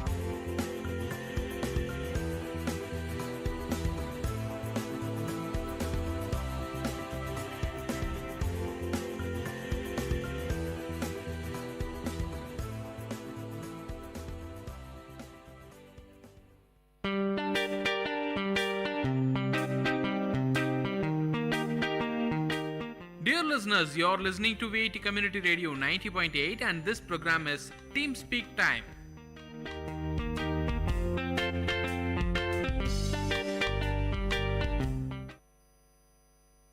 Hello, hi, Namaste VIT. You are listening to VIT Community Radio 90.8. This is Rujana. Welcome to the show Vijaya Bata. ప్రతి ఒక్కరి జీవితంలో విజయం చాలా ముఖ్యమైనది. మనం దేని కోసం ప్రయత్నించినా అది విజయం కోసమే కదండి. ఇలాంటి విజయం ఒక రోజులో వస్తుందా? రాదు. ఎంతో కృషి చేయాలి, మళ్ళీ మళ్ళీ కృషి చేయాలి. ఎన్నో అవరోధాలు వస్తాయి, వాటిని ఎదుర్కొనాలి. అప్పుడే విజయం మన సొంతం అవుతుంది. అప్పుడే ఆ విజయానికి మనం నిజమైన వ్యక్తులుగా మారుతాం. Innovation distinguishes between a leader and follower అన్నారు ఒక వ్యక్తి. ఈ వాక్యం వినగానే మీకెవరు గుర్తొచ్చారండి? అవును, స్టీవ్ జాబ్స్ గారే. ఈ రోజు మనం మాట్లాడబోయే వ్యక్తి స్టీవ్ జాబ్స్ గారి గురించే. ఒకానొక సమయంలో కంప్యూటర్ వెలుగులోకి వచ్చినప్పుడు ఆ కంప్యూటర్ ఒక రూమ్నే ఆక్రమించిందండి. కానీ ఇప్పుడు అదే కంప్యూటర్ ఇంకా బెస్ట్ ఫీచర్స్తో మన జోబులో పెట్టుకునేంత చిన్నదిగా మార్చేశారు. ఇదంతా ఒక్క రోజులో వచ్చిన విజయం కాదు, ఎంతో మంది చాలా కృషి చేశారు. అటువంటి వ్యక్తుల్లో స్టీవ్ జాబ్స్ గారు ఒకరు. స్టీవ్ జాబ్స్ గారు ఒక మంచి మనిషే కాదండి, వ్యాపారవేత్త, యాపిల్ వ్యవస్థాపకుడు, పర్సనల్ కంప్యూటర్ విభాగంలోనే విప్లవం తెచ్చిన మహామేధావి. యాపిల్ సృష్టించిన ప్రభంజనం యావత్ ప్రపంచానికే పాకేసింది. స్టీవ్ జాబ్స్ కృషి ఎంతో ఉందని ప్రపంచం కొనియాడుతుంది. ఇదంతా ఒక్క రోజులో వచ్చిన విజయం కాదండి, మళ్ళీ చెప్తున్నా. ఆత్మస్థైర్యం, దీక్ష, పట్టుదల, శ్రామికత ఇవన్నీ కలగొలిపితేనే వచ్చింది ఆ విజయం. మానవాళికి అద్భుత బహుమానం స్టీవ్ జాబ్స్ గారు. ఫిబ్రవరి 24, 1955లో శాన్ ఫ్రాన్సిస్కోలో జిందలీ అండ్ శబ్దలీలకు జన్మించారు స్టీవ్ జాబ్స్. ప్రతి ఒక్కరి కుటుంబంలో గొడవలు సహజం. ఇలానే ప్రేమించి పెళ్లాడిన జిందలీ అండ్ శబ్దలీ గారులకు కూడా గొడవలు వచ్చాయి. కానీ ఆ గొడవలు ఎంత దారుణానికి ఒడిగట్టాయంటే వాళ్ళు స్టీవ్ జాబ్స్ గారిని అడాప్షన్కి ఇవ్వడానికి కూడా వెనుకాడలేదు. కానీ శబ్దలీ గారు చదువు అంటే మక్కువ కాబట్టి బాగా చదువుకున్న ఒక కపుల్కి అడాప్షన్కి ఇవ్వాలని నిర్ణయించుకున్నారు. ఈ రోజు మనం చూస్తున్నాం, ఎవరైనా పేరెంట్స్ పిల్లలు వద్దు అంటే డస్ట్బిన్స్ దగ్గర, ప్లాట్ఫామ్స్ దగ్గర వదిలేస్తున్నారు. కానీ ఈ కపుల్ చాలా దూరదృష్టి కలవారు. అందుకే స్టీవ్ జాబ్స్ ని పాల్ అండ్ క్లారా అని బాగా చదువుకున్న వ్యక్తులకు దత్తక్కిచ్చారు. పాల్ అండ్ క్లారా శబ్దలీ గారికి మాట ఇచ్చిన విధంగానే స్టీవ్ జాబ్స్ ని చాలా బాగా చదివించారండి.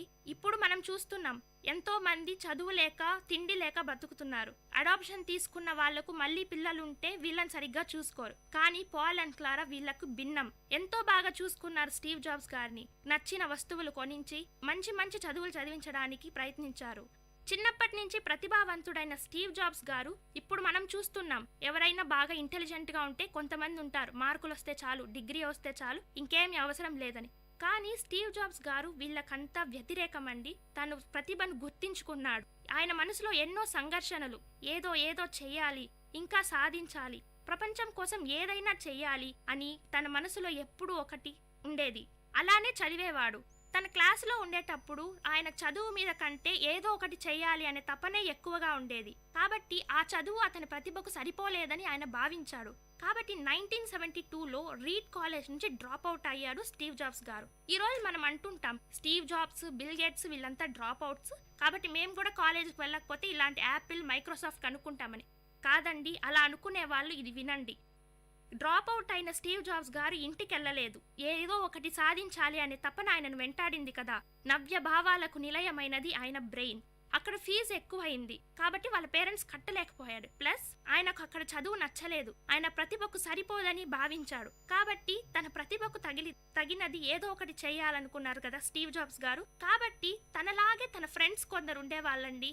కాబట్టి ఆ ఫ్రెండ్స్ దగ్గర తీసుకున్నాడు. వాళ్ళతో కలిసి ఏదో ఒకటి చేయాలని భావించేవాడు. స్టీవ్ జాబ్స్ గారిలాగే సేమ్ ఆలోచనలు కలిగిన వాళ్ళు వాళ్ళ ఫ్రెండ్స్ కూడా ఉన్నారు.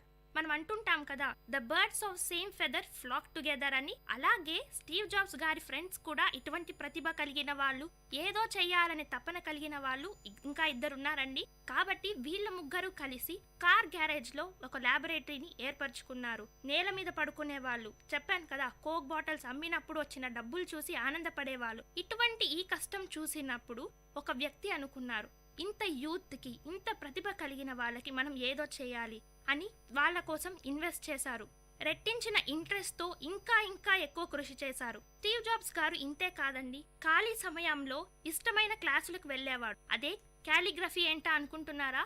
అదేనండి, అందంగా అక్షరాలను రాయడం. సాఫ్ట్వేర్ ఇంజనీర్ అయిన స్టీవ్ జాబ్స్ గారు అందమైన అక్షరాలు నేర్చుకుని ఏం చేస్తారు అనుకుంటున్నారా? కానీ కాలిగ్రఫీ నేర్చుకున్న తర్వాత స్టీవ్ జాబ్స్ గారు ఎప్పుడూ అనుకోలేదు, ఎందుకు ఆ క్లాస్కి వెళ్ళాను, అనవసరంగా డబ్బులు వేస్ట్ చేశా, అనవసరంగా టైం వేస్ట్ చేసుకున్నా అనుకోలేదండి. కాలిగ్రఫీ అంటే అందమైన అక్షరాలు రాయడం. లేట్రాన్ స్టీవ్ జాబ్స్ గారు కొన్ని పరికరాలను కనుక్కున్నారు కదా. ఆ పరికరాల్లో ఫాంట్ ఫేసెస్ అని ఉన్నాయి. అంటే డిఫరెంట్ టైప్స్ ఆఫ్ లెటర్స్ ఉంటాయి. ఆయన చెప్తుంటారు, ఆ రోజు నేను కాలిగ్రఫీ క్లాసులకు వెళ్ళకపోయింటే ఈ రోజు అందమైన అక్షరాలు ఈ పరికరాల్లో ఉండేవి కాదు అని. దీన్ని బట్టి ఏం అర్థమవుతుందండి, జీవితంలో మనం ఏం చేసినా అది ఒక మంచి రీజన్ కోసమే. దేనికి ఎప్పుడు రిగ్రెట్స్ ఉండవు. మీరు తెలివిని సంపాదించుకున్నా, ఏమైనా విజ్డమ్ని సంపాదించుకున్నా అవి మనకు ఫ్యూచర్లో ఎప్పుడో ఒకప్పుడు యూజ్ అవుతాయి. కాబట్టి అందుకని మీరేమి టైం వేస్ట్ చేయడం, తాగడం, తిరగడం ఇలాంటివి కాదు. ఇలాంటి మంచి విషయాలను నేర్చుకోండి. ఇవి ఏదో ఒక పాయింట్ ఆఫ్ టైంలో మీ జీవితంలో యూజ్ అవుతాయి. ఇటువంటి చిన్న కార్ గ్యారేజ్ నుంచి బయటకు వచ్చిందే యాపిల్ కంప్యూటర్.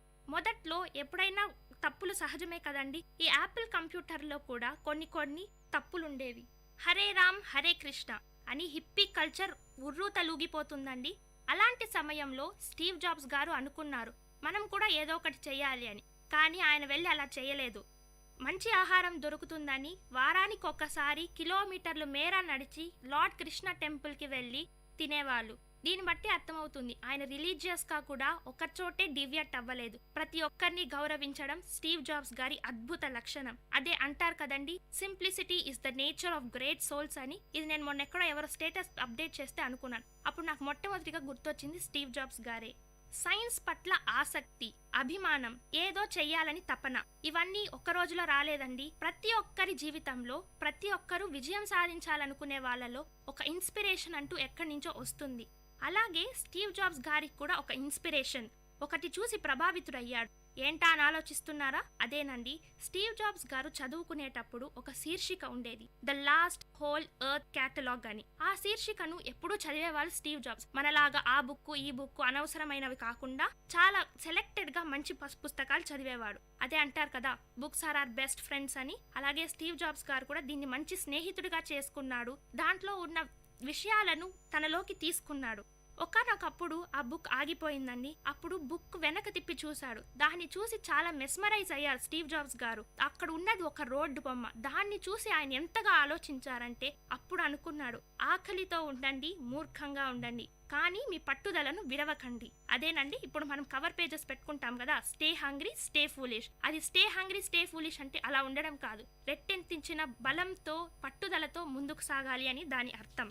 స్టీవ్ జాబ్స్ గారు ఒకసారి ఇండియాకు వచ్చారు. ఇండియా అంటే ఎంత కల్చరల్ గా, ఎంత సైంటిఫిక్ గా ఎంతో ముందుకు ఉంటుందని స్టీవ్ జాబ్స్ గారు భావించారు. ఇక్కడికి వచ్చిన తర్వాత పువర్ పీపుల్ ని చూశాడు. పావర్టీని చూసి చలించిపోయారు స్టీవ్ జాబ్స్. ఇంత హై ఎక్స్పెక్టేషన్స్ ఉన్న ఇండియాలో ఇలా ఉండడం ఏంటి అని చాలా బాధపడ్డాడు. మనసులో ఏదో తపన, సాంకేతిక విజ్ఞానంతో ఇండియాని ఇంకొంచెం పెద్దగా చేయాలి అని అనుకున్నాడు. Every drop of ocean starts with a single drop అన్నారు మదర్ తెరెసా గారు. ఇదే ఈయన జీవితంలో కూడా ఉంది. ప్రపంచాన్ని మొత్తం మార్చలేనేమో, కానీ నా అంత కృషి నేను చేయాలి అనుకున్నారు. ఇలా మనలో ఎంతమంది అనుకుంటున్నామండి? కానీ స్టీవ్ జాబ్స్ గారు అలా అనుకున్నారు. అతనిలో అద్భుత శక్తి జ్వలించింది.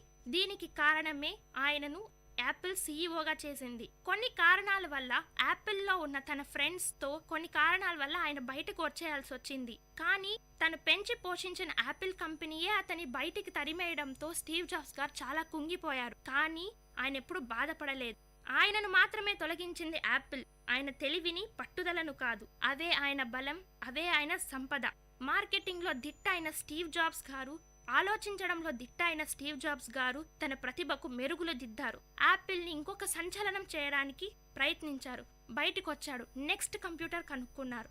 ఇంతతో ఆగలేదండి స్టీవ్ జాబ్స్ గారు. అతని ఫ్రెండ్స్ జాన్ కాలే అనే అతను పెప్సీలో పనిచేసేవాళ్ళు. ఇతన్ని ఎలాగైనా తనలోకి తీసుకొని రావాలి అని అనుకున్న స్టీవ్ జాబ్స్ గారు రెచ్చగొట్టారు. చక్కెర నీళ్ళ అమ్ముతూ బతుకుతావా, ప్రపంచాన్ని ఏమైనా మారుస్తావా అని. అంతే, రెచ్చిపోయిన ఆలోచనతో జాన్ కాల్ స్టీవ్ జాబ్స్ తో చేతులు కలిపారు.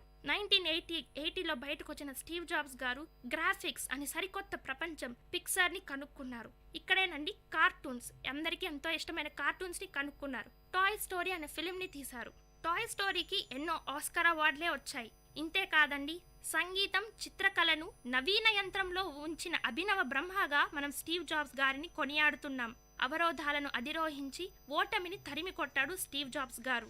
అంతా సజావుగా సాగిపోతుంది అన్న స్టీవ్ జాబ్స్ గారి జీవితంలో ఒకానొక భయంకరమైన సంఘటన తెలుసుకున్నారు. అదే ఆయనకు ప్యాంక్రియాటిక్ క్యాన్సర్ ఉందని. ఈ కాలంలో మనం చిన్న జ్వరం వస్తేనే చాలా బాధపడిపోయి ఇంకా ఏమి చెయ్యలేము అనుకుంటున్నాం. అదే క్యాన్సర్ వస్తే మన జీవితం అయిపోయింది అని బాధపడిపోతుంటాం. దీనితోనే చావు తొందరగా వస్తుంది. కానీ స్టీవ్ జాబ్స్ గారు బాధపడలేదు. ఇవన్నీ లైఫ్ లో సహజం అనుకున్నారు. కాబట్టి దాన్ని క్యూర్ చేయడానికి లివర్ ని సర్జరీ చేయించుకున్నారు.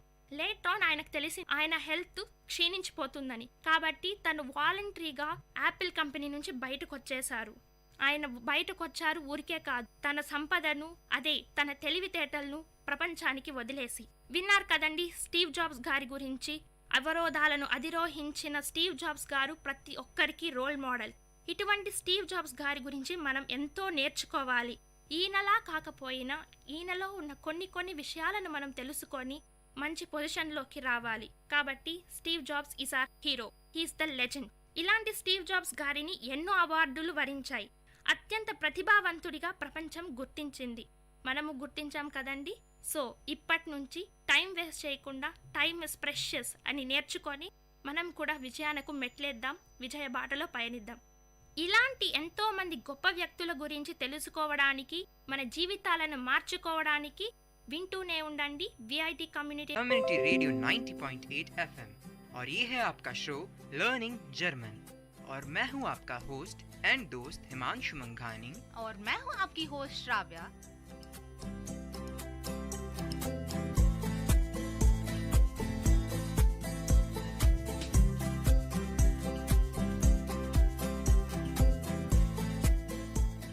अच्छा ठीक है यार, बहुत हो गया इंग्लिश और हिंदी। चलो आई स्टार्ट इन जर्मन। हेलो फ्रेंडे, Dies ist VIT Community Radio 90.8 FM und ihre Zohjorte Learning German. Ich bin Himanshu मंघानी und ich bin Shravya. Okay, तो हमने जो पहले हिंदी और इंग्लिश का मिक्सचर बोला था तो हमने उसको जर्मन में बोला। हमने बोला कि Dies ist VIT Community Radio 90.8 FM, मतलब That means this is VIT Community Radio 90.8 FM। और फिर बाद में हमने बोला Here is Zohjort Learning German. So Zohjoren मतलब to listen. You are listening to VIT Learning German show. और ich bin Himanshu मंघानी मतलब मैं हूँ हिमांशु मंघानी। Und ich bin श्राव्या मतलब and this is Shravya. Okay, तो देखिए अब धीरे धीरे हमने इंट्रोडक्शन तो तुम्हें बता ही दिया है, तो आज सबसे पहले हम क्या पढ़ने वाले हैं? सबसे पहले मुझे तो सुबह सुबह ये याद आ गया कि हम होंगे कामयाब। क्यों, ऐसा क्यों? ऐसे ही, मतलब यू नो विल पावर बढ़ गया बहुत। तो तब मुझे याद आया कि भाई हमने तो अपने लिसनर्स को विल, शैल और ऐसे मॉडल वर्ब्स के बारे में तो बताया ही नहीं। तो ठीक है, आज सोचा हम आज मॉडल वर्ब्स कवर अप कर लेते हैं, यानी कि will, shall, like, would, might, may and all. Okay, तो इसको बोलते हैं मॉडल वर्ब्स। चलो ठीक है, अब धीरे धीरे हम इतना आगे बढ़ चुके हैं तो अब ये इस मॉड पे आ गए हैं कि हम आज ये पढ़ेंगे। तो सबसे पहले रिवीजन करा देते हैं कि लास्ट 2 क्लासेस में हमने क्या किया। हाँ। हमने कुछ 10 रूट वर्ड्स पढ़े थे, तो वो कौन से थे Shravya? 10 root words? Root words जैसे कि मतलब पॉजिटिव प्रोनाउन। अरे हाँ, मेरा का, हाँ, माइन। भूल गए। तो फॉर हम मेरा का बोलेंगे माइन, तुम्हारा, यानी कि जब हम एक बंदे को स्पेसिफाई कर रहे हैं तब हम बोलेंगे दाइन, पर जब हम बहुत सारे लोगों को स्पेसिफाई कर रहे हैं हम यूज करेंगे यूर। कूल। तो इसको ऐसे बोल सकते हैं, आई के लिए बोलेंगे माइन, और आर के लिए बोलेंगे उनसेर, और यू के बोलेंगे, यू के लिए बोलेंगे दाइन, और यू ऑल के लिए बोलेंगे यूर। और फिर बाद में ही और इट के लिए साइन, और फिर जी के लिए बोलेंगे ईयर। सारे जी के लिए मतलब फॉर्मल, इनफॉर्मल, जो कुछ भी हो हम ईयर ही यूज करेंगे। क्योंकि जी लड़कियों के लिए भी बोलते हैं, रिस्पेक्ट के लिए भी बोलते हैं, और दे ऑल के लिए भी बोलते हैं, यानी 3rd पर्सन प्लूरल के लिए भी बोलते हैं। जी हाँ। और कल हमने आर्टिकल्स भी किए थे, डेफिनेट और इंडेफिनेट आर्टिकल्स के लिए हम कौन सा प्रोनाउन यूज करते हैं। तो द के लिए देर दी दास, मस्कुलिन, फेमिनिन और न्यूट्रल के ऑर्डर था। और फिर ए और एन को बोलेंगे आइन में ही हम मास्कुलिन और न्यूट्रल के लिए यूज करेंगे आइन, और फेमिनिन और प्लूरल के लिए यूज करेंगे आइना। ठीक है, तो बेसिकली 10 वर्ड्स हो गए। आई के साथ माइन, यू ऑल के साथ यूर, और यू सिर्फ सिंगुलर है उसके लिए डाइन, आर के लिए उनसेर, ही और इट के लिए सीन, और जाय के लिए नहीं साइन। Himanshu, okay, sign. तुम्हारा ये आई और ई का चक्कर कब चलेगा मुझे नहीं पता। अब पता नहीं, कभी तो सही होगा ही होगा। देखते सही करा देती हूँ, मैं ही सही कराऊंगी तुम्हें। जरूर। और जी के लिए बोलेंगे ईयर। हाँ ठीक है, चलो बहुत बढ़िया। तो अब मॉडल वर्ब से बोलते, सबसे पहले बताओ कि वोलन का मतलब क्या होगा? वोलन मतलब विल। तो अच्छा ठीक है, मैं अभी आपको याद होगा कि हमने पिछले थोड़े बहुत क्लासेस के पहले हमने आपको ये बताया कि हम different kinds of verbs use करते हैं और उसमें डिफरेंट केसेस होते हैं, यानी first person singular, first person plural, ऐसे। तो वापस से हम विल यानी कि वोलन एज इन जर्मन हम ऐसे ही करेंगे। तो अभी मैं इश के लिए बोलूंगी विल, डू के लिए बोलूंगी विल्स्ट, यानी कि विल में एस टी डालो, एर, जी और एस उसमें भी बोलूंगी विल। वियर के लिए बोलूंगी वॉलन, यू रूट वर्ड को कोई छेड़खानी नहीं करेंगे, याद रख लेना भाइयों। और ईयर के लिए बोलेंगे वॉल्ट, और फिर जी के लिए बोलेंगे विल। ओके, तो मतलब कुछ इसको ऐसे ही याद करें ना, क्योंकि ये ऑर्डर तो हमेशा सेम ही रहने वाला है। हाँ। तो क्यों ना इनको याद ही कर लें, क्योंकि इसमें थोड़ा सा चेंज है, क्योंकि हमने बोला था कि जो 3rd पर्सन सिंगुलर है ही, शी और इट, उसमें टी लगता है। हाँ। ये हटा के बट इस केस में नहीं है। तो ये वोलन वाला जो वर्ड है, ये मॉडल वर्ब्स को हम आपको एक पैरोडी की तरह याद करा देंगे, क्योंकि आपको ऐसे सोचना नहीं होगा कि फर्स्ट पर्सन सिंगुलर है या सेकंड पर्सन सिंगुलर। अगर आपको अपने आप ये शब्द एक जुगलबंदी में याद हैं, रटे हुए हैं, तो आप आगे चल के भी इन्वेंट कर सकते हैं, कुछ डिस्कवर कर सकते हैं किसी सेंटेंस में और कुछ समझ सकते हैं उस सेंटेंस के थ्रू। हाँ, और लिसनर्स में आपको ये भी बता दूं, हमने आपको पहले जब हम आपको वर्ब सिखा रहे थे, हमने आपको ये बोला कि अगर मैं लूंगी गेहन यानी टू गो, तो उसमें से मैं ईएन हटा दूंगी और मेरा गे बन जाएगा मेरा मॉडल, मतलब मेरा रूट वर्ड। सही, एकदम। पर यहाँ पे ऐसा नहीं है। मैं यहाँ पे मेरा विल का मतलब है वॉलन, बट मैं वॉल यूज नहीं कर रही हूँ यहाँ पे, मैं विल ही यूज कर रही हूँ यहाँ पे। तो इसलिए इसका मतलब ये हुआ, इन शब्दों को याद ही कर लीजिए क्योंकि ये बहुत ज्यादा यूज होते हैं, और इसलिए आप यार हमें कामयाब होना है तो हाँ, हमें ये शब्द सीखने पड़ेंगे। हाँ, जरूर जरूर, क्यों नहीं, सीखेंगे। तो लो चलिए, आज हम विल को भी सबसे पहले स्टार्ट करते हैं। विल को वांट, विल या वांट, इन दोनों के लिए आप बोल सकते हैं वोलन, रूट वर्ड। इश्क के साथ लगेगा विल, दू के साथ लगेगा विल्स्ट, ईयर एस जी के साथ लगेगा विल, और वेयर जी जाय के साथ लगेगा वोलन, और आयर के साथ लगेगा वोल्ट। तो उस केस में आप आयर के साथ लगेगा यहाँ पे, चलिए ठीक है, वोल्ट। और तो इस केस में यूँ भी देख सकते हैं कि दो चीज़ें अलग है, बाकी वही रूल फॉलो कर रहा है। दू के लिए हम एस टी लगाते हैं तो विल्स्ट है ही, और थर्ड पर्सन प्लूरल के लिए जाय होता है, तो इस केस में भी कोई छेड़खानी नहीं है, और ना ही फर्स्ट पर्सन प्लूरल के लिए। और रही बात आयर यू ऑल के लिए, तो टी लगता है, तो इसमें भी टी लगा है। तो दो केस बिल्कुल अलग हैं जो रूल को फॉलो नहीं कर रहे, जैसे कि इश्क का वोल नहीं है, इश्क का विल ही है, और एयर एस जी का भी विल ही है। हाँ, यहाँ पे बस चेंज हुआ है इश में और एस जी एस में, बाकी सब में जो हम नॉर्मल कंडीशंस लेते हैं वही है। तो देखिए, एक ये चीज़ भी ऑब्जर्व करी है कि अगर आप इश, एयर, एस और जी के लिए बोलेंगे, तो ये जो 6 मॉडल वर्ब्स हम पढ़ने वाले हैं उन सब में कोई चेंज नहीं होता, चारों के लिए एक ही है। जैसे कि वोलन के लिए विल है तो इश विल, एयर विल, एस विल, जी विल। और यही अगर आप कोनन बोलेंगे तो उसका कान है, तो इश कान, एयर कान, जी कान, एस कान। ठीक है, कॉनन को तो बगल में रखो, अभी पहले विल का तो क्लैरिफाई कर दो। बट ये प्रिंसिपल अच्छा है काफ़ी, कि मतलब आप उसी ऑर्डर में तो याद कर सकते हैं जो आपके रूल है, पर मेन बेसिकली याद ये रखिए कि आई यानी कि जो फर्स्ट पर्सन सिंगुलर है और जो थर्ड पर्सन सिंगुलर है उनके लिए एक ही यूज होगा। कहने का मतलब, एक बात बोलूं, तुम इतना ग्रामर ना तुम जितना रटोगे उतना ही मुश्किल हो जाएगा, तुम जितना प्रैक्टिस करोगे एग्जाम्पल्स लेके उतना ही तुम्हारे लिए आसान हो जाएगा। हाँ, बट ये एक बचपन में तुमने तो याद नहीं किया कि हम ए एप्पल बोलेंगे या एन एप्पल बोलेंगे, वो बस तुम सीखते रहे, मतलब हर रोज तुम दोस्तों से बात करते रहे, तो तुम्हें आया, तो वापस हम अपने जीपी, वो क्या था, तुमने क्या बोला था लास्ट क्लास में, हमारा सिग्नेचर, अच्छा, हमारे शो का signature, GVP, grammar, vocabulary and practice. तो जीवीपी फॉलो करते रहिए और सीखते रहिए। हाँ, बट जिससे जो पर अपन ने वॉवल्स जो पढ़े रहे थे, क्योंकि हमको पता था ए ई आई ओ यू, तो उस बेस पे अपन सब लगा देते थे। हाँ, तो अब इस केस में भी, हाँ, तो इस केस में भी ये बेसिक हो सकता है कि जो इश और एयर जी एस है, तो उसके लिए कोई चेंजेस, मतलब चारों के लिए एक ही वर्ड है, कोई मतलब चेंज नहीं है। तो इसलिए आपका थोड़ा मतलब याद करने का लोड कम हो जाएगा। आप मतलब देख सकते हैं कि अगर आपको इश पता है विल, तो इसका मतलब आपको एयर जी और एस का भी मतलब पता ही है कि उसके लिए क्या यूज करेंगे, विल ही यूज करेंगे। तो सबसे पहले चलिए इन दोनों केसेस को ही हम कवर करते हैं। अब सबसे पहले 6 वर्ब्स पढ़ा देते हैं, और उसके बाद इश, एयर, जी, जी के लिए क्या बोलेंगे वो बता देंगे, फिर उसके बाद हम दूसरे केसेस पे आएंगे। ठीक है? तो हमने वोलन का बता दिया कि इश, एयर, एस और जी, यानी कि फर्स्ट पर्सन सिंगुलर और थर्ड पर्सन सिंगुलर के लिए विल लगेगा। तो अब सेकंड वर्ड करते हैं कोनन। कोनन का मतलब बताओ। कोनन का मतलब होता है कैन, आई कैन। सो उसके लिए हम इश, एयर, जी, एस के लिए यूज करेंगे कान, KANN, राइट, कान। ओके। और मे और अलाउ को बोलेंगे डुरफन, ड्यूरफन। और उस केस में इश के लिए और एयर, हाँ, और म्योखन का मतलब है वुड लाइक टू। सो उसके लिए हम इश और एरजीएस के लिए यूज करेंगे म्योखे, मॉकटे, मॉकटे, मॉकटे, मॉकटे, मॉकटे, मॉकटे यूज करेंगे। और एक और है, कौन सा है जिसको हम बोलते हैं लाइक टू? लाइक टू, हाँ, मॉगन। नहीं, यहाँ पे सब यूजुअली कंफ्यूज हो जाते हैं। मॉगन का मतलब है लाइक, और जब हम बोलते हैं मॉकटेन उसका मतलब है लाइक टू।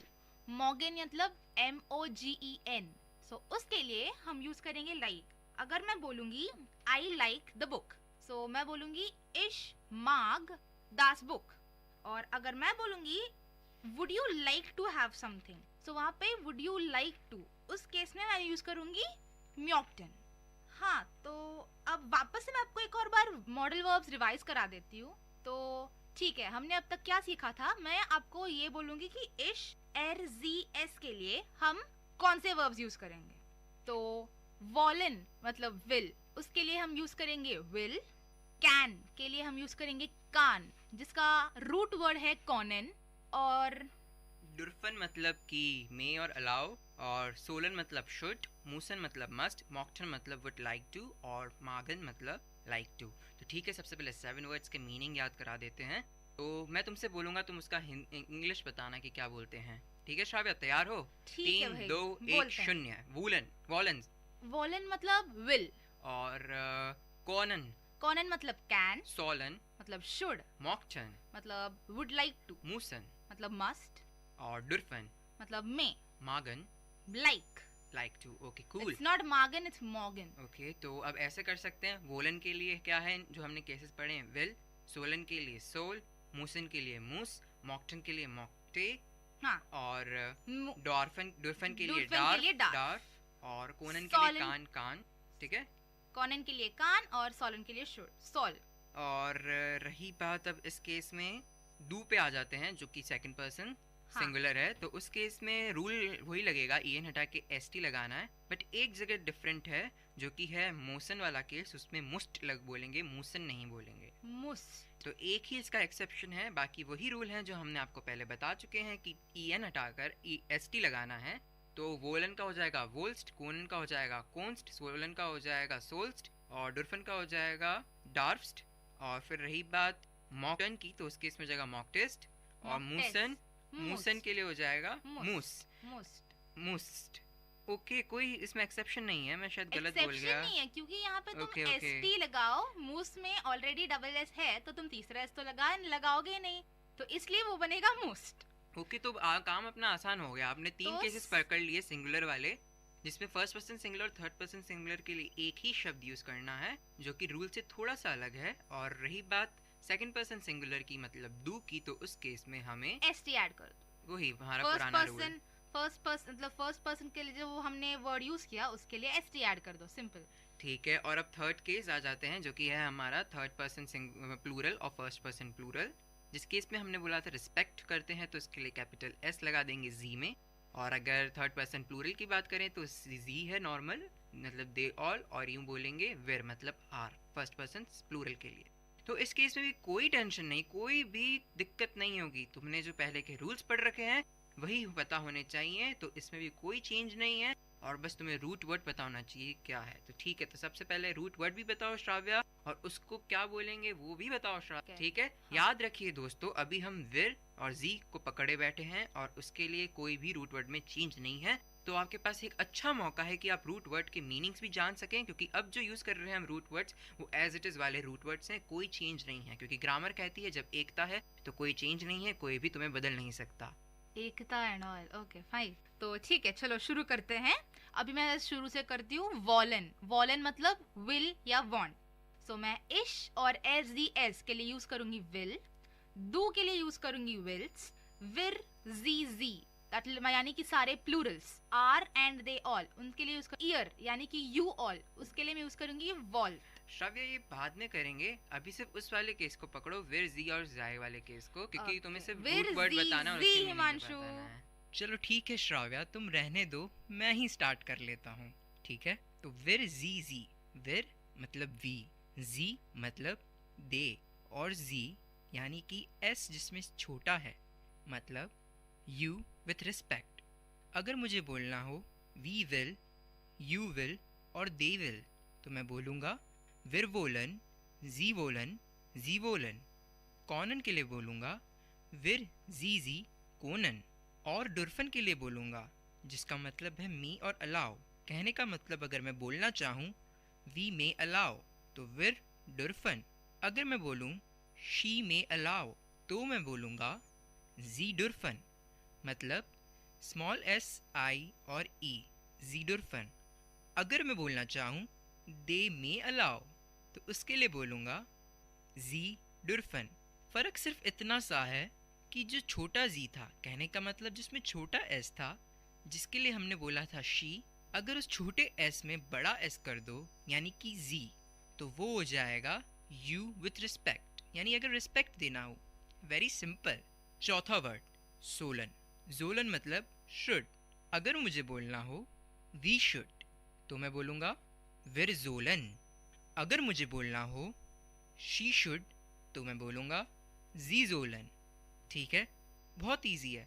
जो वर्ड था वो रूट वर्ड बिल्कुल चेंज नहीं हुआ, जैसा कि मैं हमेशा बोलता आया हूँ कि एकता में रहो, तो इसलिए कोई चेंज नहीं है। अब आगे बढ़ते हैं। मूसन।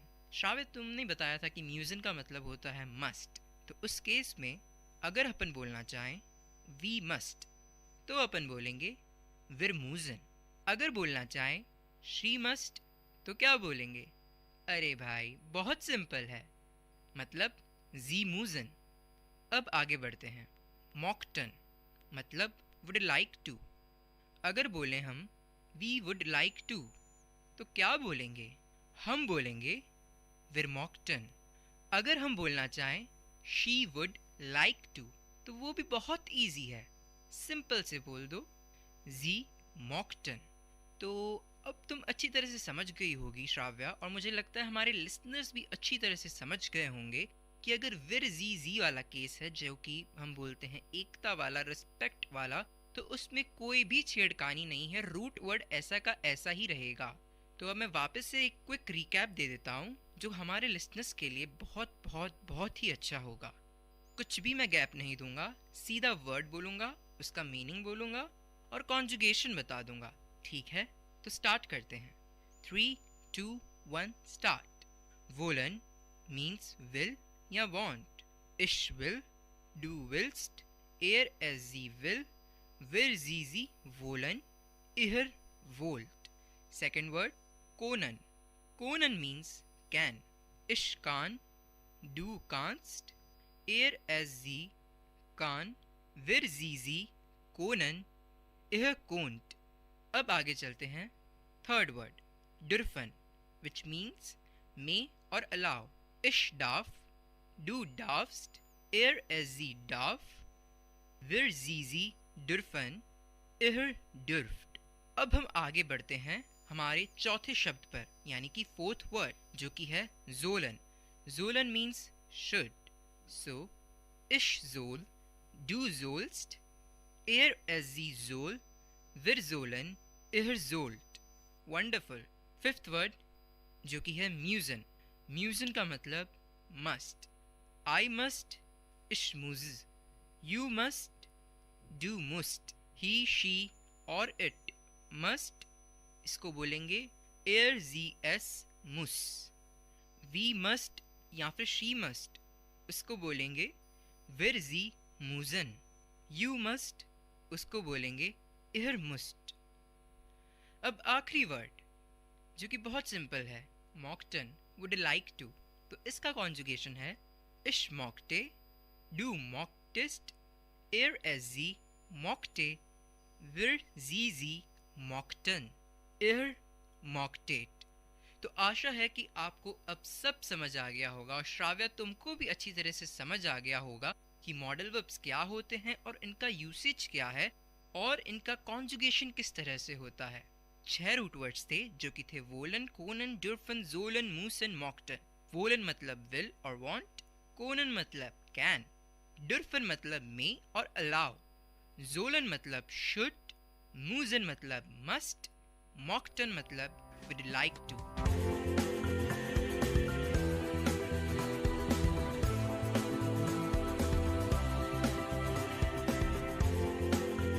आशा करती हूँ कि हमने आज आप लोगों को बहुत कुछ सिखाया है। तो यहाँ पे हम साइन ऑफ करते हैं। मैं हूँ श्राव्या कर्रा और मैं हूँ हिमांशु मंघानी, और आप सुन रहे हैं अपना फेवरेट शो लर्निंग जर्मन, और ये है VIT community radio 90.8 FM।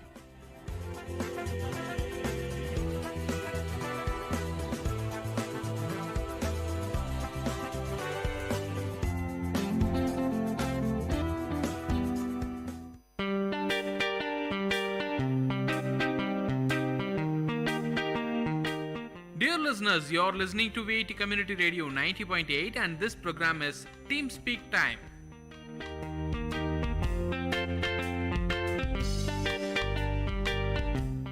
Hi hello VIT, మీరు వింటున్నారు విఐటి కమ్యూనిటీ రేడియో 90.8 FM. నేను మీ వైషు. ఈ చందమామ కథల ద్వారా మంచి మంచి కథలు చెప్పడానికి వచ్చేసానండి. ఈ ఆలస్యం చేయకుండా స్టార్ట్ చేసేద్దాం. కథ నిజాయితీ. సీతాపురం అనే ఊరిలో రామయ్య కట్టెలు కొట్టుకుంటూ జీవనం సాగించేవాడు.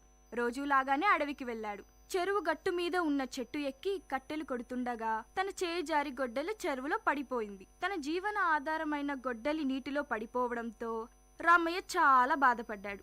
విచారంతో ఇంటికి వెళ్లకుండా చెరువు గట్టు మీద కూర్చొని ఏం చేయాలో తెలియక ఆలోచనలో పడ్డాడు. అతని బాధ చూసిన జలదేవత నీటిలో ఎంచి బయటకు వచ్చి రామయ్యకు దర్శనమిచ్చింది. జలదేవత రామయ్య విచారానికి గల కారణం తెలుసుకొని నీటిలోకి వెళ్లి వెండి గొడ్డలి తెచ్చి రామయ్యకు ఇచ్చింది. రామయ్య ఆ వెండి గొడ్డలి తనది కాదన్నాడు. దీంతో జలదేవత మళ్లీ నీటిలోనికి వెళ్లి బంగారు గొడ్డలితో బయటికి వచ్చింది. దానిని రామయ్యకు ఇచ్చింది. కాని రామయ్య ఆ గొడ్డలి తనది కాదు అన్నాడు. జలదేవత మళ్లీ నీటిలోకి వెళ్లి మామూలు ఇనుప గొడ్డలితో బయటకు వచ్చింది. తన ఇనుప గొడ్డలిని చూసిన రామయ్య సంతోషంతో ఆ గొడ్డలి తనదే అంటూ రుణపడి ఉంటానంటూ చెప్పాడు. తన నిజాయితీని మెచ్చిన జలదేవత రామయ్యకు వెండి, బంగారం మరియు ఇనుప గొడ్డలి 3 ప్రసాదించింది. రామయ్య సంతోషంగా ఇంటికి వెళ్ళాడు. రామయ్య జరిగిన విషయాన్ని తన భార్యతో చెబుతుండగా దొంగచాటుగా సీతయ్య విన్నాడు. సీతయ్య కూడా ఆ మరునాడు రామయ్య లాగానే అడవికి వెళ్ళాడు. సీతయ్య చెరువు గట్టు మీద ఉన్న అదే చెట్టును ఎక్కి కట్టెలు కొడుతూ కావాలనే తన గొడ్డలిని నీటిలో పడేశాడు. కావాలనే గట్టు మీద కూర్చొని గట్టిగా ఏడ్చాడు. ఇది చూసిన జలదేవత నీటిలో ఎంచి బయటకు వచ్చి సీతయ్య బాధకు గల కారణం తెలుసుకుంది. దీంతో జలదేవత నీటిలోకి వెళ్లి ఇనుప గొడ్డలితో బయటకు వచ్చింది. కాని సీతయ్య అది తనది కాదంటూ అబద్ధం చెప్పాడు. దీంతో జలదేవత మళ్లీ నీటిలోకి వెళ్లి బంగారు గొడ్డలితో బయటకు వచ్చింది. బంగారు గొడ్డలి చూసిన సీతయ్య అది తనదే అంటూ ఆనందించాడు. నిజం తెలిసిన జలదేవత మూర్ఖుడా, అతి ఆశ పడతావా, నిజాయితీగా బతకాలి అంటూ కోపగించుకుంది. ఈ కథ ద్వారా మనకు ఏం తెలిసింది?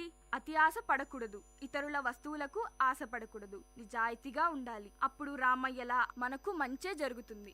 ఇంకా మంచి కథలు వినాలనుకుంటే వింటూనే ఉండండి విఐటి కమ్యూనిటీ రేడియో 90.8 FM. మీ వైషు.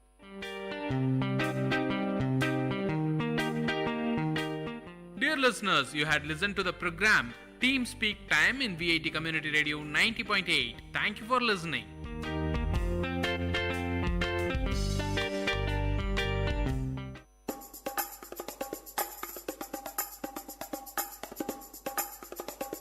காரசாரம் விஐடி பண்பலையின் விவாத மேடை. ஆரோக்கியமான வாதங்களுடன், அன்றாட நிகழ்வுகளின் தரவுகளுடன், மக்களின் குரல்கள் ஒன்றிணையும் கருத்துக்களம்.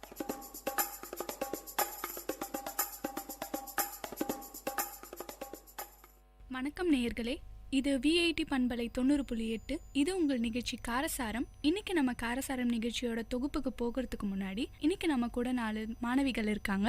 அவங்கள அறிமுகப்படுத்திக்கலாம். வணக்கம், நான் சுபஸ்ரீ. வணக்கம், நான் சௌபாக். வணக்கம், நான் ஜனனி. வணக்கம், நான் சஞ்சு. இன்னைக்கு நம்ம காரசாரம் நிகழ்ச்சியில இப்போ பொது தேர்வு நடந்துட்டு இருக்கு இல்லையா, அதனால மாணவர்கள் எப்படியெல்லாம் படிக்கலாம், அவங்களுடைய மனநிலைமை இப்போ எப்படி இருக்கும், பெற்றோர்களுடைய சப்போர்ட் எந்த அளவுக்கு இருக்கும் அப்படின்றத பத்தி தான் பார்க்க போறோம். வணக்கம் சுபஸ்ரீ, நீங்க இதை பத்தி என்ன நினைக்கிறீங்க? இப்போ பொது தேர்வுன்றனால என் மனசுல தோன்றதை நான் முதல்ல சொல்றேன். பொது தேர்வு அப்படின்னு ஒன்று வரும்போது 12th பசங்க இருக்காங்க இல்லையா, அவங்க வந்து ஆல்ரெடி ஒரு வாட்டி 10th அப்படின்ற ஒரு எக்ஸாம் எழுதிருப்பாங்க. அவங்களுக்கு வந்து மைண்ட்ல ஒரு ஐடியா இருக்கும், பப்ளிக் எக்ஸாம்னா இப்படிலாம். ஆனா இந்த 10வது மாணவர்கள் இருக்காங்க பாத்தீங்களா, அவங்களுக்கு தான் வந்து அது எப்படி இருக்கும் அப்படின்னே தெரியாது. எல்லாமே புதுசு அவங்களுக்கு. வீட்லயும் சரி, ஸ்கூல்லயும் சரி, அவங்கள வந்து நீங்க இவ்வளோ மார்க் எடுக்கணும், நீ இவ்வளோ எடுத்தா நான் வெளில இவ்வளோ சொல்லணும் அப்படின்னு பெற்றோர்கள் ஒரு பக்கம் பண்றாங்க. இன்னொரு பக்கம் பள்ளிக்கூடங்கள்ல வந்து நீ இப்ப இருக்கிற மார்க் வச்சுதான் உனக்கு 11th 12th வந்து குரூப் அலாட் பண்ணுவாங்க. அந்த மாதிரி நிறைய ப்ரெஷர் இருக்கனால அவங்களுக்கு வந்து படிக்கிறது எவ்வளோ இருக்கோ அதை விட அளவுக்கு அதிகமா நம்ம இவ்வளோ மார்க் எடுக்கணும், நம்மளுக்கு இவ்வளோ பேர் சொல்லியிருக்காங்க, அதனால நம்ம இப்படிலாம் படிக்கணும் அப்படின்னு பாவம் ரொம்ப டென்ஷனா இருப்பாங்கன்னு தான் சொல்றேன். சுபஸ்ரீ சொன்னதை பத்தி நீங்க என்ன நினைக்கிறீங்க சௌபாக்கியா? கண்டிப்பாக பசங்கன்னு வரும்போது ஒரு டென்ஷன் இருக்கதான் செய்யும். பேரண்ட்ஸ் ஒரு பக்கம், டீச்சர்ஸ் ஒரு பக்கம், எல்லாரும் ஸ்ட்ரெஸ் கொடுக்கும்போது பசங்களுக்கு என்ன படிக்கணுன்றதே அவங்க கண்டிப்பாக யோசிச்சிருக்க மாட்டாங்க. ஸோ ஸோ எக்ஸாம்னு வரும்போது ஸ்ட்ரெஸ் இல்லாமல் படிக்கிறது தான் கரெக்டு. அவங்க எந்த மாதிரி படிக்கணும்னு நினைக்கிறீங்க கீர்த்தனா? எந்த மாதிரி படிக்கணும்னா வந்து சில பேருக்கு வந்து ஒருத்தருக்கு ஒரு மாதிரி படித்தாதான் வந்து மண்டையில் ஏறும் அப்படின்வாங்க. சில பேருக்கு பார்த்தீங்கன்னா வந்து மார்னிங் விடிய காலையில் இருந்துச்சு இந்த அந்த காமாக இருக்கிற டைமில் படித்தா வந்து மண்டையில் ஏறும். சில பேருக்கு பார்த்திங்கன்னா நைட்டில் படித்தா வந்து நல்லா மண்டையில் ஏறும் அப்படின்றத சில பேர் வந்து வீட்டில் வந்து ஃபோர்ஸ் பண்ணுவாங்க. ஏன்னா நீ தூங்கிட்டே இருக்க, காலையில் 4 மணிக்கெலாம் எழுந்து படிக்கலாம், இல்லை உன்ன மாதிரி தானே பக்கத்து வீட்டு பசங்க எப்படி படிக்கிறாங்க அந்த மாதிரிலாம் சொல்லுவாங்க. அந்த மாதிரிலாம் ஒன்று எதுவுமே கிடையாது. நம்மளுக்கு வந்து எப்போ மைண்ட் ஃப்ரெஷ்ஷாக இருக்கோ அப்போ படித்தா வந்து மைண்டில் நல்லா நிற்கும். அப்படி அது இல்லாமல் வந்து கடைசி எக்ஸாமினேஷன் உள்ளே போகிற வரைக்கும் அந்த புக்கை வச்சு படிச்சுக்கிட்டு இருப்பாங்க. அது வந்து சுத்த வேஸ்ட்டு தான். ஏன்னா அப்போ வந்து படிக்கிறது வந்து மறந்து போகும்னு சொல்லலை. ஏன்னா அப்போ படிக்கிறது மட்டும்தான் அவங்களுக்கு ஞாபகம் இருக்குமே கண்டி பின்னாடி படித்ததெல்லாம் வந்து அவங்களுக்கு சுத்தமாக ஞாபகம் இருக்காது. அந்த மாதிரிலாம் வந்து அவங்க யூஸ் பண்ணிக்கக்கூடாது, அந்த மாதிரிலாம் இருக்கக்கூடாது. முன்னாடி படித்து வச்சுட்டு எக்ஸாமுக்கு ஒரு 1/2 hour 1 hourக்கு முன்னாடி வந்து கொஞ்சம் ஃப்ரீயாக விட்டுடணும். அந்த மாதிரிலாம் இருந்தால் வந்து கொஞ்சம் ரிலாக்ஸாக இருக்கும், மைண்ட் ரிலாக்ஸாக இருக்கும், எக்ஸாம் நல்லா எழுதலாம். மாணவர்களுடைய முக்கியமான பயம் ஆரம்பிக்கிறதே ஸ்கூல்ஸில் தான். ஸ்கூல்ஸில் நிறைய மார்க் எடுக்கணும் அப்படின்ற ஒரு விஷயம், அப்புறம் பேரண்ட்ஸ் வந்து இவ்வளோ மார்க் நீ எடுக்கணும் அப்படின்றனாலேயே டாப்பர்ஸ்க்கு வந்து ரொம்ப மன அழுத்தம் ஏற்படுது. இதை பற்றி நீங்கள் என்ன நினைக்கிறீங்க ஜனனி? டாப்பர்ஸ்க்கு வந்து மைண்ட் ப்ரெஷர் ஆகிறதுக்கு வந்து ஒரு மெயின் ரீசன் வந்து ஸ்கூலில் ஃபுல்லாக ஃபோர்ஸ் பண்ணுறது தான். இப்போ வந்து 3 செக்ஷன் 4 செக்ஷன் இருக்கும் ஒரு ஸ்கூலில். அப்படி இருக்கும்போது அவங்க வந்து செக்ஷன் வைஸாகவே ஸ்கூலில் வந்து ட்ரெயின் பண்ணுவாங்க. இந்த மாதிரி அந்த செக்ஷனில் பார்த்தியா இவ்வளோ எடுத்திருக்காங்க, இந்த செக்ஷன் நீ ஏன் எடுக்கல. அவங்க டீச்சர்ஸ்குள்ளவே ஒரு காம்படிஷன் வர ஆரம்பிச்சிடும், கிளாஸ் டீச்சர்ஸ்குள்ளே. ஸோ அவங்க காம்படிஷனில் அவங்க வின் பண்ணணும் அப்படின்றதுக்காக ஸ்டூடெண்ட்ஸை வந்து ரொம்ப ஃபோர்ஸ் பண்ணி ரொம்ப ஸ்ட்ரெஸ் ஆக்கி படிக்க வைப்பாங்க. அவங்க வந்து காம்படிஷனில் வந்து வின் பண்ணும். அது ஒரு விதத்தில் அது நல்லதாக இருந்தாலும் ஸ்ட்ரெஸ்ஸை பார்க்கணும். ஸ்டூடெண்ட்ஸ்க்கு எப்படி அவங்க படிக்கணும் அப்படின்ற ஸ்ட்ரெஸ் பார்த்து செய்யணும். எப்படி இருந்தாலும் படிச்சு தான் ஆகணும் நீ அப்படின்ற மாதிரிலாம் சொல்லக்கூடாது. மேபி அந்த ஸ்டூடெண்ட்க்கு வந்து ஏதோ ஒரு ஃபீவரோ ஏதாவது வந்துட்டாலும் அப்போ நீ ஏன் இந்த எக்ஸாமில் நீ நல்லா பண்ணலை அப்படின்ற மாதிரிலாம் ஸ்டூடெண்ட்ஸ்லாம் டீச்சர்ஸ்லாம் வந்து கேட்பாங்க. ஸோ அவங்களோட ஸ்ட்ரெஸ்ஸையும் பார்த்து டீச்சர்ஸ் வந்து பேசணும். அப்போது ஸ்ட்ரெஸ் வராமல் இருக்க எந்த மாதிரி படிப்பை நம்ம வந்து ஃபாலோ பண்ணணும்? இப்படி படித்தா நம்மளால் நிறைய மார்க்கும் எடுக்க முடியும், அதே சமயம் மனசுலையும் பதியும், மறக்காமல் எக்ஸாமில் முக்கியமான பயத்துக்கு காரணமே பயப்படுறதுனால நிறைய விஷயங்களை மறந்துடுறாங்க. ஸோ எந்த மாதிரி ஃபாலோ பண்ணலான்னு நினைக்கிறீங்க சுபஸ்ரீ? இப்போ ஜனனி சொன்ன மாதிரி நிறைய டெஸ்ட் இருக்கக்கூடாதுன்னு சொல்கிறீங்க. அதுக்கு ஒரு வழினா எப்பயுமே அன்னன்னைக்கு நடக்கிறத அன்னன்னைக்கு படிக்கணும் அப்படின்னு நம்ம படிக்கிற காலத்துலேருந்து எல்லாரும் சொல்லுவாங்க. ஆனால் நம்ம 5 பேர்லேயே வந்து தினமும் படிக்கிற பசங்க இல்லைன்னு நான் நினைக்கிறேன்.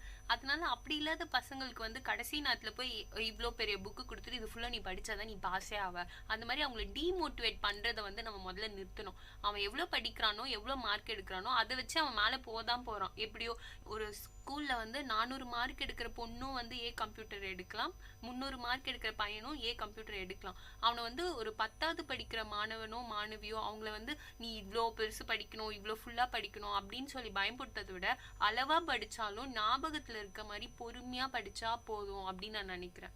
இப்போ சுபஸ்ரீ நீங்கள் சொன்னீங்கல்ல, இப்போ வந்து அளவாக படித்தா போதும் மார்க்குன்ட்டு.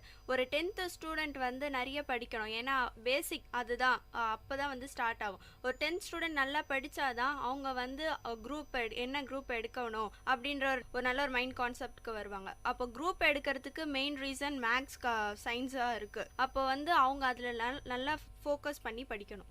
இல்லை ஜனனி, இப்போ நீங்கள் என்கிட்ட சொன்னீங்கல்ல, நான் அந்த மாதிரி சொல்லலை. நல்லா படிச்சுட்டு இருக்க பொண்ணு வந்து ஃபுல் புக்கும் படிப்பானா, படிக்க முடியாமல் இருக்கவங்க வந்து புக் பேக்கில் இருக்க கொஸ்டின்ஸ் அப்படின்னு மோட்டிவேட் பண்ணி அவங்கள வந்து இருக்கிற 10 லெசன்ஸா 10 லெசனில் நீ வந்து book back at least book back மட்டுமாவது படி அப்படின்னு சொன்னால் அவங்களால வந்து அவன் 400 எடுக்கிறானா இவன் வந்து 350 எடுத்துருவான் எப்படியும். ஏன்னா நீங்களும் எக்ஸாம்ஸ்லாம் எழுதிட்டு வந்திருப்பீங்க இல்லையா. நான் சொல்ல வரது என்னன்னா, எல்லார்கிட்டையும் போய் புக்கு ஃபுல்லாக படி அப்படின்னு ஒரு பெரிய அவங்களுக்கு வந்து அது பெரிய விஷயமா காமிச்சுக்க வேண்டாம் அப்படின்னு சொல்ல வந்தேன். என்னோட மைண்ட் செட் என்னன்னா, புக்கு ஃபுல்லாக படித்தாதான் அவங்க வந்து அதுலேருந்து ஒரு 50% எழுதுவாங்க அப்படின்றது. அது வந்து அவங்க டெய்லி பேசிஸில் படிக்கலனாலும் அட்லீஸ்ட் 1 வீக் அந்த மாதிரி வீக்லி ஒன்ஸ் ஆச்சு அந்த மாதிரி படிக்கலாம். சுபஸ்ரீ வந்து லிமிட்டடாக குறிப்பிட்ட சில விஷயங்களை படித்து எழுதினாவே நல்லா எழுதலான்னு சொன்னாங்க. ஜனனி வந்து எல்லாத்தையும் படிக்கணும் அப்படின்ற மாதிரி சொன்னாங்க. இதை பற்றி சௌபாகியா நீங்கள் என்ன நினைக்கிறீங்க? கண்டிப்பாக 10th ஸ்டாண்டர்ட் வரும்போது படிக்கணும், ஆனால் என்ன படிக்கணுன்றதை புரிஞ்சு படிக்கணும். ஸோ டீச்சர்ஸ் வந்து மார்க்லேயே கான்சென்ட்ரேட் பண்ணாமல் கண்டிப்பாக இதை சப்ஜெக்டை புரிஞ்சு படித்தாதான் கண்டிப்பாக அவங்களால மார்க் எடுக்க முடியும். 400க்கு மேலேயும் ஸ்கோர் பண்ணலாம். சௌபியாக்கா சொல்கிறது கரெக்ட் தான். இப்போ வந்து கடைசி டைமில் வந்து இப்போ நம்ம ஜனனி சொன்ன மாதிரி வந்து ஃபுல் புக்கை படிக்கணும் அப்படின்ற டைமில் அப்போ வந்து அந்த பசங்களுக்கு என்ன மைண்ட் செட் தோணுன்னா வந்து நம்ம மக்கப் பண்ணிக்கலாம், மக்கப் பண்ணால் வந்து அது அப்படியே இருக்கும், அப்படியே நம்ம மைண்டில் நிற்கும். அப்படின்னா மக்கப் தான் பண்ணுவாங்களே கண்டிப்பாக அதில் இருக்கிறது நம்ம கண்டென்ட் என்னன்னு கண்டிப்பாக புரிஞ்சுக்க மாட்டான். நம்ம இதெல்லாம் படித்தா இந்த கொஷின்லாம் வந்து மக்கப் பண்ணிட்டு இந்த கொஷின் 10 மார்க்கில் இது அப்படியே இருந்தால் நம்மளுக்கு ஃபுல் 10 மார்க்ஸ்க்கு அப்படியே ஃபுல்லாக கிடைக்கும். மொத்தம் வந்து மார்க் எடுக்கிறதுலையும் அது மக்கப் பண்ணுறது பேஸில் தான் வந்து படிப்பாங்களே கண்டி அவங்க வந்து புரிஞ்சிக்கணும் அப்படின்றதுல வந்து சத்தியமாக கொஞ்சம் கூட வந்து அவங்க நினைப்பே இருக்காது நம்ம இதை புரிஞ்சுக்கிட்டோம் அப்படின்றதுலாம் எதுவுமே இருக்கவே இருக்காது. ஆனால் வந்து கொஞ்சம் புரிஞ்சுக்கிட்டு படிக்கலாம் நம்ம. இப்போ நீங்கள் சொன்னீங்களே கீர்த்தனா புரிஞ்சுட்டு படிக்கலாம், மக்கப் பண்ணுவாங்க பசங்க அப்படின்ட்டு. என்னை கேட்டால் நிறைய பேர் மக்கப்லாம் பண்ண மாட்டாங்க. லாஸ்ட் மினிட்ல படிக்கும்போது இது என்ன 4 பாயிண்ட் இருந்தாலும் மோஸ்ட்டாக எனக்கு தெரிஞ்சு நிறைய பேர் 4 பாயிண்ட்டாக இருந்தாலும் அது என்னன்னு புரிஞ்சு படித்தாதான் அவங்க போய் அங்கே போய் கதை எழுதணும் அப்படின்னு தான் நினைப்பாங்களே கன்ஃபார்மாக. இப்போ இது மக்கப் படித்தோன்னா அது அப்படியே எழுதணும்டா அப்படி சொல்லுவாங்க. இது அப்படியே இல்லைன்னா வந்து கதை தெரிஞ்சால் போதும்டா கதை அப்படி சொல்லுடா அப்படி கேட்டுட்டு எழுதுகிற போய் பசங்களும் இருக்காங்க. அப்படிலாம் கேட்டு எழுதி போய் எழுதுகிற பசங்களும் 400 கிராஸ் பண்றாங்க. இது நீங்க சொல்றீங்க கதை கேட்டுட்டு போய் எழுதலாம் அப்படின்னு சொல்லி, கதை கேட்டுட்டு போய் எழுதுறவங்களும் இருக்காங்க. அதை இன்னொரு மாதிரி கூட சொல்லலாம், குருட்டு மனப்பாடம் அப்படின்னு சொல்லுவாங்க. இது பேர் கூட சொல்றது எப்படி இருக்குன்னா கடைசியில படிக்கிறது வந்து கண்டிப்பா புரிஞ்சே படிக்கணும், அது உண்மைதான்.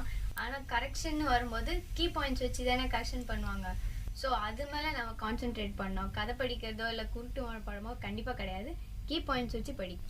மனப்பாடம் பண்ணி படிக்கக்கூடாது அப்படின்னு சௌபாகியா சொல்கிறாங்க. இன்னொரு பக்கம் ஜனனி வந்து அப்படி படித்தாதான் நிறைய எழுத முடியும் அப்படின்ற மாதிரி நிறைய விஷயம் சொல்கிறாங்க. இதில் எது மாதிரி ஃபாலோ பண்ணால் பசங்களால் நிறைய மார்க்ஸ் வாங்க முடியும்னு நினைக்கிறீங்க சுபஸ்ரீ? இப்போ மனப்பாடம் அப்படின்னு சொல்றாங்க இல்லையா, அது வந்து ஒரு கிளாஸ்ல 50 மாணவ மாணவிகள் இருக்காங்கன்னா எல்லாராலையும் வந்து எல்லாத்தையும் ஞாபகம் வச்சுக்க முடியாது. ஒவ்வொருத்தருக்கும் ஒவ்வொரு கெப்பாசிட்டி எபிலிட்டின்னு இருக்கும். அதை பார்த்து படிக்க முதல்ல ஆரம்பிக்கணும். அப்புறம் இன்னொரு விஷயம் என்னன்னா, இப்போ பள்ளிக்கூடத்துலலாம் 4 செக்ஷன் இருக்குன்னா 4த்துலயும் வந்து கலந்து போடுறது இல்ல. டாப்பர்ஸ், ஸ்லோ லேர்னர்ஸ் அப்படின்னு வந்து பிரிச்சிடுறாங்க. அந்த பிரிவு வந்துருச்சுனாலே அந்த 2 மாணவ மாணவிகளுக்குள்ளேயும் வந்து ஒரு பிரிவு வந்தது. அவன் எல்லாம் நல்லா படிப்பான்டா, அவங்க படிச்சுப்பாங்க, நம்மளால இவ்வளவுதான் முடியும், இது படிச்சுக்கலாம் அப்படின்ற ஒரு தாட் வந்துருச்சுனாலே அவங்களுக்கு வந்து எப்படியும் நம்மளை விட அவன் அதிகமா எடுப்பான் அப்படின்றதுதான் மனசுல இருக்கும். நம்மளாலையும் முடியும் அப்படின்னு வந்து அவங்களுக்கு மனசுல தோன்ற மாதிரி முதல்ல அவங்கள வந்து ஒரு வழியில கொண்டு போகணும். அப்புறம் இப்ப ஜனனி சௌபாக்கியா சொன்ன மாதிரி மனப்பாடம், குருட்டு மனப்பாடம் கீர்த்தனா சொன்னாங்க.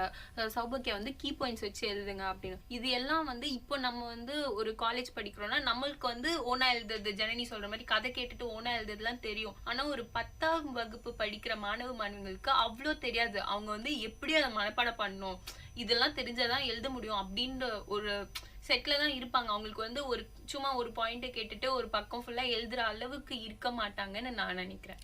என்னை பொறுத்த வரைக்கும் புரிஞ்சு படிக்கணும்னு இவங்க சொன்ன பாயிண்ட்ஸ் என்னால் புரிஞ்சுக்க முடியுது. ஏன்னா வந்து ஒரு சமயத்தில் வந்து மனப்பாடம் பண்ணி நம்ம போகிறோன்னா அங்கே ஒரு எழுத்து நம்ம மறந்துட்டோன்னா கூட அடுத்து நமக்கு என்ன எழுதணும்னு தெரியாது.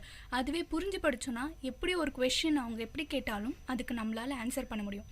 என்னோட இன்னொரு கேள்வி என்னென்னா, ஸ்கூலில் இருக்கிற இப்போ ஆசிரியர்களாக இருக்கட்டும், நடத்துகிறவங்களாக இருக்கட்டும், இப்போ இருக்கிறவங்க வந்து ஃபுல்லாக மார்க்லேயே ரொம்ப கான்சென்ட்ரேட் பண்ணுறாங்க. பசங்களை ரொம்ப ஸ்ட்ரெஸ் பண்ணுறாங்க. முக்கியமாக டாப்பர்ஸை காலையில் கிளாஸ், ஈவினிங் கிளாஸ் அந்த மாதிரி வச்சு ரொம்ப இது பண்ணுறாங்க. ஸோ வந்து இப்போ இருக்கிற பள்ளிகளுக்கு எதுக்கு மாணவர்களுக்கு அவங்க வளரணுன்றதை விட அவங்களோட ஸ்கூல் பேர் வரணும்னு ஏன் ஆசைப்படுறாங்க? நீங்க சொன்னீங்கல்ல சஞ்சு, அது வந்து ரொம்ப கரெக்டான பாயிண்ட். ஏன்னா இப்போ வந்து எக்ஸாம்ஸ் கிட்ட வந்துருச்சுல, 12th ஆரம்பிச்சிச்சு, 10th ஸ்டாண்டர்ட்க்கு ஆரம்பிக்க போகுது. இப்போ பாத்தீங்கன்னா எல்லா ஸ்கூல்லயும் வந்து ஸ்லோ லேர்னர்ஸை கூப்பிட்டு கிளாஸ் எடுக்கிறத விட டாப்பர்ஸை கூப்பிட்டு டியூன் பண்றாங்க. அது வந்து எனக்கு பிடிக்காத ஒரு விஷயம்னே நான் சொல்லலாம். ஏன்னா வந்து அந்த பசங்களுக்கு வந்து டாப்பரா இருக்காங்கன்னா தனியா படிச்சுக்க கூடிய ஒரு பக்குவம் அவங்க கிட்ட இருக்கு. இப்போ பள்ளிக்கூடத்துல இருக்கவங்கலாம் வந்து ஸ்லோ லேர்னர்ஸ்ன்னு பிரிச்சு வச்சாங்க பாத்தீங்களா, அந்த மாணவ மாணவிகள்லாம் கூப்பிட்டு இது மாதிரி கொஞ்சம் ஹெல்ப் பண்ணி இது படி, இது படிச்சுக்கோ, இது இப்படி படி அப்படின்னு சொல்றது வந்து கொஞ்சம் நல்லா இருக்கும், அவங்களுக்கும் மார்க்ஸ் வரும். இப்போ நீங்கள் சொன்னீங்களே சுபஸ்ரீ, ஸ்லோ லேர்னர்ஸ் வந்து அவங்கள படிக்க வைக்க மாட்டேன்றாங்க, டாப்பர்ஸை மட்டும் தனியாக படிக்க வைக்கிறாங்கன்ட்டு. ஸ்லோ லேர்னர்ஸ் வந்து ஏன் அவங்களுக்கு வந்து ஒரு இம்பார்ட்டன்ட் கொஷின்ஸ்லாம் கொடுத்து அவங்கள ட்ரெயின் பண்ணுவாங்க. ஏன்னா அவங்க வந்து இப்போ வந்து பாஸ் ஆனால் போதும் அப்படின்ற மாதிரி தான் ட்ரெயின் பண்ணுவாங்க. பாஸே ஆகாத ஸ்டூடெண்ட் அதாவது ஸ்லோ லேர்னராக எடுத்து போட்டு பாஸ் பண்ண வைக்கிறாங்க டீச்சர்ஸ். ஆனால் வந்து டாப்பர்ஸ் வந்து இப்போ 80 எடுக்கிறானா ஒருத்தன் அவனை 100 எடுக்க வைக்கணும் அப்படின்றது தான் ஒரு டீச்சரோட எய்மா இருக்குமே கண்டி. மற்றபடி வேற எதுவும் இருக்காது. அவங்க வந்து ஸ்கூல் ஃபர்ஸ்ட் வரணும், செகண்ட் வரணும், ஃபர்ஸ்ட் வந்தாலும் செகண்ட் வந்தாலும் ஃபர்ஸ்ட் வந்து ரொம்ப அப்ரிஷியேட் பண்ணுறவங்க அது டீச்சராக தான் இருப்பாங்க. கண்டிப்பாக ஜென்னி, சுபஸ்ரீ சொன்ன மாதிரி ஸ்கூல் பேர் தான் வரணும், நீங்கள் ஜென்னி சொன்ன மாதிரியே ஸ்கூல் பேர் தான் வரணும் அப்படின்ட்டு ட்ரெயின் பண்ணுறாங்க. இது வந்து 10th வரைக்கும் வரதில்லை, எல்கேஜிலேருந்தே அப்படி தான் வராங்க. யாருமே இப்படி சப்ஜெக்டை கற்றுக் கொடுக்கணும் அப்படின்ற ஒரு இன்ட்ரெஸ்டே கிடையாது. அவங்க ஸ்கூல் ஃபஸ்ட் வரணும்ன்ட்டு ஸ்டூடெண்ட்ஸ்க்கு நிறைய ஸ்ட்ரெஸ் கொடுக்குறாங்க. இன்றைக்கி நம்ம காரசாரம் நிகழ்ச்சியில் எப்படி படிக்கலாம் அப்படின்றத பற்றி தான் பார்த்துட்ருக்கோம். இது வரைக்கும் நம்ம நிறைய விஷயங்களை பேசிகிட்டு இருந்தோம், மாணவர்கள் எந்த அளவுக்கு ஸ்ட்ரெஸ் ஆகிறாங்க அது மாதிரி. ஸோ இதுக்கப்புறம் வந்து எப்படி படிக்கணும், படித்தா நிறைய மார்க் எடுக்கலாம், எவ்வளோ ஈஸியாக இருக்கும் அப்படின்ற மாதிரி விஷயங்களை பற்றி பேசினா. சொல்லுங்கள் சுபிஸ்ரீ. இப்போ வந்து சில வீட்டில் இருப்பாங்க, சில பேர் வந்து மாணவர்கள் வந்து காலையில் படிக்கிறது தான் மனசில் பதியும் அப்படின்ட்டு அவங்களுக்கு தூக்கமோ எதுவுமே கண்டுக்காமல் காலையில் எழுப்பி விட்டு படின்னு சொல்லுவாங்க. அப்படி சொல்கிறது வந்து என்னை பொறுத்த வரைக்கும் ஒவ்வொருத்தருக்கும் எப்போ படிக்கணும் அப்படின்னு ஒன்று இருக்கும் இல்லையா, அப்போ படித்தாதான் வந்து மண்டையில் ஏறும். அவங்களுக்கு வந்து ஃபுல் கான்சென்ட்ரேஷன் வச்சு அவங்க படித்தாங்கன்னா அது கண்டிப்பாக மனசில் பதியும். இப்போ தூங்கிட்டு இருக்க பையனையோ பொண்ணையோ எழுப்பி விட்டு 4 மணி 4:30 மணிலே நீ படி, பக்கத்து வீட்டில் படிக்கிறாங்க அப்படின்னு சொல்கிற அந்த மாதிரி ஒரு விஷயத்தை வந்து நம்ம தவிர்க்கலாம். எப்போ வந்து அவங்களுக்கு வந்து படித்தா மனசில் நிற்கும் அப்படின்னு அவங்க மைண்ட் ஃப்ரீயாக இருந்து ரிலாக்ஸாக அவங்க படித்தாங்கன்னா அதுவே அவங்களுக்கு வந்து படிக்கிறது வந்து மறக்காது இல்லையா. நம்ம தினமும் படித்து மறந்துட்டு இருக்கிறத விட என்னைக்காவது ஒரு நாள் படித்தாலும் ஞாபகத்தில் இருக்கிற மாதிரி படிக்கலான்னு நான் நினைக்கிறேன். அவங்க சொல்கிறது கரெக்டு தான். இப்போ பார்த்திங்கன்னா வந்து தூங்குகிற டைமில் நம்ம படித்தா நம்ம மண்டையில் ஏறாது. அப்போ வந்து எப்போல்லாம் நம்மளுக்கு மொழி போகிறதோ, எப்போல்லாம் நம்மளை வந்து மைண்ட் ரிலாக்ஸாக இருக்கும், அந்த டைமில் படித்தா வந்து நம்மளுக்கு மண்டையில் நல்லா நிற்கும். இப்போது ஒரு கொஷின் படித்தா கூட நல்லா புரிஞ்சுக்கிட்டு படிக்கிற மாதிரி அந்த மாதிரி இருந்தது. நம்ம மனசில் எப்படியெல்லாம் நம்ம படித்தா வந்து இப்போ படித்தா எப்படி மனசில் நிற்கும், அது அந்த மாதிரி படிக்கணும். 4-5 கொஷின் படிக்கிறோம், அதெல்லாம் வந்து பெரிய விஷயம் கிடையாது. ஒரு கொஷின் படித்தாலும் வந்து நம்ம வந்து அது கரெக்டாக படிக்கணும். அந்த மாதிரிலாம் படித்தா வந்து நம்ம மைண்டில் நிற்கும், அதே மாதிரி வந்து ஈஸியாக எழுத முடியும். நம்ம இப்போ இருக்கிற மாணவர்கள் பார்த்தீங்கன்னா கடைசி நிமிஷம் வரைக்கும் அந்த மாதிரி படிச்சுட்டு இருக்காங்க. அது அவங்களுக்கு உதவுதுன்னு நினைக்கிறீங்களா? இல்லை, கண்டிப்பாக இல்லை. லாஸ்ட் மினிட் வரைக்கும் படிக்கிறதுன்றதை நான் என்கரேஜ் பண்ண மாட்டேன். கண்டிப்பாக ஒரு 1 hour ஃப்ரீயாக இருக்கணும், மைண்ட் ரிலாக்ஸாக வச்சுக்கணும். எக்ஸாம் ஹால் உள்ளே போகும்போது கொஞ்சம் ரிலாக்ஸ்டாக போகணும். டென்ஷனாக அது படிக்கலையே இது படிக்கலையேன்னு போகக்கூடாது. படிக்கிறத தவிர்த்து எந்த மாதிரி ப்ரெசன்டேஷன் ஒர்க் பண்ணலான்னு நினைக்கிறீங்க பேப்பரில்? எக்ஸாம் டைமில் வந்து பேப்பர் ப்ரெசன்டேஷன் ரொம்ப முக்கியம் தான். ஏன்னா ஒரு ஸ்டூடெண்ட் வந்து கொஞ்சம் ஆன்சர் தான் எழுதுவாங்க, பட் அவங்க வந்து நல்லா எழுதணும் அப்படின்னு நினைப்பாங்க. அதுக்கு வந்து அவங்க நான் இப்போ வந்து ரூல்ஸ் என்னன்னா கலர் பென்ஸ்லாம் யூஸ் பண்ணக்கூடாது. ஸோ வெறும் blue pen and black pen மட்டும் தான் யூஸ் பண்ணணும். அண்ட் உள்ள இப்போ மேக்ஸ் எக்ஸாம் போகிறாங்கன்னா ஜாமெண்ட்ரி பாக்ஸ், ஸ்கேல், பென்சில் அதெல்லாம் எடுத்துகிட்டு போகிறாங்களா அப்படின்னு அவங்களே செக் பண்ணிக்கணும். அதுதான் லாஸ்ட் மினிட்ல பார்க்கணுமே கண்டி இந்த மாதிரி படிக்கக்கூடாது. லாஸ்ட் மினிட்ல வந்து வச்சுட்டு படிக்காமல் இருந்தாங்கன்னா கொஞ்சம் அவங்க வந்து நல்லா மார்க் எடுக்கலாம். இப்போ நீங்க சொன்னதுக்கு அப்புறம் தான் எனக்கு இந்த விஷயம் ஞாபகம் வந்துச்சு. இப்போ எழுத போற பப்ளிக் எக்ஸாம்ல வந்து ஒரு கொஸ்டினை எழுதிட்டு அதை அடிக்க கூடாது அப்படின்னு வந்து கவர்மெண்ட் ஒரு ரூல் போட்டிருக்காங்க. ஸோ நான் வந்து பேப்பர் ப்ரெசன்டேஷன் முக்கியம் தான், அது இல்லைன்னு நான் சொல்ல. போய் வேகமா கிறுக்கி தள்ளுற மாதிரி எழுதுனா அது புரியாது, அதனால மார்க். அதனால எழுதும் போது பொறுமையா அந்த ஆன்சர் தெரியும் அப்படின்னு நினைச்சு எழுதணும். அதே மாதிரி ஒரு கொஸ்டின் பேப்பர் வந்த உடனே கொஸ்டின் பேப்பர் முதல்லேருந்து ஃபர்ஸ்ட்லேருந்து லாஸ்ட் வரைக்கும் பார்த்துட்டு ஐயோ நம்மளுக்கு தெரிஞ்சது இவ்வளோதான் வந்திருக்கு இதெல்லாம் தெரியல அப்படின்னு ஒரு தாட்டே இருக்கக்கூடாது. ஒரு கொஸ்டின் பார்த்தா அது எழுதணும், அது முடிச்சுட்டு தான் அடுத்த கொஸ்டின். அப்படி போனா அவங்களுக்கு வந்து முன்னாடியே தெரியாது இல்லையா, நமக்கு தெரியாத கொஸ்டின்ஸ் வந்திருக்கு அப்படின்ற ஒரு பயம் இருந்தாலே படிச்சதும் மறந்துடும் அப்படின்னு நான் நினைக்கிறேன். கரெக்டாக நீங்கள் சொல்கிறது. முதல்ல வந்து எந்தெந்த கொஷின்ஸ்லாம் தெரியுதோ அதை ஃபஸ்ட்டு அட்டன் பண்ணிவிட்டு தெரியாத கொஷின்ஸை அதுக்கப்புறம் தான் பார்க்கணும். எல்லாரும் இப்போ இருக்கிற மாணவர்கள் என்ன பண்ணுறாங்கன்னா ஐயோ தெரியலையேன்ற பயத்துலேயே மற்ற கொஷின்ஸையும் விட்டுட்டு நேரத்தை ரொம்ப செலவழிச்சிடுறாங்க. எந்த மாதிரி டைம் மேனேஜ்மெண்ட் மெயின்டைன் பண்ணலாம்? டைம் மேனேஜ்மெண்ட் எப்படி பார்த்தீங்கன்னா வந்து தெரிஞ்ச கொஷினை அவங்க அழகாக எழுதணும், நீட்டாக எழுதணுன்ற பேரில் வந்து ரொம்ப டைம் எடுத்துப்பாங்க. கரெக்டாக எழுதணும், அழகாக நீட்டாக ப்ரெசென்ட் பண்ணணும் அப்படின்ற இந்த மாதிரி நிறைய டைம் எடுத்துப்பாங்க. இதே தெரியாத கொஷினை பார்த்தீங்கன்னா வந்து அவங்க வந்து அந்த அளவுக்கு அதை கான்சென்ட்ரேட் பண்ண மாட்டாங்க. ஒரு மாதிரி ஏனோ தானோ அப்படின்னு சொல்லிட்டு எழுதி விட்டுருவாங்க. இப்போது அப்போ அதை பார்த்தாலே வந்து அந்த எக்ஸ்டர்னலுக்கு நல்லா தெரியும் இந்த பையன் வந்து இந்த கொஷினை வந்து நல்லா படிச்சிருக்கான், நல்லா எழுதியிருக்கான். இப்போ நல்லா எழுதாத கொஷினை பார்த்தீங்கன்னா வந்து அதை பார்க்க சில கொஷின்ஸ்லாம் பார்க்கும்போதே தெரியும். ஒரு கொஷின் நீட்டாக இருக்கும், இன்னொரு கொஷின் பார்த்தீங்கன்னா நமக்கு தெரியாத கொஷினை வந்து அவ்வளோ கான்சென்ட்ரேட் பண்ணிலாம் நம்ம எழுத மாட்டோம். எல்லா கொஷினும் ஒரே மாதிரி ஃபஸ்ட்டு எப்படி ஸ்டார்ட் பண்ணுறோமோ எண்டிங் வரைக்கும் அதே மாதிரியே எழுதிட்டு போனால் வந்து அவங்களுக்கு வந்து பெட்டர் மார்க்ஸ் கிடைக்கும். இப்போ கடைசி வரைக்கும் ஒரே மாதிரிலாம் எழுத முடியாது. நானே எடுத்துக்கிட்டிங்கனாலும் ஃபர்ஸ்ட் பேஜ் நல்லா சூப்பராக எழுதுவேன், லாஸ்ட் பேஜ் ரொம்ப அசிங்கமாக எழுதுவேன், எனக்கே நல்லா தெரியும்.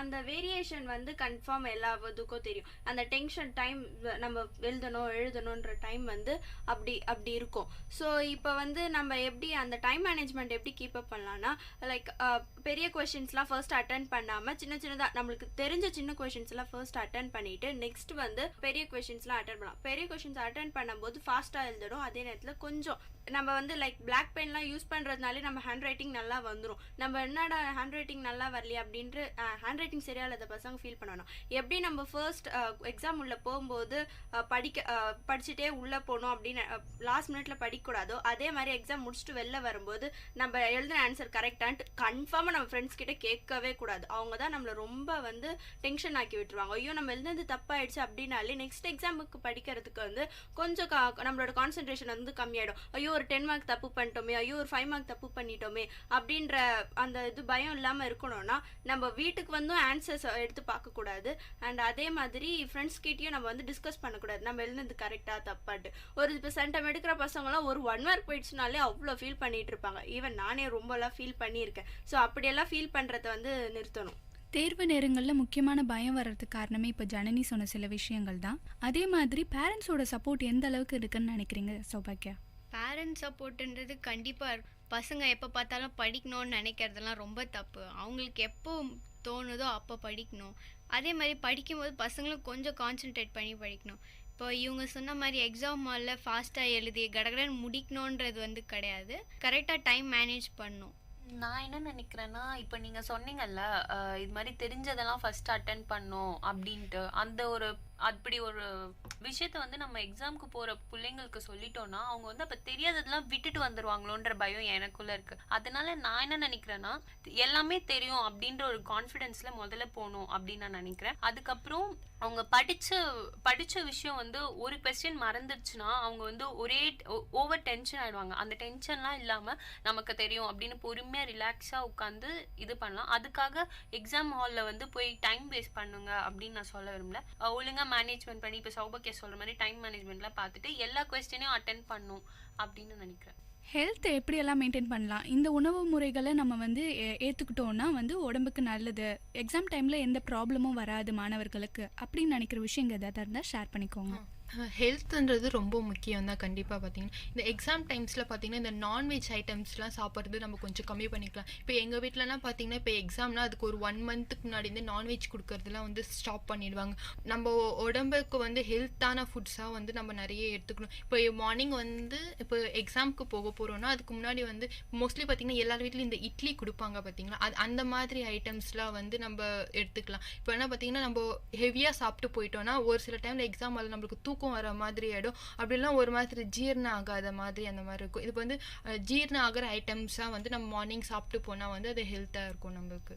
இப்போ என்ன கேட்டிங்கன்னா எக்ஸாம் போகிற பசங்க வந்து மார்னிங் கன்ஃபார்ம் பிரேக்ஃபாஸ்ட் எடுத்துக்கணும். மதியம் வீட்டுக்கு வந்து சாப்பிட்றாங்களோ இல்லையோ மார்னிங் எழுந்துச்சு ஒரு கன்ஃபார்மாக சாப்பிடணும். அவங்க சாப்பிடாம எக்ஸாம் போனா அவங்களுக்கு வந்து அங்கே எக்ஸாம் ஹாலில் போயிட்டு லைக் மயக்கம் வரது அந்த மாதிரி எல்லாம் வரும். ஸோ அப்படியெல்லாம் அவங்க வந்து தவிர்க்கலாம். அந்த மாதிரிலாம் இல்லாமல் பசி எடுக்க ஆரம்பிச்சிடும். எக்ஸாம் ஹாலில் சாப்பிடாம போயிட்டாங்கன்னா ஹால் சைலண்ட்டாக இருக்கும். ஸோ வந்து வேற எதுலேயும் கான்சென்ட்ரேட் பண்ண முடியாது.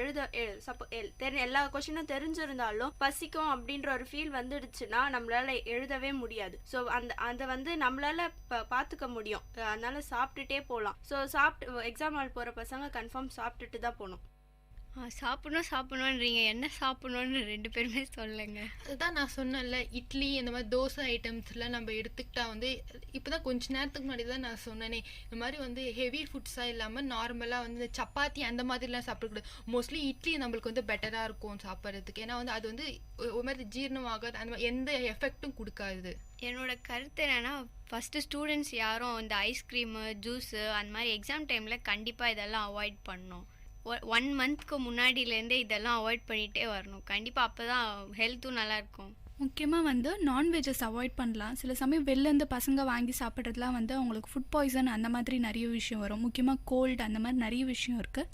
ஸோ இதெல்லாம் சாப்பிடாம ஃபாலோ பண்ணலாம். இப்போ எக்ஸாம் நடக்கிறது வந்து கோடை காலம்ன்றனால நான் என்ன சொல்ல நினைக்கிறேன்னா, ரொம்ப ஹீட்டா எதுவும் எடுத்துக்காம போதுமான அளவுக்கு வந்து ஃபீவர் அந்த மாதிரி எதுவும் வராம பார்த்துக்கிட்டாலே அவங்களுக்கு இப்போ ஏதாவது உடம்புக்கு வந்துட்டுனாலே அவங்க எல்லாமே படிச்சிருந்தாலும் எக்ஸாம் எழுதணும், இப்படி இருக்கே முடியலையே அப்படின்ற ஒரு ஃபீல் இருக்கும். ஸோ உடம்ப பார்த்துக்கிறது வந்து ரொம்ப முக்கியம் நான் நினைக்கிறேன்.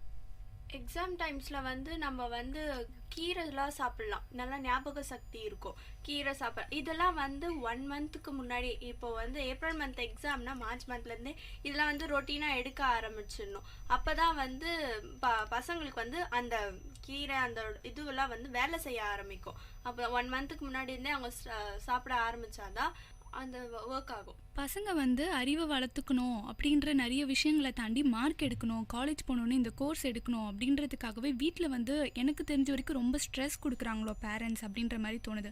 ஏன்னா டாக்டர் சீட்னா அதுக்கு ஒரு பர்சன்டேஜ் அந்த மாதிரி இருக்குது. ஸோ அதனால் வந்து இந்த மாதிரி நிறைய விஷயம்லாம் இருக்குல்ல, ஸோ அதை பற்றி பேசலாமே. இப்போ வந்து மார்க் எடுக்கணும், இவ்வளோ எடுத்தாதான் இது எடுக்க முடியும்னு நினைச்சு ஏம் வச்சு படிக்கிற பசங்க இருக்காங்க. ஆமா, டாக்டர் சீட் வேணும்னா அவங்க வந்து 10th வந்து 400 450 எடுக்கணும், 12th வந்து கட் ஆஃப் வேணும் அப்படின்னு நினைச்சு படிக்கிற பசங்க இருக்காங்க. இன்னொரு பக்கம் வந்து நான் என்ன நினைக்கிறேன்னா, அவங்க மார்க் எடுத்ததுக்கு அப்புறம் எப்படியும் எதுல போனாலும் எல்லாருமே சக்சஸ் ஆவாங்க தான். ஸோ அவங்க எடுத்த மார்க்கை வச்சு எந்த குரூப் எடுக்க முடியுமோ அந்த குரூப் எடுத்துட்டு அதுக்கப்புறம் மேபி அந்த குரூப்ல அவன் வந்து 10th வரைக்கும் படிச்சதை விட 11th 12th நிறைய படிக்கலாம் இல்லையா. ஸோ அந்த குரூப் எடுத்துட்டு அதனால அவங்க எடுக்கிறது தான் மார்க். அந்த மார்க் எல்லா மார்க்குமே நல்ல மார்க் தான், படிக்கிறதுனால தான் எல்லாமே வருது அப்படின்னு நான் நினைக்கிறேன். அவங்க எடுக்கிற மார்க்கை வச்சு அதுக்கப்புறம் மேலே எப்படியும் லைஃப்ல வந்து எந்த குரூப்பை எது எடுத்து படிச்சாலும் நம்ம பண்றதை வந்து நம்ம முழு மனசா ஏத்துக்கிட்டு சொல்வாங்கல்ல, செய்யும் தொழிலே தெய்வம் அப்படின்னு, அந்த மாதிரி நினைச்சு பண்ணோம்னா எப்படியும் தான் போறோம். கண்டிப்பாக சுபஸ்ரீ சொன்ன மாதிரி மார்க்குன்றது முக்கியம்தான். 10th சர்டிஃபிகேட்டுன்றது லைஃப் லாங் வர சர்டிஃபிகேட். ஸோ அதை அசால்ட்டாக விட்டுற முடியாது. ஸோ கண்டிப்பாக எடுக்கலாம். ஆனால் வராத மார்க்குக்கெலாம் அழுவக்கூடாது. சில ஸ்டூடெண்ட்ஸ் இருப்பாங்க, இப்போல்லாம் பார்த்தீங்கன்னா சூசைட்லாம் பண்ணிக்கிறாங்க மார்க் வரலன்னா.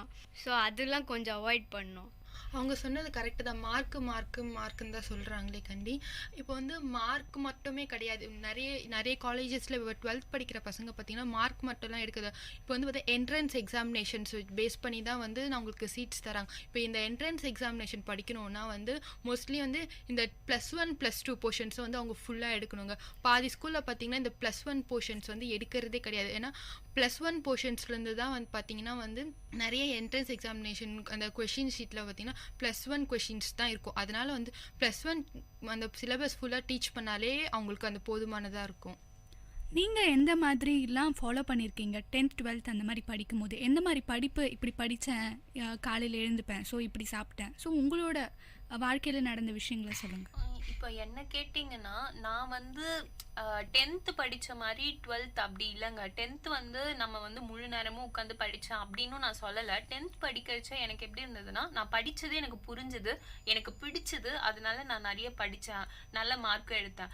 ஆனால் இப்போ என்னையே வந்து நான் 12th எப்படி பண்ணேன் அப்படின்னு நீங்கள் கேட்டிங்கன்னா, ஒரு பக்கம் மைண்ட் வந்து டைவர்ட் ஆகுதுன்னு தான் நான் சொல்வேன். ஏன்னா வளர வளர பசங்களுக்கு வந்து டெக்னாலஜி அப்படின்னு ஒன்று வந்துடுது இல்லையா. அதனால வளர வளர அவங்க வந்து மைண்ட்ல வந்து இது பண்ணலாம் அது பண்ணலாம், தினமும் ஒரு விளையாட்டு அந்த மாதிரி போயிடுறாங்க. அதனால அவங்க வந்து மார்க் படிக்கிறது அதெல்லாம் குறையுதுன்னு நான் நினைக்கிறேன். நான் என்ன ஃபாலோ பண்ணேன் அப்படின்னா, இந்த காலையில எழுந்து படிக்கிறது, எப்பயும் புக்கும் கைமா இருக்கிறது அப்படிலாம் கிடையாது. படிக்கும் போது புரிஞ்சு படிச்சதை வச்சுதான் நான் மார்க் எடுத்தேன்னு சொல்லுவேன். இது வரைக்கும் நம்ம காரசாரம் நிகழ்ச்சியில் எப்படி படிக்கணுன்ற நிறைய விஷயங்களை பார்த்துட்டு இருந்தோம். ஒருத்தரும் அவங்களோட மனசில் பட்ட நிறைய விஷயங்களை சொன்னாங்க. இது உங்களுக்கு உபயோகமாக இருந்திருக்கும்னு நம்புகிறோம். இது VIT பண்பலை 90.8. இது உங்கள் நிகழ்ச்சி காரசாரம் இத்துடன் நிறைவடைகிறது. நன்றி. நேயர்கள் இதுவரை கேட்டது VIT பண்பலை 90.8 காரசாரம், மக்களின் குரல்கள் ஒன்றிணைந்த கருத்துக்களம்.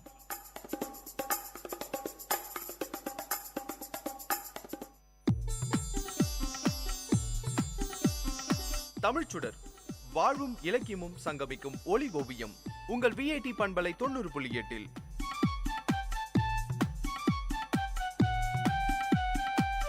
இன்றைய தமிழ் ஓவியம் தீட்டுபவர் ஜெயஸ்ருதி. வணக்கம். அகழ்வாரை தாங்கும் நிலம் போல தம்மை இகழ்வார் பொறுத்தல் தலை. பொறுத்தார் பூமி ஆழ்வார், பொங்கினவர் கடல் ஆழ்வார் என்னும் பழமொழியை நாம் அறிந்திருப்போம். எவரேனும் மற்றவர்களால் துன்பம் அடையும் போது ஆறுதலுக்காக இதை கூறுவார்கள். பெரியவர்கள் பொறுமை என்னும் இந்த பண்பு நம்மிடம் இருக்க வேண்டும் என்று விரும்பினர். பிறர் தரும் துன்பங்களை பொறுத்து கொள்ள அறிவு வேண்டும். பிறர் செய்யும் தீங்குகளை பொறுத்து கொள்பவர்கள் நீண்ட காலம் இந்த உலகத்தில் வாழ்வார்கள். பொறுமை குணமுடையவன் அடிக்கடி உணர்ச்சி வசப்பட மாட்டான். அதனால் அவனுடைய உடல்நிலை ஒரே சீராக இருக்கும். உடலை ஒரே சீராக வைத்திருப்பவர்கள் நீண்ட காலம் உயிர் வாழ்வார்கள். பொறுமை குணம் இல்லாதவர்கள் அடிக்கடி உணர்ச்சி வசப்படுவார்கள். இதனால் உடலின் நலமும் அடிக்கடி சீர்குலைகிறது. ஒழுங்காக இருக்கும் இரத்த ஓட்டம் திடீரென விரைந்து பாயத் தொடங்குகிறது. இதனால் நாம் நீண்ட காலம் உயிரோடு வாழ இயலாமல் போகிறது. இது நானாக சொல்கிற கருத்தில்லை, மருத்துவ நூலார் கண்ட உண்மை இது. இப்படி பொறுமையாக இருக்க வேண்டும் என்று சொல்லும் பொழுது உங்களுக்கு சில ஐயங்கள் தோன்றலாம். யார் எதை செய்தாலும் பொறுத்து கொள்வதா? எந்த நிலையிலும் பொறுத்து கொள்வதா? நாம் அழிய நேரிட்டாலும் பொறுத்து கொள்வதா? எந்த நிலையிலும் பொறுத்து கொண்டிருந்தால் அதன் பிறகு என்ன இருக்கிறது என்ற வினாக்கள் உங்கள் உள்ளத்தில் எழும். பொதுவாக கூறினால் யார் எதை சொன்னாலும் செய்தாலும் எந்த நிலையிலும் பொறுமையாக இருக்க வேண்டும். பொறுமைக்கும் எல்லை உண்டு என்பர் சிலர். இது தவறு. பொறுமைக்கு எல்லையே இல்லை. அப்படியே எல்லை உண்டு என்று கருதினாலும் அந்த எல்லை தீமை செய்பவன் திருந்தினாலும் செய்வனாக மாறுவதே பொறுமையின் எல்லை என்கிறார் முகமது நபி. நிலம் பயன்பாடுடையது. பயன்படு பொருள்கள் பல பல தருவது. இந்த நிலத்தையே நாம் அகழ்ந்து துன்புறுத்துகின்றோம். ஆயினும் நிலம் அகழ்வாருக்கு தீங்கு தருவதில்லை, மாறாக பயன்களையே தருகிறது. ஒருவரால் பிறர் செய்யும் தீமையை பொறுத்து கொள்ள முடியவில்லை என்று வைத்துக் கொள்வோம். அப்படிப்பட்டவனுக்கு முதலில் தோன்றுவது எது? சினம். சினம் தோன்றினால் என்ன ஆகும்? தான் எதை பேசுகிறோம் என்பதே அவன் உணரமாட்டான். எதை செய்கிறோம் என்றே சிந்தித்து பார்க்க மாட்டான். ஆகையால் அறிவு ஒழுக்கங்கள் தன்னை விட்டு நீங்காமல் இருக்க வேண்டும் என ஒருவன் விரும்புவார் ஆயின் பொறையுடைமை தன்னிடம் நீங்காமல் பாதுகாத்து கொள்ள வேண்டும். ஒருவர் மற்றவருக்கு தீங்கு செய்கின்றார். தீங்கு செய்யப்பட்டவர் அந்த தீங்கை பொறுத்து கொள்கிறார்.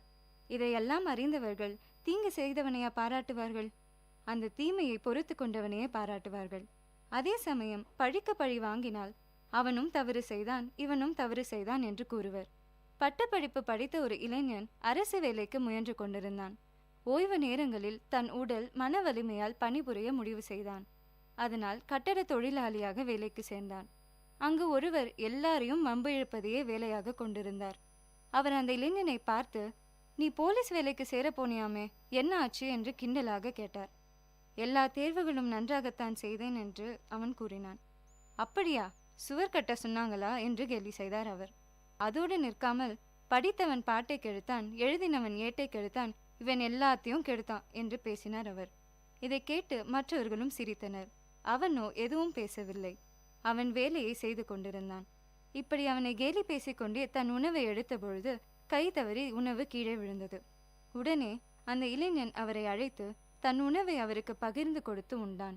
அப்போது மனம் திருந்தி அவர் இளைஞனை நோக்கி, நான் உன்னை அடிக்கடி இகழ்ந்து பேசினேன், என்னை வெறுக்காமல் எனக்கு நல்லது செய்கிறாயே என்று கேட்டார். அதற்கு அந்த இளைஞன், நாம் இந்த பூமி தாயை குத்தி வெட்டினாலும் அவளே நம்மை தாங்குகிறாள், அதுபோல நம்மை இகழ்பவரையும் பொறுத்து கொள்ள வேண்டும் என்று சொல்ல, அதே சமயம் அங்கு வந்த தபால்காரர் ஒரு கடிதத்தை அந்த இளைஞரிடம் கொடுத்தார். அது போலீஸ் வேலைக்கான உத்தரவாக இருந்தது. இதையே வள்ளுவர் அகழ்வாரை தாங்கும் நிலம் போல தம்மை இகழ்வார் பொறுத்தல் தலை என்று கூறுகிறார். நாம் நம்மை இகழ்வார் மேல் கோபம் கொள்ளக்கூடாது. முடிந்தால் குற்றங்களை திருத்த வேண்டும் அல்லது பொறுத்து கொள்ள வேண்டும். பொறுத்தாளும் பண்பு ஒரு வலிமை, வெற்றிகளை தருவது, இன்பத்தையும் தருவது. பொறுத்தாற்றல் பண்புகள் அனைத்திற்கும் மேற்பட்ட பண்பாகும். பொறுத்தாளும் பண்பை வளர்த்து உறுதிப்படுத்துவது நல்லது. நம்மை வளர்த்து கொள்வதே ஆகும். தூய்மையை வளர்த்து கொள்ள வேண்டும். தகுதிகள் பலவற்றையும் முயன்று அடையுங்கள். சிந்தியுங்கள், செயல்படுங்கள். நன்றி.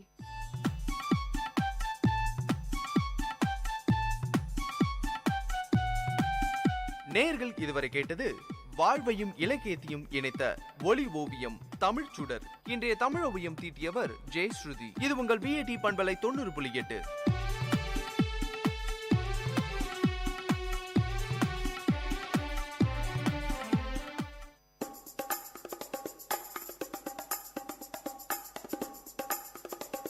காரசாரம் விஐடி பண்பலையின் விவாத மேடை. ஆரோக்கியமான வாதங்களுடன் அன்றாட நிகழ்வுகளின் தரவுகளுடன் மக்களின் குரல்கள் ஒன்றிணையும் கருத்துக்களம்.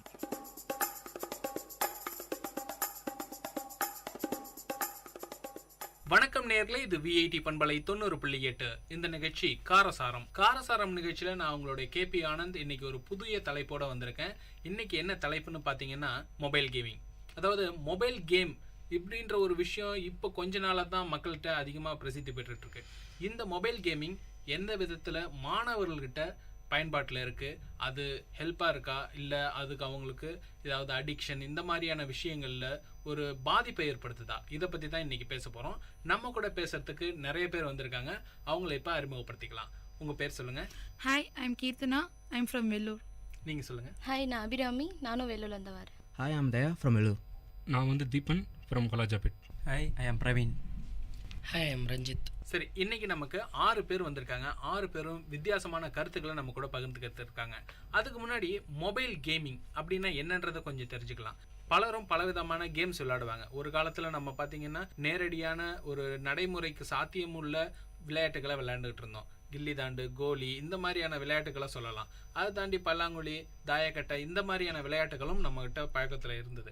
அதை தாண்டி இன்னைக்கு அந்த விளையாட்டுகள் எல்லாம் வேற ஒரு படிநிலைக்கு போயிடுச்சு. அந்த படிநிலை என்னன்னு பார்த்தீங்கன்னா, நம்ம கையில் உபயோகப்படுத்துகிற கைபேசியிலேயே நம்ம விளையாட முடியும். முன்ன ஒரு காலத்தில் இந்த கைபேசி அறிமுகப்படுத்தப்பட்ட காலத்துலலாம் பார்த்தீங்கன்னா கைபேசியில் ஸ்னேக் அப்படின்ற ஒரு கேம் இருக்கும். அந்த ஸ்னேக் இதில் பார்த்தீங்கன்னா ஒரு விஷயத்தையா சாப்பிட்டுக்கிட்டு அந்த பாம்பு வந்து பெருசாக வளர்ந்துக்கிட்டே இருக்கும். அந்த பாம்பு மேலே பட்டுச்சுன்னா கேம் ஓவர் ஆகிடும். ஸோ இப்படி ஒரு சின்ன கேம் அப்படி இருந்த ஒரு காலகட்டமும் நான் பார்த்துருக்கோம். அதே நேரத்தில் இன்னைக்கு அந்த கேம் எந்த அளவுக்கு வளர்ச்சி பெற்றிருக்குன்ற ஒரு விஷயத்தையும் பார்த்துக்கிட்டு இருக்கோம். இப்போ இந்த வளர்ச்சி பெற்றிருக்கக்கூடிய இந்த நிலையில அந்த கேம் மக்கள், அதே நேரத்தில் மாணவர்கள், இந்த 2 பேருடையும் எந்த அளவுக்கு ஒரு ஈர்ப்பு நிலையை உண்டாக்கி இருக்குன்றதை பற்றி தான் பேச போகிறோம். இப்போ நீங்கள் வந்து சொல்லலாம், உங்களுக்கு என்னென்ன விதமான கேம்ஸ் பிடிக்கும்.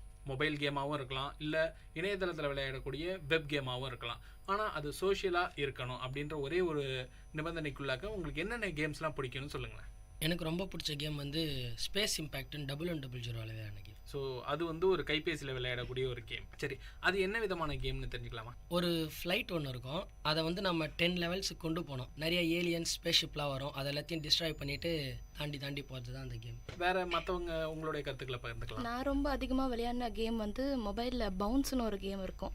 அது வந்து வீட்டில் எல்லாருமே, என் கசின்ஸ் எல்லாருமே விளையாடிருக்காங்க. நான் வந்து அது லெவலில் 11க்கு நான் தான் ஃபஸ்ட்டு போனேன். ஸோ அதனால் அதை பைத்தியம் மாதிரி விளையாடிட்டு இருந்தேன் அந்த கேமை நான் நிறைய. நான் வந்து இந்த ஜாய்ஸ்டிக்கில் ஒரு ஸ்போர்ட்ஸ் கேம் விளையாடுவேன். ரன்னிங் வரும், ஹடில்ஸ் அது மாதிரிலாம் வரும். சரி, உங்களுக்கு ரொம்ப பிடிச்ச கேம் ஏதாவது ஒரு கேமோட பேர் சொல்லுங்களேன். Clash of clans. சரி, அந்த கிளாஷ் ஆஃப் கிளானை பற்றி நம்ம அப்புறம் பேசலாம். நீங்கள் சொல்லுங்கள், உங்களுக்கு பிடிச்ச கேம். இதுக்கு முன்னாடி என்ன கேம் விளையாண்டுருக்கீங்க? Need for speed most wanted. அது என்ன மாதிரியான கேம்? நம்ம car game sir. But black லிஸ்ட்டாக தாண்டி போகணும். அது ஒரு லெவல் கம்ப்ளீட் பண்ணிட்டு ரேசிங் கேம். சரி, நான் முதல்ல விளையாடின கேம் வந்து ரெஸ்லிங் கேமு. அது வந்து என்னோட நண்பர்களோட விளையாடினேன். என் ஸ்கூல் படிக்கும் போது முதல்ல நண்பர்களோட வெளியே போய் அந்த கேம் விளையாடினேன். அது வந்து WWF ரெஸ்லிங் மேனியா. அதாவது டிவியில் நடக்கிற ஷோவை வந்து ரியாலிட்டியாக நம்ம விளையாடுற மாதிரி இருக்கும் ஷோ. எனக்கு ஷூட்டிங் கேம்ஸ் நிறைய பிடிக்கும். அதனாலவே நான் கவுண்டர் ஸ்ட்ரைக் விளையாட ஆரம்பித்தேன். அதில் வந்து சர்வர் கூட கனெக்ட் பண்ணி விளையாடலாம். ஒரு 5 மெம்பர்ஸ் ஒரு டீம், இன்னொரு 5 மெம்பர்ஸ் ஒரு டீம் கூட விளையாடுவாங்க. அதனால அந்த கேம் எனக்கு ரொம்ப பிடிக்கும். சரி, இப்போ நீங்கள் பலவிதமான கேம்ஸ் பற்றி பேசிக்கிட்டோம். இப்போ இதில் வந்து மெயினாக நம்ம சொல்லணும்னா மல்டிப்ளேயர் கேம், சிங்கிள் யூசர் கேம்னு ஒரு 2 விதமாக பிரிப்பாங்க. ஸோ இப்போ சிங்கிள் யூசர் கேமில் உங்களுக்கு பிடிச்ச கேம்ஸ் பற்றி பேசலாமா? சொல்லுங்களேன், உங்களுக்கு சிங்கிள் யூசர் கேமில் எந்த கேம் ரொம்ப பிடிக்கும், அது ஏன் பிடிக்கும்? எனக்கு சிங்கிள் யூசர் பிளேயரில் ஃபஸ்ட்டு விளையாடுனது பிரின்ஸ் ஆஃப் பெர்ஷியான்னு ஒரு கேம். அந்த கேம் வந்து எப்படின்னா, ஒரு பிரின்ஸ் வந்து தன் நாட்டை வந்து தனிமைப்படுத்திட்டு அவன் திருப்பி அவன் ராஜ்யத்தை அடையத்துக்கோசரம் போராடுவான். அந்த கேம் ரொம்ப அடிக்டான கேம். அது ஒரு ஸ்டேஜ் லெவலில் முடிக்க முடியாதுன்னு தெரிஞ்சோம் நாங்கள் விளையாட ஆரம்பித்தோம். அந்த கேமை விளையாடி அதில் வந்து நிறைய வெர்ஷன்ஸ் வந்துச்சு. ஃபஸ்ட்டு பிரின்ஸ் ஆஃப் பர்ஷியா வந்துச்சு, அப்புறம் பிரின்ஸ் ஆஃப் பர்ஷியா 2 த்ரோன்ஸ்னு வந்துச்சு, அப்புறம் prince of Persia sand of டைம்ஸ்னு வந்துச்சு. அது மாதிரி நிறைய வெர்ஷன்ஸ் வந்துகிட்டே இருக்கிறதுனால அது ரொம்ப அந்த ஃபஸ்ட்டு கேம் யார் முடிக்கிறாங்களோ அது ஒரு வெறித்தனமாக ஒரு அடிக்ட் ஆகிடுச்சு அந்த கேம் எல்லாருக்குமே. சரி, இப்போ பொதுவாக பெண்கள் எல்லாருமே சிங்கிள் யூசர் கேம் விளையாடும் போது இந்த அடிதடி சண்டைகள்லாம் இல்லாத கேம்ஸாக விளையாடுவாங்க. அது மாதிரியான கேம்ஸ் நீங்கள் ஏதாவது விளையாண்டுருக்கீங்களா? Where is my water. அது என்ன விதமான ஒரு? அது வந்து ஒரு crocodile ஒன்று இருக்கும். அந்த crocodileக்கு வந்து வாட்டரை நம்ம கொண்டு போய் சேர்க்கணும். அது ஒரு பசில் மாதிரி. அதுக்கான ஒரு பாத் செட் பண்ணி அந்த வாட்டரை கொண்டு போய் அந்த crocodile கிட்ட கொடுக்கணும். சரி அபிராமி, நீங்க சொல்லுங்க, நீங்க என்ன மாதிரியான கேம் இந்த ஒரு நிலையில? எனக்கு எல்லாம் சின்ன வயசுலேருந்தே கசின்ஸ் அதிகமாக இருந்ததுனால மோஸ்ட்லி பாய்ஸ் விளையாடுற கேம் தான் நான் நிறைய விளையாடி இருக்கேன். அதாவது பாய்ஸ் விளையாடுற கேம்னு தனியாக எதுவும் இருக்குதா? அப்படின்னு இது இல்லை, எப்படி நீங்க வகைப்படுத்துறீங்கன்னு சொல்லுங்களேன். Contra, delta force, most wanted, NEET for speed, NFS, அதுக்கப்புறம் டிரான்ஸ்ஃபார்மர்ஸ், மோஸ்ட்லி நாங்கள் கான்ட்ரா அதிகமாக விளையாடி இருக்கோம். ஓகே, அதாவது இந்த ரத்தம் தெரிக்கக்கூடிய ஒரு சில கேம்ஸ் எல்லாம் நீங்க வந்து ஆண்களுக்குன்னு ஒதுக்கி வைக்கிறீங்க.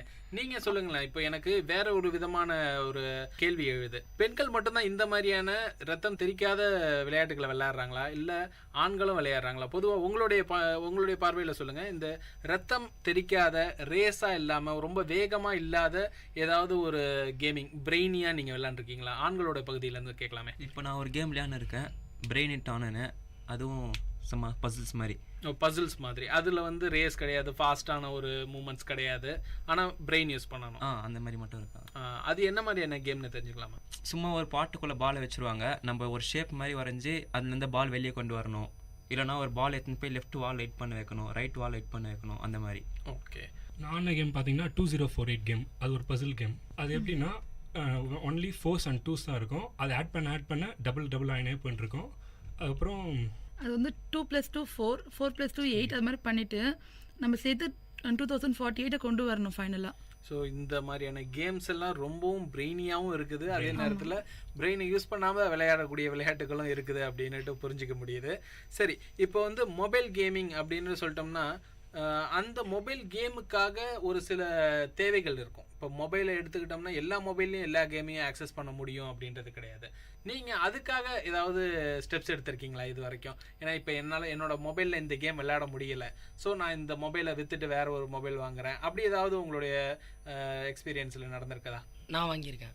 நான் வந்து எங்கள் ஃப்ரெண்ட்ஸ் எல்லாரும் இந்த கிளாஷ் ஆஃப் கிளான், அதுக்கப்புறமேட்டு இன்னும் 2-3 கிராஃபிக் பேஸ்டு கேம்ஸ்லாம் விளையாடினப்ப எனக்கு விளையாடணும்னு ஆசையாக இருந்தது. அதுக்காக தான் நான் ஐஃபோனே வாங்கினேன். இப்போ ஐஃபோன் வாங்குறதுக்காக இப்போ இந்த கேம் விளையாடுறதுக்காக நீங்கள் ஐஃபோன் வாங்கியிருக்கீங்க அப்படின்னு சொல்கிறீங்க. ஆமாம். இதுக்காக எவ்வளோ செலவு பண்ணீங்க?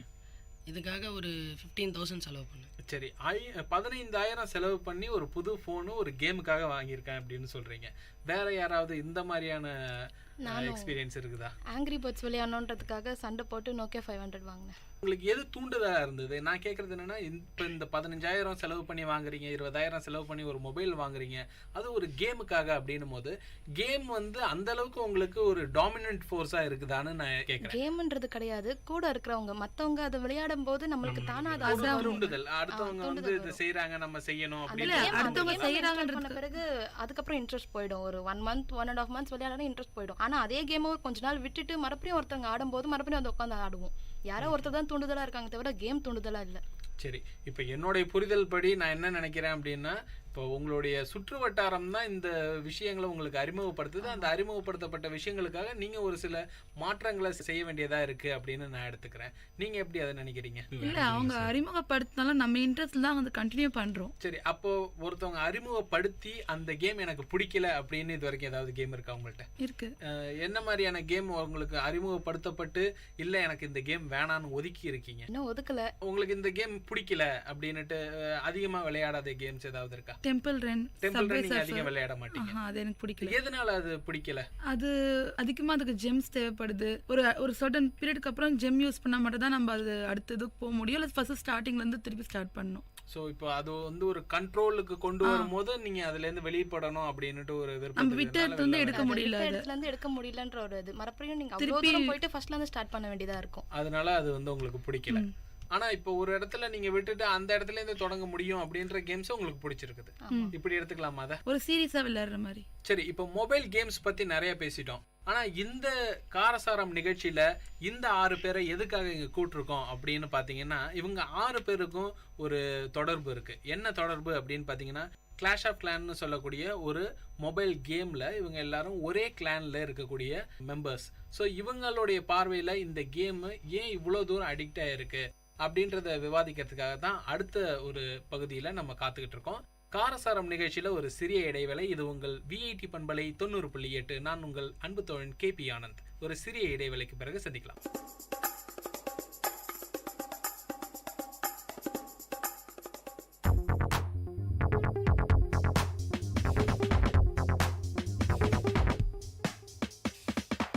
விஐடி வானொலி உங்களின் செவிகளில் தேனை பாய்ச்சிடுதே.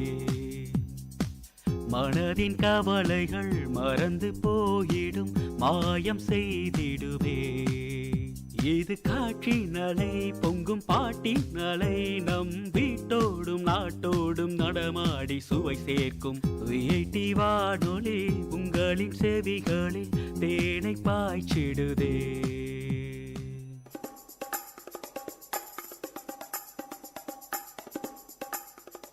வணக்கம் நேர்களே, இது விஐடி பண்பலை 90.8. இந்த நிகழ்ச்சி காரசாரம் நிகழ்ச்சியில் நான் உங்களுடைய அன்பு தோழன் கேபி ஆனந்த். மீண்டும் இப்போ இந்த நிகழ்ச்சியில் மொபைல் கேம்ஸ் பற்றி பேசலாம் அப்படின்னு வந்திருக்கோம். என் கூட ஒரு 6 பேர் இருக்காங்க. இந்த 6 பேரும் ஒரு விதத்தில் தொடர்புடையவங்க. என்ன தொடர்பு அப்படின்னு கேட்டிங்கன்னா, கிளாஷ் ஆஃப் கிளான் அப்படின்னு சொல்லக்கூடிய ஒரு கேமுக்கு இவங்க எல்லாரும் ஒரே கூட்டமாக சேர்ந்து விளையாடக்கூடிய ஆட்கள். ஸோ இப்போ இவங்கள்ட்ட நான் இந்த கிளாஷ் ஆஃப் கிளானை பற்றி எனக்கு ஒரு அறிமுகம் கொடுங்க அப்படின்னு கேட்டால் அவங்க எக்கச்சக்கமாக பேசுகிறாங்க.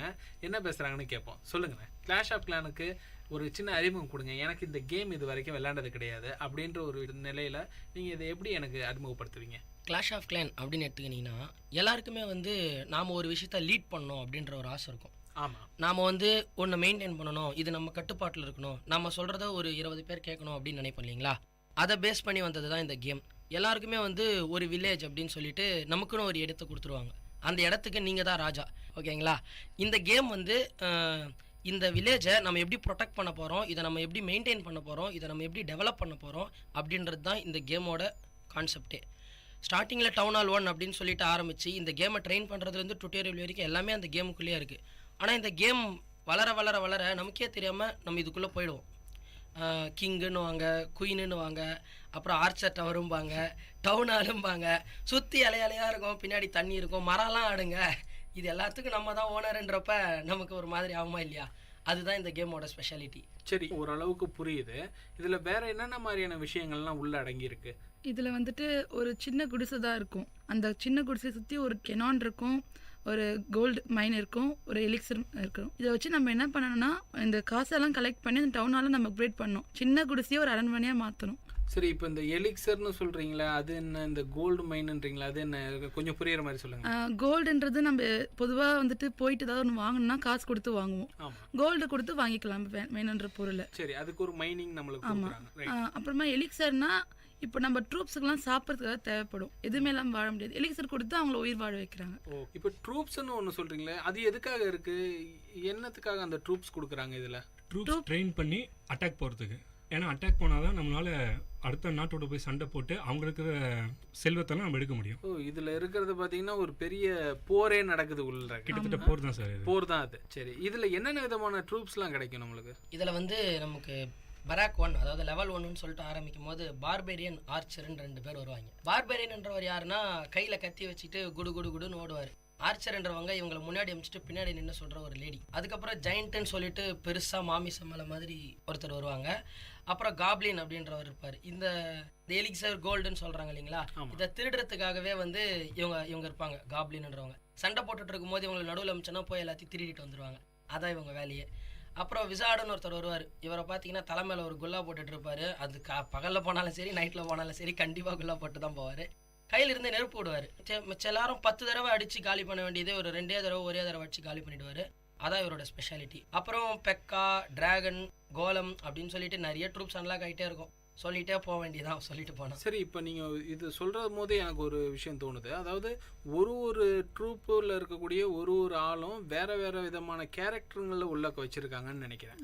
ஸோ இப்போ இந்த வேறு வேறு விதமான கேரக்டருங்களை நீங்கள் எப்படி அதை அடையாளப்படுத்தி கொண்டு போகிறீங்க? இதுக்கு ஒரு ஸ்ட்ராட்டஜி தேவைப்படும்ல, அது ஏதாவது இருக்குதா இந்த கேமில்? அந்த மாதிரி அவங்களோட கெப்பாசிட்டி இருக்கும் சார். ஒருத்தர்கிட்ட ஒரு ஆயுதம் இருக்கும்.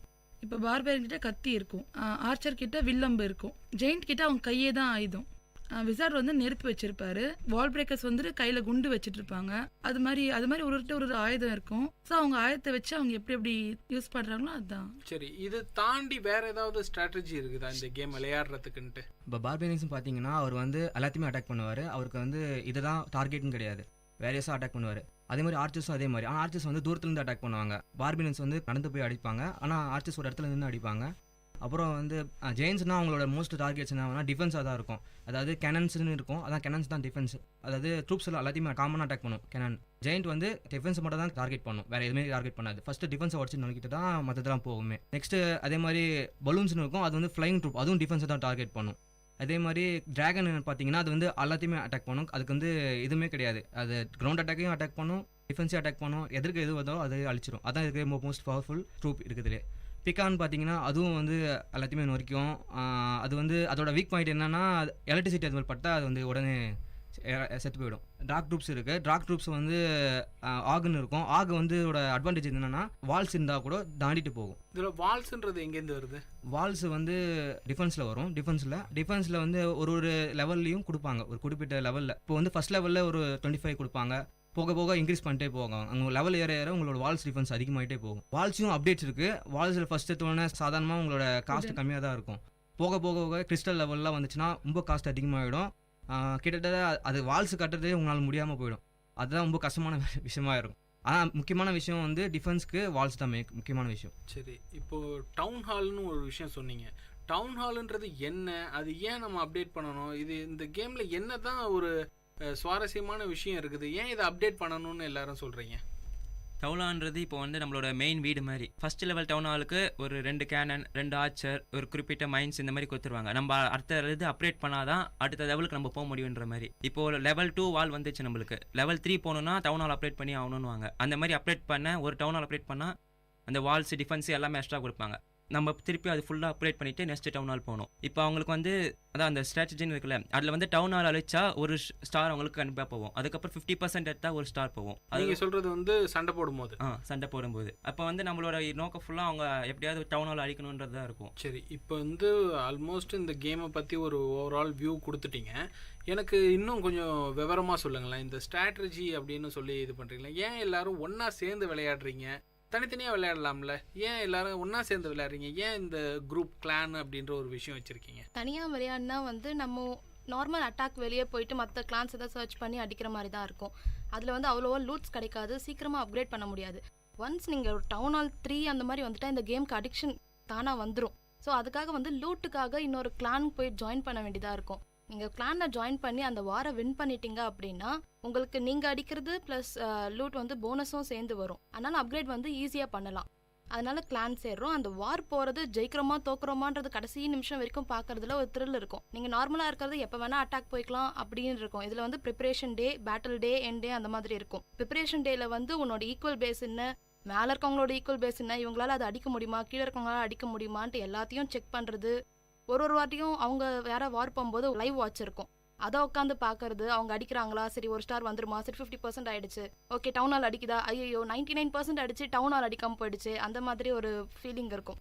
ஸோ வார் போகும்போது வந்து நம்மளது மட்டும் இல்லாமல் மற்றவங்க எல்லாரதும் பார்க்குறதுல ஒரு த்ரில் இருக்கும். கடைசி நிமிஷம் ஜெயிச்ச ஒன்று அந்த லூட் கிடைக்கிறது எல்லாமே ஒரு ஃப்ரெண்ட்ஸாக விளையாடும் போது அது ஸ்ட்ரைட்டாக பார்க்கும்போது இன்னும் நல்லா ஜாலியாக இருக்கும். சரி, நீங்கள் இந்த கேம்லாம் எத்தனை நாட்களாக விளையாண்டுட்டு இருக்கீங்க?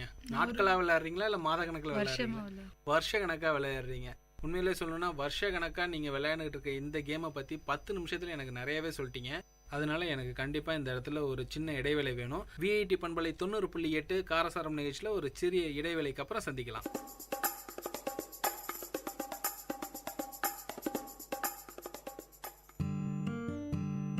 வானொலி ஒலித்திடுதே, மனிதத்தை வளர்த்திடுதே, சமுதாயத்தை நலமாய் மாற்றிடுதே, செவிகளை வருடுதே, கவிதைகள் வார்த்திடுதே, பண்பலைகளின் பயன்களை பரவிடுதே.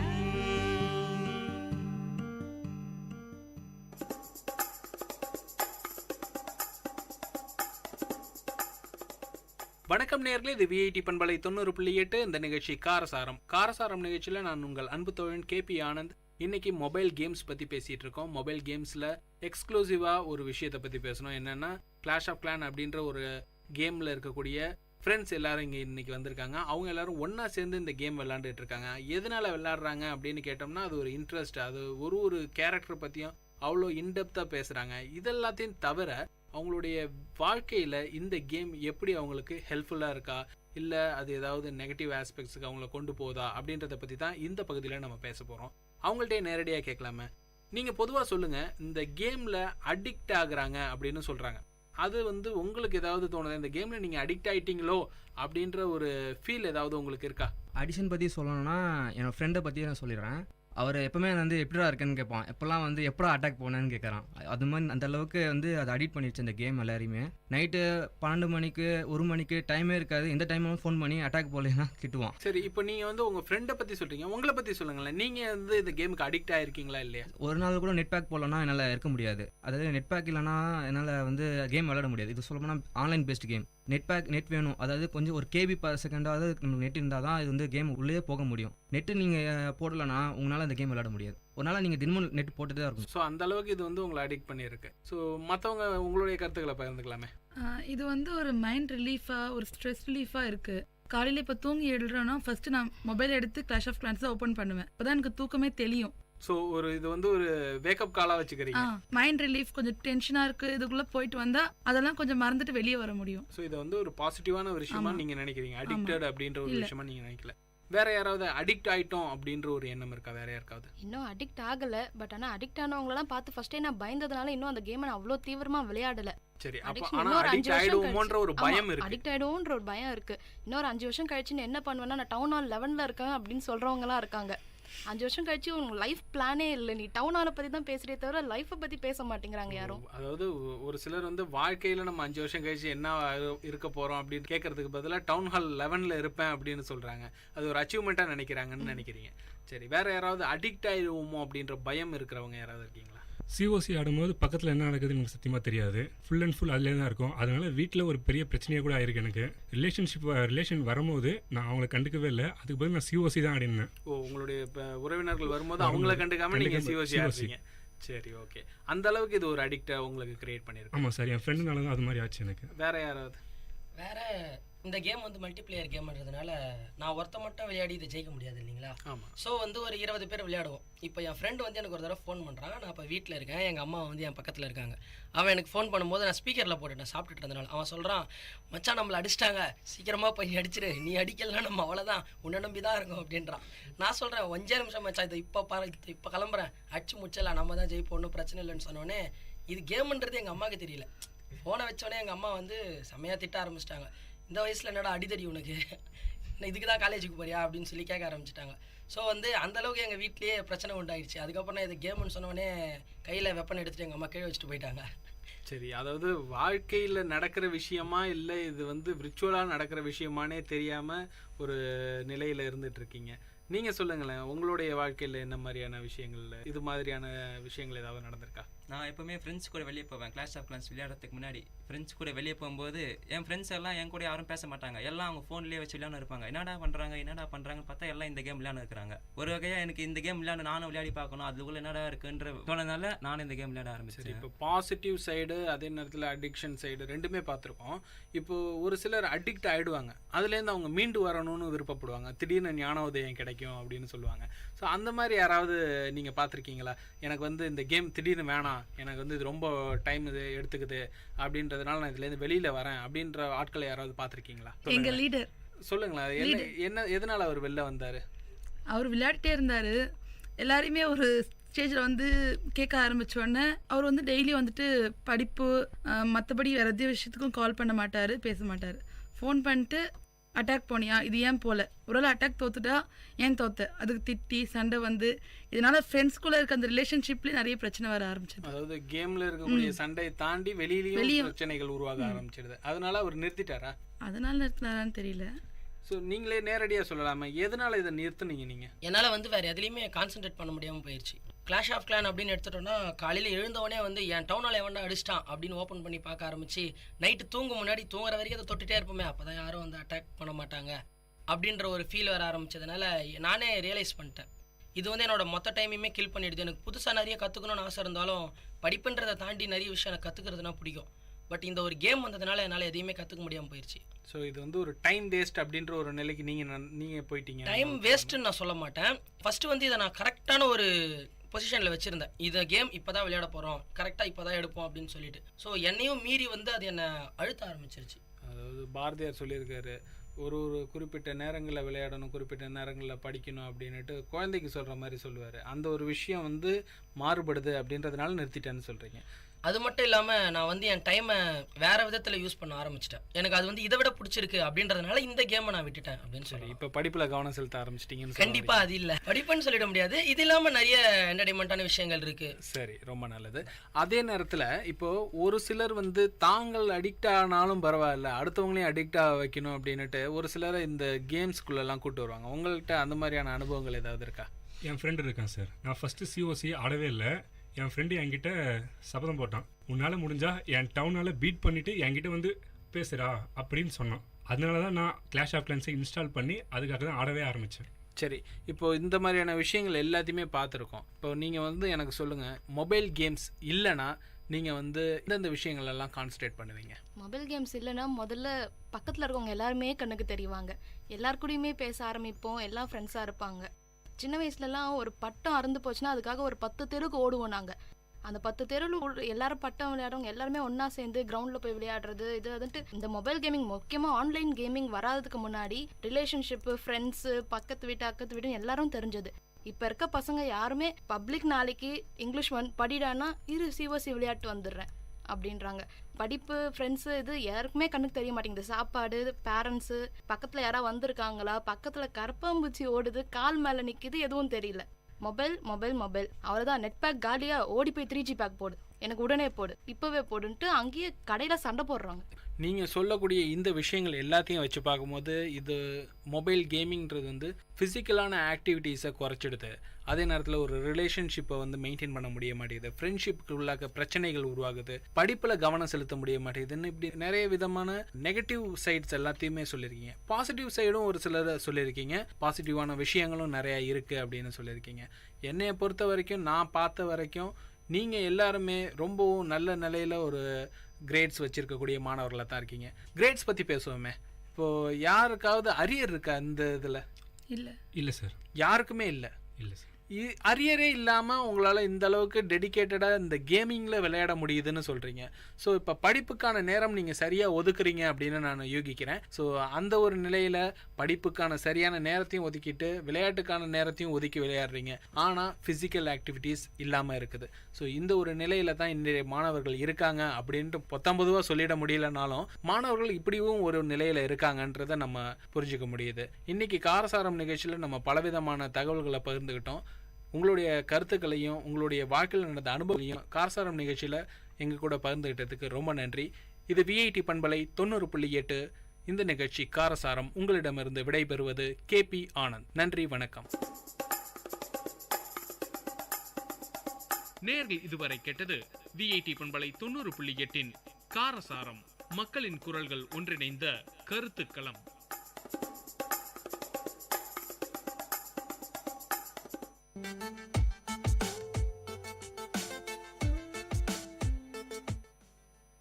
Vanakkam, Vandanam, Namaste. This is Vit Community Radio 90.8 and you are listening to Second Look. I am Vibisha, your host for today, and we have a special guest today. Let us welcome Kriti onto our show. Hello Kriti. Hi Vibisha. Hi everyone. So how was your day today? It was a kind of okay. All my projects, assignments, classes for this semester are done finally. How was your day? Same here. Had lab term end at 8 a.m. Then classes. Finally, everything is coming to an end. I can now heave a huge sigh of relief. Hey Vibisha, don't be so relaxed. Term and drama will unfold soon. Oh yeah, sounds terrifying. You know how much I wish there was something to take away all this exam stress from me? You mean something like cancellation of exams? That is not gonna happen for sure. No, I mean something else that can just cheer you up all the time kind. Food? No, that's always there. Movies? No, not during exams. Then that'll become addictive. Sleep? Oh yeah, sounds good, but need lots of it. But that won't cheer up anyone. I want something else, Kriti, and you just don't get it. What else? How about a dog that loves you so much all the time? Sounds nice. No pet dogs are allowed in VIT. Yeah. Okay, now don't get too gloomy. How about we talk about dogs and dog movies? Okay, cool, let's do it. 8 Below, my favorite film. Jerry Shepherd lives on the bottom of the world. His job, guiding researchers to remote locations on the content of Antarctica and taking care of sled dogs that get them there. Along with a small team of specialists at the Victoria Research Station, among them Katie, an ex-girlfriend and pilot, and Cooper, a cartographer and resident geek. Jerry lives a life of risk and adventure as he serves scientists, helping them do work they could not accomplish anywhere else. And he wouldn't have it any other way because Jerry's 8 canine co-workers, Maya, Max, Shorty, Dewey, Truman, Shadow, Buck and old Jack, are his life, his family. Then Dr. Davis McLaren, a geologist who arrives unexpectedly late in the summer. Davis is convinced he knows the location of a rare meteorite from Mercury and is determined to find it. Though the warm season, when temperatures rise to a balmy 30 degrees below zero, is almost over, Jerry reluctantly harnesses his dogs for one last trek across the treacherous glacial ice of Antarctica. Jerry and Davis, of course, soon find themselves in the grip of a merciless Antarctic tempest. Only Maya's intrepid leadership and a fellow Fury Pierce keep the men alive, as the dogs drag the sled and its 2 now unconscious occupants back to base. The loyal dog's reward is a cruel one. In the teeth of the storm, the Victoria team is forced to evacuate without them. The balance of this inspiring film shows us how animals refuse to submit their cold fate and how their master desperately searches for a way to run to his beloved companions, even if only to pay his respects to their bravery. Friendship, commitment, determination, perseverance, and hope are all major themes. Jerry loves his dogs like family, even to the point of calling them his kids. He knows their strengths and weaknesses, and he knows how to get the most out of them without playing them in needless peril. When he is forced against his will to abandon the dogs, he can think of little else but trying to rescue them in the months that ensue. Likewise, the dogs help one another stay alive once they've been left behind by sharing the food they managed to find, protecting each other, and even encouraging one another in their imitable canine ways. When Jerry deals with grief by throwing himself into his work and isolating himself relationally, Katie comes to find him in Oregon, and she plays an important part in helping him get back to Antarctica. At the beginning of the film, Davis is committed to his work above all else, but over time, he softens and eventually decides to give Jerry leftover research money to help fund his return to the frozen continent. Davis is also a devoted family man who values his relationships with his wife and son. Another ultimately positive message that 8 Below emphasizes is you have got to take chances for the things you care about. When Davis first speaks these words to Jerry, there are not much more than a self-serving platitude. But Jerry repeats the phrase later, and it's clear that his determination to risk everything is not about recklessness, but about his willingness to do anything for what matters most to him. Yeah, I love this movie too. Now, let's talk about Marley and Me. It's my favorite movie. Alright, go on. The Marley and Fox sentimental dramedy, Marley and Me, is a canine that bears scant resemblance to such film heroes as Rin Tin Tin, Lassie, or Old Yeller. He is in fact the world's worst dog. Of course, he's just as lovable as the good ones. Marley runs amok for 13 years as his human family grows and grows up. The movie is all emotional rush, from cute puppy goofs to Marley's final and seemingly endless death scene. Yet seldom does a studio release feature so little drama and not much comedy either, other than when the dog clowns around. Director David Franklin seems to specialize in movies dominated by a single, irresistible force. His blockbuster The Devil Wears Prada pretended to be about office politics and a bad boss, but women flocked to it for one reason: the costumes. Similarly, whenever Marley wants to be about the challenges of marriage or the balancing act between the career and the family, gets subsumed by pet tricks. Dog lovers won't care, and that basically is the audience for the film. From the Fox standpoint, it may be enough. The screenplay by two Hollywood heavyweights, Scott Frank and Don Roos, derives from journalist John Grogan's memoir about his young family's amazingly untrained yellow Labrador. As he, Owen Wilson, and wife Jennifer Aniston, pursue newspaper careers, babies start to arrive, and Jenny turns into a full-time mom. Meanwhile, the dog consumes sofas, eats drywall, drinks from toilets, overturns garbage, breaks everything, and swallows a valuable necklace. The dog is shown in one sequence failing obedience school despite instructor Kathleen Turner's stern demeanor. But the film never explains why the family failed to train Marley. Since the dog endangers the small children in one scene, this particular nonchalance toward canine behavior can be constructed as highly irresponsible. It might have helped in the filmmakers have worked out a scene showing the Marley, as dogs usually do, behaves differently around children than adults. More troubling from a storytelling viewpoint is the total absence of conflict. An hour into the film, Jenny has a bad day with screaming kids and a misbehaving dog, so she flips out, yelling at the John and momentarily banishing Marley. But it's over by nightfall. Otherwise, John's editor is pleased with his work as a columnist. John and Jenny love each other, and the healthy family prospers. Marley's erratic and explosive activities supply all the suspense, action, and drama. Location scouts in South Florida and Pennsylvania have found great homes and eye-catching landscapes for Marley to romp in. Wilson and Aniston nicely convey a compatible, loving couple who enjoy the challenges of parenthood in contrast to his bachelor buddy, and the 22 dogs and puppies that portray Marley and myriad children who play the three Grogan siblings as they grow all gel harmoniously. Marley and Me is a warm and fuzzy family movie, but you do wish that at least once someone would upstage the dog. Hey Vibisha, now it's my turn. Let's talk about Bolt movie. Okay, go ahead. The critics are united.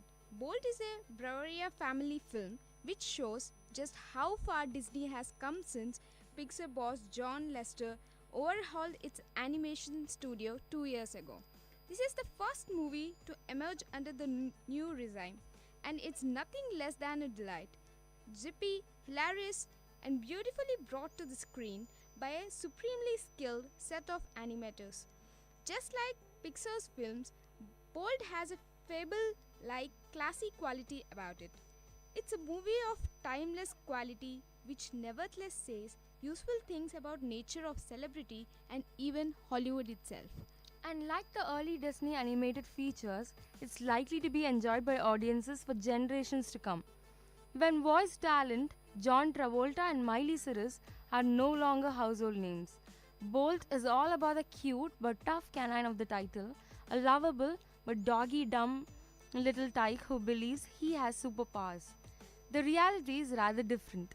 In an echo of Jim Carrey's Truman Burbank, Bolt is the unwitting star of his own TV series, the makers of which go to great lengths to fool him into believing he's the real deal. But whereas Carrey spends much of the Truman Show trying to escape from the set where he spent his whole life, Bolt wants nothing so much as to return to his normal existence, and his beloved owner, Penny, after accidentally finding himself lost in the real world. A combination of accidents not only gets Bolt out of the Hollywood studio, it deposits him a content away on the mean streets of Manhattan. In search of Penny, he is convinced it has been kidnapped and perplexed that his superpowers seem to be mysteriously on the wane. Writes the LA Times, Kenneth Toran. At the end of the day, Bolt is a sweet Disney family film, but Lester's oversight has made it smarter than it otherwise would have been. It's not in a Pixar league, but it's laced with idiosyncratic characters and pleasantly wacky attitudes. That may sound like obvious thing to do, but doesn't mean anything else has done it. Clearly, Disney are keen to prove that there's life after beyond Pixar. Even if it's a life, they're virtually cloned from their sister division, like a recipe cribbed from the Ratatouille cookbook, writes the Telegraph's Tim Robbie. Still, I'm not complaining. This movie is a joy, and a more consistent one, even than Pixar's Wall-E, against which it is tussling for this year's Best Animated Film Oscar. Nothing here is on par with that film's astoundingly bleak opening section, but this doesn't lessen the charm and ingenuity of Bolt. Lasseter's fingerprints are all over the slick animation that cleverly recycles his best trick, writes the Times' James Christopher. The existential crisis that crippled Buzz Lightyear when the plastic spaceman realized that he came from a box. Finally, our own Peter Bradshaw writes, in a week of overblown, overrated pictures obsessed with self-importance, it is a relief to find one terrific piece of simple entertainment and fun. Tremendously lovable and funny stuff. It's impossible not to compare Bolt to Whale, given that the two films are viewing for this year's Best Animation Oscar. For me, it's true that Pixar film come out on the top in terms of originality for its hedgy, well-listened vision of the future, and that remarkable for 40 minutes, in which not a single human voice is heard. Yet, in at least one area, Bolt easily surpassed its rival. If there has a better action sequence in an animated film than its opening 10 minutes, which represents the action-packed denouement of the TV in which Bolt and Penny star, that I have not seen it. Helicopters and planes explode, motorbikes crash, and the camera cuts back and forth with razor-sharp precision as the heroes bravely vie to escape from high-tech, super-cool enemies. For sheer technical panache and heart-thumping spectacle, it makes The Dark Knight look like the Teletubbies and leaves you wishing Disney Pixar would consider taking on a real superhero movie, as opposed to the tongue-in-cheek likes of Bolt and The Incredibles. But perhaps you disagree with the critics. Did Bolt get your pulse racing, or do you prefer the more gentle pace of Wall-E? Now, my turn again. Let's talk about Hachiko. Okay. A loyal Akita demonstrates the meaning of unconditional love in Lasse Hallström's simple tearjerker, Hachi, a dog story. Sentimental, repetitive tale of a university professor, Richard Gere, losing his heart to a lost puppy, harks back to the values, production, and otherwise of an earlier era. No, Marley and Me, despite a few comic set pieces, faces a marketing challenge due to its retro feel and relative dullness. It's family friendly rather than family fair. Kids are likely to be both stiff. Ancillary will probably draw the biggest numbers. Inspired by real events that occur in 1920s Japan as well as 1987 in Nepalese blockbuster Hakiko Monogatari, directed by Seijiro Koyama, the problematic script by Stephen P. Lindsay transposes the action to a small New England town in 1990s. A 2000 set framing story starts with 11-year-old Ronnie telling his class why his grandfather's dog, Hachi, embodies heroism. Parker Wilson finds a pooch on the local train platform. It's love at first sight. Sure that someone will claim the animal, Parker hauls it to the large home he shares with wife Kate. She's ultimately persuaded that the pup should stay when she sees her hubby on his hands and knees as he models the art of fetching. The dog gets his name when Parker's Japanese colleague can translate the tag on its collar as Hachi, the Japanese word for 8. After an unidentified length of time passes, Hachi appears fully grown. A bit more obedient, he accompanies Parker to the train station and returns again to escort him home every day. The town's many commuters as well as station ticket agent Carl and hot dog vendor regularly witness the pair's mutual affection. When the day comes, the Parker doesn't get off the train. Hachi is unable to process the notion that his master will not return. For 10 years, progressively more broken in the body, he stands vigil at the station. his fidelity inspiring newspaper celebrity and subsequent donations for his care. If audience reaction at the screening was caught, many would be crying over this movie. The theme of time passing and never forgetting the one you loved is most likely to resonate with older viewers. Even so, the dog's silent distress and dignity will move all but the hardest hearts. Pic's main problem is that its human story lacks drama. Hachi is the central attraction, as those who advise their colleagues never to work with dogs realize it's hard to compete with these natural scene stealers. Every one of the canines here evinces such sensitivity and charisma that the filmmakers felt obliged to run a disclaimer stressing that Akitas are not suited to casual pet owners. All the gratuitous points for being leaked and jumped on and even sharing bathtub with the dog parkers isn't one of most his memorable roles. Indeed, all the characters suffer from being defined almost solely by their relationship to the dog. Alan is almost wasted as understanding why forced to share her hubby's caresses. A scene near the end does not allow to show some real emotion, but even then it's buried in a dog pelt. But anyways, I loved it. Now again my turn. Let's talk about Hotel for Dogs.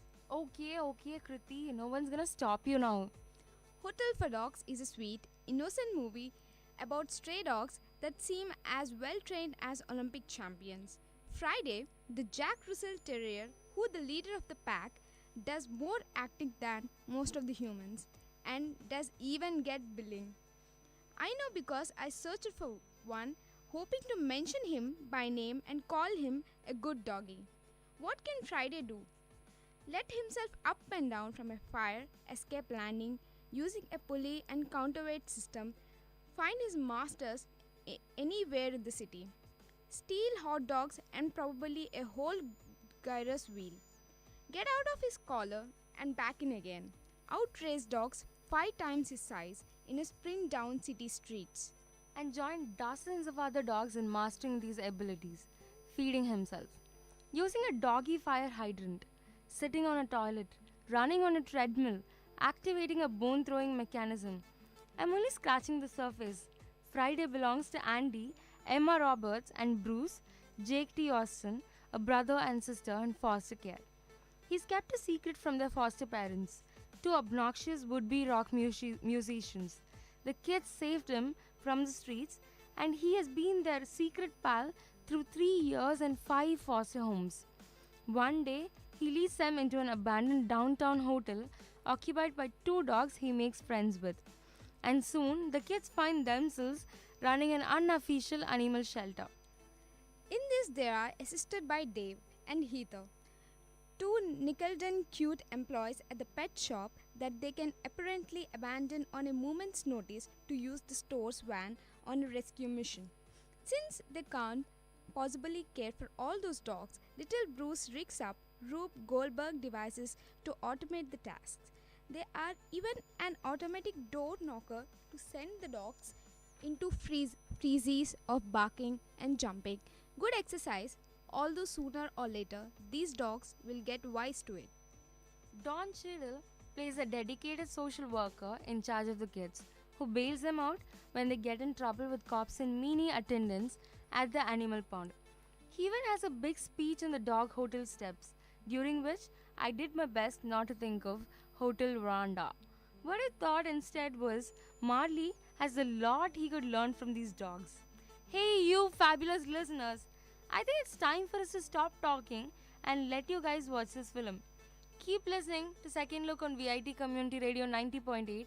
See you next time. Until then, it's a big bye from Vibisha and Kriti. Bye. Bye.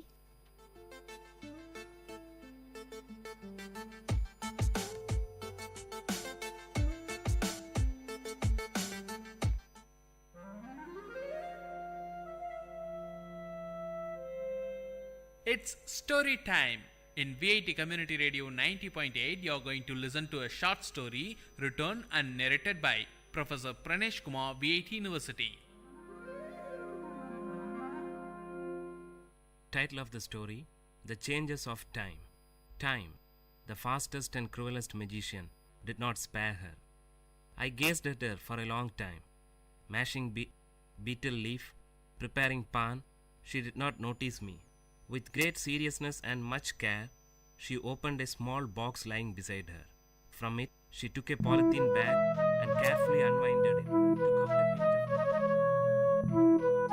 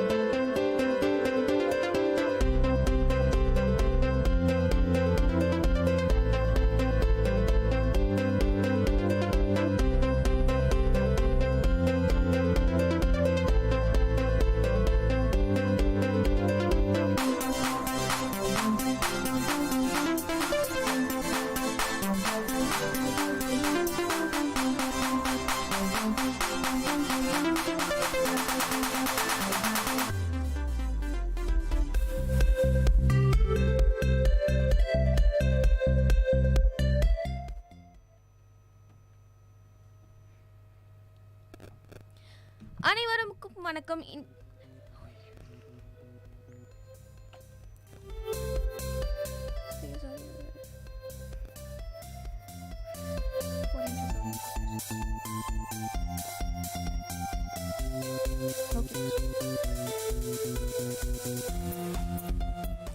வணக்கம் மக்களே, நீங்கள் கேட்டுக்கொண்டிருப்பது VIT பண்பலை 90.8. இது உங்கள் விஐடியின் சமுதாய வானொலி. நம்ம எந்த ஷோவில் இருக்கோம்னு பார்த்தீங்கன்னா அறிவலமின் ஷோயின் சார்பாகவும் விஐடியின் கம்யூனிட்டி ரேடியோயின் சார்பாகவும் அனைவருக்கும் இனிய தீபாவளி நல்வாழ்த்துக்கள். ஆமாம் மக்களே, நம்ம அடுத்த வாரம் திவாலி இருக்க போது. ஸோ நம்மளோட அடுத்த ஷோ நம்ம பண்ண போகிறதில்ல, எங்களுக்கு லீவு. ஸோ இன்றைக்கி எல்லாரும் உங்களோட திவாலியை ப்ரொடக்டிவாகவும் சேஃபாகவும் என்ஜாய் பண்ணுங்கள். பொல்யூஷன் ஃப்ரீ இந்த வாட்டி கொஞ்சம் கடைப்பிடிச்சா ரொம்ப நல்லாவே இருக்கும். ஸோ எல்லா திவாலிலையும் ஒவ்வொரு கதை நான் கேள்விப்பட்டேன். பட் இந்த வாட்டி நான் ஒரு புது கதையை நான் கேள்விப்பட்டேன். என்ன கதை அப்படின்னா, வால்மீகி ராமாயணத்தில்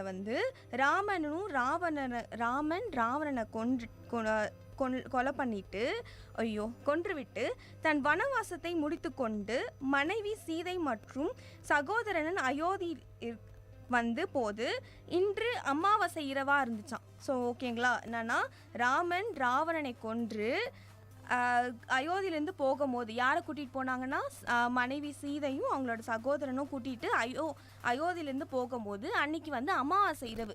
அதனால தான் திவாலி அமாவாசை இரவு அன்னைக்கு செலிப்ரேட் பண்ணுறதா ஒரு கதையும் இருக்குது. ஸோ அப்போ போகும்போது ஃபுல்லாக இருட்டாக இருந்துச்சு. எப்படி போவாங்க அவங்க அப்படின்னு யோசிக்கும் போது மக்கள் என்ன பண்ணாங்கன்னா, தன் வீட்டு வாசலில் விளக்கை ஏற்றி வச்சாங்களாம். ஸோ அந்த ஒளி வச்சு தான் அவங்க போனதாக ஒரு கதை இருக்குது. ஸோ அந்த காலத்தில் எப்படி டிரான்ஸ்போர்ட் ஸ்டார்ட் ஆச்சு அப்படின்றது இந்த ராமாயண கதை மூலமாக எனக்கு தெரிஞ்சிச்சு. ஸோ அதே மாதிரி இன்னும் நிறைய அதுக்கப்புறம் தான் நிறைய டிரான்ஸ்போர்ட்ஸ்லாம் உருவாச்சு. ஒரு பயணத்துலேருந்து இன்னொரு இடத்துக்கு போகிறதும் சரி. அதே மாதிரி இப்போ திவாலி லீவில் எல்லா ஹாஸ்டலர்ஸ், அதாவது என் காலேஜில் இருக்கிற ஹாஸ்டலர்ஸ் மட்டும் வேலை செய்கிறவங்க எல்லாருமே தம் சொந்த ஊருக்கு போயிட்டு கொண்டாடக்கூடிய இந்த திவாலிக்கு ரொம்ப சேஃபாகவும் செக்யூராகவும் போய் இருங்க. அண்ட் உங்களோட திவாலியை ரொம்ப ப்ரொடக்டிவாக யூஸ் பண்ணிக்கோங்க. நான் ஆர்ஜே லோஷ்னி, என் கூட ஆர்ஜே ரித்திகா. இப்போ ஆர்ஜே ரித்திகா எனக்கு சொல்லுவாங்க எப்படி நான் சொல்லிட்டேன் ராமாயணத்தில் இப்படி தான் நடந்துச்சு ஃபஸ்ட்டு அப்படின்னு சொல்லிட்டு. அதுக்கப்புறம் ரித்திகா எனக்கு சொல்லுவாங்க. சொல்லுங்கள் ரித்திகா. நீங்கள் சொன்ன மாதிரி ராமாயணத்தில் போன மாதிரி ஃபர்ஸ்ட் ப்ரீ ஹிஸ்டாரிக் டைம்ஸில் எல்லோரும் நடந்து போனாங்க. அதுக்கப்புறமா கேமல், ஹார்சஸ் இதெல்லாம் கூட்டிகிட்டு அதில் பயணம் பண்ணி போகிற மாதிரி இருந்தது. இன்னும் கேமல் ஹார்சஸ்லாம் எந்த பகுதியில் மோஸ்ட்டாக இருந்துச்சு ரித்திகா? இப்போ டெசர்ட்லலாம் கேமல்ஸ் யூஸ் பண்ணாங்க. பட் இப்போது ஒரு சிட்டி மாதிரி ஏரியாலலாம் ஹார்சஸ் தான் யூஸ் பண்ணாங்க. அதே மாதிரி அந்த டைமில் இப்போ மலையெல்லாம் ஏறுறாங்க, நிறைய வெயிட்லாம் தூக்கிட்டு போகணுன்னா டாங்கிலாம் யூஸ் பண்ணாங்க. அப்போது சூப்பர். ஃபர்ஸ்ட் நடந்து போனாங்க, அதுக்கப்புறம் அனிமல்ஸை டிரான்ஸ்போர்ட்டாக யூஸ் பண்ணிக்கிட்டாங்க. அப்புறம் என்ன ரித்திகா? அதுக்கப்புறம் நம்மளுக்கு பார்த்திங்கன்னா நம்ம ரோமானிய மக்கள் கேள்விப்பட்டிருப்பீங்களா, ரோமன்ஸ். அவங்க தான் ரோட்ஸ் எல்லாம் இன்வென்ட் பண்ணவங்க ஃபர்ஸ்ட் அவங்க தான் ரோட்ஸ் ஓகே. நெக்ஸ்ட் அதே மாதிரி அதே ஏன்ஷியன்ட் டைம்ஸில் எகிப்தியர்கள் ட்ராவலுக்காக அவங்க போட்ஸ் எல்லாம் பயன்படுத்தினாங்க. அந்த ஊரில் ரிவர் நைல் இருக்கும், அது கேள்விப்பட்டிருக்கீங்களா? நைல் கேள்விப்பட்டிருக்கேன். அந்த நைல் கடந்தால் தான் அவங்களால அவங்களோட வணிகத்தெல்லாம் பண்ண முடியும். அதனால் அவங்க இந்த போட்ஸ் எல்லாம் கண்டுபிடிச்சாங்க. அதுக்கப்புறம் வந்த ஏஜ் தான் மிடில் ஏஜ்.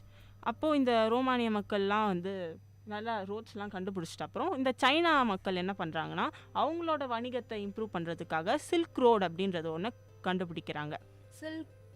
சில்க் ரோடு அப்படின்னா என்ன? அவங்க சைனாவில் சில்க் நிறைய ஃபேமஸ். ஸோ அந்த சில்கெல்லாம் அவங்க விற்கிறதுக்காக அவங்க யூஸ் பண்ண அந்த வணிகத்துக்காக யூஸ் பண்ண ரோடுகள்லாம் அவங்க சில்க் ரோடு அப்படின்னு பேர் வச்சப்பட்டது. ஃபர்ஸ்ட் நான் நினச்சேன் டிரான்ஸ்போர்ட்லாம் நம்ம வேறு இடத்துல இருந்து ஒரு இடத்துக்கு போகிறதுக்கோ அப்படின்னு நினச்சேன். நெக்ஸ்ட்டு இந்த மாதிரியான ஒரு இடத்துல இருக்கக்கூடிய ப்ராடக்ட்ஸு வணிகத்துக்காகவும் டிரான்ஸ்போர்ட் யூஸ் ஆகிருக்கு. வேறு என்னெல்லாம் இருக்கு ரித்திகா? அதுக்கப்புறமா இந்த 15th to 19th சென்ச்சுரிக்குள்ளே போனோன்னா இந்த இப்போ எகிப்தியர்கள்லாம் அந்த ரிவர் கறக்கிறதுக்கு மட்டும்தான் அந்த இது ட்ரேடுக்காக மட்டும்தானே யூஸ் பண்ணாங்க. அதுக்கப்புறமா அவங்க கடல் கடக்கிறதுக்கான எக்ஸ்ப்ளரேஷனுக்குள்ளே போயிட்டாங்க. அந்த டைம் வந்து அவங்க பெரிய பெரிய போட்ஸ், ஷிப்ஸ் இந்த கடலை தாண்டி போய் இன்னும் அந்த வணிகத்தை பெருசு பண்ணுறதுக்காக அவங்க கண்டுபிடிச்சதெல்லாம் வந்து இந்த செஞ்சுரியில் நம்ம பார்க்கலாம். அதே மாதிரி கொலம்பஸ் அப்படின்றவர் அமெரிக்கன் ரூட்ஸ் எல்லாம் கண்டுபிடிச்சி அமெரிக்காலையும் இந்த மாதிரி வணிகத்தை இன்க்ரீஸ் பண்ணார். நம்மளோட தமிழர்கள் கூட இந்த மாதிரி கடல் பயணம் செஞ்சு கடல் பயணம் செஞ்சு நிறைய நாட்டுக்கெலாம் போய் சண்டை போட்டு கைப்பற்றியதெல்லாம் நமக்கு தெரியும். அதே மாதிரி அவங்க வந்து சவுத் ஈஸ்ட் ஏஷியன் கண்ட்ரீஸ் அதெல்லாம் வந்து மெயினாக பார்த்துருக்காங்க. அதுலேயே வந்து அவங்க நம்ம தமிழர்கள் எதெல்லாம் வந்து ட்ரேட் பண்ணாங்கன்னா இந்த ஸ்பைசஸ், பட்டை, கிராம்பு இதெல்லாம் வந்து சைனா அந்த மாதிரி இடங்கள்ல வந்து நிறைய கிடைக்காது. அங்கே இதெல்லாம் யூஸ் பண்ணாங்க. Wow, super. அதுக்கப்புறமா எப்படி வந்து சைக்கிள், இப்போ ரோடு வந்து சொன்னீங்க, ஃபர்ஸ்ட் வந்து ரோடு தான் போட்டாங்க, அதுக்கப்புறமா சீக்கு வந்து ஷிப் பண்ணாங்க அப்படின்னு சொல்லிட்டு. இப்போ அந்த ரோட்ல வந்து ஃபர்ஸ்ட் என்ன வந்துச்சு? ரோட்ல வந்து நம்ம ஒரு மண் ரோட்ல வந்து நம்ம நடக்கிறோம். ஓகே, ரோட்ல வந்து ஃபர்ஸ்ட் என்ன வந்துச்சு? இந்த குதிரைகள்லாம் பயன்படுத்தினவங்க ஜென்ரலாக ஒரு குதிரை மேலே ஒருத்தர் சவாரி செய்கிற மாதிரி இருந்தது. அதுக்கப்புறமா இந்த எருமை மாடு இதுலலாம் வந்து அந்த காட் ஒன்று கட்டி அதில் பயணம் பண்ணுற மாதிரி இருந்தது. இப்படி ஃபர்ஸ்ட்டுன்னு பார்த்தோன்னா அதுக்கப்புறமா தான் சைக்கிள், அதுக்கப்புறம் மெதுவாக தான் இந்த பைக் அதெல்லாம் வந்தது. எவ்வளோ அற்புதமாக இருக்குது பார்த்தீங்களா? ஃபஸ்ட்டு அனிமலில் வந்து ஒருத்தர் மட்டும் பயணம் பண்ணுறதில்ல. இப்போ நிறைய பேர் நம்மக்கிட்டே வந்து நிறைய கார்ஸ் இருக்குது, பைக்ஸ் இருக்குது, வேறு மாடல்ஸ்லாம் இருக்குது. அப்படியும் இருந்தாலும் நம்ம வந்து அந்த குதிரை பார்த்தோன்னு வச்சுக்கலாம், அந்த ஒரு ஹைப் இருக்குது. ஸோ அந்த காலத்துலேயும் வந்து இப்போ அந்த கால மனுஷங்க டைம் ட்ராவல்னு ஒன்று இருந்துச்சு அப்படின்னா, இப்போ இருந்தாங்கன்னா எனக்கு வந்து வண்டியில் போகணும் அப்படின்னு தானே ஆசைப்படுவாங்க. ஏன்னா அவங்க நிறைய இந்த அனிமல்ஸ் மேலே ரைட் பண்ணிட்டு இப்போது நம்ம இப்போ இருக்கிற டெக்னாலஜியில் இருக்கக்கூடிய ட்ராவல்ஸ், பைக்ஸு, கார்ஸ் இல்லைனா அப்படின்னா நான் அதில் தான் போகணும் அப்படின்லாம் அனுபவிப்பாங்கல்ல. இப்போ நம்மளே கூட இப்போ பீச்லாம் போனோம்னா இந்த ஹார்ஸ் மேலெல்லாம் நம்மளும் தானே சவாரி செய்கிறோம். நம்ம ஒவ்வொருத்தருக்கு ஒன்று பிடிச்சிருக்கு. நம்மளுக்கு இப்போ இருக்கிற டெக்னாலஜி பிடிச்சிருந்தா அந்த காலத்தில் இருக்கவங்களுக்கு இது பிரமிப்பாக இருக்கும், அப்படி தானே? ஸோ அதுக்கு அடுத்து வந்தது தான் நம்மளோட 19th செஞ்சுரியிலேருந்து ஏர்லி 20th செஞ்சுரி வரைக்கும் நம்ம இந்த ஆட்டோமொபைல் எரா அப்படின்னு சொல்லலாம். அப்போது இந்த ஹென்ரி ஃபார்ட் வந்து இந்த புது மாடலாக வந்து பைக்ஸ் அதெல்லாம் வந்து அவர் இன்ட்ரடியூஸ் பண்ணுறாரு. அதுக்கப்புறம் தான் நம்மளுக்கு பைக்ஸ் எல்லாம் வந்தது. அது ஹென்ரி ஃபார்டுன்றது அவரோட பேர். ஓகே ஓகே, அதுலேருந்து தான் கம்பெனியோட பேர் வந்தது. Okay okay. அதுக்கப்புறம் வர்றது ஏர்லி 20th செஞ்சுரி. அங்கே தான் வந்து நம்ம எல்லாருக்கும் பிடிச்ச விமானம் வந்து இன்வென்ட் ஆகி அதுக்கப்புறமா படிப்படியாக வந்தது. இந்த ரைட் பிரதர்ஸ்லாம் அந்த 1903ஆம் ஆண்டுலேருந்து தான் அந்த இன்வென்ஷனுக்குள்ளெல்லாம் உள்ளே போனாங்க. அப்படியே கொஞ்சம் கொஞ்சமாக படிப்படியாக முன்னேறி இப்போ 20th to 21st செஞ்சுரியில் நம்ம ஸ்பேஸ் ஏஜ்ன்ற ஒரு ஏஜில் இருக்கோம். ஸோ நம்ம அப்போது ஆரம்பிக்கிற காலத்தில் நம்மளுக்கு தெரியும் யுனைடெட் ஸ்டேட்ஸும் யூரோப்பியன் கண்ட்ரீஸுக்கும் தான் போட்டி நடுவில்ன்ட்டு. அவங்க என்ன பார்த்தாங்கன்னா இந்த ஸ்பேஸில் வந்து யார் வந்து நிறைய சாதிக்கிறாங்க அப்படின்ற விஷயங்கள்லாம் அவங்களுக்குள்ளே போயிட்டு இருந்தது. அந்த காம்படிஷனாக தான் மோஸ்ட்டாக அது போயிட்டு இருந்தது. ஃபர்ஸ்ட் வந்து ரோட்டில் யார் வந்து ஸ்பீடாக போகிறா அப்படின்ற ஒரு காம்படிஷன் தான் எனக்கு தெரியும். இப்போ நீங்கள் ஸ்பேஸ்லேயும் ஒரு காம்படிஷன் இருக்கா அப்படின்னு சொல்கிறீங்க, ரொம்ப எனக்கே பிரமிப்பாக இருக்குது. அவங்க இது மட்டும் இல்லை, அவங்களுக்கு அந்த நிலாவில் போய் யார் ஃபஸ்ட்டு ஒரு ஹியூமனை வந்து இறக்குறாங்கன்ட்டு ஒரு போட்டி இருந்தது. சோவியத் யூனியன் அதுக்கான ஏற்பாடுகள் பண்ணி வச்சுருந்தாலும் அதில் சக்ஸஸ் ஆனது வந்து பார்த்திங்கன்னா நம்மளுக்கு யூஎஸ் தான். அப்போது வேற ஒரு விஷயமும் கேள்விப்பட்டேன் நான். என்னென்னா சோவியத் யூனியன் வந்து இங்கேருந்து வெடிகுண்டெல்லாம் எடுத்துகிட்டு போய் மூணில் வந்து பிளாஸ்ட் பண்ண வைக்கணும். அது வந்து அதை விட பெரிய விஷயம். இது என்ன இன்னும் கெத்து காமிக்கலாம், மாஸ் காமிக்கலாம். இங்க பொல்யூஷன் பண்றத விட்டுட்டு இங்க பொல்யூஷனும் பண்ணிட்டு இருக்காங்க. அதையும் மீறி நாங்க வந்து ஸ்பேஸ்லயும் போய் பண்ணுவோம் அப்படின்னு சொல்லிட்டு இறங்கிருக்காங்க. ஏன்னா அவங்க வந்து ஹியூமன்ஸ் அமைச்சு ஜெயிச்சிட்டனால நம்ம இப்படி பண்ணலாம்னு அவங்க ட்ரை பண்ணாங்க. அதோட ஃபண்டிங் அந்த ஃபினான்சஸ்லாம் ஜாஸ்தியாகவும் இருந்தது. அதே மாதிரி நமக்கு எல்லாருக்கும் தெரியும் நிலாவில் வந்து காற்றெல்லாம் இல்லை. ஒரு விஷயம் பிளாஸ்ட் ஆனாலும் வெறும் தூசி மாதிரி புகை கிளம்பி நின்றுடும். அதை வந்து இங்கே இருக்கவங்க அதை பெருசாகவும் எடுத்துக்க மாட்டாங்கல்ல. அங்கே நடந்ததை பற்றி அவங்களுக்கு அவ்வளோ ஒன்றும் ஆச்சரியமாக இருக்காது. அதனால் அதை அவங்க ட்ராப் பண்ணிட்டாங்க. இப்போ நம்ம இருக்கிறது லேட் 20th to 21st செஞ்சுரியில் வந்து நம்ம டிஜிட்டல் ரெவல்யூஷனில் இருக்கிறோம். இப்போ கம்ப்யூட்டர்லாம் வந்துருச்சு. இப்போ டிரான்ஸ்போர்ட்டேஷன்லேயே நம்மளுக்கு ஜிபிஎஸ்லாம் வந்துருச்சு. டிரான்ஸ்போர்ட்டேஷன்லேயே அவ்வளோ வளர்ச்சி இருக்குது. ஒவ்வொரு இப்போ நம்ம பைக்குன்னு எடுத்துக்கிட்டோம்னா ஒவ்வொரு மாடலுக்கும் ஒவ்வொரு பிராண்டுக்கும் ஒவ்வொரு அதாவது நெக்ஸ்ட் ஜென்ரேஷன்லேயும் ஒவ்வொரு ஃபீச்சர்ஸ் வந்து இருக்குது. அந்த அளவுக்கு வந்து டெவலப் ஆயிருக்கு. நெக்ஸ்ட் என்ன வரும் அப்படின்ற அளவுக்கு இருக்குது. டெக்னாலஜி அப்படி வளர்ந்துட்டு போயிட்டுருக்கு. சரி, இப்போ நம்ம வந்து நீங்கள் அந்த காலத்தில் ஏன்ஷியன்ட் டைமில் யூஸ் பண்ண டிரான்ஸ்போர்ட் ஃபர்ஸ்ட்லேருந்து நீங்கள் அப்படியே லைனாக இயர் வைஸ் வந்து சொன்னீங்க. ரொம்ப அழகாகவும் இருந்துச்சு, ரொம்ப அற்புதமும் இருந்துச்சு. இப்போது அந்த அற்புதத்தின் அடுத்த கட்டம் நவ் ப்ரெசண்ட். இப்போ வந்து நம்ம கூட ப்ரெசண்ட்டில் நடந்த இருக்கிற கூடிய பிராண்ட் மாடல்ஸோட ஃபீச்சர்ஸ் அண்ட் அதை பற்றின வந்து நம்ம கெஸ்டாக ஷோக்கு வந்திருக்கக்கூடிய 2 பேர் பத்ரி அண்ட் குமரன் வந்து வந்திருக்காங்க. ஸோ உங்களை நீங்கள் இன்ட்ரடியூஸ் பண்ணிக்கோங்க. Kumaran from MCA first year. Hi Kumaran. சொல்லுங்க லோஷினி. எப்படி இருக்கீங்க? இருக்கேன், நல்லா இருக்கேன். ஹாப்பி திவாலி குமரன் அட்வான்ஸா. தேங்க்யூ. இந்த திவாலிக்கு என்ன பிளான் பண்ணியிருக்கீங்க? பார்ட்டி வீட்டுக்கு போகிறதா தான் பிளான். ஓ சூப்பர். என்ஜாய் பண்ணுவேன். நம்ம திவாலினாவே எனக்கு வந்து பட்டாசு தான் ஞாபகம் வரும். ஆனால் இப்போ வந்து நீங்கள் ஃபேமிலியோட டைம் ஸ்பெண்ட் பண்ணுன்ற ஒரு புது விஷயம் எடுத்துகிட்டு வந்திருக்கீங்க. நைஸ். ஹாய் பத்ரி.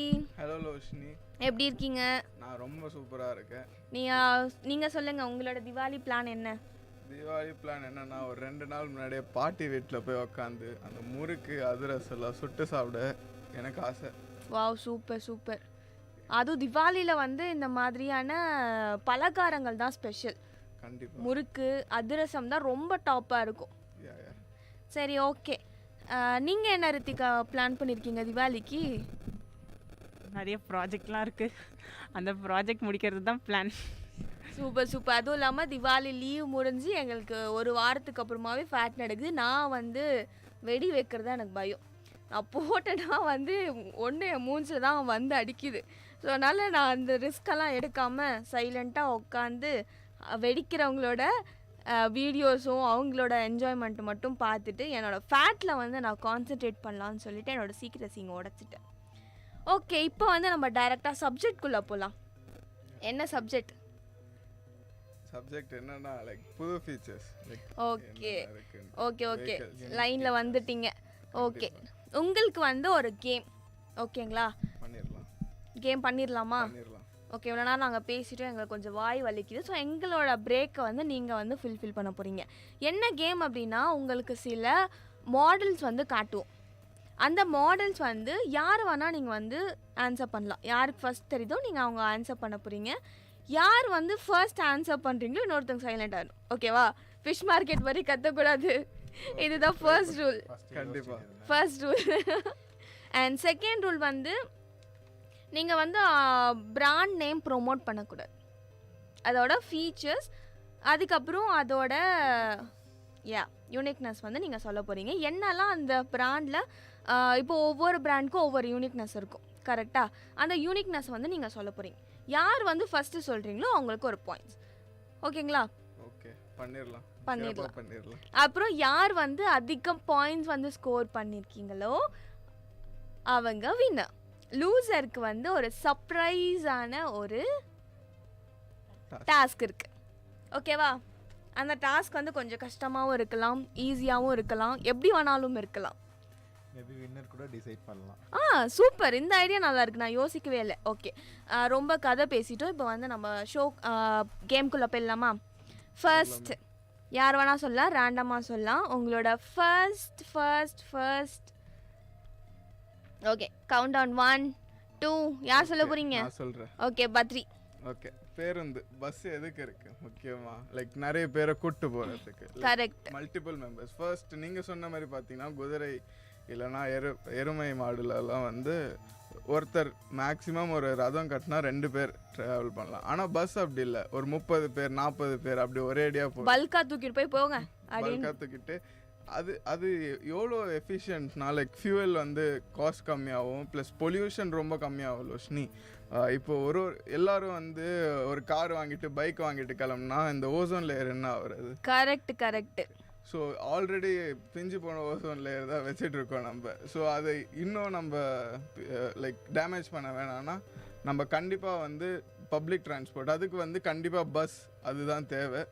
முக்கியமாக எல்லாரும் வந்து எஃபிஷியண்ட்டாக யூஸ் பண்ண முடியும்னா பஸ் தான். And it is reachable in every single place. Okay super. நம்ம வந்து உங்களுக்கு ஏதாச்சும் குமரன் point வந்து இருக்கா? நான் தினம் பஸ்ஸை பார்த்தோன்னே யோசிக்கிற விஷயம் என்னென்னா, பஸ்ஸில் நிறைய பேர் ட்ராவல் பண்ணுறாங்க. அந்த பஸ்ஸில் இருக்க எல்லாரும் இறங்கி ஒரு வண்டி எடுத்தால் டிராஃபிக் என்ன ஆகுது, அந்த பிளேஸ் என்ன ஆகுது. செம்ம நிறைய வந்து நாய்ஸ் பொல்யூஷன், ஹேர் பொல்யூஷன், நிறைய பொல்யூஷன் இருக்கு. டிராஃபிக் அப்படியே ஜாம் ஆகிடும். அந்த பஸ் இருக்கிறதுனால மேபி டிராஃபிக் கம்மியாக இருக்கலாம். தினம் யோசிக்கிற விஷயம். ஓகே, பஸ்ஸோட ஃபீச்சர் வந்து டிராஃபிக் கம்மி பண்ணுது, பெட்ரோல் விலையை கம்மி பண்ணுது, பொல்யூஷன் கம்மி பண்ணுது. ஈவன் இப்போ ஃபீமேல்ஸ்க்கு ஜாலி தான், ஃப்ரீயா. ஓகே ஓகே, உங்களோட இந்த ஃபர்ஸ்ட் ரவுண்டோட வின்னர் வந்து பத்ரி. நெக்ஸ்ட் உங்களுடைய அடுத்த திங் நான் சொல்கிறேன். ஓகே, இப்போ வந்து குமரன் வந்து வின் பண்ணிட்டாங்க. Okay, second chance to Kumaran. இந்த கார் வந்து கையால் தான் முழுக்க தயாரிக்கிறாங்க. வா ஓகே, எல்லாருமே கையால் தாங்க தயாரிக்கிறாங்க. இல்லை, நிறைய ஆட்டோமேஷன்லாம் வந்துருச்சு. ஆனால் இது வந்து ஈச் அண்ட் எவ்ரி பார்ட்ஸ் வந்து கையில் தான் தயாரிக்கிறாங்க. ஓகே, ரொம்ப யூனிக்னஸ் இந்த காருக்கு இருக்கு. வாங்குறது ரொம்ப கஷ்டம்.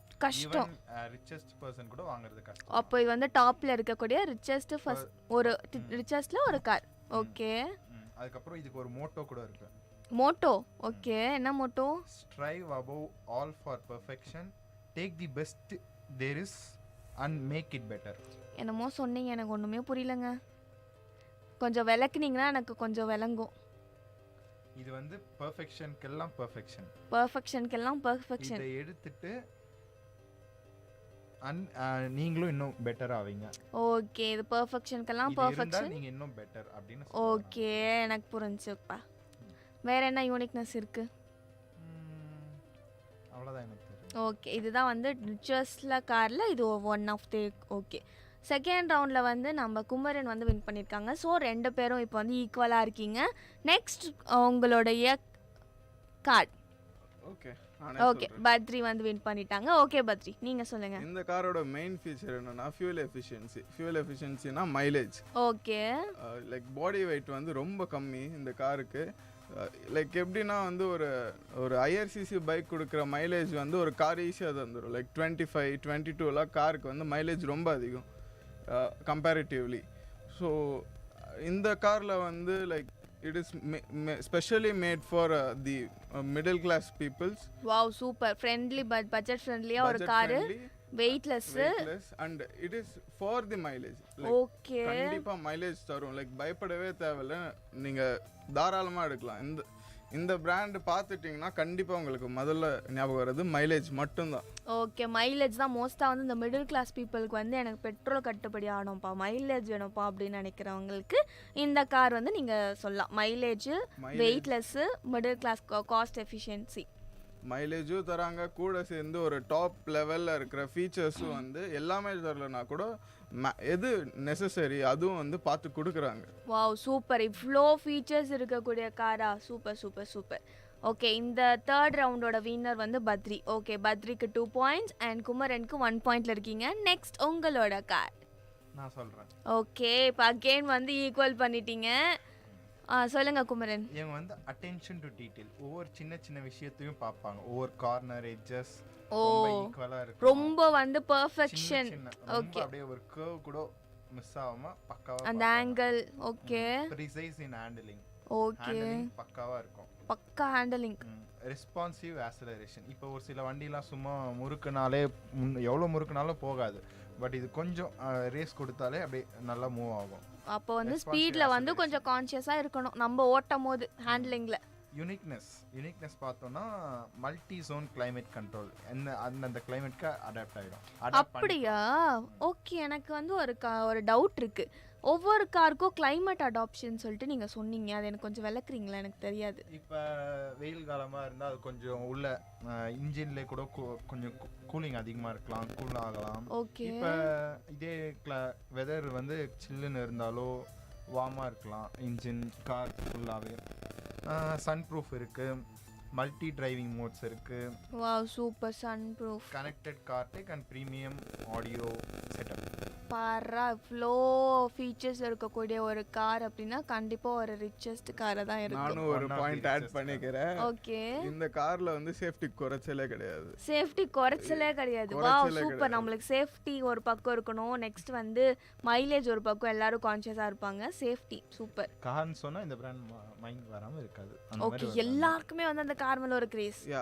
ஏன்னா German made car actually. Okay, German cars ஜெர்மன்னாலே like they are for their engines and safety. Okay okay, German கார்னாலே கண்டிப்பாக அந்த ரெண்டு விஷயம் கண்டிப்பாக இருக்கும். Like no compromise in that. So அதனாலே வந்து ப்ரைஸஸ் வந்து கொஞ்சம் ஹையாக தான் இருக்கும். ஓகே ஓகே, இப்போ ரெண்டு பேருமே ஈக்குவலாக இருக்கீங்க. ஸோ வந்து நம்ம ஒரு பிரேக் வச்சுக்கலாம். என்ன பிரேக் அப்படின்னா, எனக்கு வந்து ஒரு சில ஃபீச்சர்ஸ் பற்றி சொல்லுங்கள், இன்ஜின் மாடல் பற்றி. ஒரு சில பைக்ஸோட மாடல்ஸ்லாம் வந்து இப்படிலாம் இருக்கணும். ஒரு கம்ஃபர்டபிலிட்டி வந்து ஒரு லோயருக்கும் மிடிலுக்கு ரிச்சுக்கு 3 கேட்டகரிக்கும் பிரிச்சுக்கோங்க. லோயரில் வந்து இந்த கம்ஃபர்டபிலிட்டிலாம் இருக்கணும் அப்படியெல்லாம் வந்து எக்ஸ்பெக்ட் பண்ணுவாங்களா? அந்த மாதிரி என்னென்ன எக்ஸ்பெக்டேஷன்ஸ் வந்து இருக்கும்? ஓகே, நான் வந்து லோயர் கார்ஸ் சொல்லிடுறேன். Lower cars and bikes. Like first நான் கார்ஸ்க்கு போகிறேன். ஓகே, ஒரு லோயர் காரில் வந்து பார்த்தீங்கன்னா ஃபஸ்ட்டு வந்து user safety, like that is mandatory. கண்டிப்பாக யூசர் சேஃப்டின்றது ஒன்று இருக்கணும். ஸோ வந்து அப்போ தான் வந்து அந்த காரை ட்ரஸ்ட் பண்ணி வாங்குவாங்க இல்லையா? ஸோ அதுக்கு முக்கியமான தேவை வந்து ஏர் பேக் தான். ஓகே, ஸோ இப்போல்லாம் வந்து 6 ஏர் பேக்ஸ் 9 ஏர் பேக்ஸ் அந்த மாதிரிலாம் வருது. பேசிக்காக வந்து 6 ஏர் பேக்ஸ் இருந்தால் வந்து அது வந்து ரொம்ப சேஃப். லைக் சைட்லேருந்து ஏதாவது டேமேஜ் வந்தால் கூட ப்ரிவெண்ட் பண்ணிவிடும். Not only from the front, சைட்லேருந்து வந்தாலும் ப்ரிவெண்ட் பண்ணிடும். ஒரு காரில் ஒரு சேஃப்டியில் ஃபர்ஸ்ட் ஏர் பேக்ஸ் வந்து எத்தனை இருக்குன்னா 6 இருக்கணும். அது எங்கெங்கே இருக்கணும்? ஃப்ரண்ட் டேஷ்போர்டில் 2, சைடில் வந்து 3 இருக்கும். ஓகே, நெக்ஸ்ட் வேற. ஓகே ஓகே, சைடில் வந்து ஈச் சைடில் வந்து 2 இருக்கும். ஓகே ஓகே, கணக்கு மிஸ் பண்ணிக்கன்னு நினச்சேன், கரெக்டாக வந்து சொல்லிட்டீங்க. ஓகே, சைடில் 2, இந்த சைடில் 2, ஃப்ரண்ட்டில் வந்து 2, மொத்தம் 6. ஓகே, அப்புறம் வேறு என்னெல்லாம் வந்து பார்ப்போம். இப்போ மிடில் ஏஜ் ஃபேமிலிலாம் மைலேஜ் வரணும்னு பார்ப்பாங்க. மைலேஜ்க்காக தான் வெஹிக்கிள் வாங்குவாங்க, டிரான்ஸ்போர்ட்காக வாங்குவாங்க. இதே கொஞ்சம் ஹை கிளாஸ் அப்படின்னா நிறைய ஃபீச்சர்ஸ் எதிர்பார்ப்பாங்க. இப்போ வந்து எலக்ட்ரிக் கார்ஸ்லாம் வந்துருச்சு, நம்ம கொஞ்சம் பரவாயில்ல, பெட்ரோல்ஸ்லாம் கம்மியாகிட்டு இருக்கு. ஆமாம், இப்போ வந்து நிறைய எலக்ட்ரிக் பைக்ஸ் இருக்கு, ஸ்கூட்டிஸ் இருக்கு, பைக் இருக்கு, ஸ்கூட்டி இருக்கு, சார்ஜிங் கூட சீக்கிரம் பண்ணிக்கலாம். ஓகே, நிறைய பேருக்கு வந்து ஒரு கன்ஃபியூஷன் இருக்கும். லைக் இந்த மாதிரி எலக்ட்ரிக்லாம் வாங்கிட்டோம்னா எங்கே வந்து நம்ம ஃபியூல் போடுவோம், எங்கே வந்து அதுக்கு சார்ஜ் கொடுப்போம். இப்போ வந்து நிறைய சார்ஜிங் போர்ட்ஸ் இருக்கு, நிறைய இடத்துல இருக்கு, சார்ஜிங் ஸ்டேஷன்ஸும். நிறைய பேர் வந்து ஒரு பயம் இருக்கும், ஐயோ நம்ம வந்து எலக்ட்ரிக் வாங்க போகிறோம். புதுசாக வந்து வந்தப்போ நிறைய பேருக்கு வந்து ஒரு பயம் இருந்துச்சு, எங்கே வந்து நம்ம போடுவோம், எப்படி இருக்கும், அது எப்படி மைலேஜ் வரும், சென்டரில் எங்கே நின்றுமோ அப்படின்னு சொல்லிட்டு ஒரு சில பயங்கள்லாம் இருக்கும். இப்போ வந்து அது எந்த அளவுக்கு டெவலப் ஆயிருக்குன்னு உங்களுக்கு தெரியுமா? இப்போ வந்து ரெடியூஸ் ஆகிடுச்சு பயம். இப்போ வந்து நிறைய பேர் பழகிட்டாங்க எலக்ட்ரிக் வெஹிக்கல்ஸ். அவங்க வந்து மற்றவங்களுக்கு அவேர்னஸ் க்ரியேட் பண்ணியிருக்காங்க, மற்றவங்க இன்ஃபர்மேஷன் கொடுத்துருக்காங்க. அதனால் இப்போ கொஞ்சம் பயம். ஓகே, பெட்ரோலுக்கும் எலக்ட்ரிக்கும் என்ன டிஃப்ரென்ஸ்? லைக் இப்போ வந்து ரெண்டுத்துக்கும் போல் வச்சோன்னா எது வந்து வின் பண்ணும்? நீங்கள் ஒரு அசம்ப்ஷன் சொல்லுங்கள். Electric maybe more chances to win. Okay, ஏன் எலக்ட்ரிக் வந்து ஸ்பீடும் கம்பீட் பண்ணிவிடுவாங்க. இன்னும் ஒரு சில வருஷத்தில் எலக்ட்ரிக் வெஹிக்கல்ஸ் ஸ்பீடில் கம்பீட் பண்ணிவிடும். இப்போதைக்கு ஸ்பீடில் கம்மியாக இருக்கலாம். பெட்ரோல் வெஹிக்கல்ஸ் இப்போ ஸ்பீட் நல்லா இருக்கலாம், சவுண்ட்ஸ் நல்லா இருக்கலாம். மேபி இன்னும் சில வருஷங்களில் எலக்ட்ரிக் வெஹிக்கல்ஸ் கம்பீட் பண்ணிவிடுவாங்க. இது ஆக்சுவலி வந்து லைக் பெரிய டிபேட் ஆக்சுவலி இன்னுமே போயிட்டுருக்கு இந்த டிபேட் நிறைய இடத்துல. ஸோ பெட்ரோல் வந்து பார்த்திங்கன்னா நிறைய பேர் சொல்கிறது என்னென்னா லைக் லித்தியம் அயன் வந்து பேட்ரிக்கு தேவை. ஓகேவா? அந்த லித்தியம் அயன் எடுக்க they should to mining. So mining பண்ணுறதுனால அண்டர் கிரவுண்ட் பொல்யூஷன் அண்ட் அவங்க வந்து ஃபியூல் வெஹிக்கல்ஸ் தான் யூஸ் பண்ண முடியும், ஏன்னா ஹெவி ஒர்க் மைனிங்லாம். ஸோ அதனாலவே வந்து பொல்யூஷன் அதிகமாக தான் ஆகுது. ஈவி வந்து லைக் ரோடில் போகிற ஈவினால பொல்யூஷன் இல்லை, பட் அந்த ஈவியில் இருக்கிற பேட்டரிக்கு தேவையான பொருள்னால ஒரு விதத்தில் வந்து பொல்யூஷன் இன்க்ரீஸ் ஆகிட்டே தான் போகுது. இந்த மாதிரி ஒரு பாயிண்ட்டும் இருக்குது. இந்த பாயிண்ட் நான் புதுசாக கேள்விப்படுறேன். நான் என்ன நினச்சேன்னா ஈவியில் வந்து நிறைய பொல்யூஷன் தான் கம்மி பண்ணும், பொல்யூஷன் சவுண்ட் பொல்யூஷன்லாம் கம்மி பண்ணும் அப்படின்னு தான் நான் கேள்விப்பட்டேன். இப்போ அதுக்கான பேட்ரிக்கும் அது பொல்யூஷன் வந்து கொடுக்குதுன்ற ஒரு அதர் எலமெண்ட்ஸ். இப்போ லித்தியமில் பேட்ரி தயாரிக்கிறாங்கன்ற போது மேபி இதனால் பொல்யூஷன் வருதுன்ற போது மேபி இன்னும் ஃபியூச்சரில் வேறு ஏதாவது எலமெண்ட்ஸில் பேட்டரி வரலாம். ஓகே, இன்னும் நிறைய எலமெண்ட்ஸ் இப்போதான் வந்து அது இன்ட்ரடியூஸ் பண்ணியிருக்கனால இந்த லித்தியம், இப்போதைக்கு லித்தியம், மேபி இன்னும் நிறைய எலமெண்ட்ஸ் இருக்குது, மேபி அதில் வரலாம்.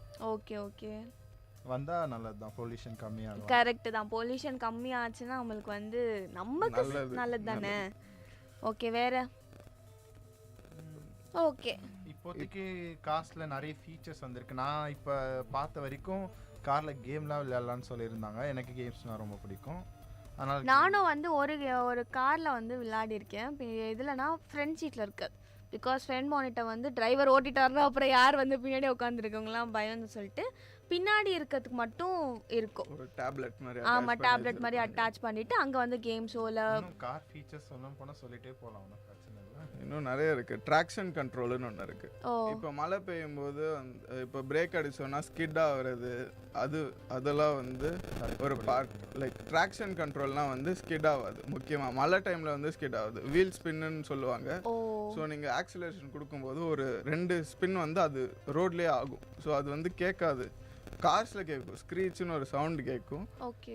ஸோ ட்ராக்ஷன் கண்ட்ரோல் இருந்தால் அது ப்ரிவெண்ட் பண்ணலாம். ஸோ ட்ராக்ஷன் கண்ட்ரோல் எப்படின்னா, நீங்கள் ஹைவேல போகிறீங்க, நீங்கள் ஆக்சிலேட்டர்லேருந்து கால் எடுத்துகிட்டு ரிலாக்ஸ் பண்ணிட்டு மறுபடியும் ப்ரெஸ் பண்ணும்போது ட்ராக்ஷன் கண்ட்ரோல் இல்லாமல் வந்து வீல் ஸ்பின் ஆச்சுன்னா there is a chances of drifting. அந்த ட்ரிஃப்ட்டு கண்ட்ரோல் பண்ணிட்டாங்கன்னா பிரச்சனை இல்லை. ஸோ இஃப் தே டோன்ட், அவங்க வந்து கண்டிப்பாக வந்து ஏதாச்சும் போலில் வந்து இடிச்சிருவாங்க. Okay okay. இப்போ வந்து ஹையஸ்ட் ஸ்பீட் காஸ்ட்ல வந்து 330 மைல்ஸ் பர் ஹவர்.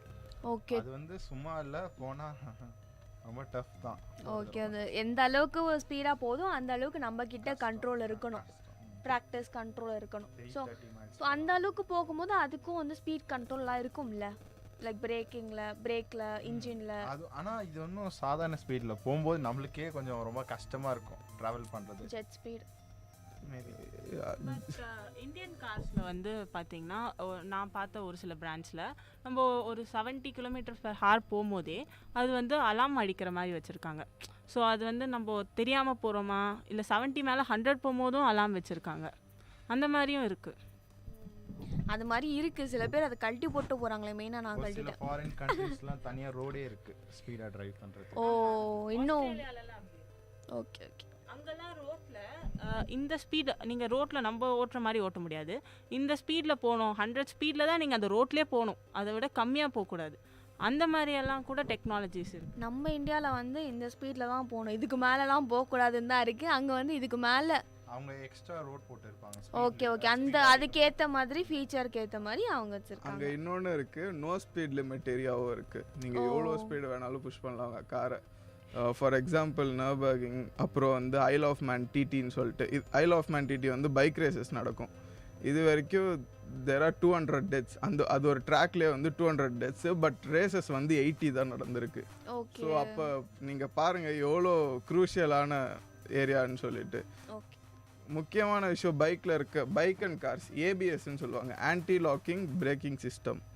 நீங்கள் வந்து பிரேக் அடித்த உடனே வீல் வந்து ஸ்கிட் ஆகக்கூடாது, லாக் ஆகக்கூடாது வீல். ஸோ அது வந்து ஏபிஎஸ் என்ன பண்ணோன்னா பார்ஷியலாக பிரேக் தரும், லைக் விட்டு விட்டு விட்டு விட்டு தரும் பிரேக். ஸோ பிரேக் பிடிக்கும், பிரேக் விடும், லைக் இது வந்து சர்க்கியூட்டே பண்ணி முடிச்சிடும்.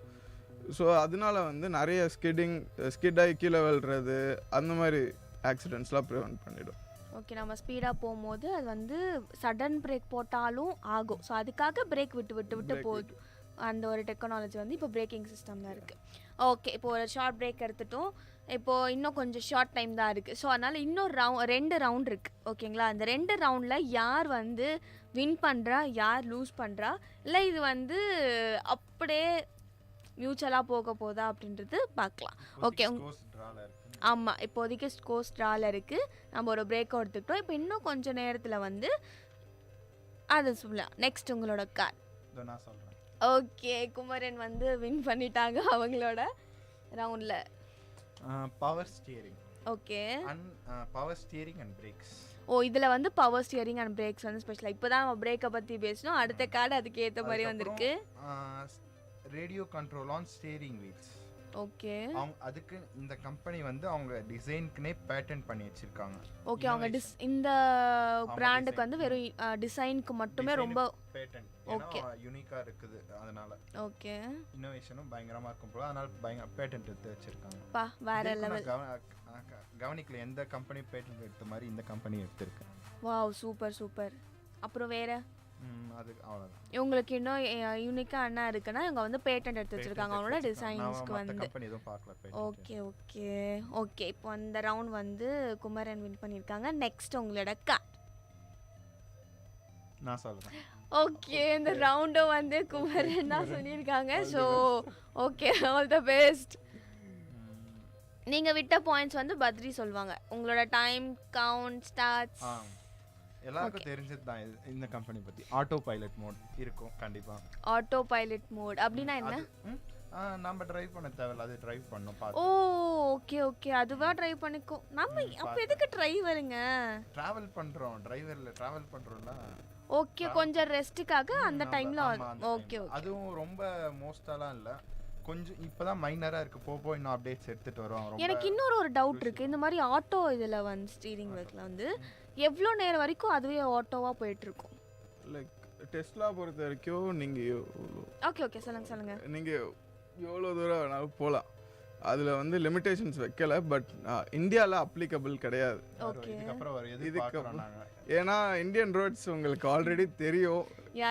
அவங்க சாஃப்ட்வேர்ல நாய் மாடு அதெல்லாம் இருக்காது. ஓகே ஓகே, அவங்க சொல்லியிருக்காங்க இந்த மாதிரி இந்தியாவில் கம்பெனி இந்தியாவுன்னு எதிர்பார்க்குறோம். அவங்களும் சொல்லியிருக்காங்க. பட் அதுக்கு நிறைய சான்சஸ் கண்டிப்பா வரும். பட் அதுக்கு பொலிட்டிஷியன் எல்லாம். Okay okay okay. ஒரு நல்ல விஷயம் இருக்கு, ஃபேக்டரி செட்டப் பண்ண ஆரம்பிச்சிட்டாங்க இந்தியால. வாவ், இன்னும் அப்ப ஃபேக்டரி செட்டப் பண்ணிட்டாங்கன்னா இன்னும் கொஞ்ச நேரத்துல நம்மளுக்கும் இங்க வந்துரும். அதுக்கு அப்புறம் OTA software update. OTA software அப்டேட்னா நான் பெருசா அதை பத்தி பார்க்கல, ஜஸ்ட் ஃபீச்சர்ஸ் மட்டும் தெரியும். Okay okay. அப்புறம் ஃபால்கன் டோஸ் கேள்விப்பட்டேன். Super charging keyless access. Okay, key card access card. Okay, நம்ம கீ போடாம வெறும் ஜஸ்ட் இப்போ நம்ம எப்படி பயோமெட்ரிக்லாம் ஐடி கார்டு வச்சு ஸ்கேன் பண்ணி நம்ம அந்த மாதிரி. Okay okay. இப்போ வந்து குமரன் தான் வந்து வின் பண்ணியிருக்காங்க இந்த ரவுண்டில். உங்களுக்கு ஒரு பிக் கிளாப்ஸ். ஏ ஓகே. ஆனால் பத்ரியும் வந்து விட்டு கொடுக்கல. அவங்க வந்து பிரேக் டைமில் அவங்களோட பாயிண்ட்ஸ் வந்து கவர் பண்ணிட்டாங்க.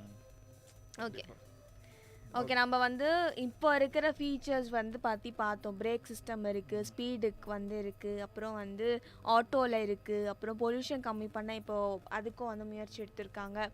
அண்டு முன்ன வந்து சைக்கிள்ஸில் வந்து ரெவல்யூஷன் வந்துச்சு. ஸோ அதே மாதிரி இப்போ பைக்ஸில் காசில் வந்திருக்கு. அதை பற்றி நம்ம இப்போ பார்த்தோம். பைக்ஸ் காசில் இது வரைக்கும் பெட்ரோல் இருந்துச்சு. இப்போ இன்னும் புதுசாக ரெவல்யூஷன் வரப்போகுது எலக்ட்ரிக் காஸ்ட்ல, electric vehicles. Okay, already bikes வந்து வந்துச்சு, பைக்ஸ் அண்ட் ஸ்கூட்டிஸ் வந்துச்சு. அதில் என்ன ஒரு பேக் ட்ராப்னா ஸ்பீடு. அது ஒன்று தான் வந்து இப்போது ஒரு ஸ்பீட் வரைக்கும் தான் இருக்கும். இப்போ ரைடர்ஸ்க்கெலாம் வந்து அந்த அளவுக்கு இருக்காது. ஸோ இப்போ வந்து நம்ம அதோட பார்த்துட்டு நெக்ஸ்ட் காரில் வருமோ அப்படின்ற ஒரு எக்ஸ்பெக்டேஷன் எங்களுக்கும் இருக்குது. அதே மாதிரி கேட்டுக்கொண்டு இருக்கும் உங்களுக்கும் அது இருக்குதுன்னு நாங்கள் நினைக்கிறோம். ஓகே, எல்லோரும் உங்களோட திவாலியை வந்து அழகாக செலிப்ரேட் பண்ணுங்கள். ரொம்ப பொல்யூஷன் வந்து பண்ணாமல்.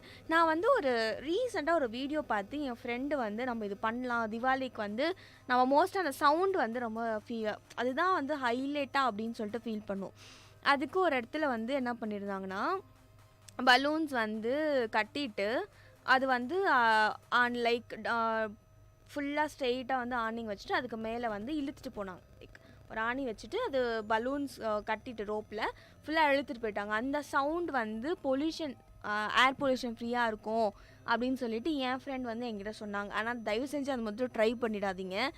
ஏன்னா அது வந்து வெறும் ஏர் பொல்யூஷனை மட்டும்தான் கண்ட்ரோல் பண்ணும். அதில் வந்து நீங்கள் ஊதுறும் போது உங்கள் வாய் வந்து பயங்கரமாக வலிக்கும். பட் ஆனால் அது ஒரு தெரப்பியும் கூட. ஆனால் அதில் இருக்க கெமிக்கல்ஸ் உங்களுக்கு போகும். ஸோ கெமிக்கல்ஸ் ஃப்ரீயாக வந்து யூஸ் பண்ண ட்ரை பண்ணுங்கள். அதே மாதிரி மருந்து வந்து நீங்கள் கையில் வச்சுட்ருக்கும் போது உங்களுக்கே ஒரு சில சேஃப்டிஸ்லாம் தெரியும். கையில் மருந்து பட்டுருச்சுன்னா நீங்கள் உங்களோட வெடியெல்லாம் வெடித்து முடித்த பிறகு உங்களோட ஹேண்டை வந்து ஹேண்ட் வாஷ் போட்டு வாஷ் பண்ணிக்கோங்க. நெக்ஸ்ட்டு வந்து நைட்டில் வச்சுருக்கக்கூடிய அந்த பட்டாசு எல்லாமே ஒரு தனியாக ஒரு வச்சுருங்க. காலில் பட்டுச்சுன்னா பயங்கரமாக அது ஒரு இந்த ஒரு சில ப்ரிகாஷன்ஸ்லாம் உங்களுக்கே தெரியும். இந்த ப்ரிகாஷன்ஸ்லாம் ஃபாலோ பண்ணுங்க. அப்புறம் ஹேர் பொல்யூஷனை கொஞ்சம் கம்மி பண்ண இந்த வாட்டி ட்ரை பண்ணுங்க. இந்த திவாலி வந்து அழகாக ப்ரொடக்டிவாக யூஸ் பண்ணிக்கோங்க. இத்துடன் நாங்கள் எங்களுடைய அறிவாலம் ஷோவை முடிச்சுக்கிட்டு அடுத்த வாரம் உங்களை வந்து மீட் பண்ணுறோம். இத்துடன் நாங்கள் கிளம்புறோம். இது நீங்கள் கேட்டுக்கொண்டிருப்பது விஐடி பண்பலை 90.8. இது உங்கள் விஐடியின் சமுதாய வானொலி. நான் உங்கள் ஆர்ஜே லோஷ்னி மற்றும் ஆர்ஜே ரித்திகா.